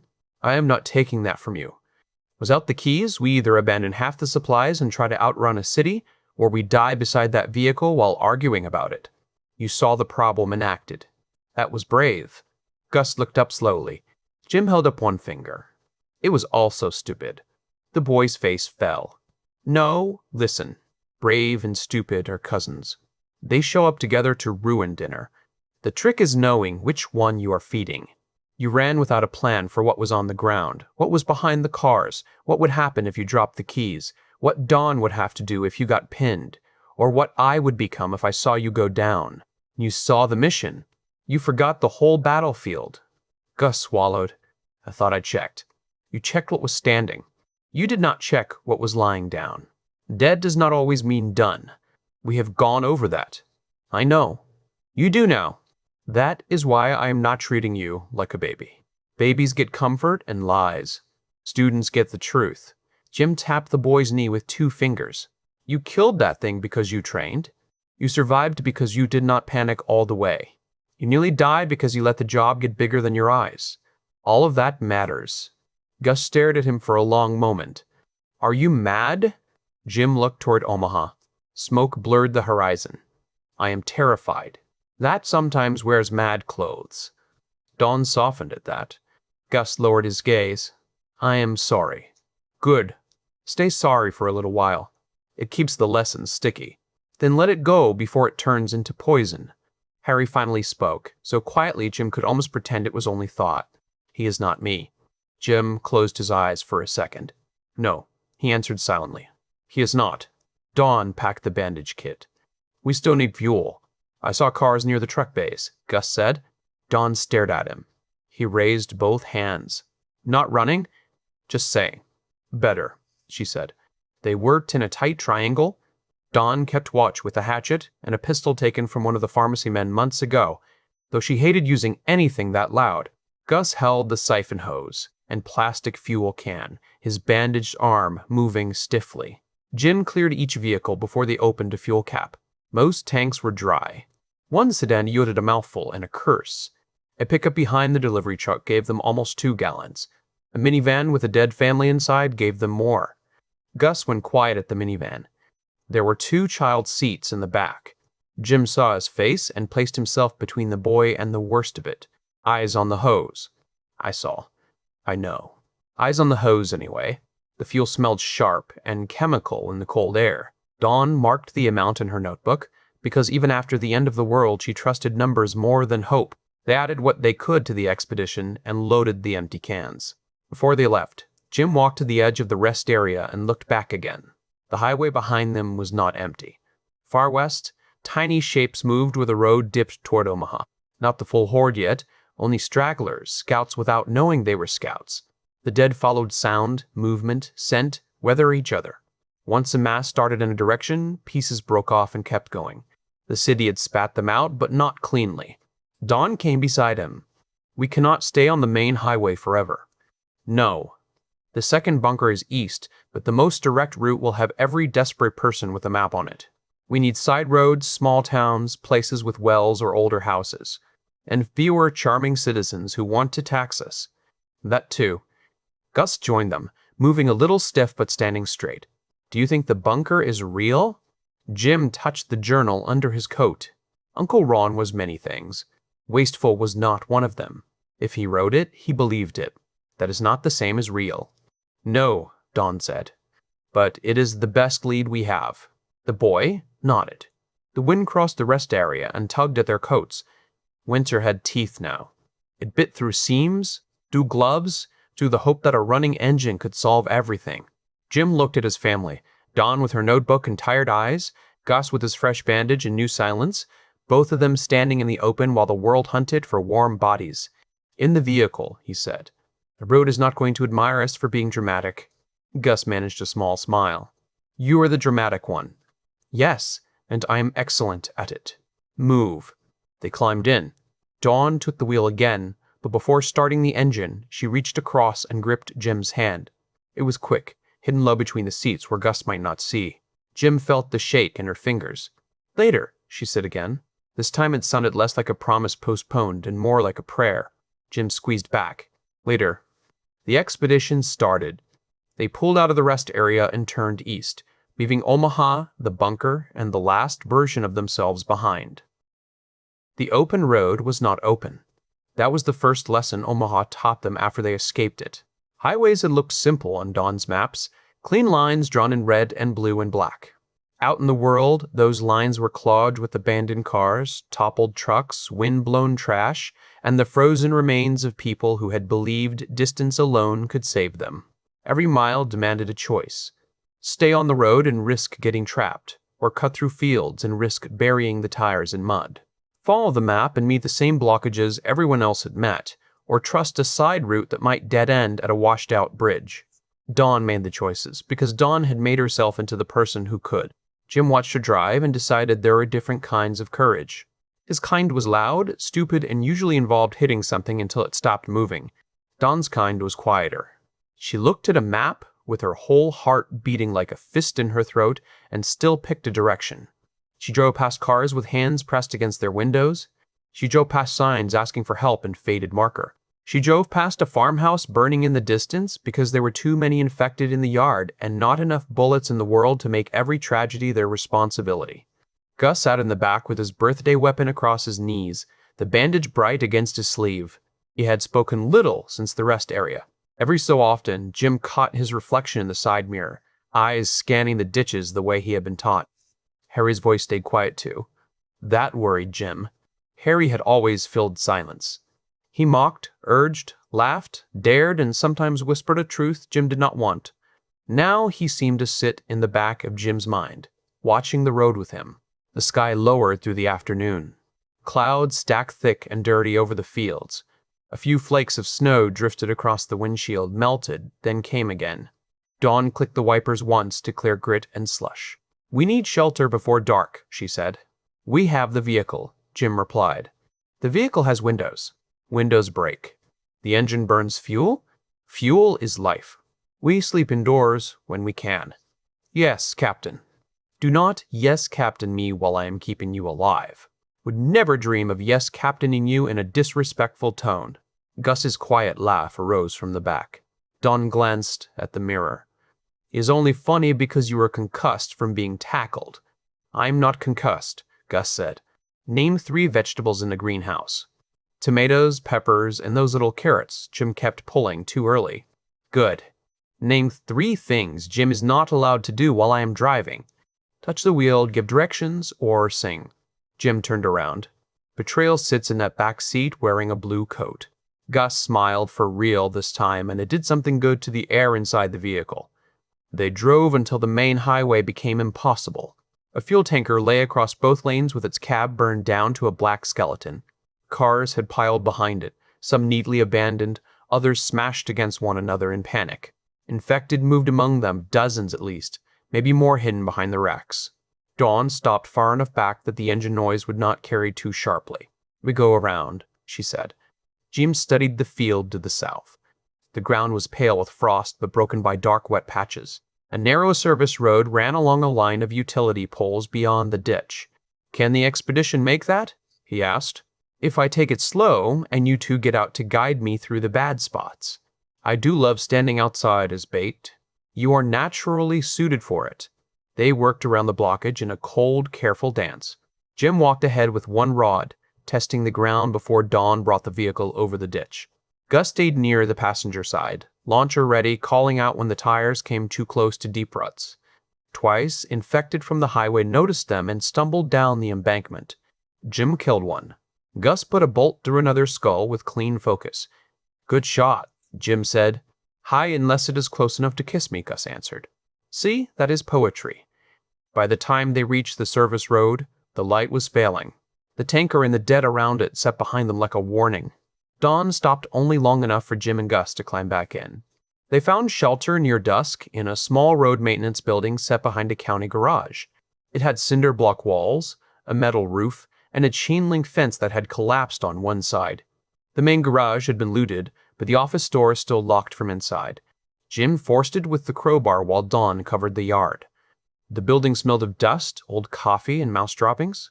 There were 2 rooms, a bathroom with no running water, and a closet full of reflective vests, cracked traffic cones, and one glorious stack of road flares sealed in plastic. Dawn held up the flares. "These stay dry. They may save us." "Or start a party," Jim said. "No parties." "A small, respectful gathering?" "No." Gus lowered himself into an office chair with a wince. "I vote no party too." Jen pointed at him. "You are both against joy." They secured the doors with a filing cabinet and a length of chain.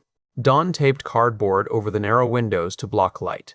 Jim checked the garage for infected and found one trapped in a supply cage, a former worker in a brown jacket whose name badge read, Carlos. The man had died in the cage or been locked in after turning. Either way, he pressed against the wire with dead patience. Jim stood outside the cage for a moment. "Sorry, Carlos," he said. He killed him through the wire with a sharpened piece of metal from a broken shelf, because a rod strike might make too much noise against the cage.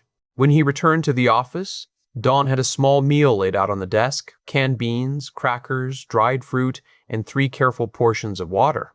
Not enough to satisfy, enough to keep moving. Gus stared at the food. "I miss cake." "You had Apocalypse's birthday cake," Jim said. "That is rarer than gold." It had no frosting. "Luxury has made you soft." Dawn passed him the dried fruit. "Eat first. Then we clean deer and sleep in shifts." The meal passed quietly. Outside, the wind moved loose metal against the garage with a slow, scraping rhythm. Somewhere far off, an infected cried out, then another answered. The sound no longer belonged only to Omaha. It had spread into the open country. After they ate, Dawn unrolled the map on the desk and weighted the corners with cans. Jim and Gus leaned in. The second bunker lay east, beyond miles of rural roads, small towns, rivers, and land that looked simple, until a person had to cross it in winter with the dead behind them. "We cannot drive straight there," Dawn said. "Too many unknowns. We make hops. Fuel, food, shelter. We avoid city centers. We avoid military markings unless we can watch first. We avoid groups larger than us unless they are clearly helpless, and even then we think twice." Gus frowned. "What if they need help?" Dawn's face tightened. Jim took the question. "Then we ask if helping them kills you. If the answer is yes, you do not do it. If the answer is maybe, you think hard. If the answer is no, you still keep a weapon in your hand. That sounds cruel." "It is," Dawn said. "And it is why you are alive tonight?" Gus looked down at the map. "I know. I just do not want to become someone who does not care." The room fell still. Jen looked at Dawn. Dawn looked at the boy. Harry whispered, "There it is." Jim sat on the edge of the desk. "Caring is not the same as dying for every stranger. Your heart can be open, and your door can be locked. Mine is mostly locked, possibly nailed shut, but I am working on it. Dawn's has a schedule and inventory system. Yours is still trying to invite the whole world in for soup. We need all 3. Dawn looked at him with surprise. Gus considered that. "So caring is allowed?" "Allowed," Dawn said. "But it has to survive too." The boy nodded slowly. Later, while Dawn took first watch and Gus slept curled in a nest of coats on the floor, Jim sat in the garage doorway and looked at the expedition. It had scratches along both sides, a cracked mirror, and a smear of dark blood under the front tire. It looked like a miracle pretending to be a machine. Harry stirred in his mind.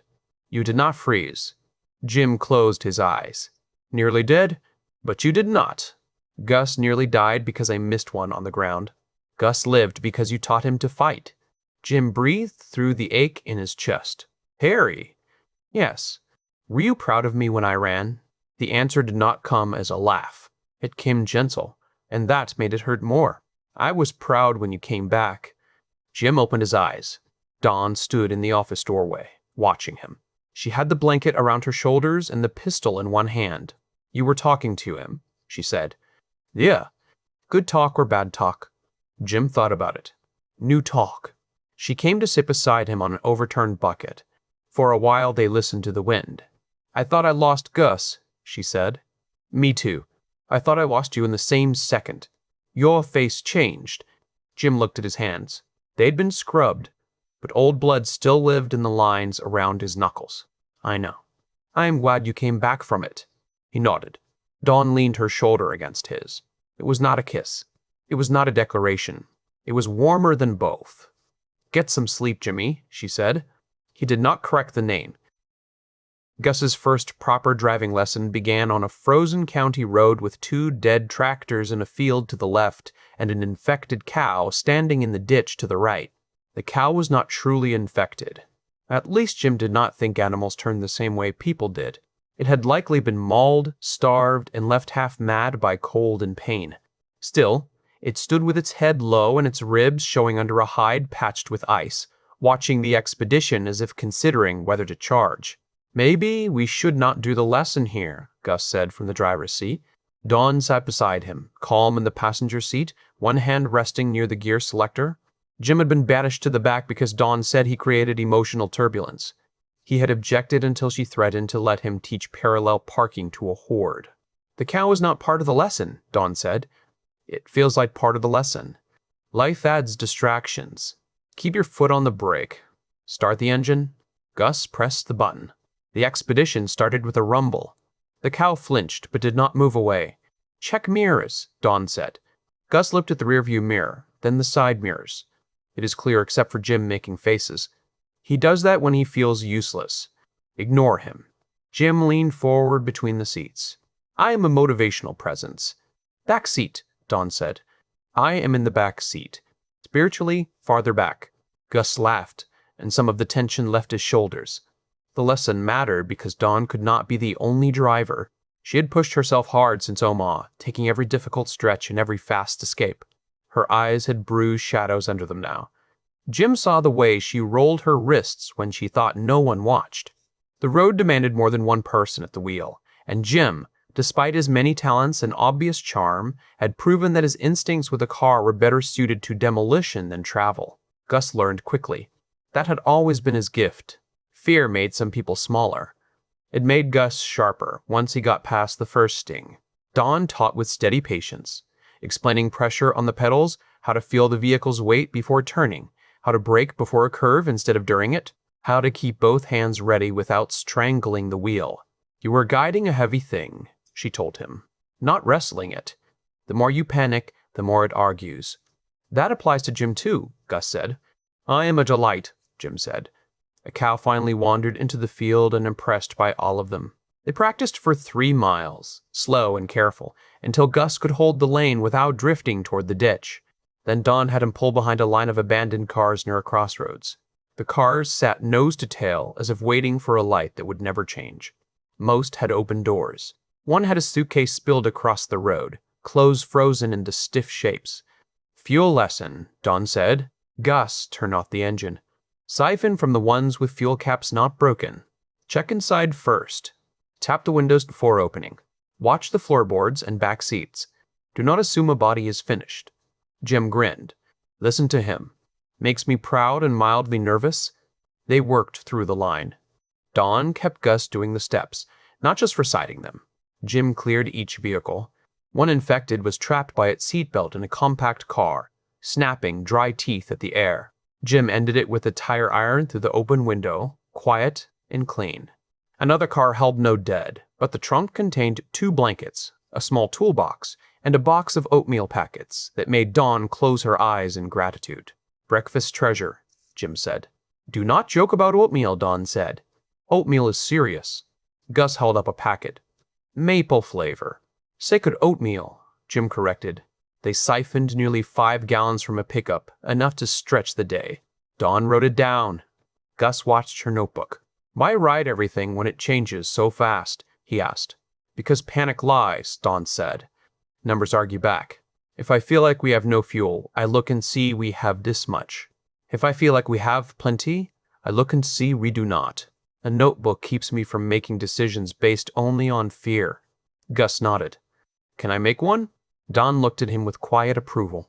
"Yes, tonight I will give you a section. You track bolts, water purification tablets, batteries, and your own medical supplies." "My own?" "Your arm. Your bruises. Your pain. I want you honest about all of it." "I can do that." Jim tapped the boy's boot with the tire iron. "You lie about pain, and Dawn will know. She has diner waitress magic." "I do," Dawn said. I can smell foolishness through wall. The day settled into a rhythm: drive, stop, watch, clear, siphon, mark the map, and move again.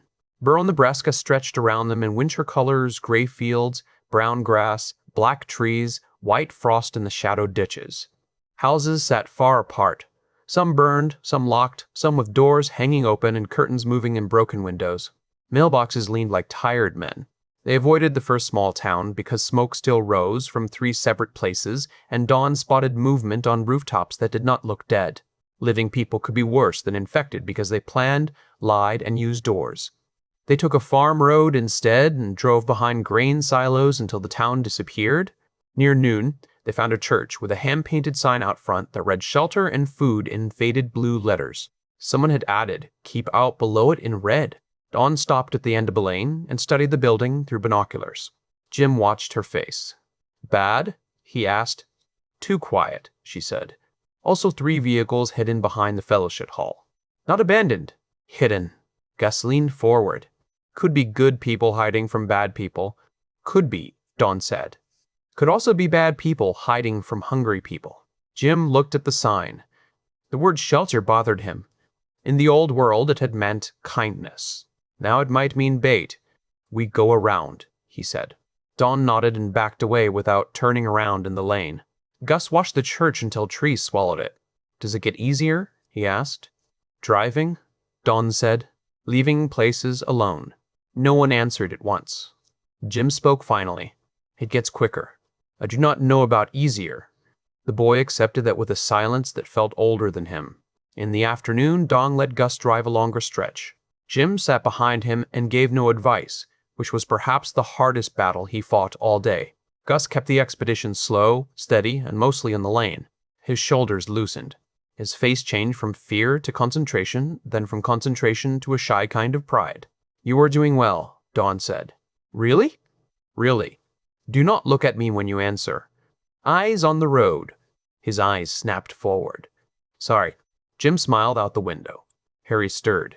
The kid is going to be better than you at everything. Probably, Jim murmured. What? Gus asked. Harry says you might become less rubbish than me. Gus said a little taller. Tell him thanks. Harry laughed at that, warm and quick. Manners at the end of the world. Look at us becoming fancy. As evening approached, snow began in earnest. It came sideways across the road, thin at first, then thick enough to soften the edges of the fields. John had Gus pull into the long drive of a farmhouse that sat back from the road under a stand of leafless trees. No smoke, no fresh tracks, no visible movement. Jim got out first. The house was empty of living people and held only one infected in the mudroom, an older woman in a quilted coat who had frozen partly to the floor and could barely lift her head. Jim ended her quietly. Dawn searched the pantry and found canned peaches, salt, a half bag of rice sealed in a bin, and a jar of instant coffee that made her hold it to her chest like a child. Gus found a stack of notebooks in a desk drawer. Inventory journal, he said. Dawn smiled. Good work. Start with batteries. They lit no fire until full dark, and only then in the fireplace after blocking the windows. The chimney drew poorly, smoking at first, but warmth slowly crept into the room. They ate rice with peaches and drank coffee so weak it barely deserved the name. It still felt like a feast. Before sleep, Gus opened his notebook and wrote in careful letters. Batteries, bolts, water tablets, bandages, and pain. Under pain, he paused. Dawn watched from the hearth. Honest. He wrote more. Jim did not look over his shoulder. The boy deserved one private corner in a world that had stolen most corners. Outside, snow covered the road behind them, erasing their tracks one flake at a time. They met the northbound survivors 2 days later beside a frozen creek where the road dipped between low hills. By then, Gus could drive short stretches without Dawn reaching for the dash every time a curve appeared. Jim could sit in the back without narrating disaster. Dawn could sleep for 20 minutes at a time while Jim watched the road and pretended not to be terrified of every steering correction the boy made. The expedition had become less like a borrowed machine and more like a cramped rolling bunker with bad suspension. The creek crossing looked passable at first. The bridge was narrow but intact, a strip of concrete with no guardrails and ice clinging along both edges. Dawn had Gus stop well short of it. Why? Gus asked. Jim saw the answer a second later. Tracks. Several sets crossed the road ahead, some boot prints, some tire marks, fresh enough that the wind had not filled them. Don took the binoculars and scanned the far side. A stand of trees crowded the creek bank. Beyond them, a gravel lane climbed toward a cluster of outbuildings. Someone is close, she said. Friendly close or tax collector close? Jim asked. People with working tires close. That is all I know. Gus shifted in the driver's seat. Back up? Slowly, Don said. He had barely touched the gear selector when a voice called from the trees. Hold there. We do not want trouble. Jim was out of the rear door before the sentence finished, rods in hand, body angled to keep the vehicle between him and the trees. Dawn slid from the passenger side with the pistol low and hidden by her coat. Gus stayed behind the wheel, exactly as ordered, though Jim could see his hands tighten. Trouble gets a vote too, Jim called back. It is rude like that. A man stepped from behind an oak with both hands raised. He was tall, black, maybe 40, wrapped in a patch winter coat with a knit cap pulled low. A rifle hung from a strap across his chest, but his hand stayed away from it. Behind him came a woman with a scarf over her hair and a teenage girl carrying a shotgun almost as long as her arm. Two more figures lingered deeper in the trees. Dawn spoke before Jim could make things worse. We are passing through. We do not need a fight. Neither do we, the man said. Name's Marcus. This is Lila, my wife. That is Renee, our daughter. We have 3 more back there and 2 vehicles that run badly enough to count as miracles. Why step out? Dawn asked. Marcus gave a weary smile. Because hiding makes armed strangers nervous. Nervous armed strangers shoot bushes. Jim tilted his head. He has a point. I have considered shooting several bushes this week. Renee's shotgun lifted slightly. He jokes when scared, Dawn said. I joke when delighted too, Jim said. Mostly scared, Gus called from inside the vehicle. Jim glanced back. You are on thin ice, young man. Figuratively and possibly literally. The joke eased something. Not trust. Trust was too expensive to hand out on a road, but it lowered the temperature.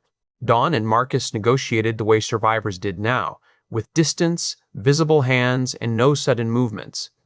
His group was heading north, he said, away from the larger southern roads and the fighting around towns where gangs had begun calling themselves militias, councils, governments, or whatever, made theft sound official. They had family in South Dakota, or maybe only a memory of family, but it was a direction. North? Dawn asked. In this weather? Lila answered. Cold slows the dead. People are the problem. Less people north. We heard the infected are moving south, Marcus added. Like birds. Big hordes following the warm weather, or scent, or instinct. Folks started calling them southbound avian, which is stupid and fancy and somehow stuck. Jim blinked. The dead are birds now? Renee the daughter snorted. That is what I said. Marcus shrugged. Name does not matter. Pattern does? Big groups have been pushing south for weeks. Every traveler we met says the same. If you are going east, watch the roads that angle down. They may be full. Dawn looked at Jim. Jim looked toward the white road behind them. The horde in Omaha had come from the west and poured into the city, but where it would go after that was anyone's guess. South made a terrible kind of sense. Winter punished anything exposed. The dead did not plan, but masses followed pressure, sound, temperature, food, and each other until instinct looked like migration. We saw a mega-horde take Omaha, Jim said. Marcus's face changed. How many? Thousands, Dawn said. Maybe more? The people in the trees murmured. Lila touched the scarf at her throat. Then we were right to leave the interstate. They traded information before they traded goods. Dawn shared the locations of 2 blocked roads, one looted rest area, and the church with hidden vehicles. Marcus warned them about a town east of the creek where a group in matching armbands had set up a checkpoint and demanded supplies from travelers. Leela told Dawn which wells nearby had hand pumps and which farmhouses had already been stripped. Renee watched Gus through the windshield with the suspicious curiosity of someone near his age who had forgotten how to meet anyone without calculating threat. Gus finally climbed out when Dawn signaled. He kept his hands visible. You really drove that? Renee asked. Some of it, Gus said. You look 12. I am 14. Still. You look like you hate everyone. Renee stared at him, then laughed once despite herself. I am 15 and correct. Jim leaned close to Dawn. Young love in the apocalypse. Terrifying. Dawn elbowed him. Do not start. The trade was small but useful. Dawn gave Marcus 2 cans of vegetables and a packet of batteries that did not fit their radio. Marcus gave them a paper map with back roads marked in pencil and a half-full bottle of iodine tablets. Lila added a knitted hat for Gus after seeing the tear in his old one. Gus tried to refuse. Willa fixed him with a mother stare so powerful, even Jim stepped back. You take warmth when offered, she said. Gus put the hat on. Thank you. Renee rolled her eyes. Looks awful. Keeps ears. That should be on a sign, Jim said. Marcus laughed, but his eyes remained watchful. You 3 are close. We are annoying and difficult to separate, Jim said. Family, then. Dawn looked at Gus, then at Jim. Yes. The word landed soft and heavy. Marcus seemed to understand not to press. He pointed east. If you stay on the county road, you will reach a grain elevator by evening. Do not stop there. Too exposed. 2 miles past it, there is a cluster of houses around an old school. Might be clear. Might not. But it has a water tower. And your advice on the checkpoint? Dawn asked. Avoid it. If you cannot avoid it, do not believe the uniforms. They are not soldiers. They are hungry men with matching cloth. Jim's smile thinned. We have met the type. Marcus looked at the ronds in his hands. I expect they regretted it. Some more than others. For a moment the 2 men simply looked at each other, measuring not threat, but damage. Marcus had the eyes of someone who had made choices and carried all of them. Jim wondered if he looked the same now. They parted carefully. No hubs. No promises to meet again. The world did not reward that kind of softness. Marcus's group moved north in 2 battered vehicles, one coughing smoke, the other with blankets taped over a missing rear window. Renee looked back once through the cracked glass.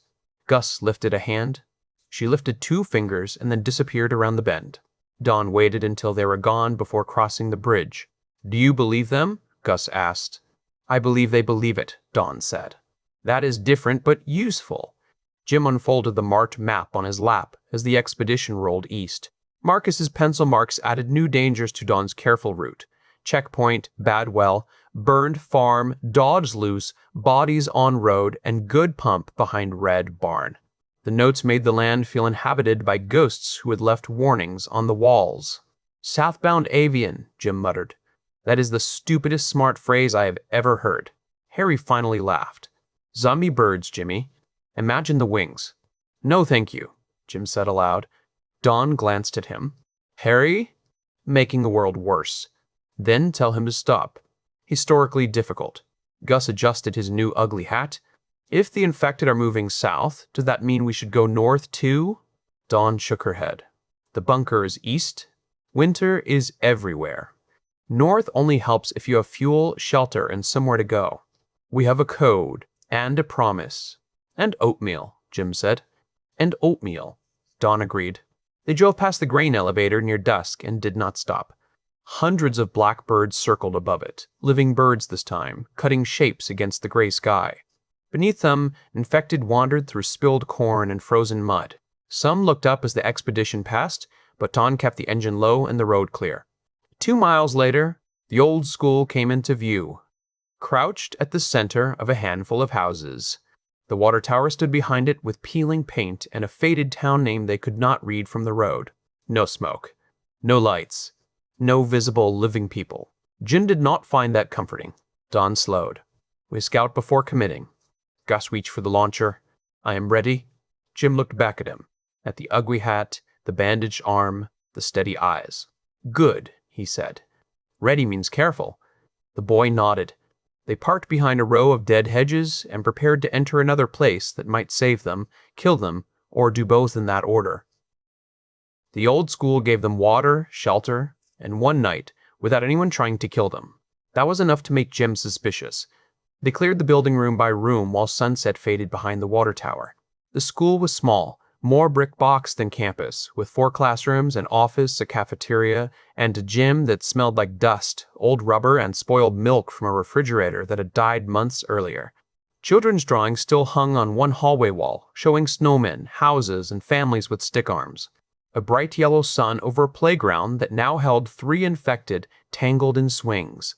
Don saw Gus looking and gently turned his face toward the next doorway. Work first. Feel later. He nodded and lifted the launcher. They killed 5 infected inside. 2 were adults, likely teachers or parents. 3 were children. That part cost them. Jim handled 2 before Gus came around the corner, but the boys saw the 3rd. A small body in a purple coat, face gray, hands reaching from under a desk. Gus froze for half a breath. Jim stepped in front of him. "No," Gus said.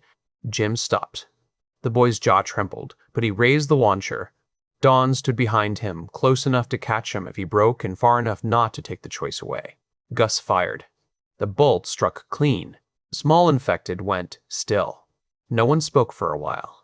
Later, they slept in the principal's office, with the door barricaded and the windows covered. Don found a hand pump near the maintenance shed behind the school. The water tasted of iron but ran clear after several minutes. They filled every bottle and treated it anyway. Gus wrote it all in his notebook with a hand that only shook a little. In the morning, Jim found him in the hallway, looking at the children's drawings. "You all right?" Jim asked. "No." "Good answer." "Honest." Gus touched one drawing with the back of his finger. It showed a family beside a red house. The kid who made it had written my home in careful, uneven letters. "Do you think there was a time when adults knew what they were doing?" Gus asked. Jim leaned against the wall. "No, we just hid it better." "That is not comforting." "I am not built for comfort before breakfast." Gus almost smiled. Dawn called from the office. "We move in 10. Weather may turn again." They loaded quickly. The school gave them a few treasures, pencils for maps, a box of adhesive bandages from the nurse's cabinet, 2 flashlights with weak batteries, a bag of powdered drink mix from the cafeteria, and a stack of paper towels Dawn treated as if they were silk. Jim found a baseball bat in the gym storage closet and gave it to Gus as a backup. "Feels old school," Jim said. Gus stared at the hallway of drawings. "You've not made jokes about school right now." "Fair." Later, they left the town by the east road under a sky the color of dirty wool. Marcus's warning about southbound hordes stayed with them. Dawn adjusted the route to avoid roads that angled toward larger southern highways, choosing instead a broken weave of county lanes. It made the trip longer. It also kept them away from obvious funnels where people and infected would gather. By noon, the land opened wide. Fields rolled in long, frozen swells. Wind pushed snow dust across the road in pale snakes. The expedition's heater worked only when it felt generous, so they wore gloves inside and took turns flexing their fingers near the vents. Jim was studying the map when Harry whispered, "Look left." Jim lifted his head. At first he saw nothing but a tree line beyond a harvested field. Then the trees shifted. Not the branches, the dark below them. Movement gathered there too broad and steady to be wind. "Dawn," he said. She heard the change in his voice and slowed without asking. Gus leaned between the seats. The road rose ahead to a small ridge. Dawn eased the expedition up just far enough for them to see over the field. The horde was moving north. Not a pack, not a wandering cluster. A horde. It stretched across the low ground beyond the tree line, thousands of infected threading through the fields and along a shallow drainage ditch. They moved with the same terrible purpose as the Omaha wave, though thinner and less compressed. Their direction was unmistakable, heading north against the story Marcus had heard, against the easy explanation of winter migration, against the hope that the dead could be predicted like birds. Dawn killed the engine. The silence made the sight larger. "They are going the wrong way," Gus whispered. "Wrong for the theory," Dawn said. "Right for whatever is pulling them." Jim took the binoculars. The dead were far enough that details blurred, but he could make out their flow. Some crossed open fields, stumbling over frozen furrows. Others followed the ditch where movement was easier. They were not chasing anything visible. No vehicles. No fire. No gunshots. No living herd ahead of them. Still they moved. Harry's voice came low. "Something is calling dinner." Jim lowered the binoculars. "Harry says something is drawing them." Dawn did not dismiss it. Months ago, she might have. Now she had learned that Jim's private devils sometimes noticed patterns before the rest of him did. "Sound?" Gus asked. "Like a siren?" "Maybe," Dawn said. "Could be a factory alarm. Wind through something, a radio tower, anything. Could be people. Could be another city. Could be nothing, Jim said. The dead are not famous for explaining themselves. But he did not believe it was nothing. They watched for nearly 20 minutes. Dawn timed the movement with her watch and marked the map. Gus counted sections the way she had taught him. Jim scanned the edges for living followers, because where large hordes moved, desperate humans sometimes trailed behind to loot what they crushed, or to hide in their shadow from other threats. He saw none. One infected in the far edge of the mass stopped and turned its face toward the ridge. Jim held still even though it could not possibly see them at that distance. Then another turned. Then 3 more. The motion rippled outward, not enough to redirect the horde, but enough to raise the hair on the back of Jim's neck.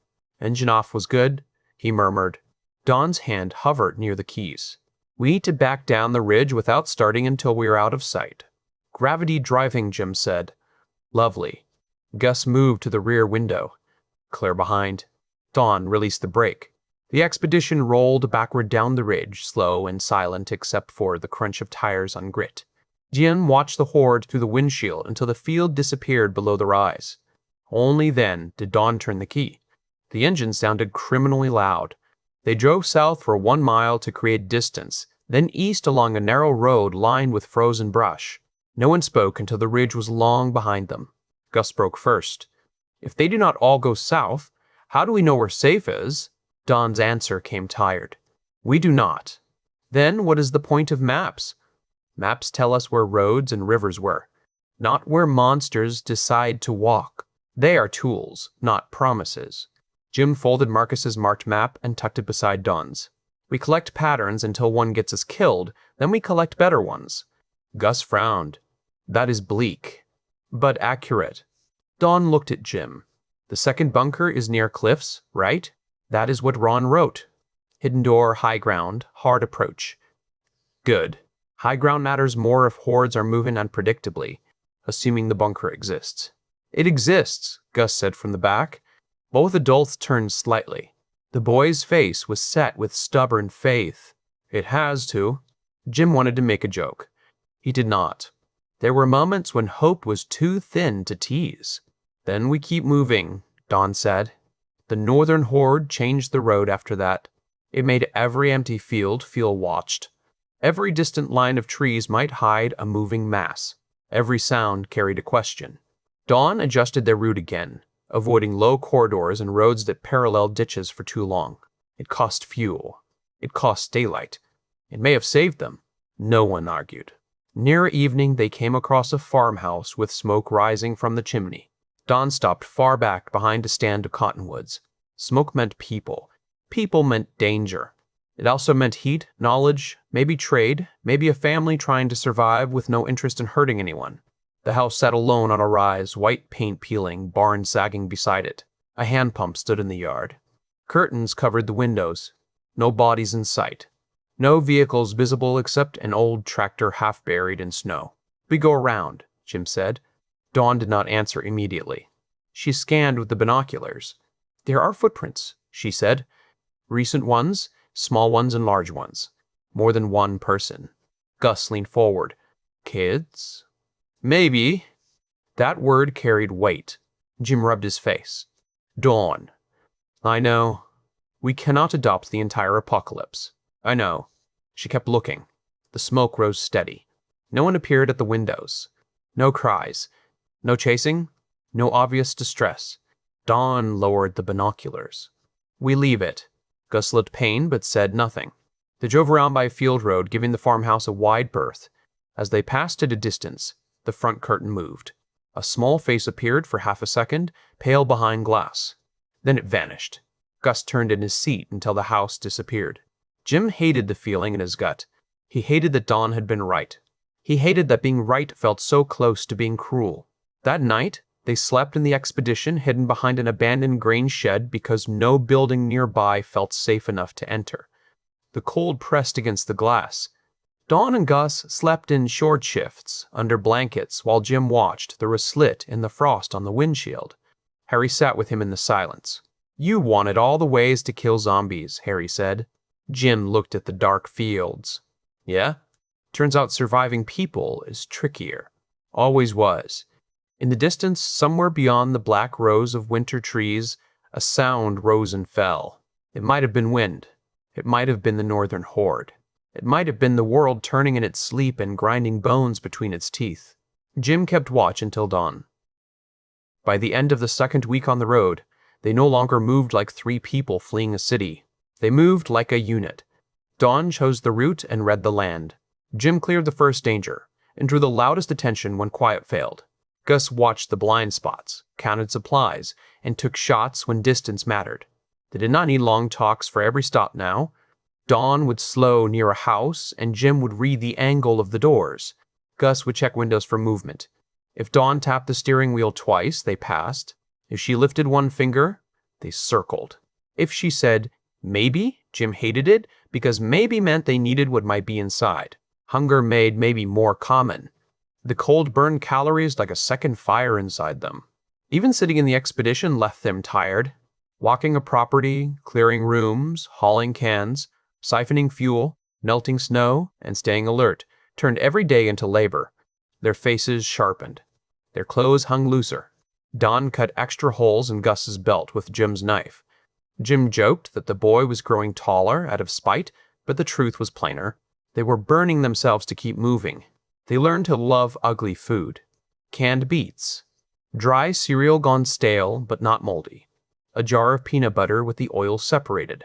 Powdered gravy mixed thin and poured over rice. Jim found a case of prune juice in a basement and declared it both treasure and threat. Dawn made him load 6 bottles anyway. Nutrition, she said. Weaponized nutrition, Jim replied. Drink it and stop whining. I am British. Whining is cultural heritage. Gus took one sip and made a face so sincere that Dawn laughed for the first time in 2 days. The laugh mattered. They saved it like food. They scavenged a hardware store in a town with no name left on its welcome sign. The front doors had been smashed, but most people had gone for obvious things and missed what Dawn valued. Work gloves, rope, nails, plastic sheeting, a handsaw, and tape.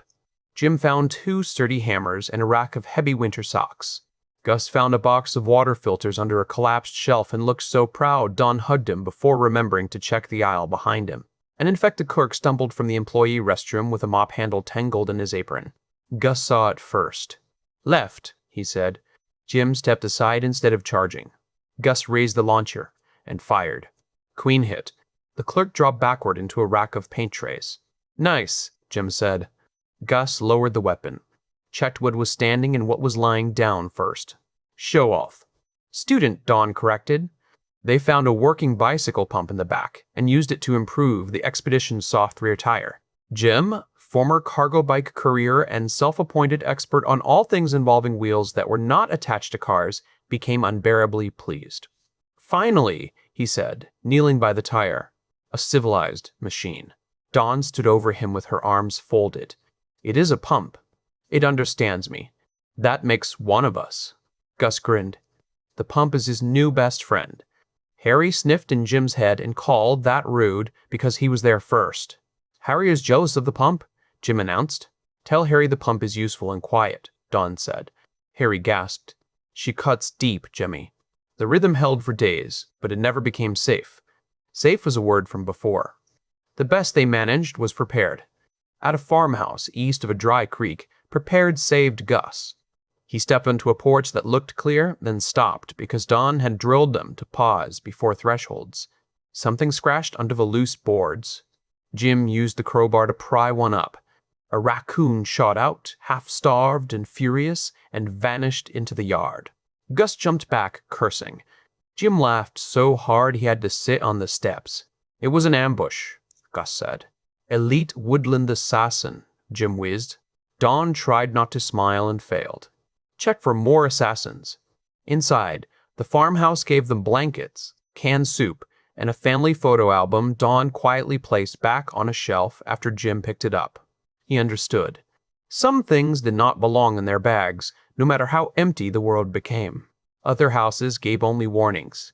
A ranch home with its doors carefully closed had bodies in the living room under blankets, and one message written on the wall in charcoal. We waited. Dawn backed out without taking anything.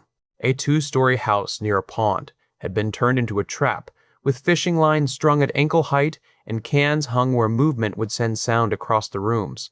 Jim spotted the line before stepping through because Harry whispered lazy feet get dead. They left the house untouched. The road made them harder. It also made them more careful with one another. Dawn still gave orders, but now she explained more to Gus, turning every stop into a lesson. How to judge whether smoke was old or fresh. How to tell if a door had been forced from outside or broken from within. How to pack heavy items high enough not to bruise the hips, but low enough not to pull the shoulders. How to save the last dry socks for sleep, because feet were not glamorous until bad feet killed you. Jim taught quieter lessons when the others slept. He showed Gus how to wrap his hands, how to fall without catching himself wrong, how to use a hallway so two attackers could not reach him at once. He taught the boy how to breathe through fear without pretending fear was gone. Fear is information, Jim told him one night in the kitchen of an abandoned farmhouse while Dawn slept in the next room. It tells you something matters or something is dangerous. The trick is not letting it hold the steering wheel. Gus looked at him. Is that what happened with Harry? Jim did not answer right away. The question was not cruel. That made it harder. Yeah, he said. Fear took the wheel. Then guilt drove for years. Harry's voice was me trying to make sure I never sat still again. But Harry helps. Sometimes. Sometimes he just wants fireworks because he died before he had to grow up. Gus picked at a crack in the table. Do you think he is real? Jim looked toward the dark window. The reflection floated there. Man, boy, candle stub, the faint outline of a shotgun Dawn had taken from a farmhouse and cleaned until it worked. Real enough to me, he said. Not real like you and Dawn. Not a ghost rattling chains. More like a scar that learned to talk. Gus nodded slowly. I am glad he tells you to protect us. He likes you. He does? Harry answered before Jim could. Tell the little menace he is acceptable. Jim smiled. He says you are acceptable. High praise. Gus sat a little straighter. Tell him he is acceptable too. Harry went quiet in a way that felt surprised. Jim looked at the boy and felt something loosen inside him. Dawn's change was different. She became colder toward threats and warmer toward them. A man alone on the road tried to flag them down with both hands raised. Dawn slowed, saw two more men hiding near the ditch, and hit the gas before Jim even reached for a weapon. One of the hidden men fired a shot that cracked the rear window but missed them. Dawn did not flinch. She drove until the road bent, then pulled off behind a barn and shook for 30 seconds, with her hands pressed to her mouth. Jim did not tease her. Gus did not ask if she was okay. They simply sat with her until she breathed again. That was the rhythm too. Move, watch, fight, eat, shake, and keep going. Snow turned to freezing rain on the day they found the farmhouse that would break the rhythm. The storm came mean and sideways, coating the windshield faster than the wipers could clear it. Dawn had taken the wheel again because the road had become slick and treacherous. The expedition slid twice, once toward a ditch and once toward a line of mailboxes. Both times she corrected without speaking, but her jaw set harder. We need shelter, she said. Jim peered through the gray smear of rain. There. A long gravel drive curved toward an isolated farmhouse, set back behind a windbreak of cedar trees. The house was 2 stories, white with dark shutters, roof intact. A detached garage stood to one side. No smoke, no cars in the open, no infected visible in the yard. The cedars offered cover from the road and some break from the wind. Too perfect? Gus asked. Everything is too something, Dawn said. We scout. They parked behind the garage first, engine off, listening. Rain ticked against metal. Wind moved the cedars in rough whispers. No voices. No dead moans. No dogs? Jim cleared the garage and found tools, mouse droppings, and an old snow shovel. Dawn checked the outside doors. Gus watched the yard from the corner, launcher raised despite the rain soaking his sleeves. The farmhouse door was locked. That was good. The lock had not been recently forced. That was better. Jim pried it quietly anyway. Inside smelled cold, stale, and empty. They cleared the mudroom, kitchen, dining room, parlor, and downstairs bedroom. No infected. No bodies. The pantry had been picked over, but not stripped. Dawn found flour sealed in a tin, 2 jars of jam, a can of shortening, and a box of tea. Gus found a stack of firewood under a tarp on the back porch. Jim found a fireplace big enough to make the room survivable. For one dangerous minute, the house felt like mercy. Windows covered before fire, Dawn said. They worked fast. Plastic sheeting and blankets went over the parlor windows. Jim checked the chimney, then built a small fire that smoked only a little before drawing well. Warmth touched the room and spread slowly through their wet clothes. Gus sat near the hearth, steam rising from his sleeves, and closed his eyes with a sigh that sounded too old. Dawn handed him a towel. Dry your hair. Yes, Mom, he said, then froze as if he had broken something sacred. The room went very still. Dawn looked at him. Her face softened in a way that made Jim look down at the fire because he felt like he had wandered into a private chapel. Dry your hair, she said again, but her voice was gentle. Gus did. Jim added a split log to the fire. Harry was quiet, but Jim felt in there, not mocking for once. Outside, freezing rain hardened over the fields and trees. Inside, they ate hot soup thickened with flour and jam on crackers for dessert. Dawn let herself sit with her back against the sofa. Gus made notes in his inventory journal. Jim cleaned the rods, then the shotgun, then the knife Gus had used in Omaha. The house creaked around them like an old body settling into sleep. For the first time in days, Jim allowed himself to imagine morning. Then, far beyond the wind, an engine growled. Dawn's eyes opened. Jim reached for the rods. Gus closed his notebook without being told. Another engine joined the first, then a third. Headlights smeared through the covered front window, dull and yellow behind the blanket. A man's voice carried faintly from the yard. House is warm. Someone is inside. The rhythm ended. The farmhouse sat alone in a shallow bowl of frozen fields, half hidden behind a line of bare cottonwoods and a sagging windbreak that had been planted before Jim was born. The place looked dead at first glance. No smoke moved from the chimney. No light showed through the curtains. No dog barked from the yard. Even the old gravel lane had been buried beneath a hard crust of sleet, so the expedition rolled over it with a slow crunch that seemed far too loud in all that open country. Dawn leaned forward in the passenger seat, one hand braced against the dash and the other resting near the pistol on her thigh. She did not like open approaches. Jim could tell by the way her eyes tracked every window, every shed, every overturned bucket near the porch. Months earlier, she might have looked at the place and seen shelter. Now she looked at it like a problem with teeth. Gus sat in the back with his compact crossbow across his knees, his face thinner than it had been in Omaha, his gaze much older. He had grown during the road days, not just in inches, though Jim had noticed those too. The boy carried silence better now. He listened before speaking. He watched corners and rooftops. He checked reflections in cracked mirrors and patches of glass.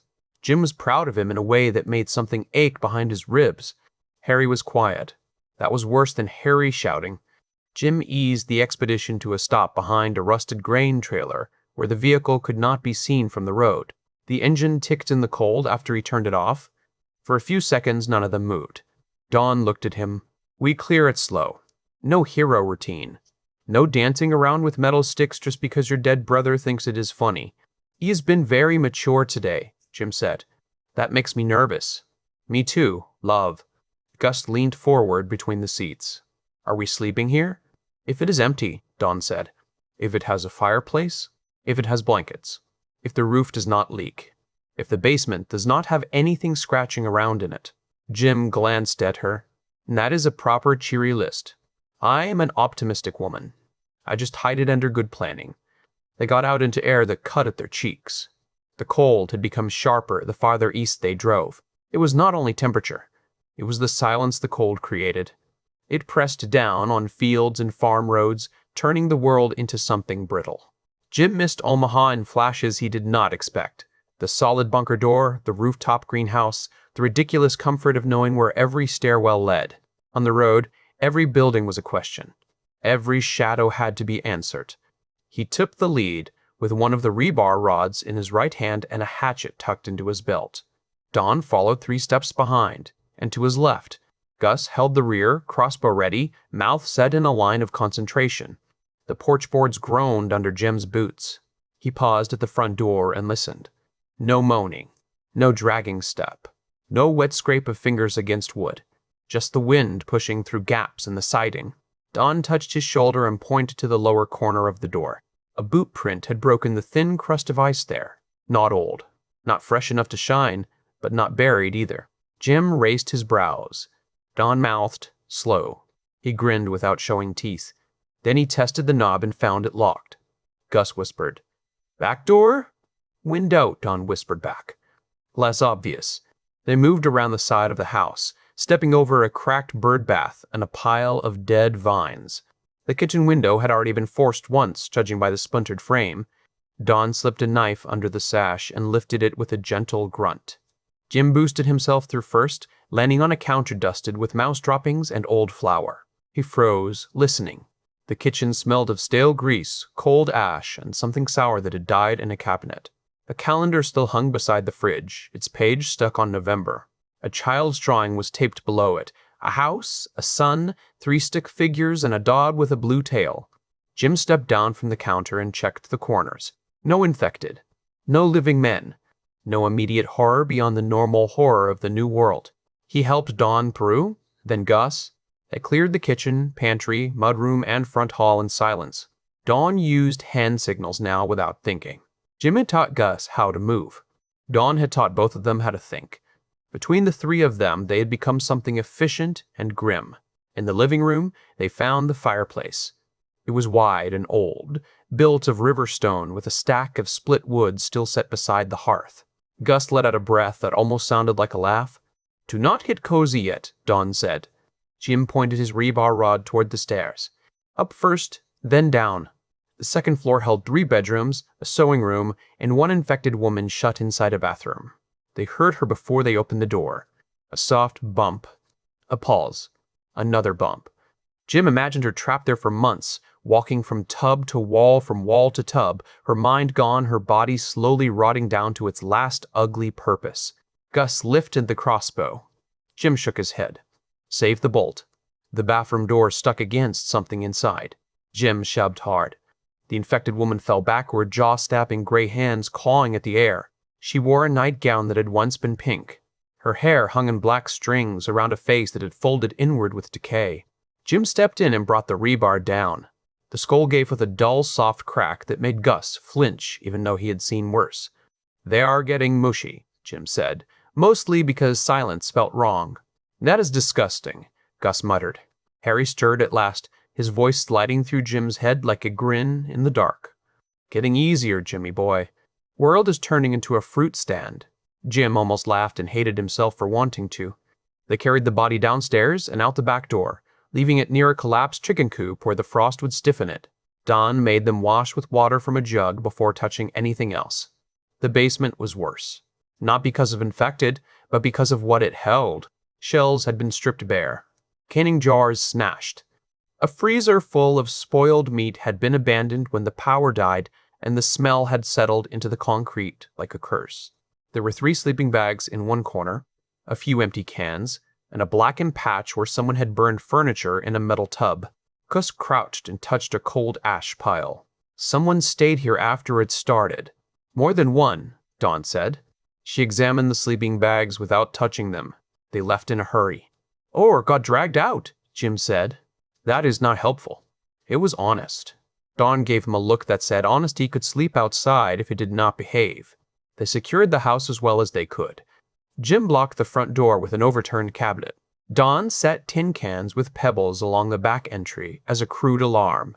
Gus found a box of nails and scattered some under the broken kitchen window after Dawn approved the idea with a quick nod. By dusk, the fireplace was burning. The first orange light felt almost sinful. It moved over their faces and made the room seem older, softer, less like a place that had watched the world break. Dawn heated soup from a dented can and stretched it with rice. Jim found a jar of pickled carrots that had survived the basement damage. Gus ate too fast until Dawn tapped his wrist with a spoon. "Slow down. Your stomach is not a trash fire. It feels like one. Then feed it like a person."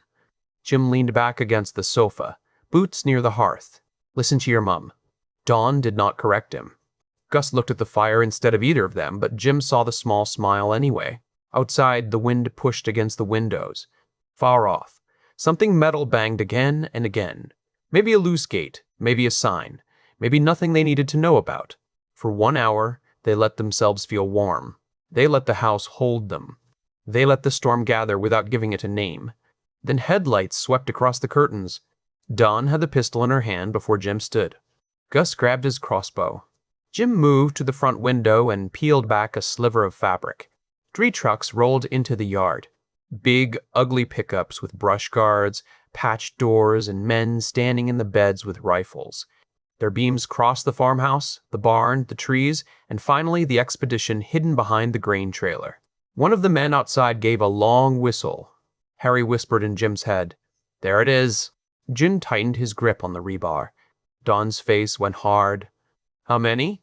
"Too many to invite in for tea," Jim said. A truck door slammed.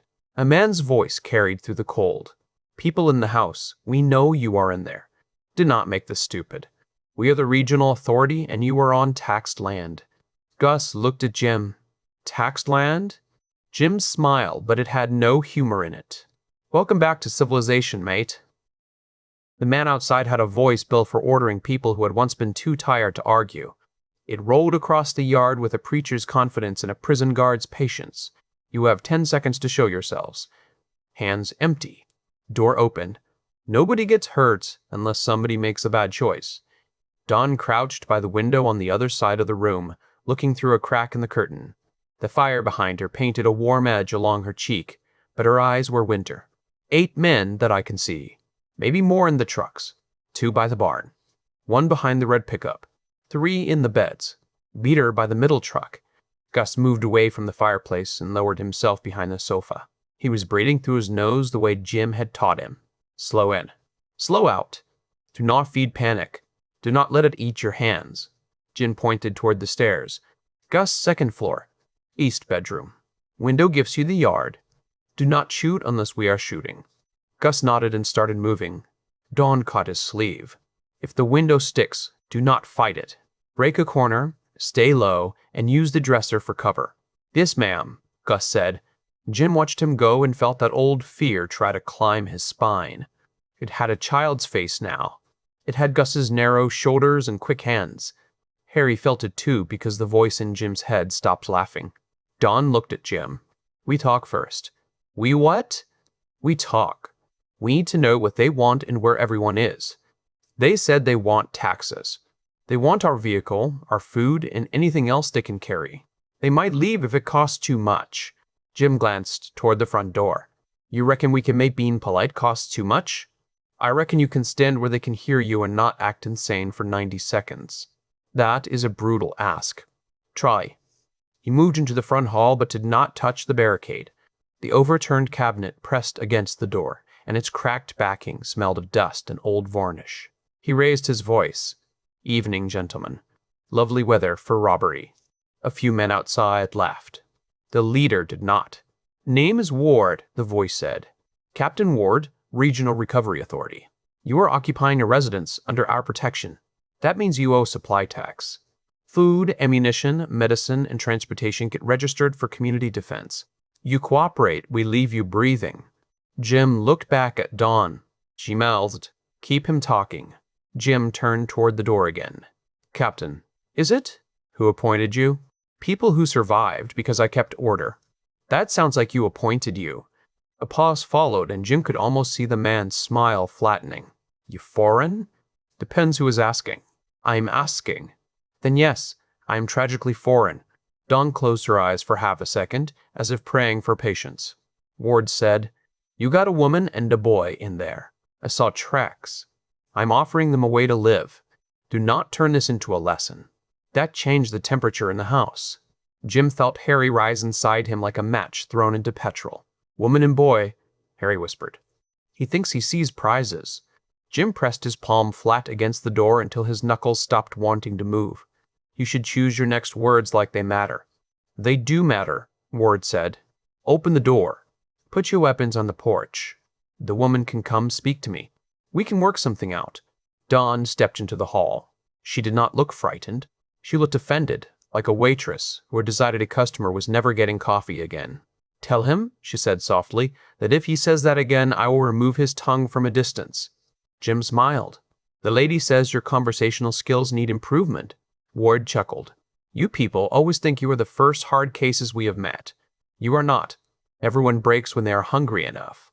Everyone gets reasonable when the trucks circle the house. Dawn whispered. Middle truck has a spotlight. If it comes on, they're preparing to move. Jim heard a metallic clack outside. A rifle being adjusted. Maybe a safety. Maybe theater. From upstairs came the faintest floorboard creak. Gus was in position. Ward raised his voice again. Last chance. We take 30% if you comply. We take everything if you make us work. 30% of nothing is still nothing, Jim called. Maths is tricky though, so no shame. A different man shouted, Open the door, you mouthy little freak. Jim's grin widened. There he is. I wondered when the clever one would speak. Dawn moved beside him, close enough that her shoulder touched his arm. Her voice was almost gentle. They will not leave, Jim. No, they will not. We need the first shot to count. He nodded. Outside, Ward sighed loudly. Break the side window. Smoke them if they tuck in. Keep the boy alive if you can. Dawn's face changed at the last sentence. All the warmth left it. She moved to the living room window, lifted the curtain, and fired through the glass. The report cracked inside the farmhouse, like the house itself had split. The man carrying the smoke canister spun sideways and dropped into the snow, his hand opening around the cylinder before he could pull the pin. For half a second, the yard froze.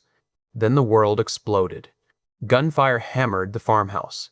Windows shattered inward. Glass hissed across the floor. The wall near Jim's head burst with splinters, and he hit the ground as bullets punched through plaster and old family photographs. Dawn crawled away from the window, calm and fast, already counting shots. Gus, she shouted. Truck bed, right side. Upstairs, the crossbow snapped. A man in the right truck bed jerked backward and vanished over the tailgate. Jim laughed once, wild and proud. Good lad! Harry screamed with delight now. There he is. There is our boy. Ward shouted orders outside, his calm voice stripped down to anger. Men scattered for cover. One dragged the fallen smoke carrier behind a truck. Another kicked open the barn door and disappeared inside. Dawn rolled to a new position behind the brick edge of the fireplace and fired twice through the blown window. Jim saw one man drop to his knees behind the red pickup, clutching at his shoulder. He crawled out of sight, leaving a dark smear behind him. They will try the back, Dawn said. I will greet them, Jim said. Do not go outside. I was thinking more of a doorway surprise. She reloaded with hands that did not shake. Jim? He paused. Come back from whatever Harry is telling you. We need you smart. The words cut through the heat in his skull. Harry snarled, but Jim breathed. He looked toward the kitchen, toward the can strung near the back door. No sound yet. I am here, he said. Dawn nodded once. Then be horrible with a plan. That suited him. Jim crawled through the hallway as more rounds tore across the front of the house. The old farmhouse groaned under the assault. Dust drifted from the ceiling. Somewhere, a pipe rang like a bell. In the kitchen, Jim found Gus's nail trap still scattered below the broken window. He smiled at it. Good boy. Then he grabbed the cast iron skillet from the stove, set himself beside the mudroom door, and waited. Outside, boots crunched in the frozen mud. A man whispered, Go, go, go. The back door opened slowly. The pebble cans rattled. The first man stepped in low with a shotgun. Jim swung the skillet into his face with everything he had. Bone cracked. The man fell backward into the second attacker, and Jim drove forward with the rebar, jabbing into the second man's gut, then smashing down across his forearm before the rifle could rise. The shotgun fired into the ceiling. Plaster rained down. Jim kicked the door shut on the man's ankle and heard him scream. He yanked it open again, grabbed the half-fallen attacker by the collar, and slammed him face first into the kitchen counter until the screaming stopped making words. Harry howled with approval. Jim shoved both men out into the mudroom and dragged their weapons inside. His breathing was fast now. Too fast. He wanted to run out there. He wanted to chase Ward across the snow and show him what happened to men who looked at Dawn and Gus like things to collect. From the living room, Dawn shouted, Jim, report. He swallowed the red edge of his temper. Back door clear. 2 down. I have a shotgun and 1 rifle. Bring them. He scooped up the weapons and moved back through the hall just as a bottle arced through the broken front window, trailing flame. Dawn shot it in the air. The bottle burst outside instead of inside, splashing fire across the porch and throwing orange light into the room. Jim stared at her. She did not look at him. What? That was attractive. Focus. I can do both. Upstairs, Gus shouted, "More from the barn!" 3 of them. A rifle cracked from the barn shadow, and the second-floor window burst inward. Gus ducked, but Jim heard the boy grunt. Fear slammed into him so hard that Harry vanished beneath it. "Gus!" Jim yelled. "I am okay," Gus called back, voice tight. "Glass got my cheek." "I'm okay." Dawn's relief lasted half a breath, then she became cold again. "Ward is using the barn for angle," she said. "We need to blind them." Jim looked at the porch fire spreading along the dry railing. "I have a stupid idea. That is not rare. This one has fire." Dawn considered him, then nodded toward the kitchen. "Make it fast." Jim ran. The farmhouse had an old storm cellar door behind the kitchen, half buried under leaves and frozen weeds. Jim had noticed it during the first sweep, because noticing exits had become a kind of prayer. He had also noticed the stack of empty feed sacks in the mudroom and the gallon tin of lamp oil in the pantry. Now those useless details joined together in his head like ugly little friends. He stuffed 2 feed sacks with broken chair legs, splashed them with oil, and tied them closed with electrical cord from a junk drawer. Dawn's gun kept barking in the front room. The attackers fired back in ragged bursts. No longer confident enough to stand tall, no longer patient enough to aim well. That was good. Scared men wasted ammunition. Jim liked scared men. Gus shouted from upstairs, "One moving left." "By the trough." Dawn fired. The man by the trough screamed and dropped out of sight. Jim grabbed the oil-soaked sacks and kicked open the back door. Cold air slapped his face. The 2 bodies in the mudroom lay twisted against each other, one groaning through shattered teeth. Jim stepped over them and moved low along the rear wall, keeping the house between himself and the yard. Harry was in his head again, thrilled and sharp. "You are going outside after she told you not to. That is love, Jimmy boy. Very stupid love." "Shut up and help," Jim whispered. "Left," Harry said. Jim dropped flat as a rifle cracked from the barn. The shot chewed a strip from the siding where his chest had been a moment before. He rolled behind a rain barrel and swore softly. The barn stood 30 yards away, its sliding door open just enough to show blackness inside. Muzzle flash blinked from that blackness twice. They had angle on Gus's room and half the front windows. Dawn was pinned unless Jim changed the shape of the fight. He lit the first sack with a plastic lighter Dawn had found in a gas station. The flame crawled, then ran. Jim counted to 2 and hurled it toward the barn door. It landed short, skidding across ice and straw. For one awful second he thought it would go out. Then the lamp oil caught. Fire crawled up the loose straw at the barn threshold. A man inside shouted. Jim lit the second sack and threw it harder, putting his shoulder into it. The sack sailed through the gap and burst against something wooden inside. Fire bloomed yellow in the dark. "Move! Move!" a man yelled. Jim ran back toward the house as bullets followed him. One snapped past his ear close enough to tug the air. Another hit the rain barrel and punched a hole through the rusted metal. He dove through the mudroom door and slid across the floor, scattering dirty snow from his coat. Dawn stood over him in the kitchen doorway. "You went outside. I made the barn less useful. You went outside. I was emotionally supervised." She grabbed his coat and hauled him up, then kissed him hard enough to knock the grin off his face. It lasted less than a second. Then she shoved the shotgun into his hands. "Do it again, and I will shoot you after they are gone." Jim blinked. That was confusing and lovely. "Front room." "No." They returned to the living room as smoke began to roll from the barn. Flames licked along the lower wall, feeding on spilled hay and dry boards. Men stumbled out coughing. Dawn dropped one with a shot to the leg, and Gus caught another with a bolt from upstairs. The third made it to the red pickup and slammed himself behind the engine block. Ward shouted, "Fall back! Regroup at the road!" The trucks began to reverse, tires spinning on icy ruts. One pickup fishtailed and struck the grain trailer with a metallic bang. Jim saw the expedition shake behind it. "They hit the ford," Gus shouted. Dawn swore under her breath, a clean and precise sentence that would have impressed any dock worker in London. "Stay on them," she said. Jim braced the shotgun on the broken window frame. He had never liked guns as much as things he could swing. Guns felt impersonal. They let cowards be brave from across the street. But he understood them now. The world had become a classroom where every lesson came with blood. He fired at the front tire of the nearest truck. The first shot tore bark from a fence post. The second shredded rubber. The truck sagged and skidded sideways, blocking the middle truck's exit. "Nice," Don said. "I am very teachable." Ward appeared beside the middle truck, dragging one of his hurt men by the collar. He was broad, bearded, wrapped in a brown coat with a badge pinned to it. Not a real badge, Jim guessed.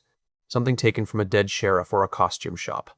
Ward looked toward the house and raised a rifle with practiced calm. Jim saw where it pointed. The upstairs window was the target. He fired before thinking.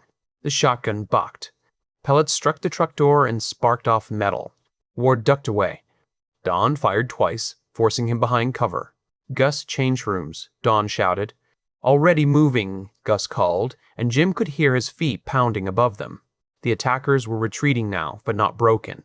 That was the dangerous part. Men like Ward did not stop because they lost.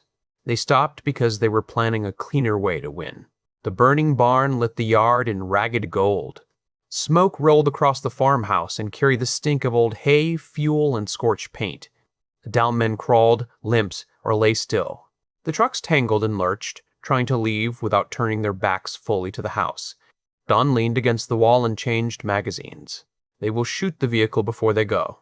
Why? Because they cannot have it. Jim's stomach sank. The expedition was not just transport.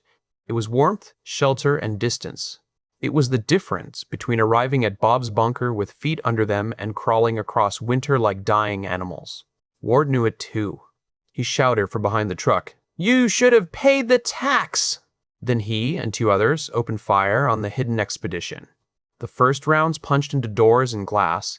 The second burst smashed through the front end. Jim heard something crack that did not sound like bodywork. Don fired back, hitting one man in the side. Gus shot from a new upper window, and the man folded behind the truck bed. Jim fired until the shotgun clicked empty. The trucks finally broke free.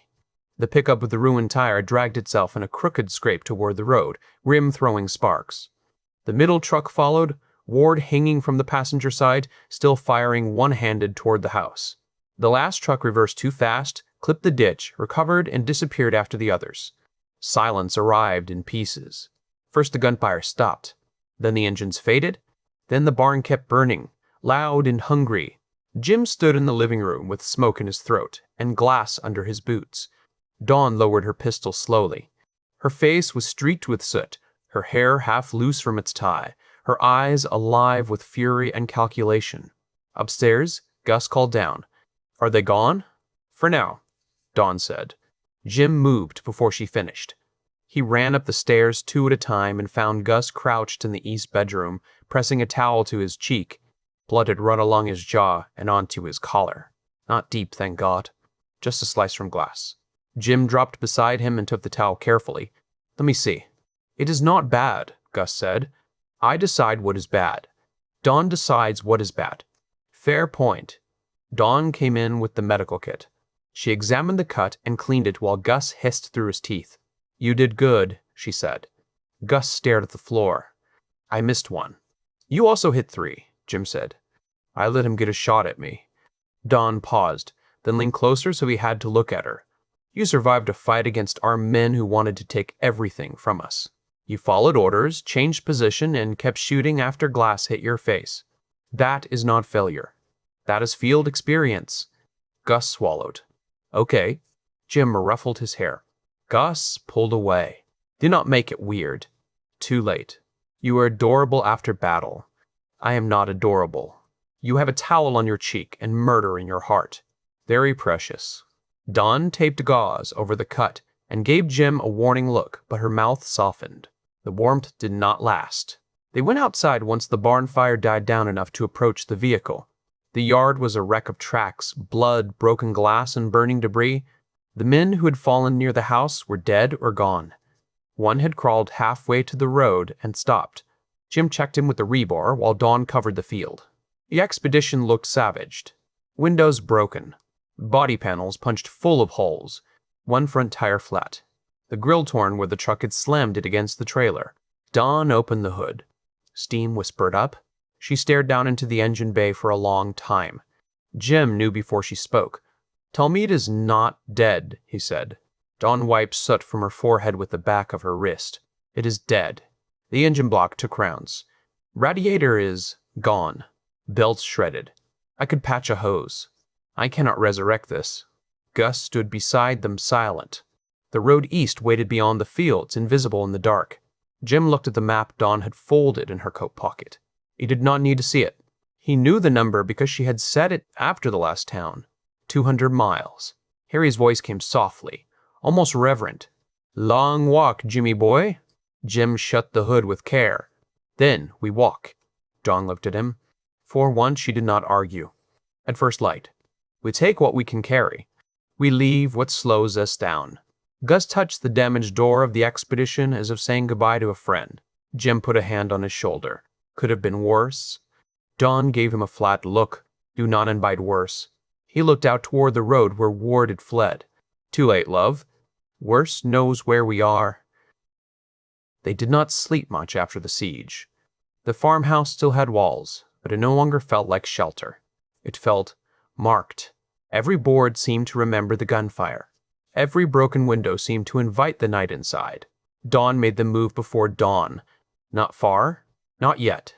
First they stripped the dead expedition like a carcass. They took fuel cans, tools, blankets, ammunition, food, medicine, and a coil of rope, a small hand pump for siphoning gas that had suddenly become almost useless. Gus wanted to carry too much. Jim wanted to carry weapons he had no hands for. Dawn stood in the snow and became judge, quartermaster, and executioner. "No," she said when Jim held up a second shotgun. "It has personality. It has weight. So do I. You still keep me around." "Barely." She took the shotgun and set it on the reject pile. Gus tried to slip extra canned fruit into his pack. Dawn saw it without looking. "Take 2 out. We need calories. You also need knees that work tomorrow." 2 out. He obeyed, but his mouth tightened. Jim understood the boy's instinct. Leaving food behind felt like sin. Leaving anything useful felt like madness. But the road did not care about logic. Weight turned good intentions into pain. Pain turned into slow steps. Slow steps got you cornered. They built 3 packs that looked too small for the distance and too heavy for the people who had to carry them. Dawn kept the map case, pistol, medical kit, and a hatchet. Jim carried the rifle taken from Ward's men, 1 rebar rod strapped along his pack, and a machete he had found in the barn. Gus carried his crossbow, bolts, a smaller knife, and more food than Dawn probably should have allowed.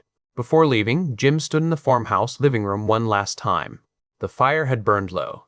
The walls were full of bullet holes. Family photographs lay broken on the floor, faces split by glass. This had been someone's home, then someone's refuge, then a battlefield.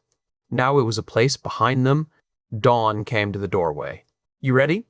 "No, but I have a long history of doing stupid things before I am ready." "This is not stupid. Walking 200 miles in winter after getting robbed by fake government boys feels a little stupid. It is survival." He looked at her then. She had dark half-moons under her eyes, but she stood straight under her pack. Her hands were red from cold. A shallow scratch crossed one cheek. Somehow she still looked like the most certain thing in the world. "You all right?" he asked. She gave him the kind of smile she used when the truth was too heavy to set down. "Ask me at mile 199. They left as the first light bruised the horizon. The road out of the farmhouse valley was narrow, slick, and bordered by fields that had gone silver with frost. The storm had passed, but its teeth remained. Their boots cracked through ice in the ruts. Every breath smoked. Every sound carried too far. At first, walking felt almost good. Their bodies warmed. The road gave them direction. There were no engines behind them, no gunfire, no horde. Just 3 people and the endless gray line ahead. Then the packs began to speak. A strap dug into Jim's shoulder. The rifle bounced against his chest. His calves tightened on the hills. Gus started strong, too proud to complain, but by mid-morning he was shifting the crossbow from one hand to the other and flexing his fingers. Dawn noticed first. She always did. 10 minutes stop at that ditch line, she said. Water, food, Foot check. Foot check already? Gus asked. We check already, because blisters are easier to prevent than fix. Jim grinned. You heard the woman. Boots off, dignity gone. They sat behind a line of frozen weeds while Don inspected socks like a drill sergeant with a medical degree. Gus had one hot spot on his heel. Jim had two, because he had insisted his boots were fine. Don held up the tape. Fine, you said. They were fine emotionally. Physically, they betrayed me. She taped his heel with no sympathy. By afternoon, the road passed through a town small enough that the welcome sign and leaving sign were visible from the same place. Most houses were dark. A feed store had burned months earlier. A church steeple leaned over a street scattered with dead leaves and frozen trash. They did not go down the main road. Don guided them along back fences and alleyways, stopping often to listen. A few infected wandered near the old post office, stiff in the cold but still moving. Their heads turned slowly at small sounds, mouths working around hunger they could no longer understand. Jim killed the first with a machete. Gus dropped the second with a bolt and retrieved it with a grimace. Don handled the third using the hatchet and a shove against a mailbox post. Clean, quiet, fast. There's a grocery, Gus whispered, pointing through two houses. Don studied the street. Two exposed. Windows broken. Shelves probably empty. Could still have something in the back. Jim looked at the sky. Clouds were gathering again, low and heavy. We need a place before dark.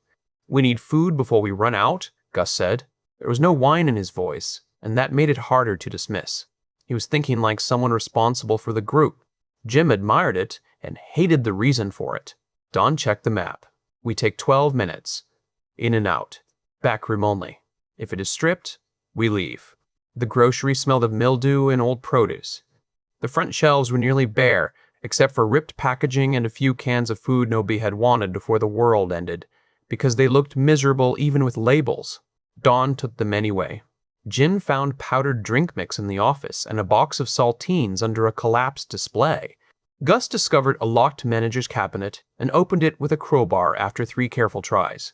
Inside were batteries, pain tablets, 2 bottles of vitamins, and a small stash of candy bars. Gus held them up like treasure. Jim put a hand over his heart. My boy has found religion. Don took the candy and divided it into 3 portions immediately. 1 each now. The rest rationed. Jim stared at his small bar. I used to eat 4 of these while riding across Camden and call it lunch. Now you get 1 and gratitude. He saluted with the candy. To gratitude, the cruelest flavor. They left the grocery with more than they expected, and less than they needed. The first night on foot, they found a house with a stone chimney and a roof that had only partly failed over the garage. Jim cleared 2 infected from the master bedroom, both slow with cold. Don set up alarms with cans, string, and broken glass. Gus gathered wood from a collapsed fence until his hands shook. The fireplace smoked badly at first, filling the living room with a bitter haze. Don adjusted the flue. Jim knelt and coaxed the fire with strips of wallpaper, feeling ridiculous and desperate. When it finally caught, they sat close enough to risk sparks. Dinner was beans, rice, and half a candy bar divided into 3 pieces so small it became comedy. Gus ate his piece slowly. This is stupid, but it tastes amazing. That is because civilization was built on sugar and lying to ourselves, Jim said. Don leaned back against the sofa, eyes half closed. Tomorrow we cut across county roads instead of the highway. Less chance of Ward's people. More chance of getting lost. Comforting, Gus said. I have a map. Maps can be wrong. Then we correct it with suffering, Don said. Jim laughed softly. You are getting more British every day. She opened one eye. Do not insult me while I am armed. Later, after Gus fell asleep wrapped in 2 blankets near the hearth, Jim and Don sat awake in low firelight. Outside, the wind moved around the house with searching fingers. Don cleaned the pistol. Jim watched her hands. Ward will come again, he said. Probably. You say that like you are discussing rain. Rain does not stop because I panic. Neither will he. Jim rested his head against the wall. I wanted to kill him tonight. I know. Harry did too. I know that too. He looked at her. Does that scare you? She finished reassembling the pistol before answering. You scare me when you disappear into it. You do not scare me when you come back. The words found a place inside him he did not have a joke for. Don leaned against his shoulder. Not much. Just enough. Keep coming back, she said. Jim looked at Gus sleeping by the fire, at Don beside him, at the dark windows and the long road waiting. I will, he said. Harry's voice came quiet from the back of his mind, with no mockery in it at all. Better had. The second day on foot taught them that distance was not measured in miles anymore. It was measured in calories, dry socks, safe water, and how much pain a person could ignore before the body collected its debt. They left the house before sunrise, smothering the fire and scattering the ash to hide that someone had stayed there. Dawn insisted on it. Ward's people had trucks. Trucks followed roads. Men followed signs. Warm ash, footprints, and empty cans were signs. Jim wanted to move fast. Dawn made them move smart. There was a difference, and the difference annoyed him because she was right. They cut east through fields where dead cornstalks stuck up like broken bones beneath the frost. The ground was uneven, and hidden ruts twisted ankles if they stopped paying attention. A thin sleet began before mid-morning, needling their faces and turning the world to gray. It made every tree line seem farther away than it was. Gus slipped twice and cursed the second time with such venom that Jim turned around in delight. That was a grown man's word. Gus glared up from one knee. I learned from you. I am a teacher in many fields. Dawn helped Gus stand and checked his ankle. Less comedy, more balance. She is also a teacher, Jim said. Her field is crushing joy. My field is keeping you alive long enough to complain tomorrow. By noon, the sleet had become freezing rain. It coated fences, grass, and sleeves. Their outer layers stiffened. Their gloves darkened. Gus's lips took on a pale tint Dawn did not like. They found a hay shed beside a frozen pond and stopped under its leaning roof. Dawn made Gus change socks, while Jim broke ice at the pond edge with the rebar. The water beneath was dark and tasted of mud even after filtering and boiling, but it was water. Safe water had become more precious than bullets. Bullets solved immediate problems. Water decided whether they would be strong enough to face the next one. Jim set a small fire in a shallow pit screened by hay bales. Smoke crawled sideways under the roof. Dawn warmed her hands over it and watched the road they had left. You see something? Jim asked. Not yet. That means yes in Dawn language. It means I do not like how quiet it is. Jim looked out through the rain. The road lay empty. The fields lay empty. Even infected were rare this far from town, though they sometimes saw one trapped in a ditch or wandering along a fence, driven by whatever dead instinct kept them moving. Gus sipped hot water from a tin cup. Do you think the people from the northbound group were lying? About the infected going south? Dawn asked. Yeah, and they sounded sure. Jim poked the fire. People sound sure when they are scared. Makes the fear feel organized. Gus frowned. But we saw a horde going north. Could be both, Dawn said. Some go south. Some go north. Maybe weather matters. Maybe sound. Maybe food. Maybe something else. We do not know enough. Harry whispered, something is calling them. Jim did not repeat it. He hated when Harry sounded thoughtful. It made the world feel larger and stranger than infected and hungry men. They moved again after 20 minutes because stopping too long made the cold settle into their joints. Dawn set a rhythm. 50 minutes walking, 10 minutes checking feet and drinking. At first, Jim teased her for turning the apocalypse into a school schedule. By mid-afternoon, he was grateful for the structure. They passed a farmhouse that had burned to the foundation. In the yard, 3 infected stood frozen into a drift up to their thighs, still reaching, still trying to move. Their hands opened and closed with slow, useless hunger. Gus stared at them. They do not stop, he said. Neither do we, Dawn replied. The sentence stayed with them. Near evening, they reached a cluster of houses around a volunteer fire station. Dawn wanted the station. Jim liked the look of it too. Brick walls, metal doors, small windows. But as they approached, a shape moved behind the frosted glass. Then another. Then many. Gus lifted the crossbow. Dawn lowered it with 2 fingers. Too many. Jim listened. Inside the station came a slow, crowded shuffling, bodies pressing against equipment, boots dragging across concrete. Maybe volunteers had gathered there during the first days. Maybe people had fled to the one place in town with radios and diesel and authority. Now it was a box full of teeth. House on the corner, Dawn whispered. Chimney looks intact. They skirted the station and cleared the corner house at dusk. 2 infected in the kitchen, 1 in a child's bedroom. Jim handled the kitchen. Gus took the bedroom with Don beside him. Jim heard the crossbow snap and then a muffled thud.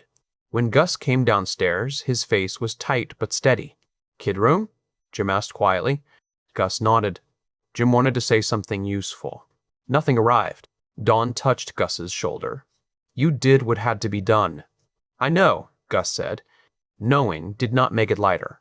Jim had learned that young. The house had a fireplace and, miracle of miracles, a linen closet with dry towels. Don nearly smiled. They hung wet clothes near the fire and wrapped themselves in dusty blankets while steam rose from their sleeves. Jim's boots smoked gently at the hearth, releasing a smell that made Don threaten to throw them outside. Dinner was thin soup made from rice, beans, and the last powdered seasoning packet Dawn had been saving. She added a few of the pickled carrots from the farmhouse, and for 10 minutes the room smelled almost like cooking instead of survival. Gus sat cross-legged near the fire, practicing knots with the length of cord. "When we get to the second bunker, do you think Bob has other kids there?" Jim looked up. "Other kids? I do not mean little kids. Just people my age." Dawn stirred the pot more slowly. Jim kept his voice light. "Looking to start a gang, are you?" "No, I just wondered." There it was. The loneliness under the training, under the jokes, under the way Gus tried so hard to be useful that he sometimes forgot he was 14. Jim felt it like a bruise he could not touch. "Maybe," Dawn said, "if Bob has been building a real place, there may be families." Gus stared at the cord. "That would be weird." "Good weird or bad weird?" Jim asked. "I do not know. I have not been good at kids my age." Jim leaned forward. "Most kids your age have not stabbed an infected in the head while rescuing car keys from a mega horde, so you may have niche interests." Gus gave him a reluctant smile. "You make everything sound stupid. It is one of my gifts." Dawn handed Gus a cup of soup. "You do not have to prove anything when we get there. Not to Bob. Not to other kids. Not to us." Gus looked uncomfortable. "I know." "Do you?" she asked. He did not answer right away. The fire popped. Rain ticked against the windows, slowly turning back to sleet. "I keep thinking," Gus said, "that if I stop being useful, things go back to how they were before. People get tired of me. Then I get moved." Jim's chest tightened. Dawn set her cup down. "You are not a supply bag, Gus. You do not stay because you are useful. You stay because you are ours." Gus blinked hard and looked into the fire. Jim cleared his throat. "Also, you are useful. Very annoying combination. Hard to get rid of." Gus laughed once, soft and wet around the edges. Dawn reached over and squeezed his hand. He let her. That night, Jen took first watch by the front window. Dawn and Gus slept near the hearth, faces slack with exhaustion. The house creaked around them. The infected in the fire station shifted in their brick prison down the road. Sometimes one bumped a metal door with a hollow clang. Jim watched the dark and tried not to count miles. Harry spoke near Dawn. "You think Ward is still coming?" Jim rubbed his eyes. "Yes? You want him to." "Part of me does." "The bad part?" Jim looked at Dawn and Gus sleeping under the same blanket because the room was too cold for pride. "No," he whispered. "The scared part." Harry was silent for a long time. Then he said, "Same thing sometimes." On the 4th day walking, Dawn joined morning training without asking permission. They had spent the night in a church fellowship hall that smelled of damp carpet, old coffee, and candle wax. The sanctuary itself had been unsafe. Infected were trapped between the pews, still dressed in winter coats and Sunday shoes, their fingers scraping hymnals from the racks as they reached. Jim barred the sanctuary doors with the piano and decided God would understand. At first light, while the sky was still the color of tin, Jim took Gus into the fellowship hall and began drills. Not long ones. They did not have energy to waste, but he believed in keeping the body sharp, especially when hunger and cold tried to make every movement slow. "Hands up," Jim said. Chin tucked. "Feet alive." "You plant yourself like a tree, someone chops you down like one." Gus shifted his stance. "That is better, so do it again." Gus threw a jab, cross, low kick combination at the air. He was leaner now, harder through the shoulders, but fatigue made him slobby. Jim tapped his guard with 2 fingers. "Do not drop the right after the kick." "I know. Your face disagrees." "My face is cold." Then protect it. Gus did the sequence again. Dawn walked in from the kitchen area, hair tied back, sleeves rolled, expression unreadable. "Teach me," she said. Jim lowered his hands. "You already know how to hurt people. I have seen the can of green beans incident. That was art. I know how to react. I want to know how to fight before I have to react." Gus looked from her to Jim, suddenly interested. Jim nodded. "All right. Stance first." Dawn stepped onto the worn linoleum. She listened like she did everything else, with complete attention.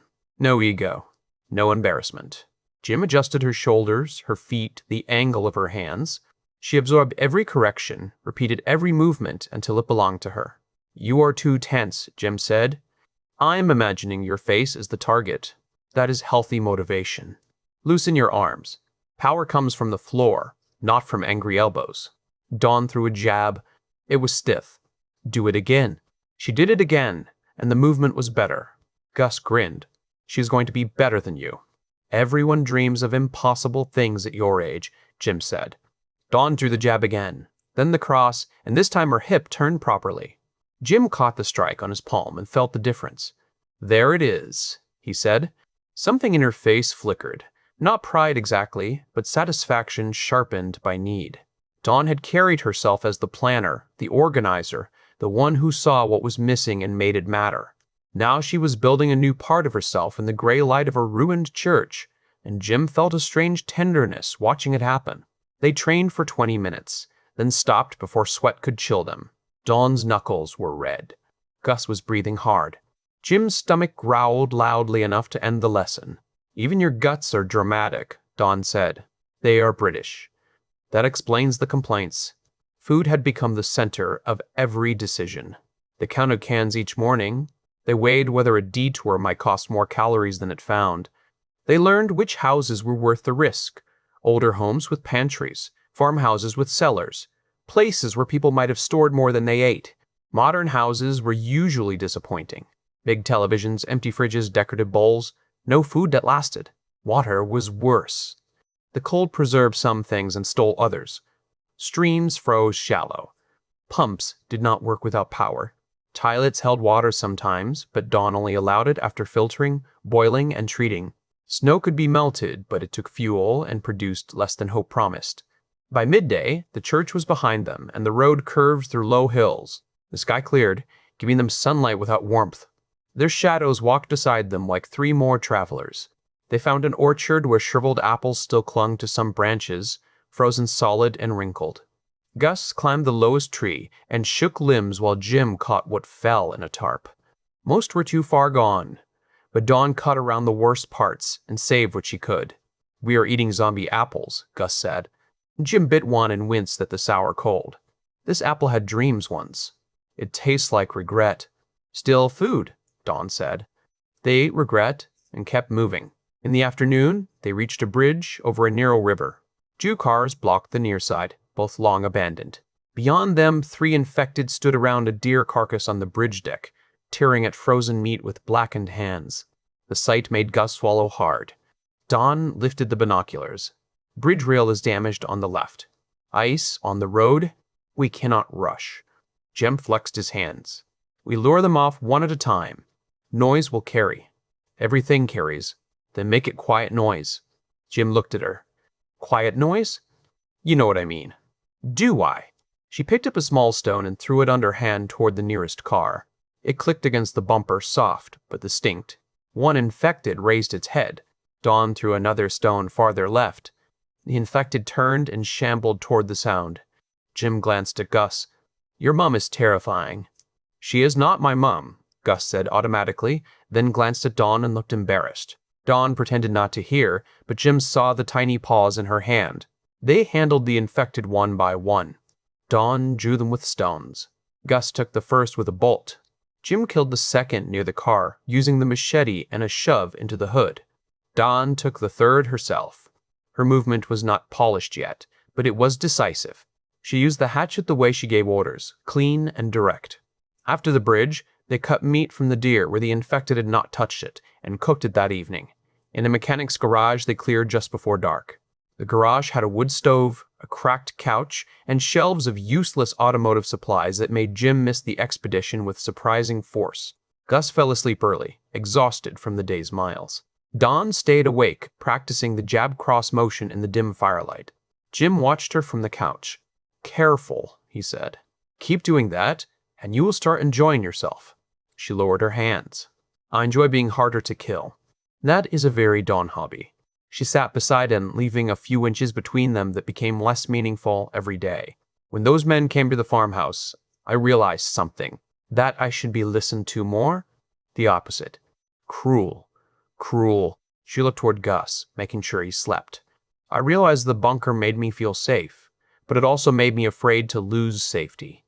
Out here, I cannot protect a wall. I can only protect us. So I need to be more than organized." Jim understood. Omaha had given him a fortress. The road demanded people who could become one. "You are already more," he said. Dawn's expression softened, then tried to hide it. "Do not get poetic. It makes you sound concussed. I was being sincere." "That is worse." He smiled. She leaned into him, just enough for warmth at first. Then her head came to rest against his shoulder. Jim did not move. He barely breathed. The room smelled of smoke, cooked deer, oil, and damp wool. Not romantic in any old-world sense. But her weight against him felt like trust, and trust in the wasteland was more intimate than candlelight. "When we get there," she said quietly, "I want a door that locks, a bed that does not smell like strangers, a place where Gus can sleep without flinching every time the wind hits a window." "And for you?" She was quiet so long he thought she might not answer. "I want to stop planning how everyone I love might die. Just for a day." Jim's throat tightened. Harry whispered, "Tell her." Jim stared at the fire. "I am not good at this bit." "What bit?" "The saying things that matter bit." Dawn lifted her head and looked at him. He forced the words out before fear could turn them into jokes. "You and Gus are the reason I am still a person. Harry keeps me alive when everything goes mad. You two make me want to come back after." Dawn's eyes shone in the firelight. She touched his face with cold fingers. "Then keep coming back," she said. He kissed her carefully, like the world might punish them for taking something soft from it. She kissed him back less carefully, one hand closing in his coat, and for a few seconds the miles, the cold, ward, the infected, and the hunger all fell away. From the floor near the stove, Gus mumbled without opening his eyes, "Please do not be gross while I'm in the room." Dawn pulled back and covered her mouth. Jim looked down at him. "You were meant to be asleep." "I was." Then the room got weird. "It is called love, you little menace. It is called trauma for me." Dawn laughed then, quietly but fully, and the sound warmed the garage better than the stove. They found the shoe store on the 7th day after losing the expedition, and by then the word shoe had become holy. Gus's boots were splitting near the sole.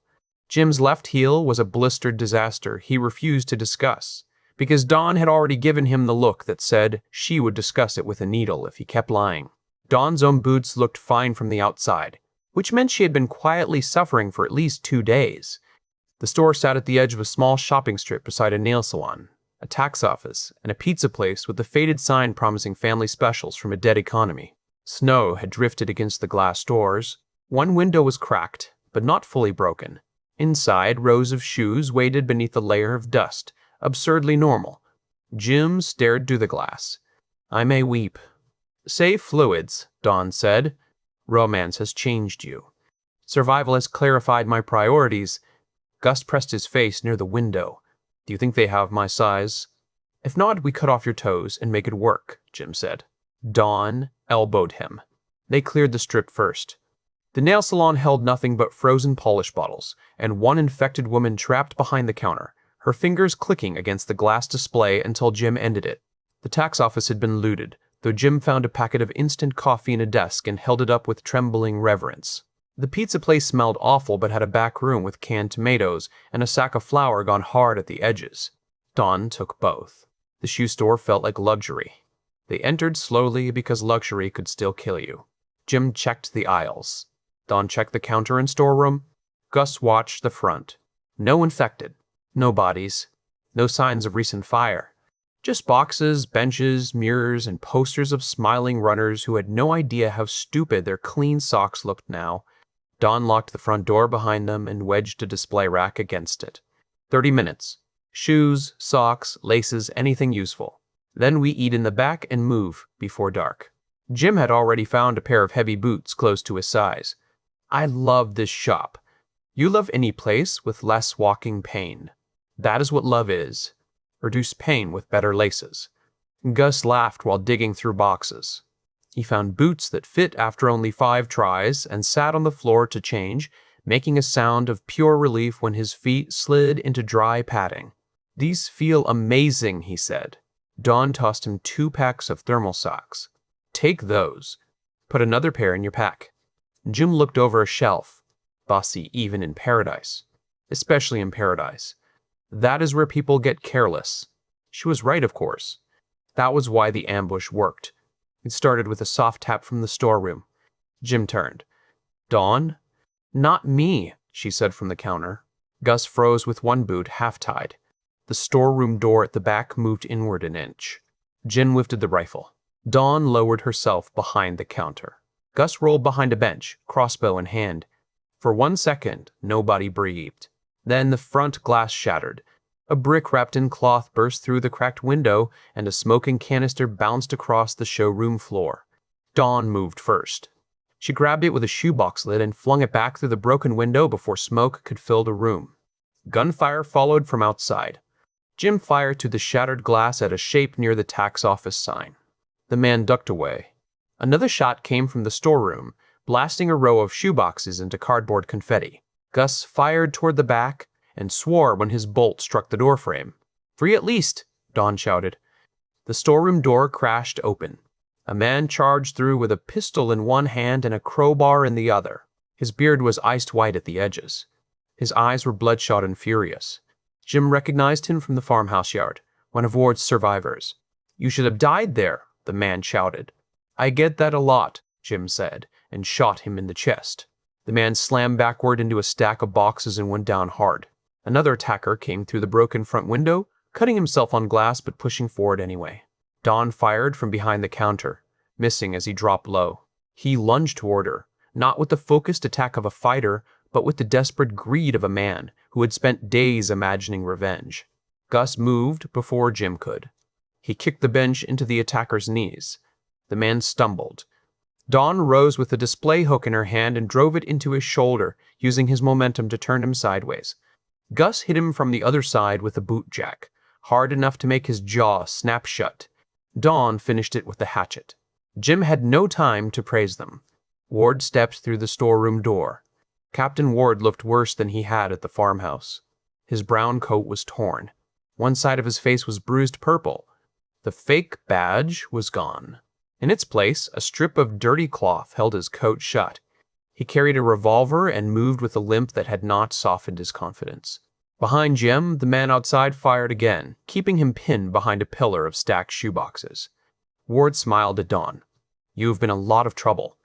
Dawn stood near the counter, chest rising and falling, hatchet slick in her hand. Gus was 3 steps from her, reloading with fingers that wanted to rush but did not. Jim swung the rifle toward Ward. The outside shooter hit him first. The shot punched into Jim's pack and knocked him sideways. Pain flared across his ribs where something inside the pack slammed into him.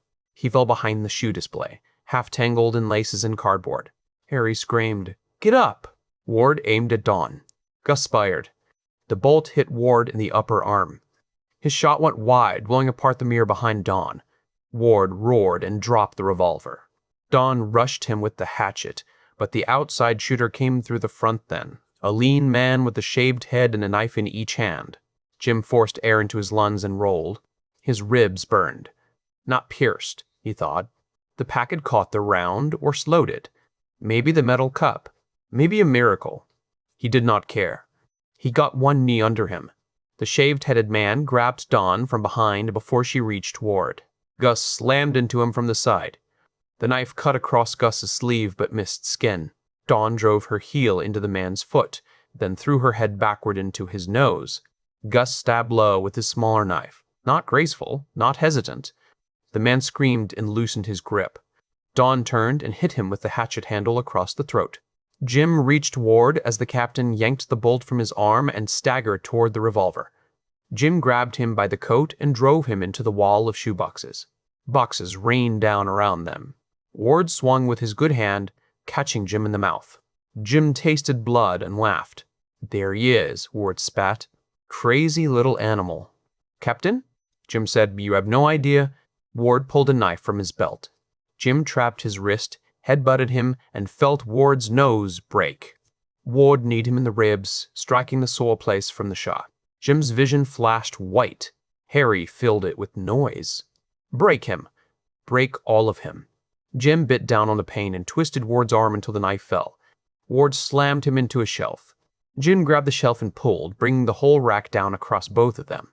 For a moment they crashed together in a storm of boots and boxes. Ward got up first. Jim saw the revolver near Ward's foot. Don saw it too. "Jim! Jim!" Jim kicked Ward's knee from the side. The joint gave with a sound that turned Gus's face pale. Ward fell screaming, his leg folding wrong beneath him. Jim rose over him with a machete in hand. The shop went quiet except for Ward's screams and Don's hard breathing. The shaved-headed man lay near the front, still twitching. Gus stood over him, knife ready, eyes wide with shock at what his own hands had done. Don moved to Gus first, checking him, touching his face, his arms, his torn sleeve. "You cut?" she asked. "No, I do not think so." "Look at me. Are you cut?" He shook his head. "No, I am not cut." She pulled him close for one fierce second, then released him because the world still had Ward in it. Jim stood above the captain. Ward clutched his ruined leg and tried to crawl backward. "Wait, please wait. I can tell you things about roads, people, and supplies." "How many left?" Don asked. Ward looked at her, hatred burning through pain. "What?" She stepped closer, hatchet low. "Your people. How many are still tracking us?" Ward swallowed. "None left, just us. The others split. Some are dead. Some ran. We were the only ones with stomach for it." "Where is your camp?" "No camp, Dal. You burned it when you burned the barn. We had caches. I can show you." Jim raised the machete. "You are not showing us anything." Ward stared up at him, suddenly understanding that Jim wanted this. More than wanted, he needed it. Harry whispered, "Do it." Dawn said, "Jim." Her voice stopped him. He looked back. She was not pleading. She was thinking. That was more frightening. Ward seized on it. "Listen to her. She knows. You need me." Dawn walked to Ward and crouched just outside his reach. "No, we do not." Jim frowned. "Dawn?" She studied Ward's face, then his leg, then the cold street beyond the broken window. "A quick death is mercy," she said. Ward's eyes changed. Jim felt Harry go quiet. Dawn stood. "We are not carrying him. We are not wasting a bullet. We are not giving him the comfort of ending scared and fast."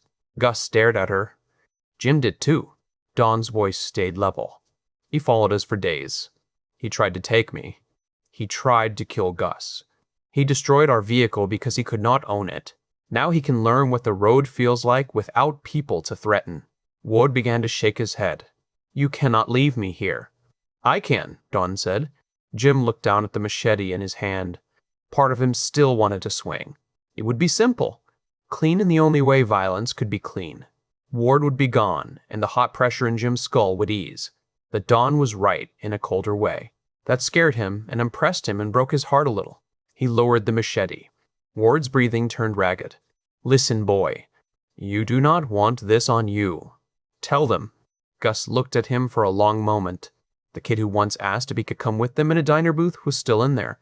So was the boy who had seen too much, fought too much, and learned that mercy could become a weapon if handed to the wrong man. Gus said, "You should have left us alone."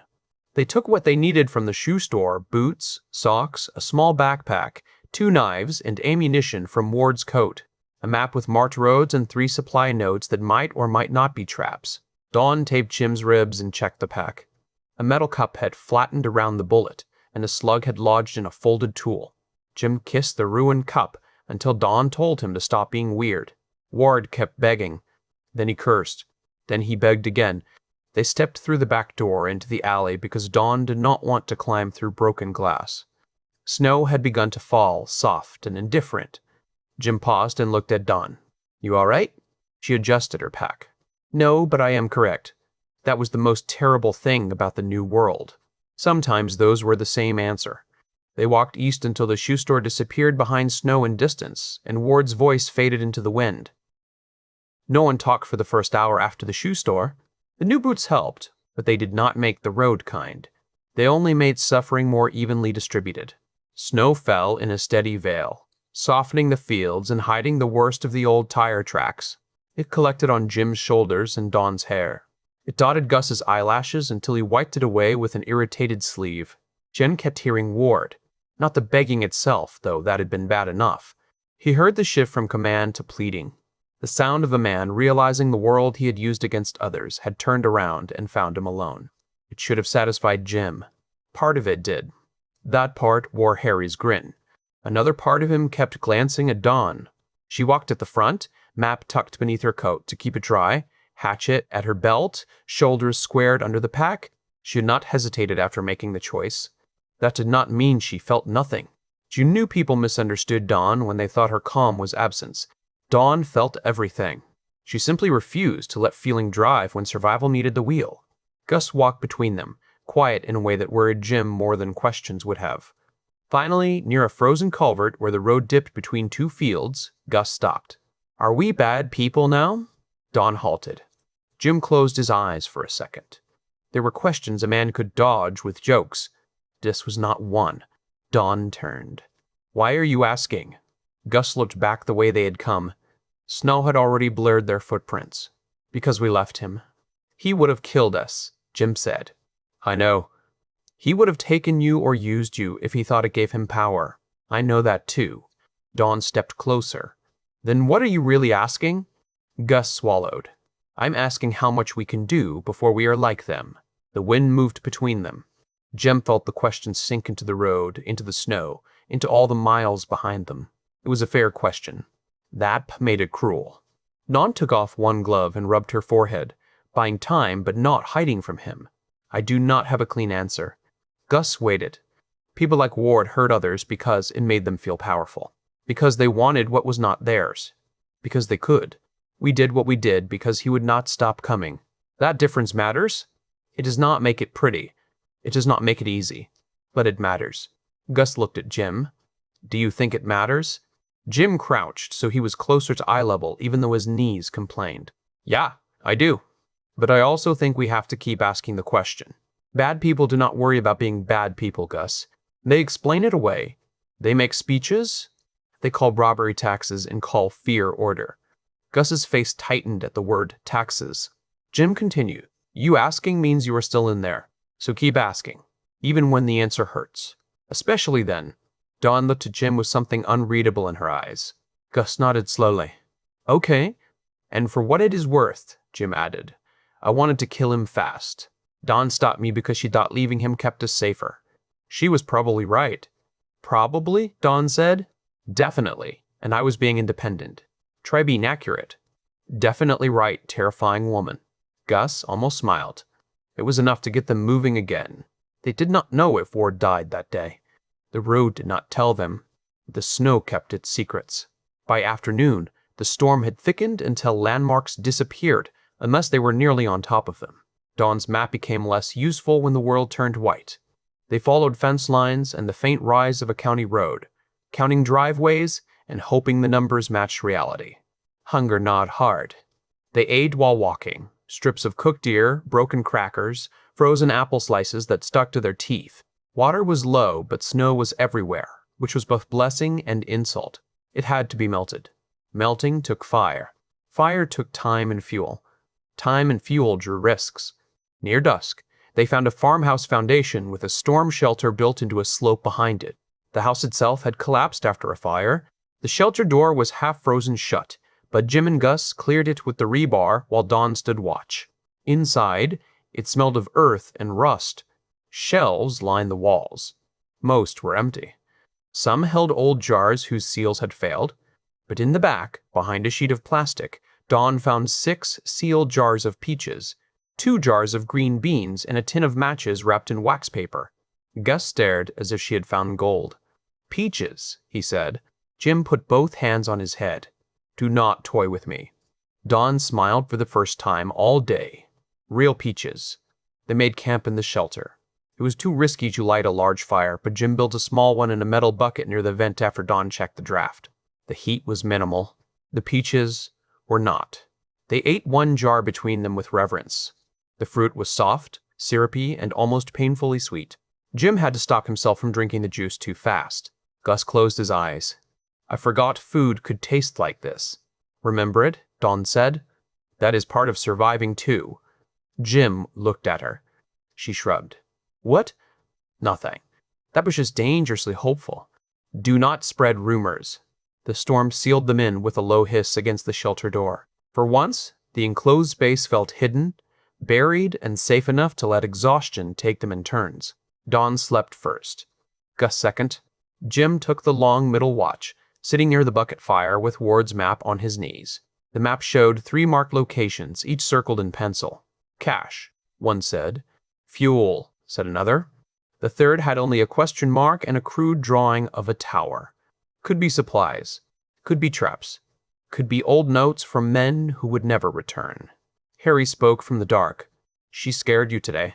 Jim did not pretend not to understand. A little. Because she was wrong? Because she was cold. Harry laughed softly. You get to be mad and wild. She gets to be cold. That is how the 3 of you make one whole monster. We are not monsters. No, not yet. Jim watched Dawn, sleeping with one hand near her pistol even in dreams. He watched Gus curled under a blanket, face younger when he slept, the taped cut on his cheek stark against his skin. Not ever, Jim whispered. Harry did not answer.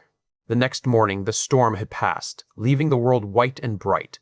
The air was so cold it seemed to ring. Dawn checked the map, the sky, then the compass. We are still on course, she said. If the road numbers are right, we made better distance than I thought. How far? Gus asked. From the bunker? Maybe 140 miles. Maybe less if we can cut straight in places. Jim groaned. Wonderful. Barely a stroll. Gus tightened his new laces. We can do it. He said it with quiet certainty, not teenage bravado. Dawn heard it too. Jim saw her shoulders ease by a fraction. They climbed from the storm shelter into blinding morning. The snow made the ruins beautiful in a way Jim resented. Burned beams became black lines against white. Dead fields glittered. Even the road looked clean. By midday, beauty had become glare, and glare became headache. They wrapped cloth around their faces and kept moving. The marked cache on Ward's map lay 2 miles off-route in a grove of cedar trees. Dawn debated it for 20 minutes while they walked. Could be a trap, Gus said. Could be food, Jim said. Could be both, Dawn said. That was how they approached it. The grove was silent. Too silent at first, then full of small sounds once they stood still, snow falling from branches, distant crows, the creak of ice. Jim circled wide. Gus covered him from behind a tree. Dawn found the cache beneath a tarp and 2 sheets of plywood, hidden under cedar boughs. Inside were 3 fuel cans, useless without a vehicle, a crate of ammunition, partly useful, canned food, very useful, and a sealed plastic tub of winter gear that nearly made Dawn emotional. Gloves, thermal layers, hand warmers, 2 knit hats, scarves, and a pair of snow goggles waited inside. Someone had prepared for a world that killed slowly as well as quickly. Gus pulled on a hat and looked instantly younger. Jim nodded. Very threatening. Raiders will flee from your cozy ears. Gus adjusted the hat. You are jealous. Deeply. They could not carry everything. The old cruelty returned. Choose, leave, and keep walking. Dawn divided the ammunition, took the warmest layers, and packed as much food as weight allowed. Jim buried the rest again, marking the place in Dawn's map case in case the world ever became kind enough to let them return. As they left the grove, Gus looked back. Do you think the supplies belong to Ward's group? Maybe, Dawn said. Then we stole from him. Jim adjusted his pack. He taxed us first. Dawn shook her head, but Gus laughed. A real laugh this time. They walked until sunset. At the top of a long hill, the land opened eastward in folds of white fields, dark woods, and thin roads. Somewhere beyond all of it was Bob's hidden bunker. Somewhere there was a door Ron had built for a son he never claimed aloud. Somewhere there might be a bed for Gus, a kitchen for Dawn, walls strong enough to let Jim sleep without dreaming of teeth and falling scaffolds. Jim stood with the wind in his face and felt the distance like a living thing. Dawn came beside him. Gus stood on his other side. "We are different now," Gus said quietly. Dawn looked at the horizon. "We had to be." Jim thought of the diner, the bunker roof, the expedition, the farmhouse, the shoe store, Ward begging in broken glass. He thought of Harry on the scaffold, laughing down at him. He thought of all the things fear had taken, and all the things fear had taught him to protect. "Different does not mean lost," Jim said. Dawn's gloved hand found his. Gus leaned against his side for half a second, pretending it was only the wind. Behind them lay blood, fire, ice, and the voices of men who thought the end of the world meant they could become kings. Ahead lay more cold and too many miles. But the road was still there, and so were they. Jim tightened his grip on Dawn's hand. "Come on then," he said. "Let's go find our impossible door." By morning, the man Dawn had chosen not to kill was far behind them, and the shoe store had become one more ugly memory on a road made of ugly memories. The cold held on with patient hands. It slipped through seams, gloves, cuffs, and collars. It made the straps of their packs bite deeper. It turned every breath into a pale cloud that vanished before it could become anything lasting. Jim walked at the front because it gave him something to do with the fear. Dawn walked in the middle with the map case tucked against her chest, her eyes always moving. Gus held the rear with the crossbow ready, trying to pretend the limp in his stride did not matter. He had taken a hard fall 2 days earlier on a frozen ditch bank. He had not complained. That worried Jim more than a complaint would have. The land had changed since a farmhouse. The long flat miles had begun to lift and fold. Low hills rose ahead, dark with winter brush and stone. Ravines cut through the countryside like old scars. The roads narrowed, then worsened, then vanished under drifts and blown leaves. More than once Dawn stopped them, unfolded Ron's map, and compared the faded pencil marks to the broken shape of the world. "He said Eastern Ridge," she murmured. Jim leaned closer. "That could be any ridge." The man wrote like he was hiding treasure from pirates. He was hiding a bunker from everybody. Still rude. A nice arrow would have been appreciated. Maybe a little note that said, "This way, son. I never told the truth to." Dawn gave him a sideways look. "You are angry." "I am cold." "You are also angry." Jim tightened his fingers around the strap of his pack. "I will schedule anger for after we find the door. I'm booked solid with walking at the moment." Gus came up beside them and looked at the map. His cheeks were red from wind, but his eyes were bright in the gray morning. "What are we looking for exactly?" "A cliff line," Dawn said. "A dry creek bed. A split oak. A stone marker shaped like a tooth." Gus stared at her. "A tooth? That is what Ron wrote." Jim snorted. Of course he did. Not a road sign, not a painted mark. A tooth rock. Perfectly normal. Harry's voice drifted through him, lighter than it had been in days. "You love it, Jimmy boy. Admit it. Secret doors. Hidden paths. Monsters behind us. Treasure ahead." Jim did not answer aloud. He had learned when to keep Harry inside, at least when Dawn looked tired enough to murder him for commentary. They moved on. The road became a track. The track became 2 ruts under snow. By noon they found the dry creek bed, its stones glazed with ice beneath a thin cover of leaves. Dawn crouched beside it and pressed one gloved finger to a symbol carved into a flat rock near the bank. It was not obvious. A stranger would have walked past it. Ron had scratched a small circle with 3 lines through it. "This is on the map," Dawn said. Gus exhaled. "So we are close." Jim looked toward the hills. Close had become a dangerous word. Close made people hurry. Close made people careless. Close made boys run back into surrounded buildings with keys held above their heads. He scanned the trees instead of celebrating. They followed the creek bed east. It curled between banks of frozen mud and led them into a narrow cut where the wind dropped away. The silence inside that cut felt unnatural after so many days in open fields. Snow clung to roots overhead. Dead vines hung from the slopes. Infected could not travel well here. Not in numbers, but that did not comfort Jim. Men could. Men with rifles could wait in silence and let desperate travelers walk into their sights. Dawn seemed to think the same thing. She slowed, touched Gus's sleeve, and pointed to a cluster of boulders ahead. Jim moved first, keeping low. He checked the gap between stones, then the brush beyond. Nothing moved except a single black bird lifting out of a tree with an angry flap of wings. "Clear," he whispered. Gus came forward. "I hate when birds do that." "That bird hates when teenagers do that," Jim said. "Do what?" "Exist near its dramatic tree." Dawn's mouth twitched, but she kept moving. The creek bed narrowed further and the slope began to climb. They had to use their hands in places, grabbing roots and icy stone. Jim wanted to take Gus's pack, but he knew the boy would refuse in that stiff, wounded pride way that made him look 14 and 40 at the same time. Instead, Jim pretended to adjust his own gear and slowed the pace enough for Gus to keep up without saying why. Dawn noticed. She noticed everything. She gave Jim a look over her shoulder, not teasing this time, just grateful. Another mile brought them to the split oak.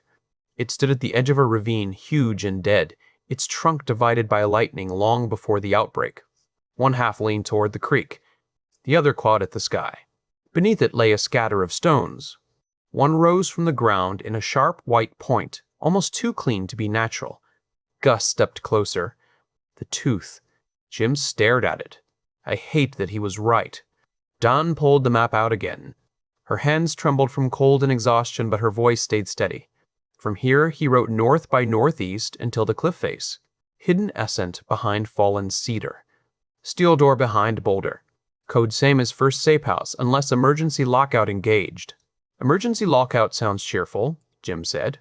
It means we keep moving. The cliff appeared less than an hour later. It rose out of the woods like a wall dropped by an angry god, dark stones streaked with ice, its top lost behind pine branches and low cloud. The base was choked with fallen trees, boulders, and frozen brush. No road led to it. No path showed from below. If a person did not have Ron's map, the cliff would look like the end of the land and nothing more. Jim stopped walking. For a moment, nobody spoke. The bunker was supposed to be here. Salvation was supposed to be here. But the cliff did not care about maps, fathers, promises, or dead brothers. It stood silent and high, impossible to argue with. Gus shifted beside him. "No infected can climb that. Neither can I after that many miles," Jim said. Dawn stepped past them, scanning the base. Her fatigue seemed to fall away in pieces as the problem took shape in front of her. This was where she became most herself. Not the scared waitress from the diner, not the hardened woman in the shoe store, but the mind between those two lives. She moved along the cliff, reading shadows, broken branches, drift patterns, the way snow had settled differently in one gap than another. Jim watched her and felt a warmth the weather had no right to allow. Gus leaned close. "She sees something. She always sees something. That is why we keep her. Also because you like her. Mind your elders. She is not that old. I meant me." Gus smiled despite the cold. Dawn lifted one hand. "Here." They joined her beside a fallen cedar that had collapsed against the cliff at an angle. Behind its stripped branches was a dark gap, almost invisible unless a person stood directly beside it. Dawn shoved brush aside and revealed a narrow shelf of stone climbing along the cliff face. It was not a road. It was barely a path. It angled upward behind outcrops and scrub, hidden from the ground by the fallen tree and the broken shape of the rock. Jim stared at it. Ron really did build an impossible door. Dawn looked back at him. Her face was drawn and pale, but her eyes held a spark. "Then let's go open it." They climbed as the afternoon light began to fade. Below them, the woods swallowed the creek bed and the miles behind it. Far away, the world still belonged to the dead, to desperate men, to storms and hunger and roads that led nowhere. Ahead, somewhere above the cliff, a man named Bob might be waiting with answers. Or nothing might be waiting. Or something worse than nothing. Jim put one hand against the stone and felt it cold through his glove. Harry whispered, "Nearly there." Jim swallowed hard and kept climbing. The hidden path punished every step.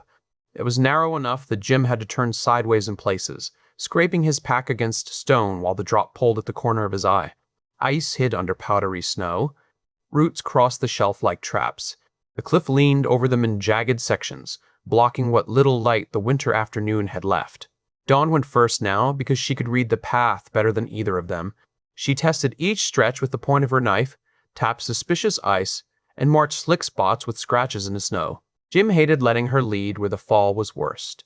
He hated it enough that his shoulders ached from restraint. But he had learned the difference between protection and pride. Dawn was not cargo. She was the reason they had made it this far. Gus came between them. Jim stayed behind him, one hand ready to catch the back of the boy's coat if his boots slipped. Gus knew. He kept pretending not to know. "You are hovering," Gus said. "I am enjoying the view. The view is my backpack. It is a very responsible backpack." Dawn spoke without looking back. "Both of you saved your breath." "Yes, ma'am," Jim and Gus said at the same time. The shared answer made Gus laugh, then cough from cold air. Jim caught the sound and tucked it away. Laughter had become something precious, not because it was rare, but because it meant they were still human enough to make it.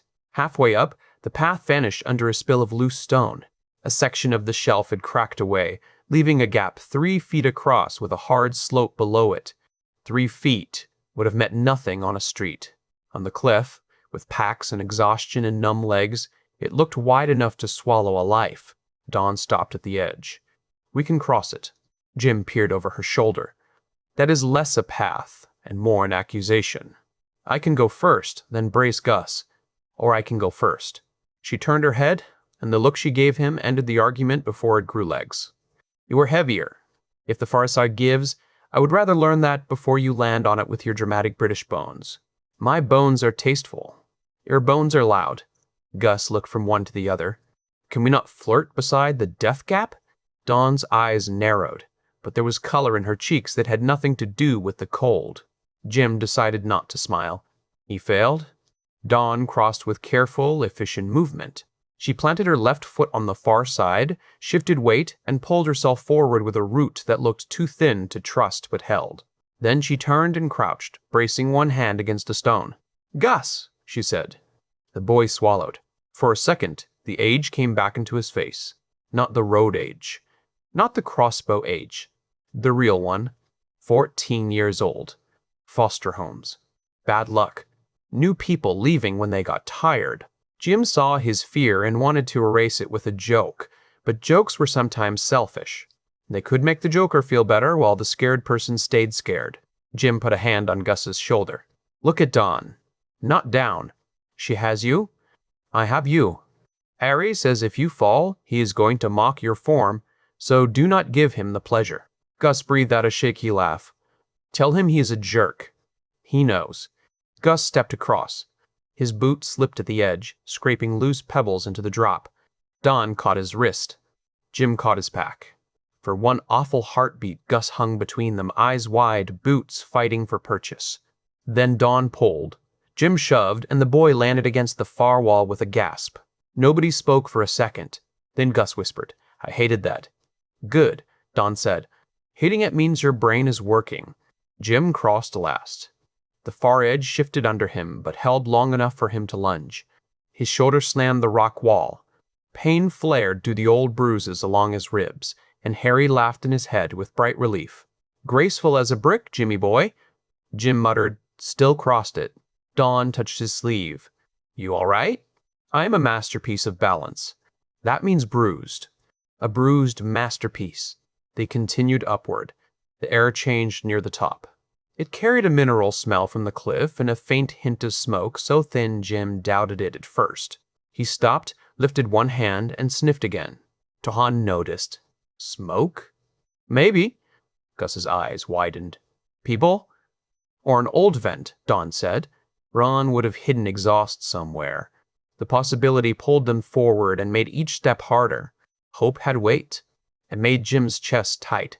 He had survived months by distrusting hope, by turning it into plans, by burying it under violence and sarcasm. But here on the last climb, hope got its fingers into him. A door, heat, food, and answers waited somewhere above them, or so Jim hoped.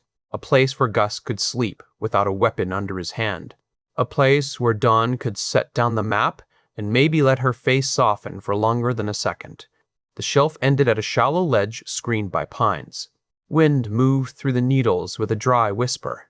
The cliff top flattened into a rocky shelf, perhaps 30 yards wide, then dropped into thick woods on the far side. Dawn moved ahead, sweeping her gaze over the ground. "Tracks," she said. Jim joined her.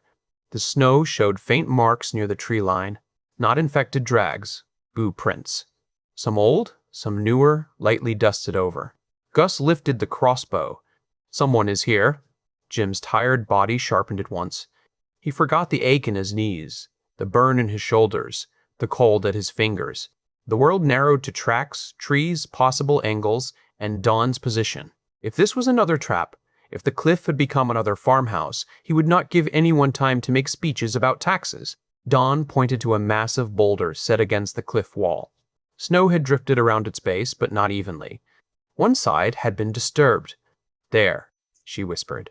The boulder was broad, taller than Jim, and shaped like a crouched animal. Behind it, almost hidden by shadow, was a vertical seam in the stone. Jim's heart started to pound. The seam was not natural. Snow had collected along the bottom where a door met ground. Gus stepped beside him. "Is that it?" Jim could not answer right away.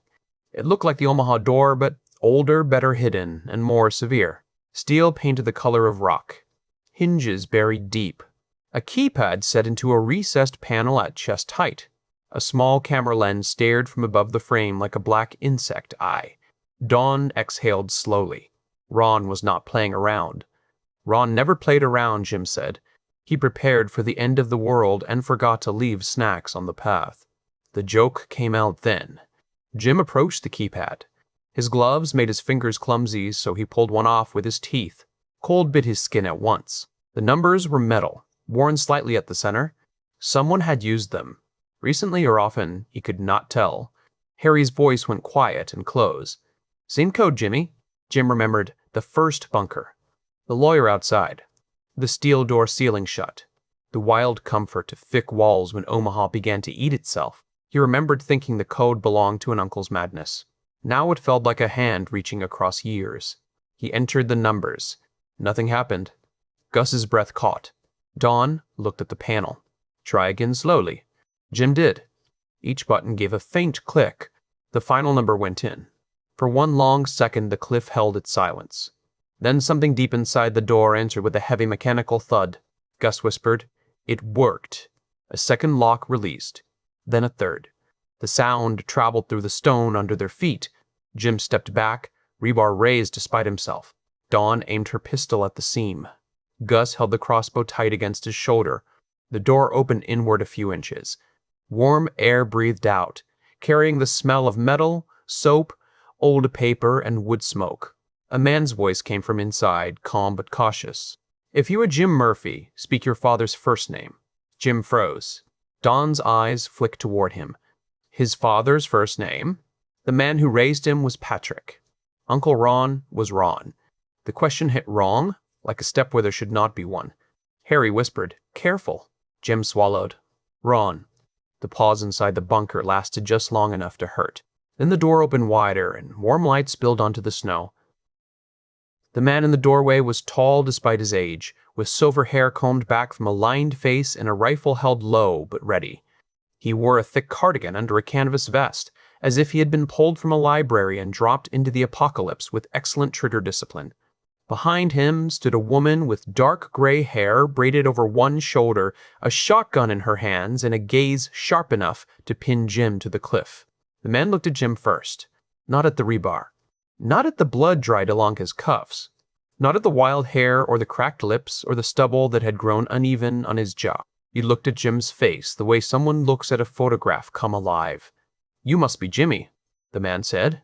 Jim hated how the name landed. Nobody but Harry called him that with any right. Hearing it from the stranger made something twist inside him. "Jim," he said.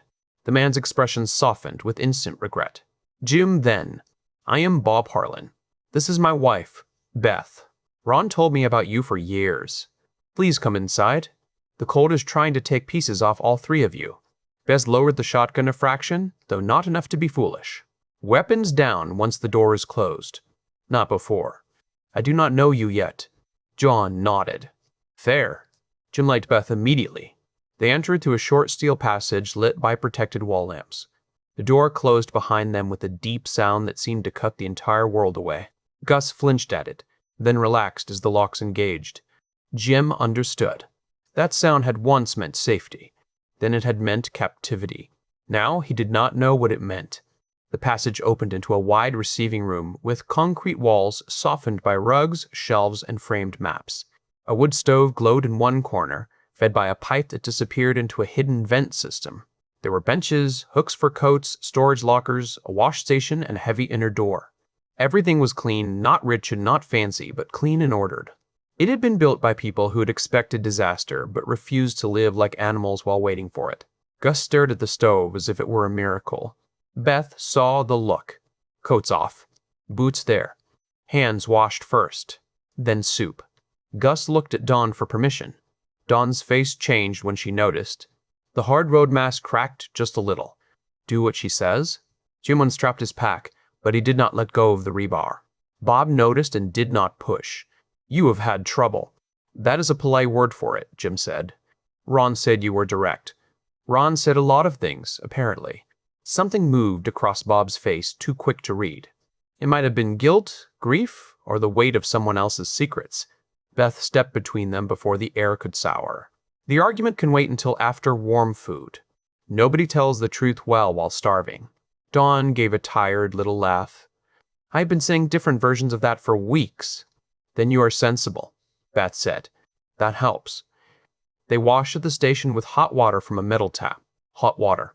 Jim had forgotten the violence of that kind of comfort. It stung his knuckles and loosened grime from the lines of his hands. Dawn scrubbed like she was trying to remove the road from under her skin. Gus held his hands beneath the stream too long, eyes half closed. Jim wanted to tell him to move along. He could not make himself do it. Beth gave them towels that smelt faintly of lavender. Then she led them through the inner door.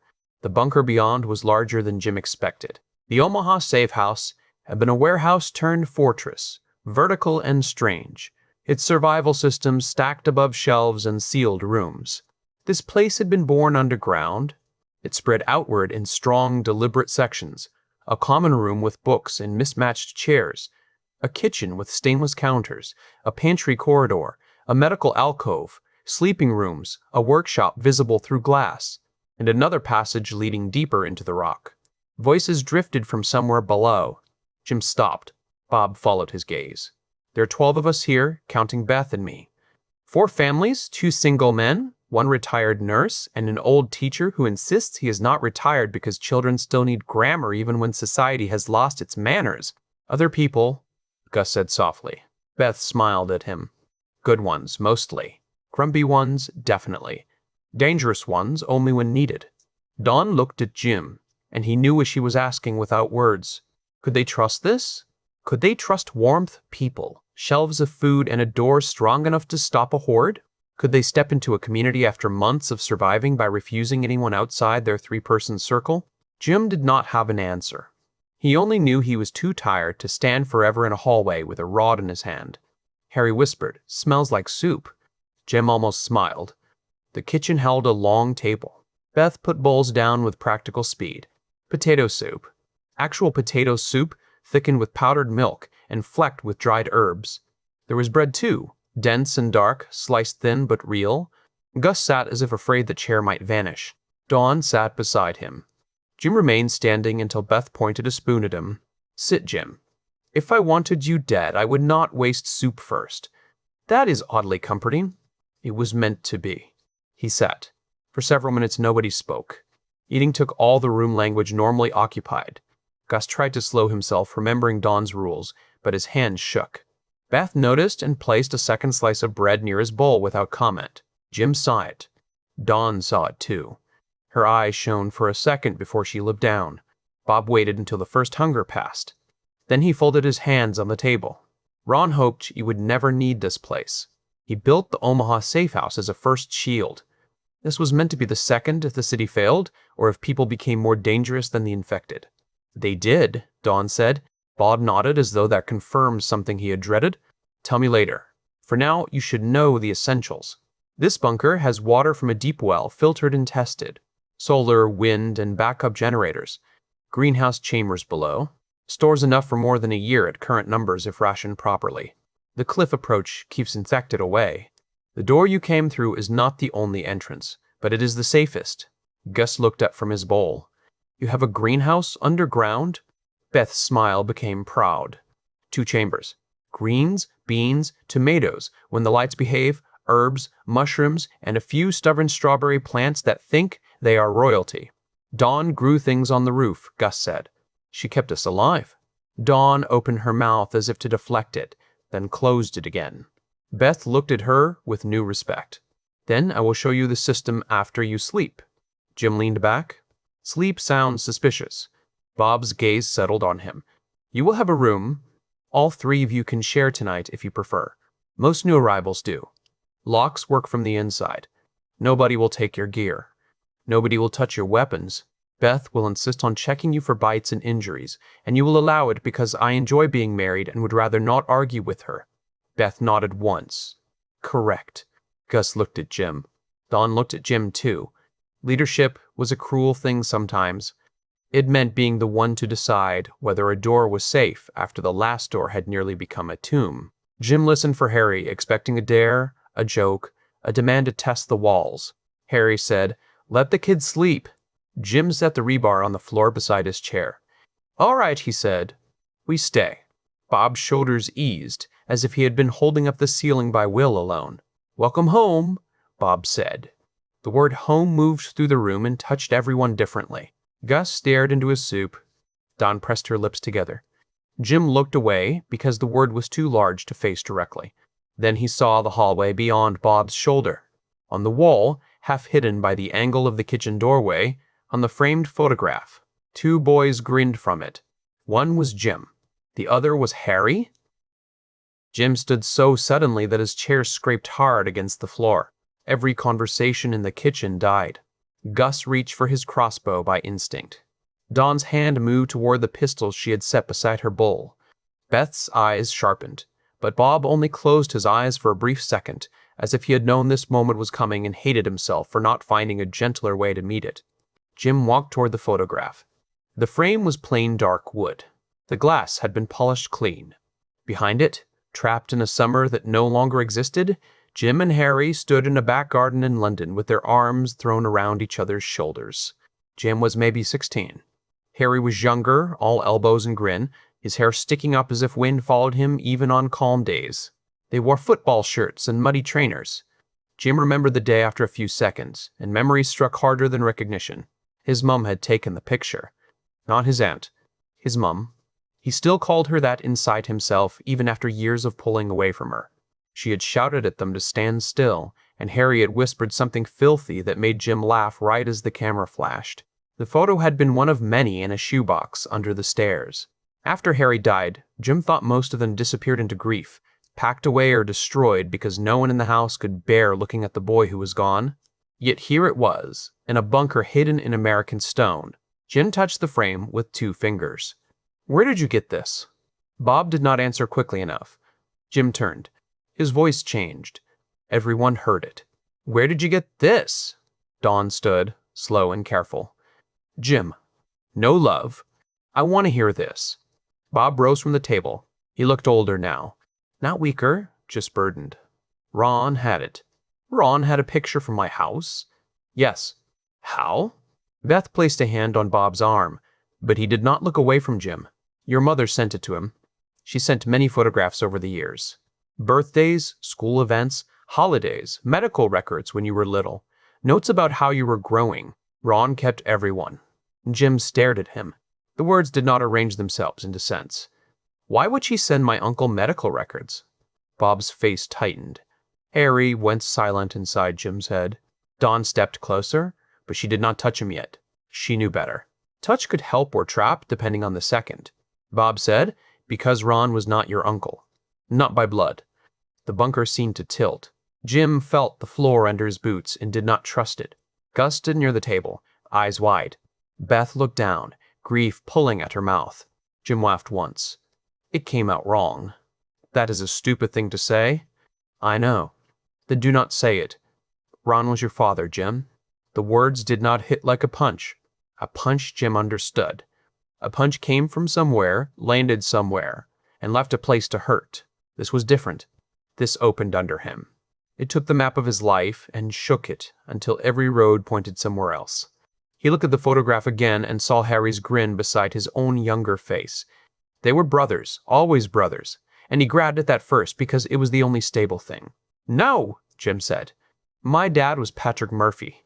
My mom was Evelyn. Ron was her brother. Weird uncle in America. Sent cards with money sometimes. That was the story." Bob nodded. That was the story they chose. Jim turned on him. "They?" "Ron and Evelyn. Patrick, too, later." "You knew?" Bob took the question like he deserved it. "Yes." Jim's hands curled. He felt the old fire rise, sudden and bright, looking for a target. Bob was right there. A man with answers. A man who had known Ron, known the secret, known enough to hang Jim's childhood on a wall and wait behind a steel door. Harry usually loved that fire. Harry usually fed it until Jim became motion, teeth, fists, steel. But Harry stayed quiet. That silence scared Jim more than the truth. Dawn came closer. "Bob, explain it. Carefully." Her voice held command. "Not a request." Bess looked at her again, measuring, then nodded faintly as if approving. Bob sat back down slowly. "Ron married young. Her name was Laura.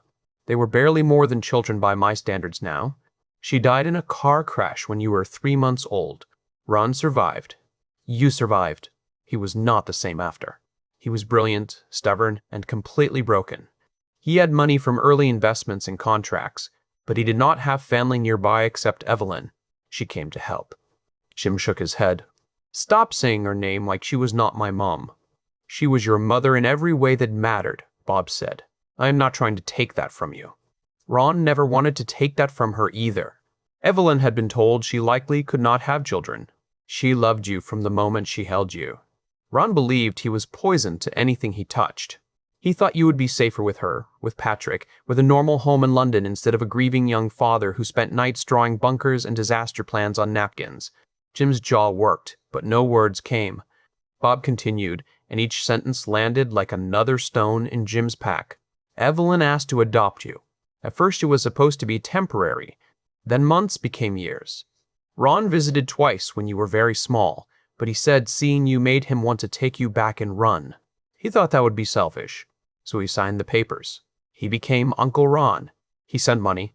Evelyn sent photographs. Patrick raised you as a son.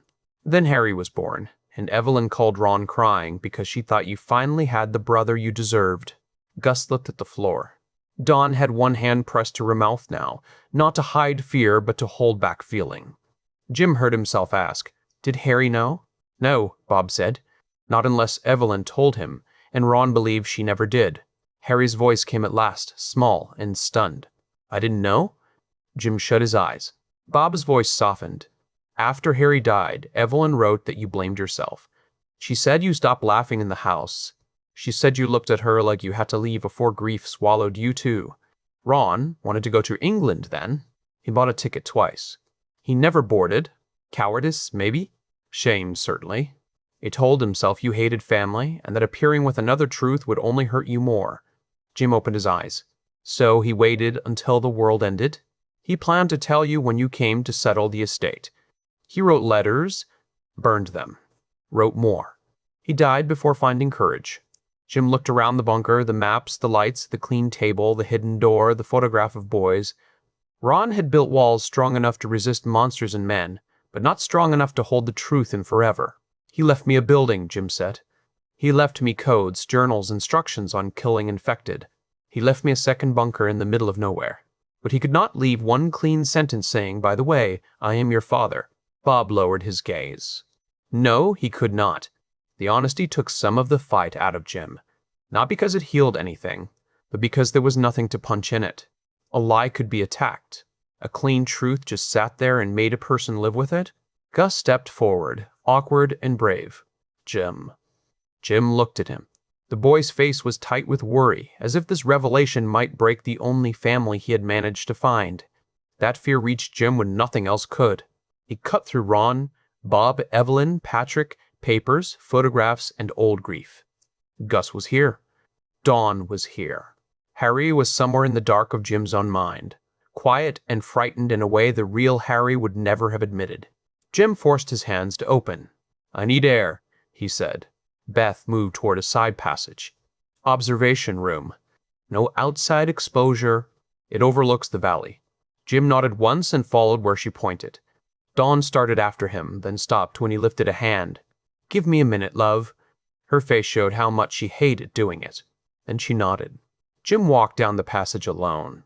The observation room was small, with thick angled glass set into the cliff face and a bench beneath it. Outside, evening had turned a valley blue. Snow moved between the trees. The world looked almost peaceful from behind reinforced glass. Jim sat. For a long time he did not move. Harry whispered, "We are still brothers." Jim put his elbows on his knees and covered his face.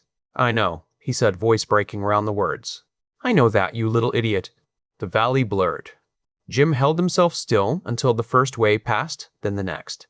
He had survived infected, armed men, hunger, winter, and the long road. But this was not a thing to survive by swinging harder. This had to be carried. Behind him, soft footsteps stopped at the doorway. Dawn said, "I gave you longer than a minute." Jim wiped his face with both hands. Generous woman. Usually. She sat beside him without asking whether she could. That was the thing about Dawn. She knew when permission mattered and when loneliness lied. Neither spoke for a while. Then Jim looked out at the valley and said, "My whole life just changed, but Harry's still dead. My mom is still my mom. Patrick still raised me. Gus is still Gus. You are still you. So why does it feel like the floor vanished?" Dawn leaned her shoulder against his. "Because a truth does not have to erase everything to shake everything." Jim let that settle. After a while, he reached for her hand. She gave it to him. The rest of that day moved around Jim as if you were watching it through dirty glass. Beth checked them for bites and injuries in the medical alcove. Her hands brisk, gentle, and impossible to argue with. Dawn answered questions when Jim forgot to. Gus sat on the edge of an examination cot and kept glancing at Jim with the anxious loyalty of a boy afraid that silence meant abandonment. Jim wanted to reassure him. He knew he should. The word sat behind his teeth and would not come out right. Beth cleaned the scrapes on Gus's palms from the cliff path and wrapped his ankle with a firm bandage. She checked Dawn's shoulder, the fading bruises along her side, and the raw marks left by pack straps. Dawn endured it with the stiff patience of someone used to taking care of everyone else, and deeply suspicious of being cared for. "You need sleep," Beth told her. "We all do." That was not a negotiation. Dawn blinked, then gave a tired laugh. "You remind me of myself." "Then you know I am right." Jim sat on a stool while Beth examined a cut across his knuckles and the old tenderness in his ribs. He watched her work and thought of Ron as a young man with a baby he could not bear to raise. He tried to imagine it from Ron's side and hated that he could. Grief made cowards of people. Fear made cowards of people. Jim knew that better than most. He had built an entire personality out of refusing to feel afraid, and still fear had found him again and again. Harry had climbed because Jim would not. Harry had fallen because wood rotted and boys thought dares were laws. Ron had given away a son because love and terror had tangled until he could not tell one from the other. Evelyn had taken a child and loved him so hard she kept another man's grief alive through envelopes full of photographs. It was too much. Every piece connected to another piece until Jim felt trapped in a machine built out of choices made before he could speak. Beth finished wrapping his hand. "You are allowed to be angry." Jim looked up. She capped a small bottle and set it aside. "Bob carries guilt like a second spine, but that does not make your anger unfair. Ron was his dearest friend. That does not make Ron blameless." Jim tried for a smile. "You always this direct with traumatized strangers?" "Only the stubborn ones." "Lucky me." Her expression softened. "Ron loved you. He also failed you. Both things can be true." Jim hated how similar it was to what Dawn had said in the observation room. People kept handing him truths that did not fight each other, and he had no idea what to do with them. Bob gave them a room near the common area. It had 2 bunks and a narrow bed, clean blankets, a small desk, and a locking door. Gus stood in the middle of it, as if the room might decide he was not authorized, and spit him back onto the road. "Which bed?" Dawn asked him. He shrugged. "Doesn't matter." "It does." "Pick one." He looked at Jim. Jim finally found enough of himself to speak. Top bunk is yours if you want it. Best tactical position for throwing socks at me. Gus's shoulders loosened a fraction. You would deserve it. Frequently.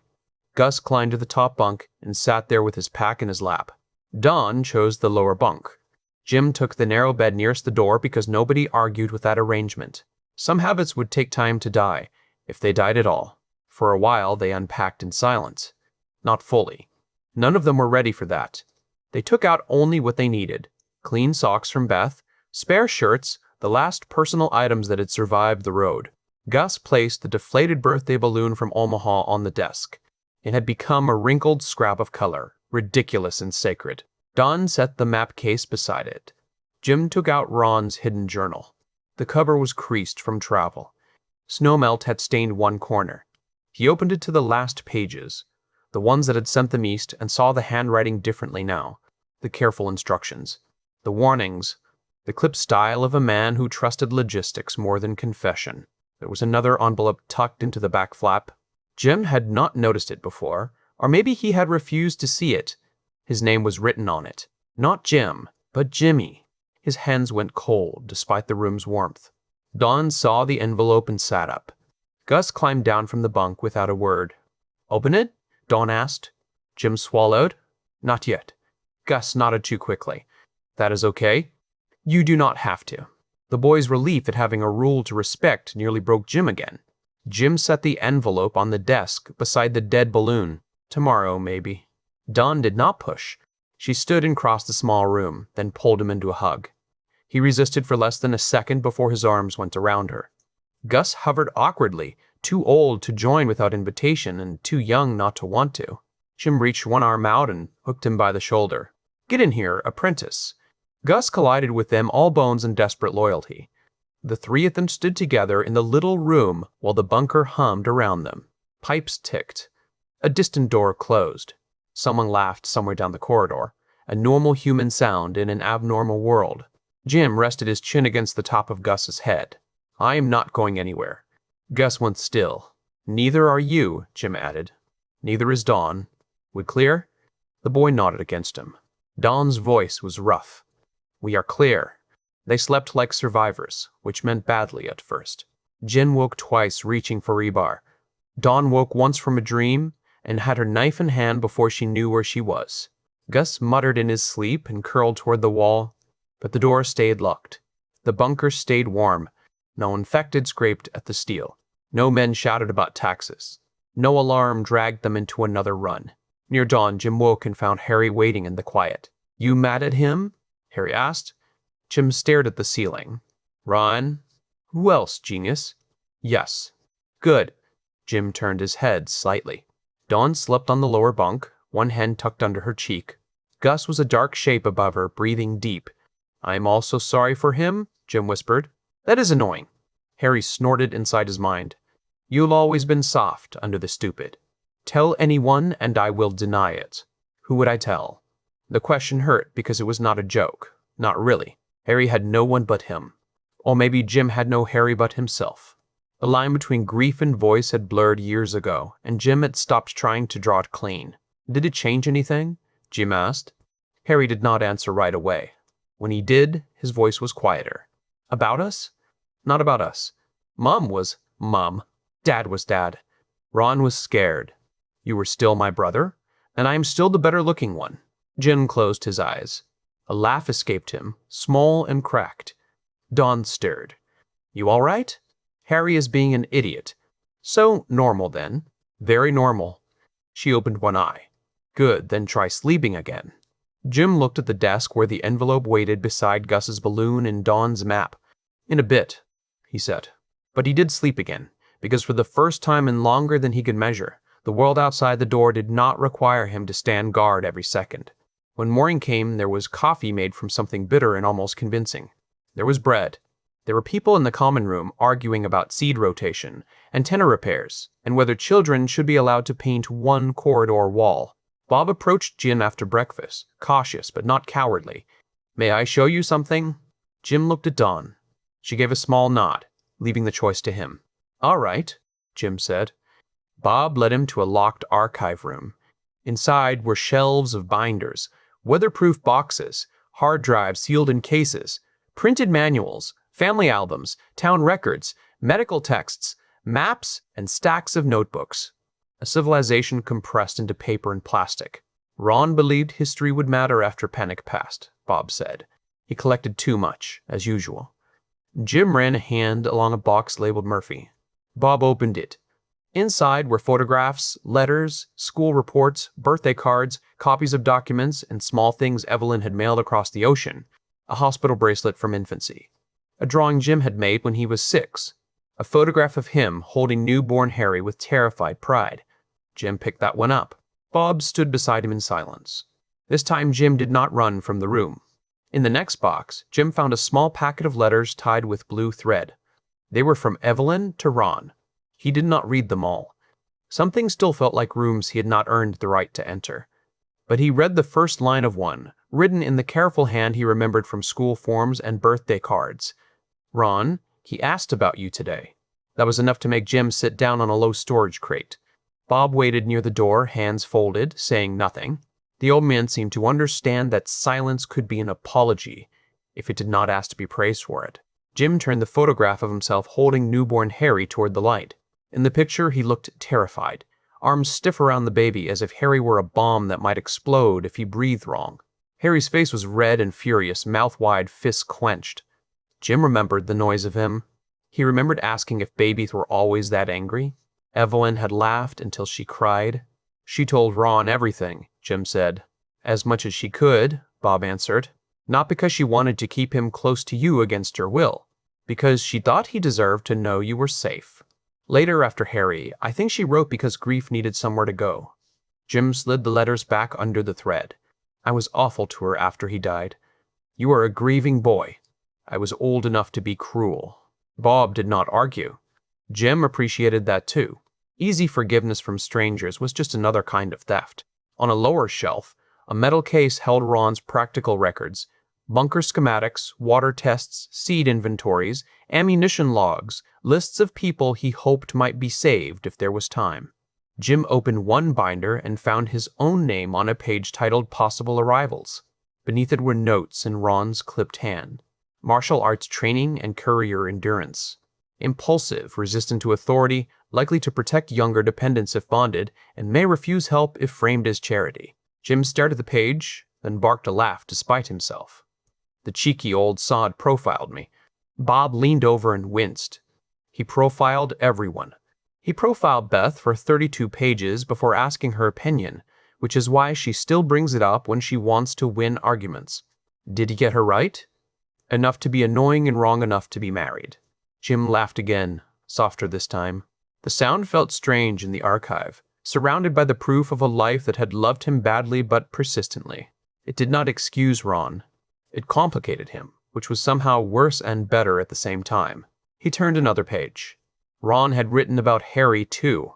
Younger brother, reckless, high influence on Jim, with his death likely forming the primary psychological fracture. Jim closed the binder before the words could dig deeper. Harry muttered, primary psychological fracture sounds fancy. Tell him I preferred handsome legend.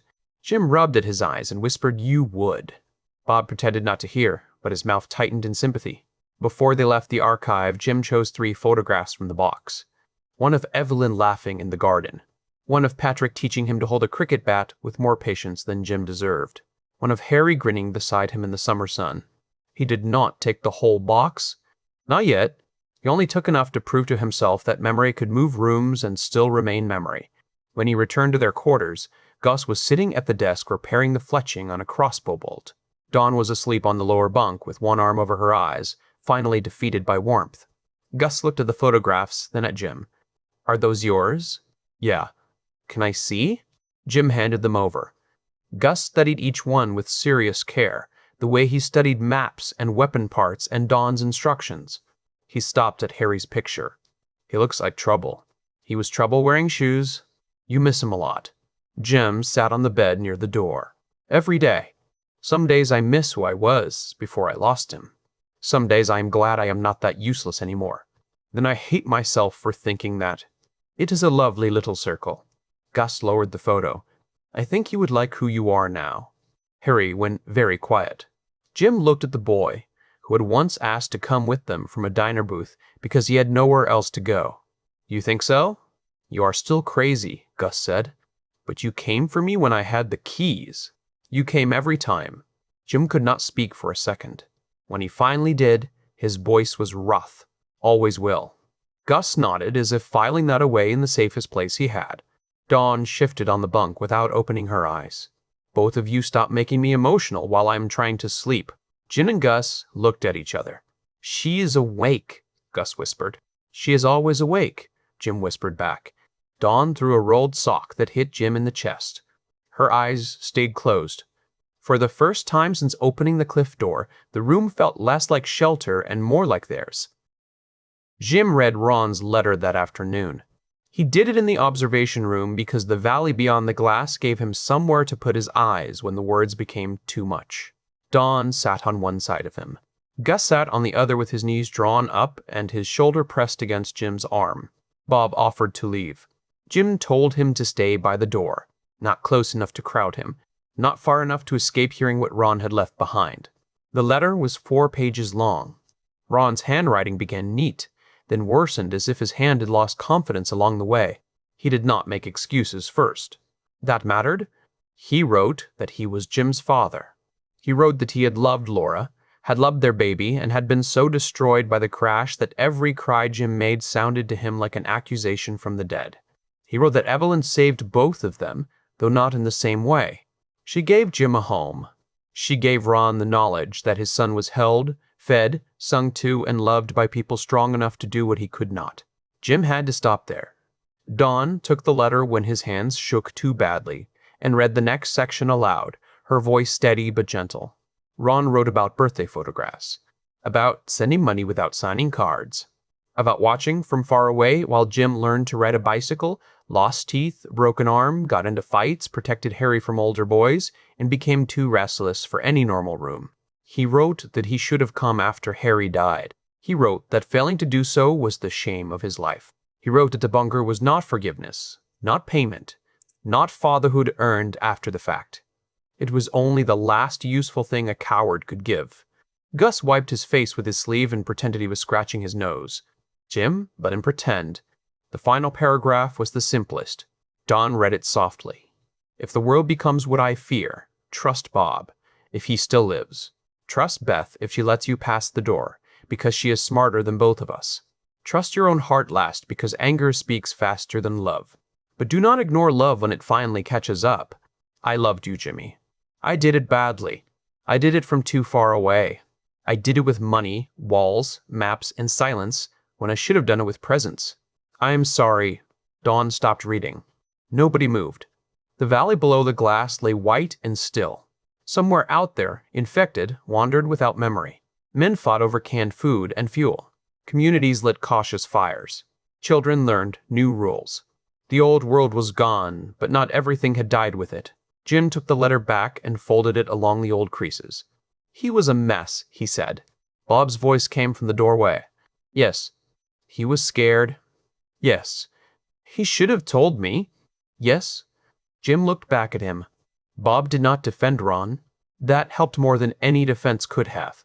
Thank you for keeping his stuff, Jim said. Bob's eyes shone. It was never stuff to him. Jim nodded and looked at the valley again. That evening, Bob gathered the bunker residents in the common room. Jim did not want an introduction. Dawn said hiding would make it worse. Gus said people were already whispering, so they might as well give them something accurate to whisper about. Beth said nothing, merely handed Jim a mug and stared until he obeyed. So Jim stood near the stove while 12 strangers looked at him, Dawn and Gus, with open curiosity. There was Mara, the retired nurse with a silver braid and hands that missed nothing. There was Mr. Klein, the teacher who corrected a child's grammar during an apocalypse and somehow made it comforting.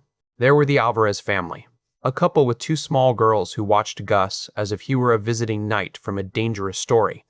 There were 2 brothers who handled external scouting, a mechanic named Lyle and a quiet woman named Sarah, who managed radio schedules. Bob introduced Jim as Ron's son. The words caused a ripple, but not the kind Jim expected. No suspicion.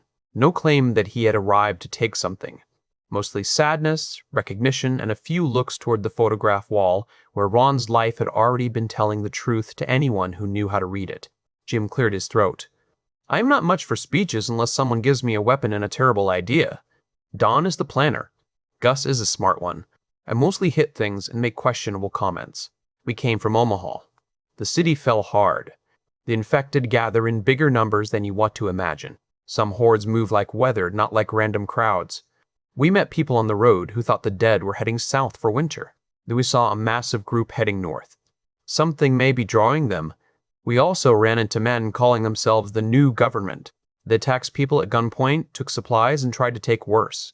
Some of them are no longer a problem. Others may still be. He glanced at Dawn. She stepped forward. Roads are unreliable. Fuel is scarce. Small groups are vulnerable.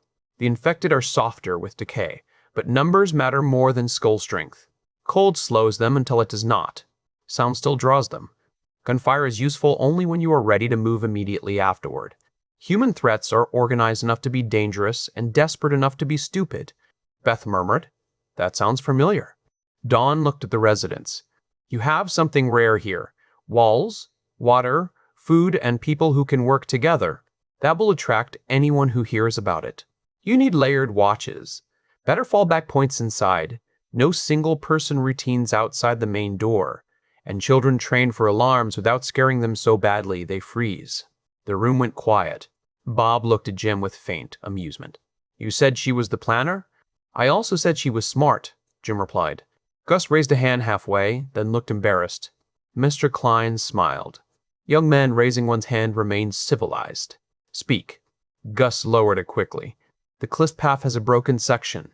If someone comes in tired or carrying supplies, they could fall. It also leaves tracks in snow. We should make a road line or a hidden bridge, and maybe brush the trail after use. Also, if infected ever pile at the bottom somehow, the fallen cedar hides the lower entrance but could become a climbing mess if enough bodies stack up. Everyone stared at him. Jim beamed. That is my boy. Horrifying, is he not? Gus flushed. One of the Alvarez girls whispered to her sister, He killed monsters. Gus heard it and looked both proud and mortified. Over the next 2 days, the bunker began to absorb them. Not quickly. None of the three allowed quick. Dawn toured the greenhouse chambers with Beth and had opinions within 10 minutes. Beth adored her by lunchtime. Gus joined Lyle in the workshop and learned how to clean filters, patch gear, and repair a hinge without stripping screws. Mr. Klein gave him a grammar worksheet as a joke. Gus completed it perfectly, out of spite. Jim trained with the Scout brothers in the Outer Bay. They were competent, disciplined, and far too fond of rifles for Harry's taste. Jim showed them what happened when distance disappeared. By the end of the session, one brother was laughing from the floor, the other had a new respect for rebar, and Harry was shouting advice inside Jim's head like a drunk coach at a prize fight. At night, Jim still woke. Dawn still reached for a knife. Gus still listened before climbing down from the bunk. Healing did not arrive like a door opening. It came in small insults to fear. A second cup of coffee. A child laughing in the corridor. A clean shirt. A locked room nobody tried to enter. A morning when the first thought was not run. On the third evening, Bob took Jim to the upper lookout, a concealed platform above the main door with a view of the valley and the western sky. Snow clouds had broken, and sunset burned low behind the hills. For once, the color looked warm instead of threatening. Communities are forming, Bob said. Small ones. Farms with fences. Town blocks with watches. A radio net started 2 months ago. We trade weather, movement reports, medical questions, seed stock. There is a group west of here dismantling what your roadmen called government. They are not perfect, but they are not raiders. People are tired of being ruled by whoever has the largest gun. Jim leaned on the rail. That almost sounds hopeful. It is. Carefully. Carefully hopeful sounds like Dawn invented it. Bob smiled. She will likely improve it by morning. Jim looked out over the valley. Ron thought everything would end. Ron prepared for the end because he could not bear being helpless again. But he also built places where people could survive together. That means some part of him believed in after. Jim thought about that. Ron's fear had built walls. Ron's love had stocked shelves. Ron's silence had hurt. Ron's planning had saved. None of it canceled the rest. "I do not know what to do with him," Jim said. "You do not have to decide all at once."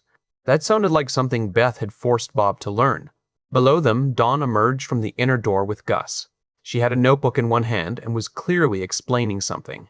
Gus listened, nodding, then said something that made her swat his shoulder lightly. Jim could not hear the words, but he knew the shape of the moment. Family was often a thing seen before it was named. Harry whispered, "You did good." Jim's throat tightened. "We did good." Bob pretended not to hear.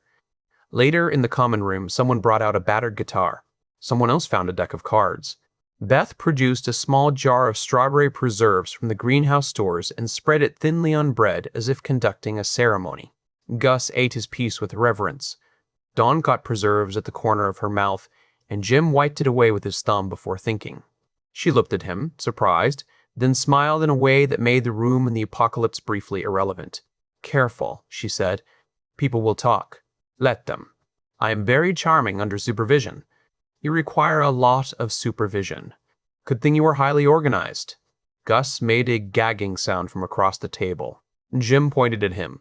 "You, grammar boy, respect romance." "I respect it from far away." The Alvarez girls giggled. Mr. Klein declared that far away was an adverbial phrase and ruined the moment beautifully. Before they left the common room, Beth pinned a fresh page beside the watch schedule and wrote 3 new names at the bottom in careful block letters. Jim Murphy, Dawn, and Gus. She did not ask whether they wanted to be listed. She simply made space, then handed the pencil to Dawn. Dawn added practical notes beneath their names: route knowledge, close quarters fighting, scavenging experience, gardening, first response under attack. Gus stood on tiptoe to read his line and frowned. "You row trainee," he said. "You are 14, Dawn replied. "I survived Omaha." "You are a very dangerous trainee." Jim leaned over the page. "Add sock throwing." "He is lethal at close range."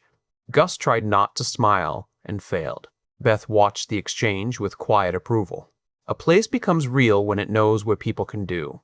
It becomes home when it knows what they need. Jim looked at the 3 names on the paper. He had seen rosters before in gyms, jails, courier boards, and scavenging plans. This one felt different. It did not mark who owned him or who commanded him. It marked that someone expected him to be present tomorrow. Dawn must have felt it too, because she touched the pencil once before setting it down. Gus kept looking at his name as if the letters might change their minds. That night, Jim stood once more in the observation room. Dawn came beside him. Gus joined them a minute later with a blanket around his shoulders. None of them spoke at first. Outside, the valley rested under moonlit snow.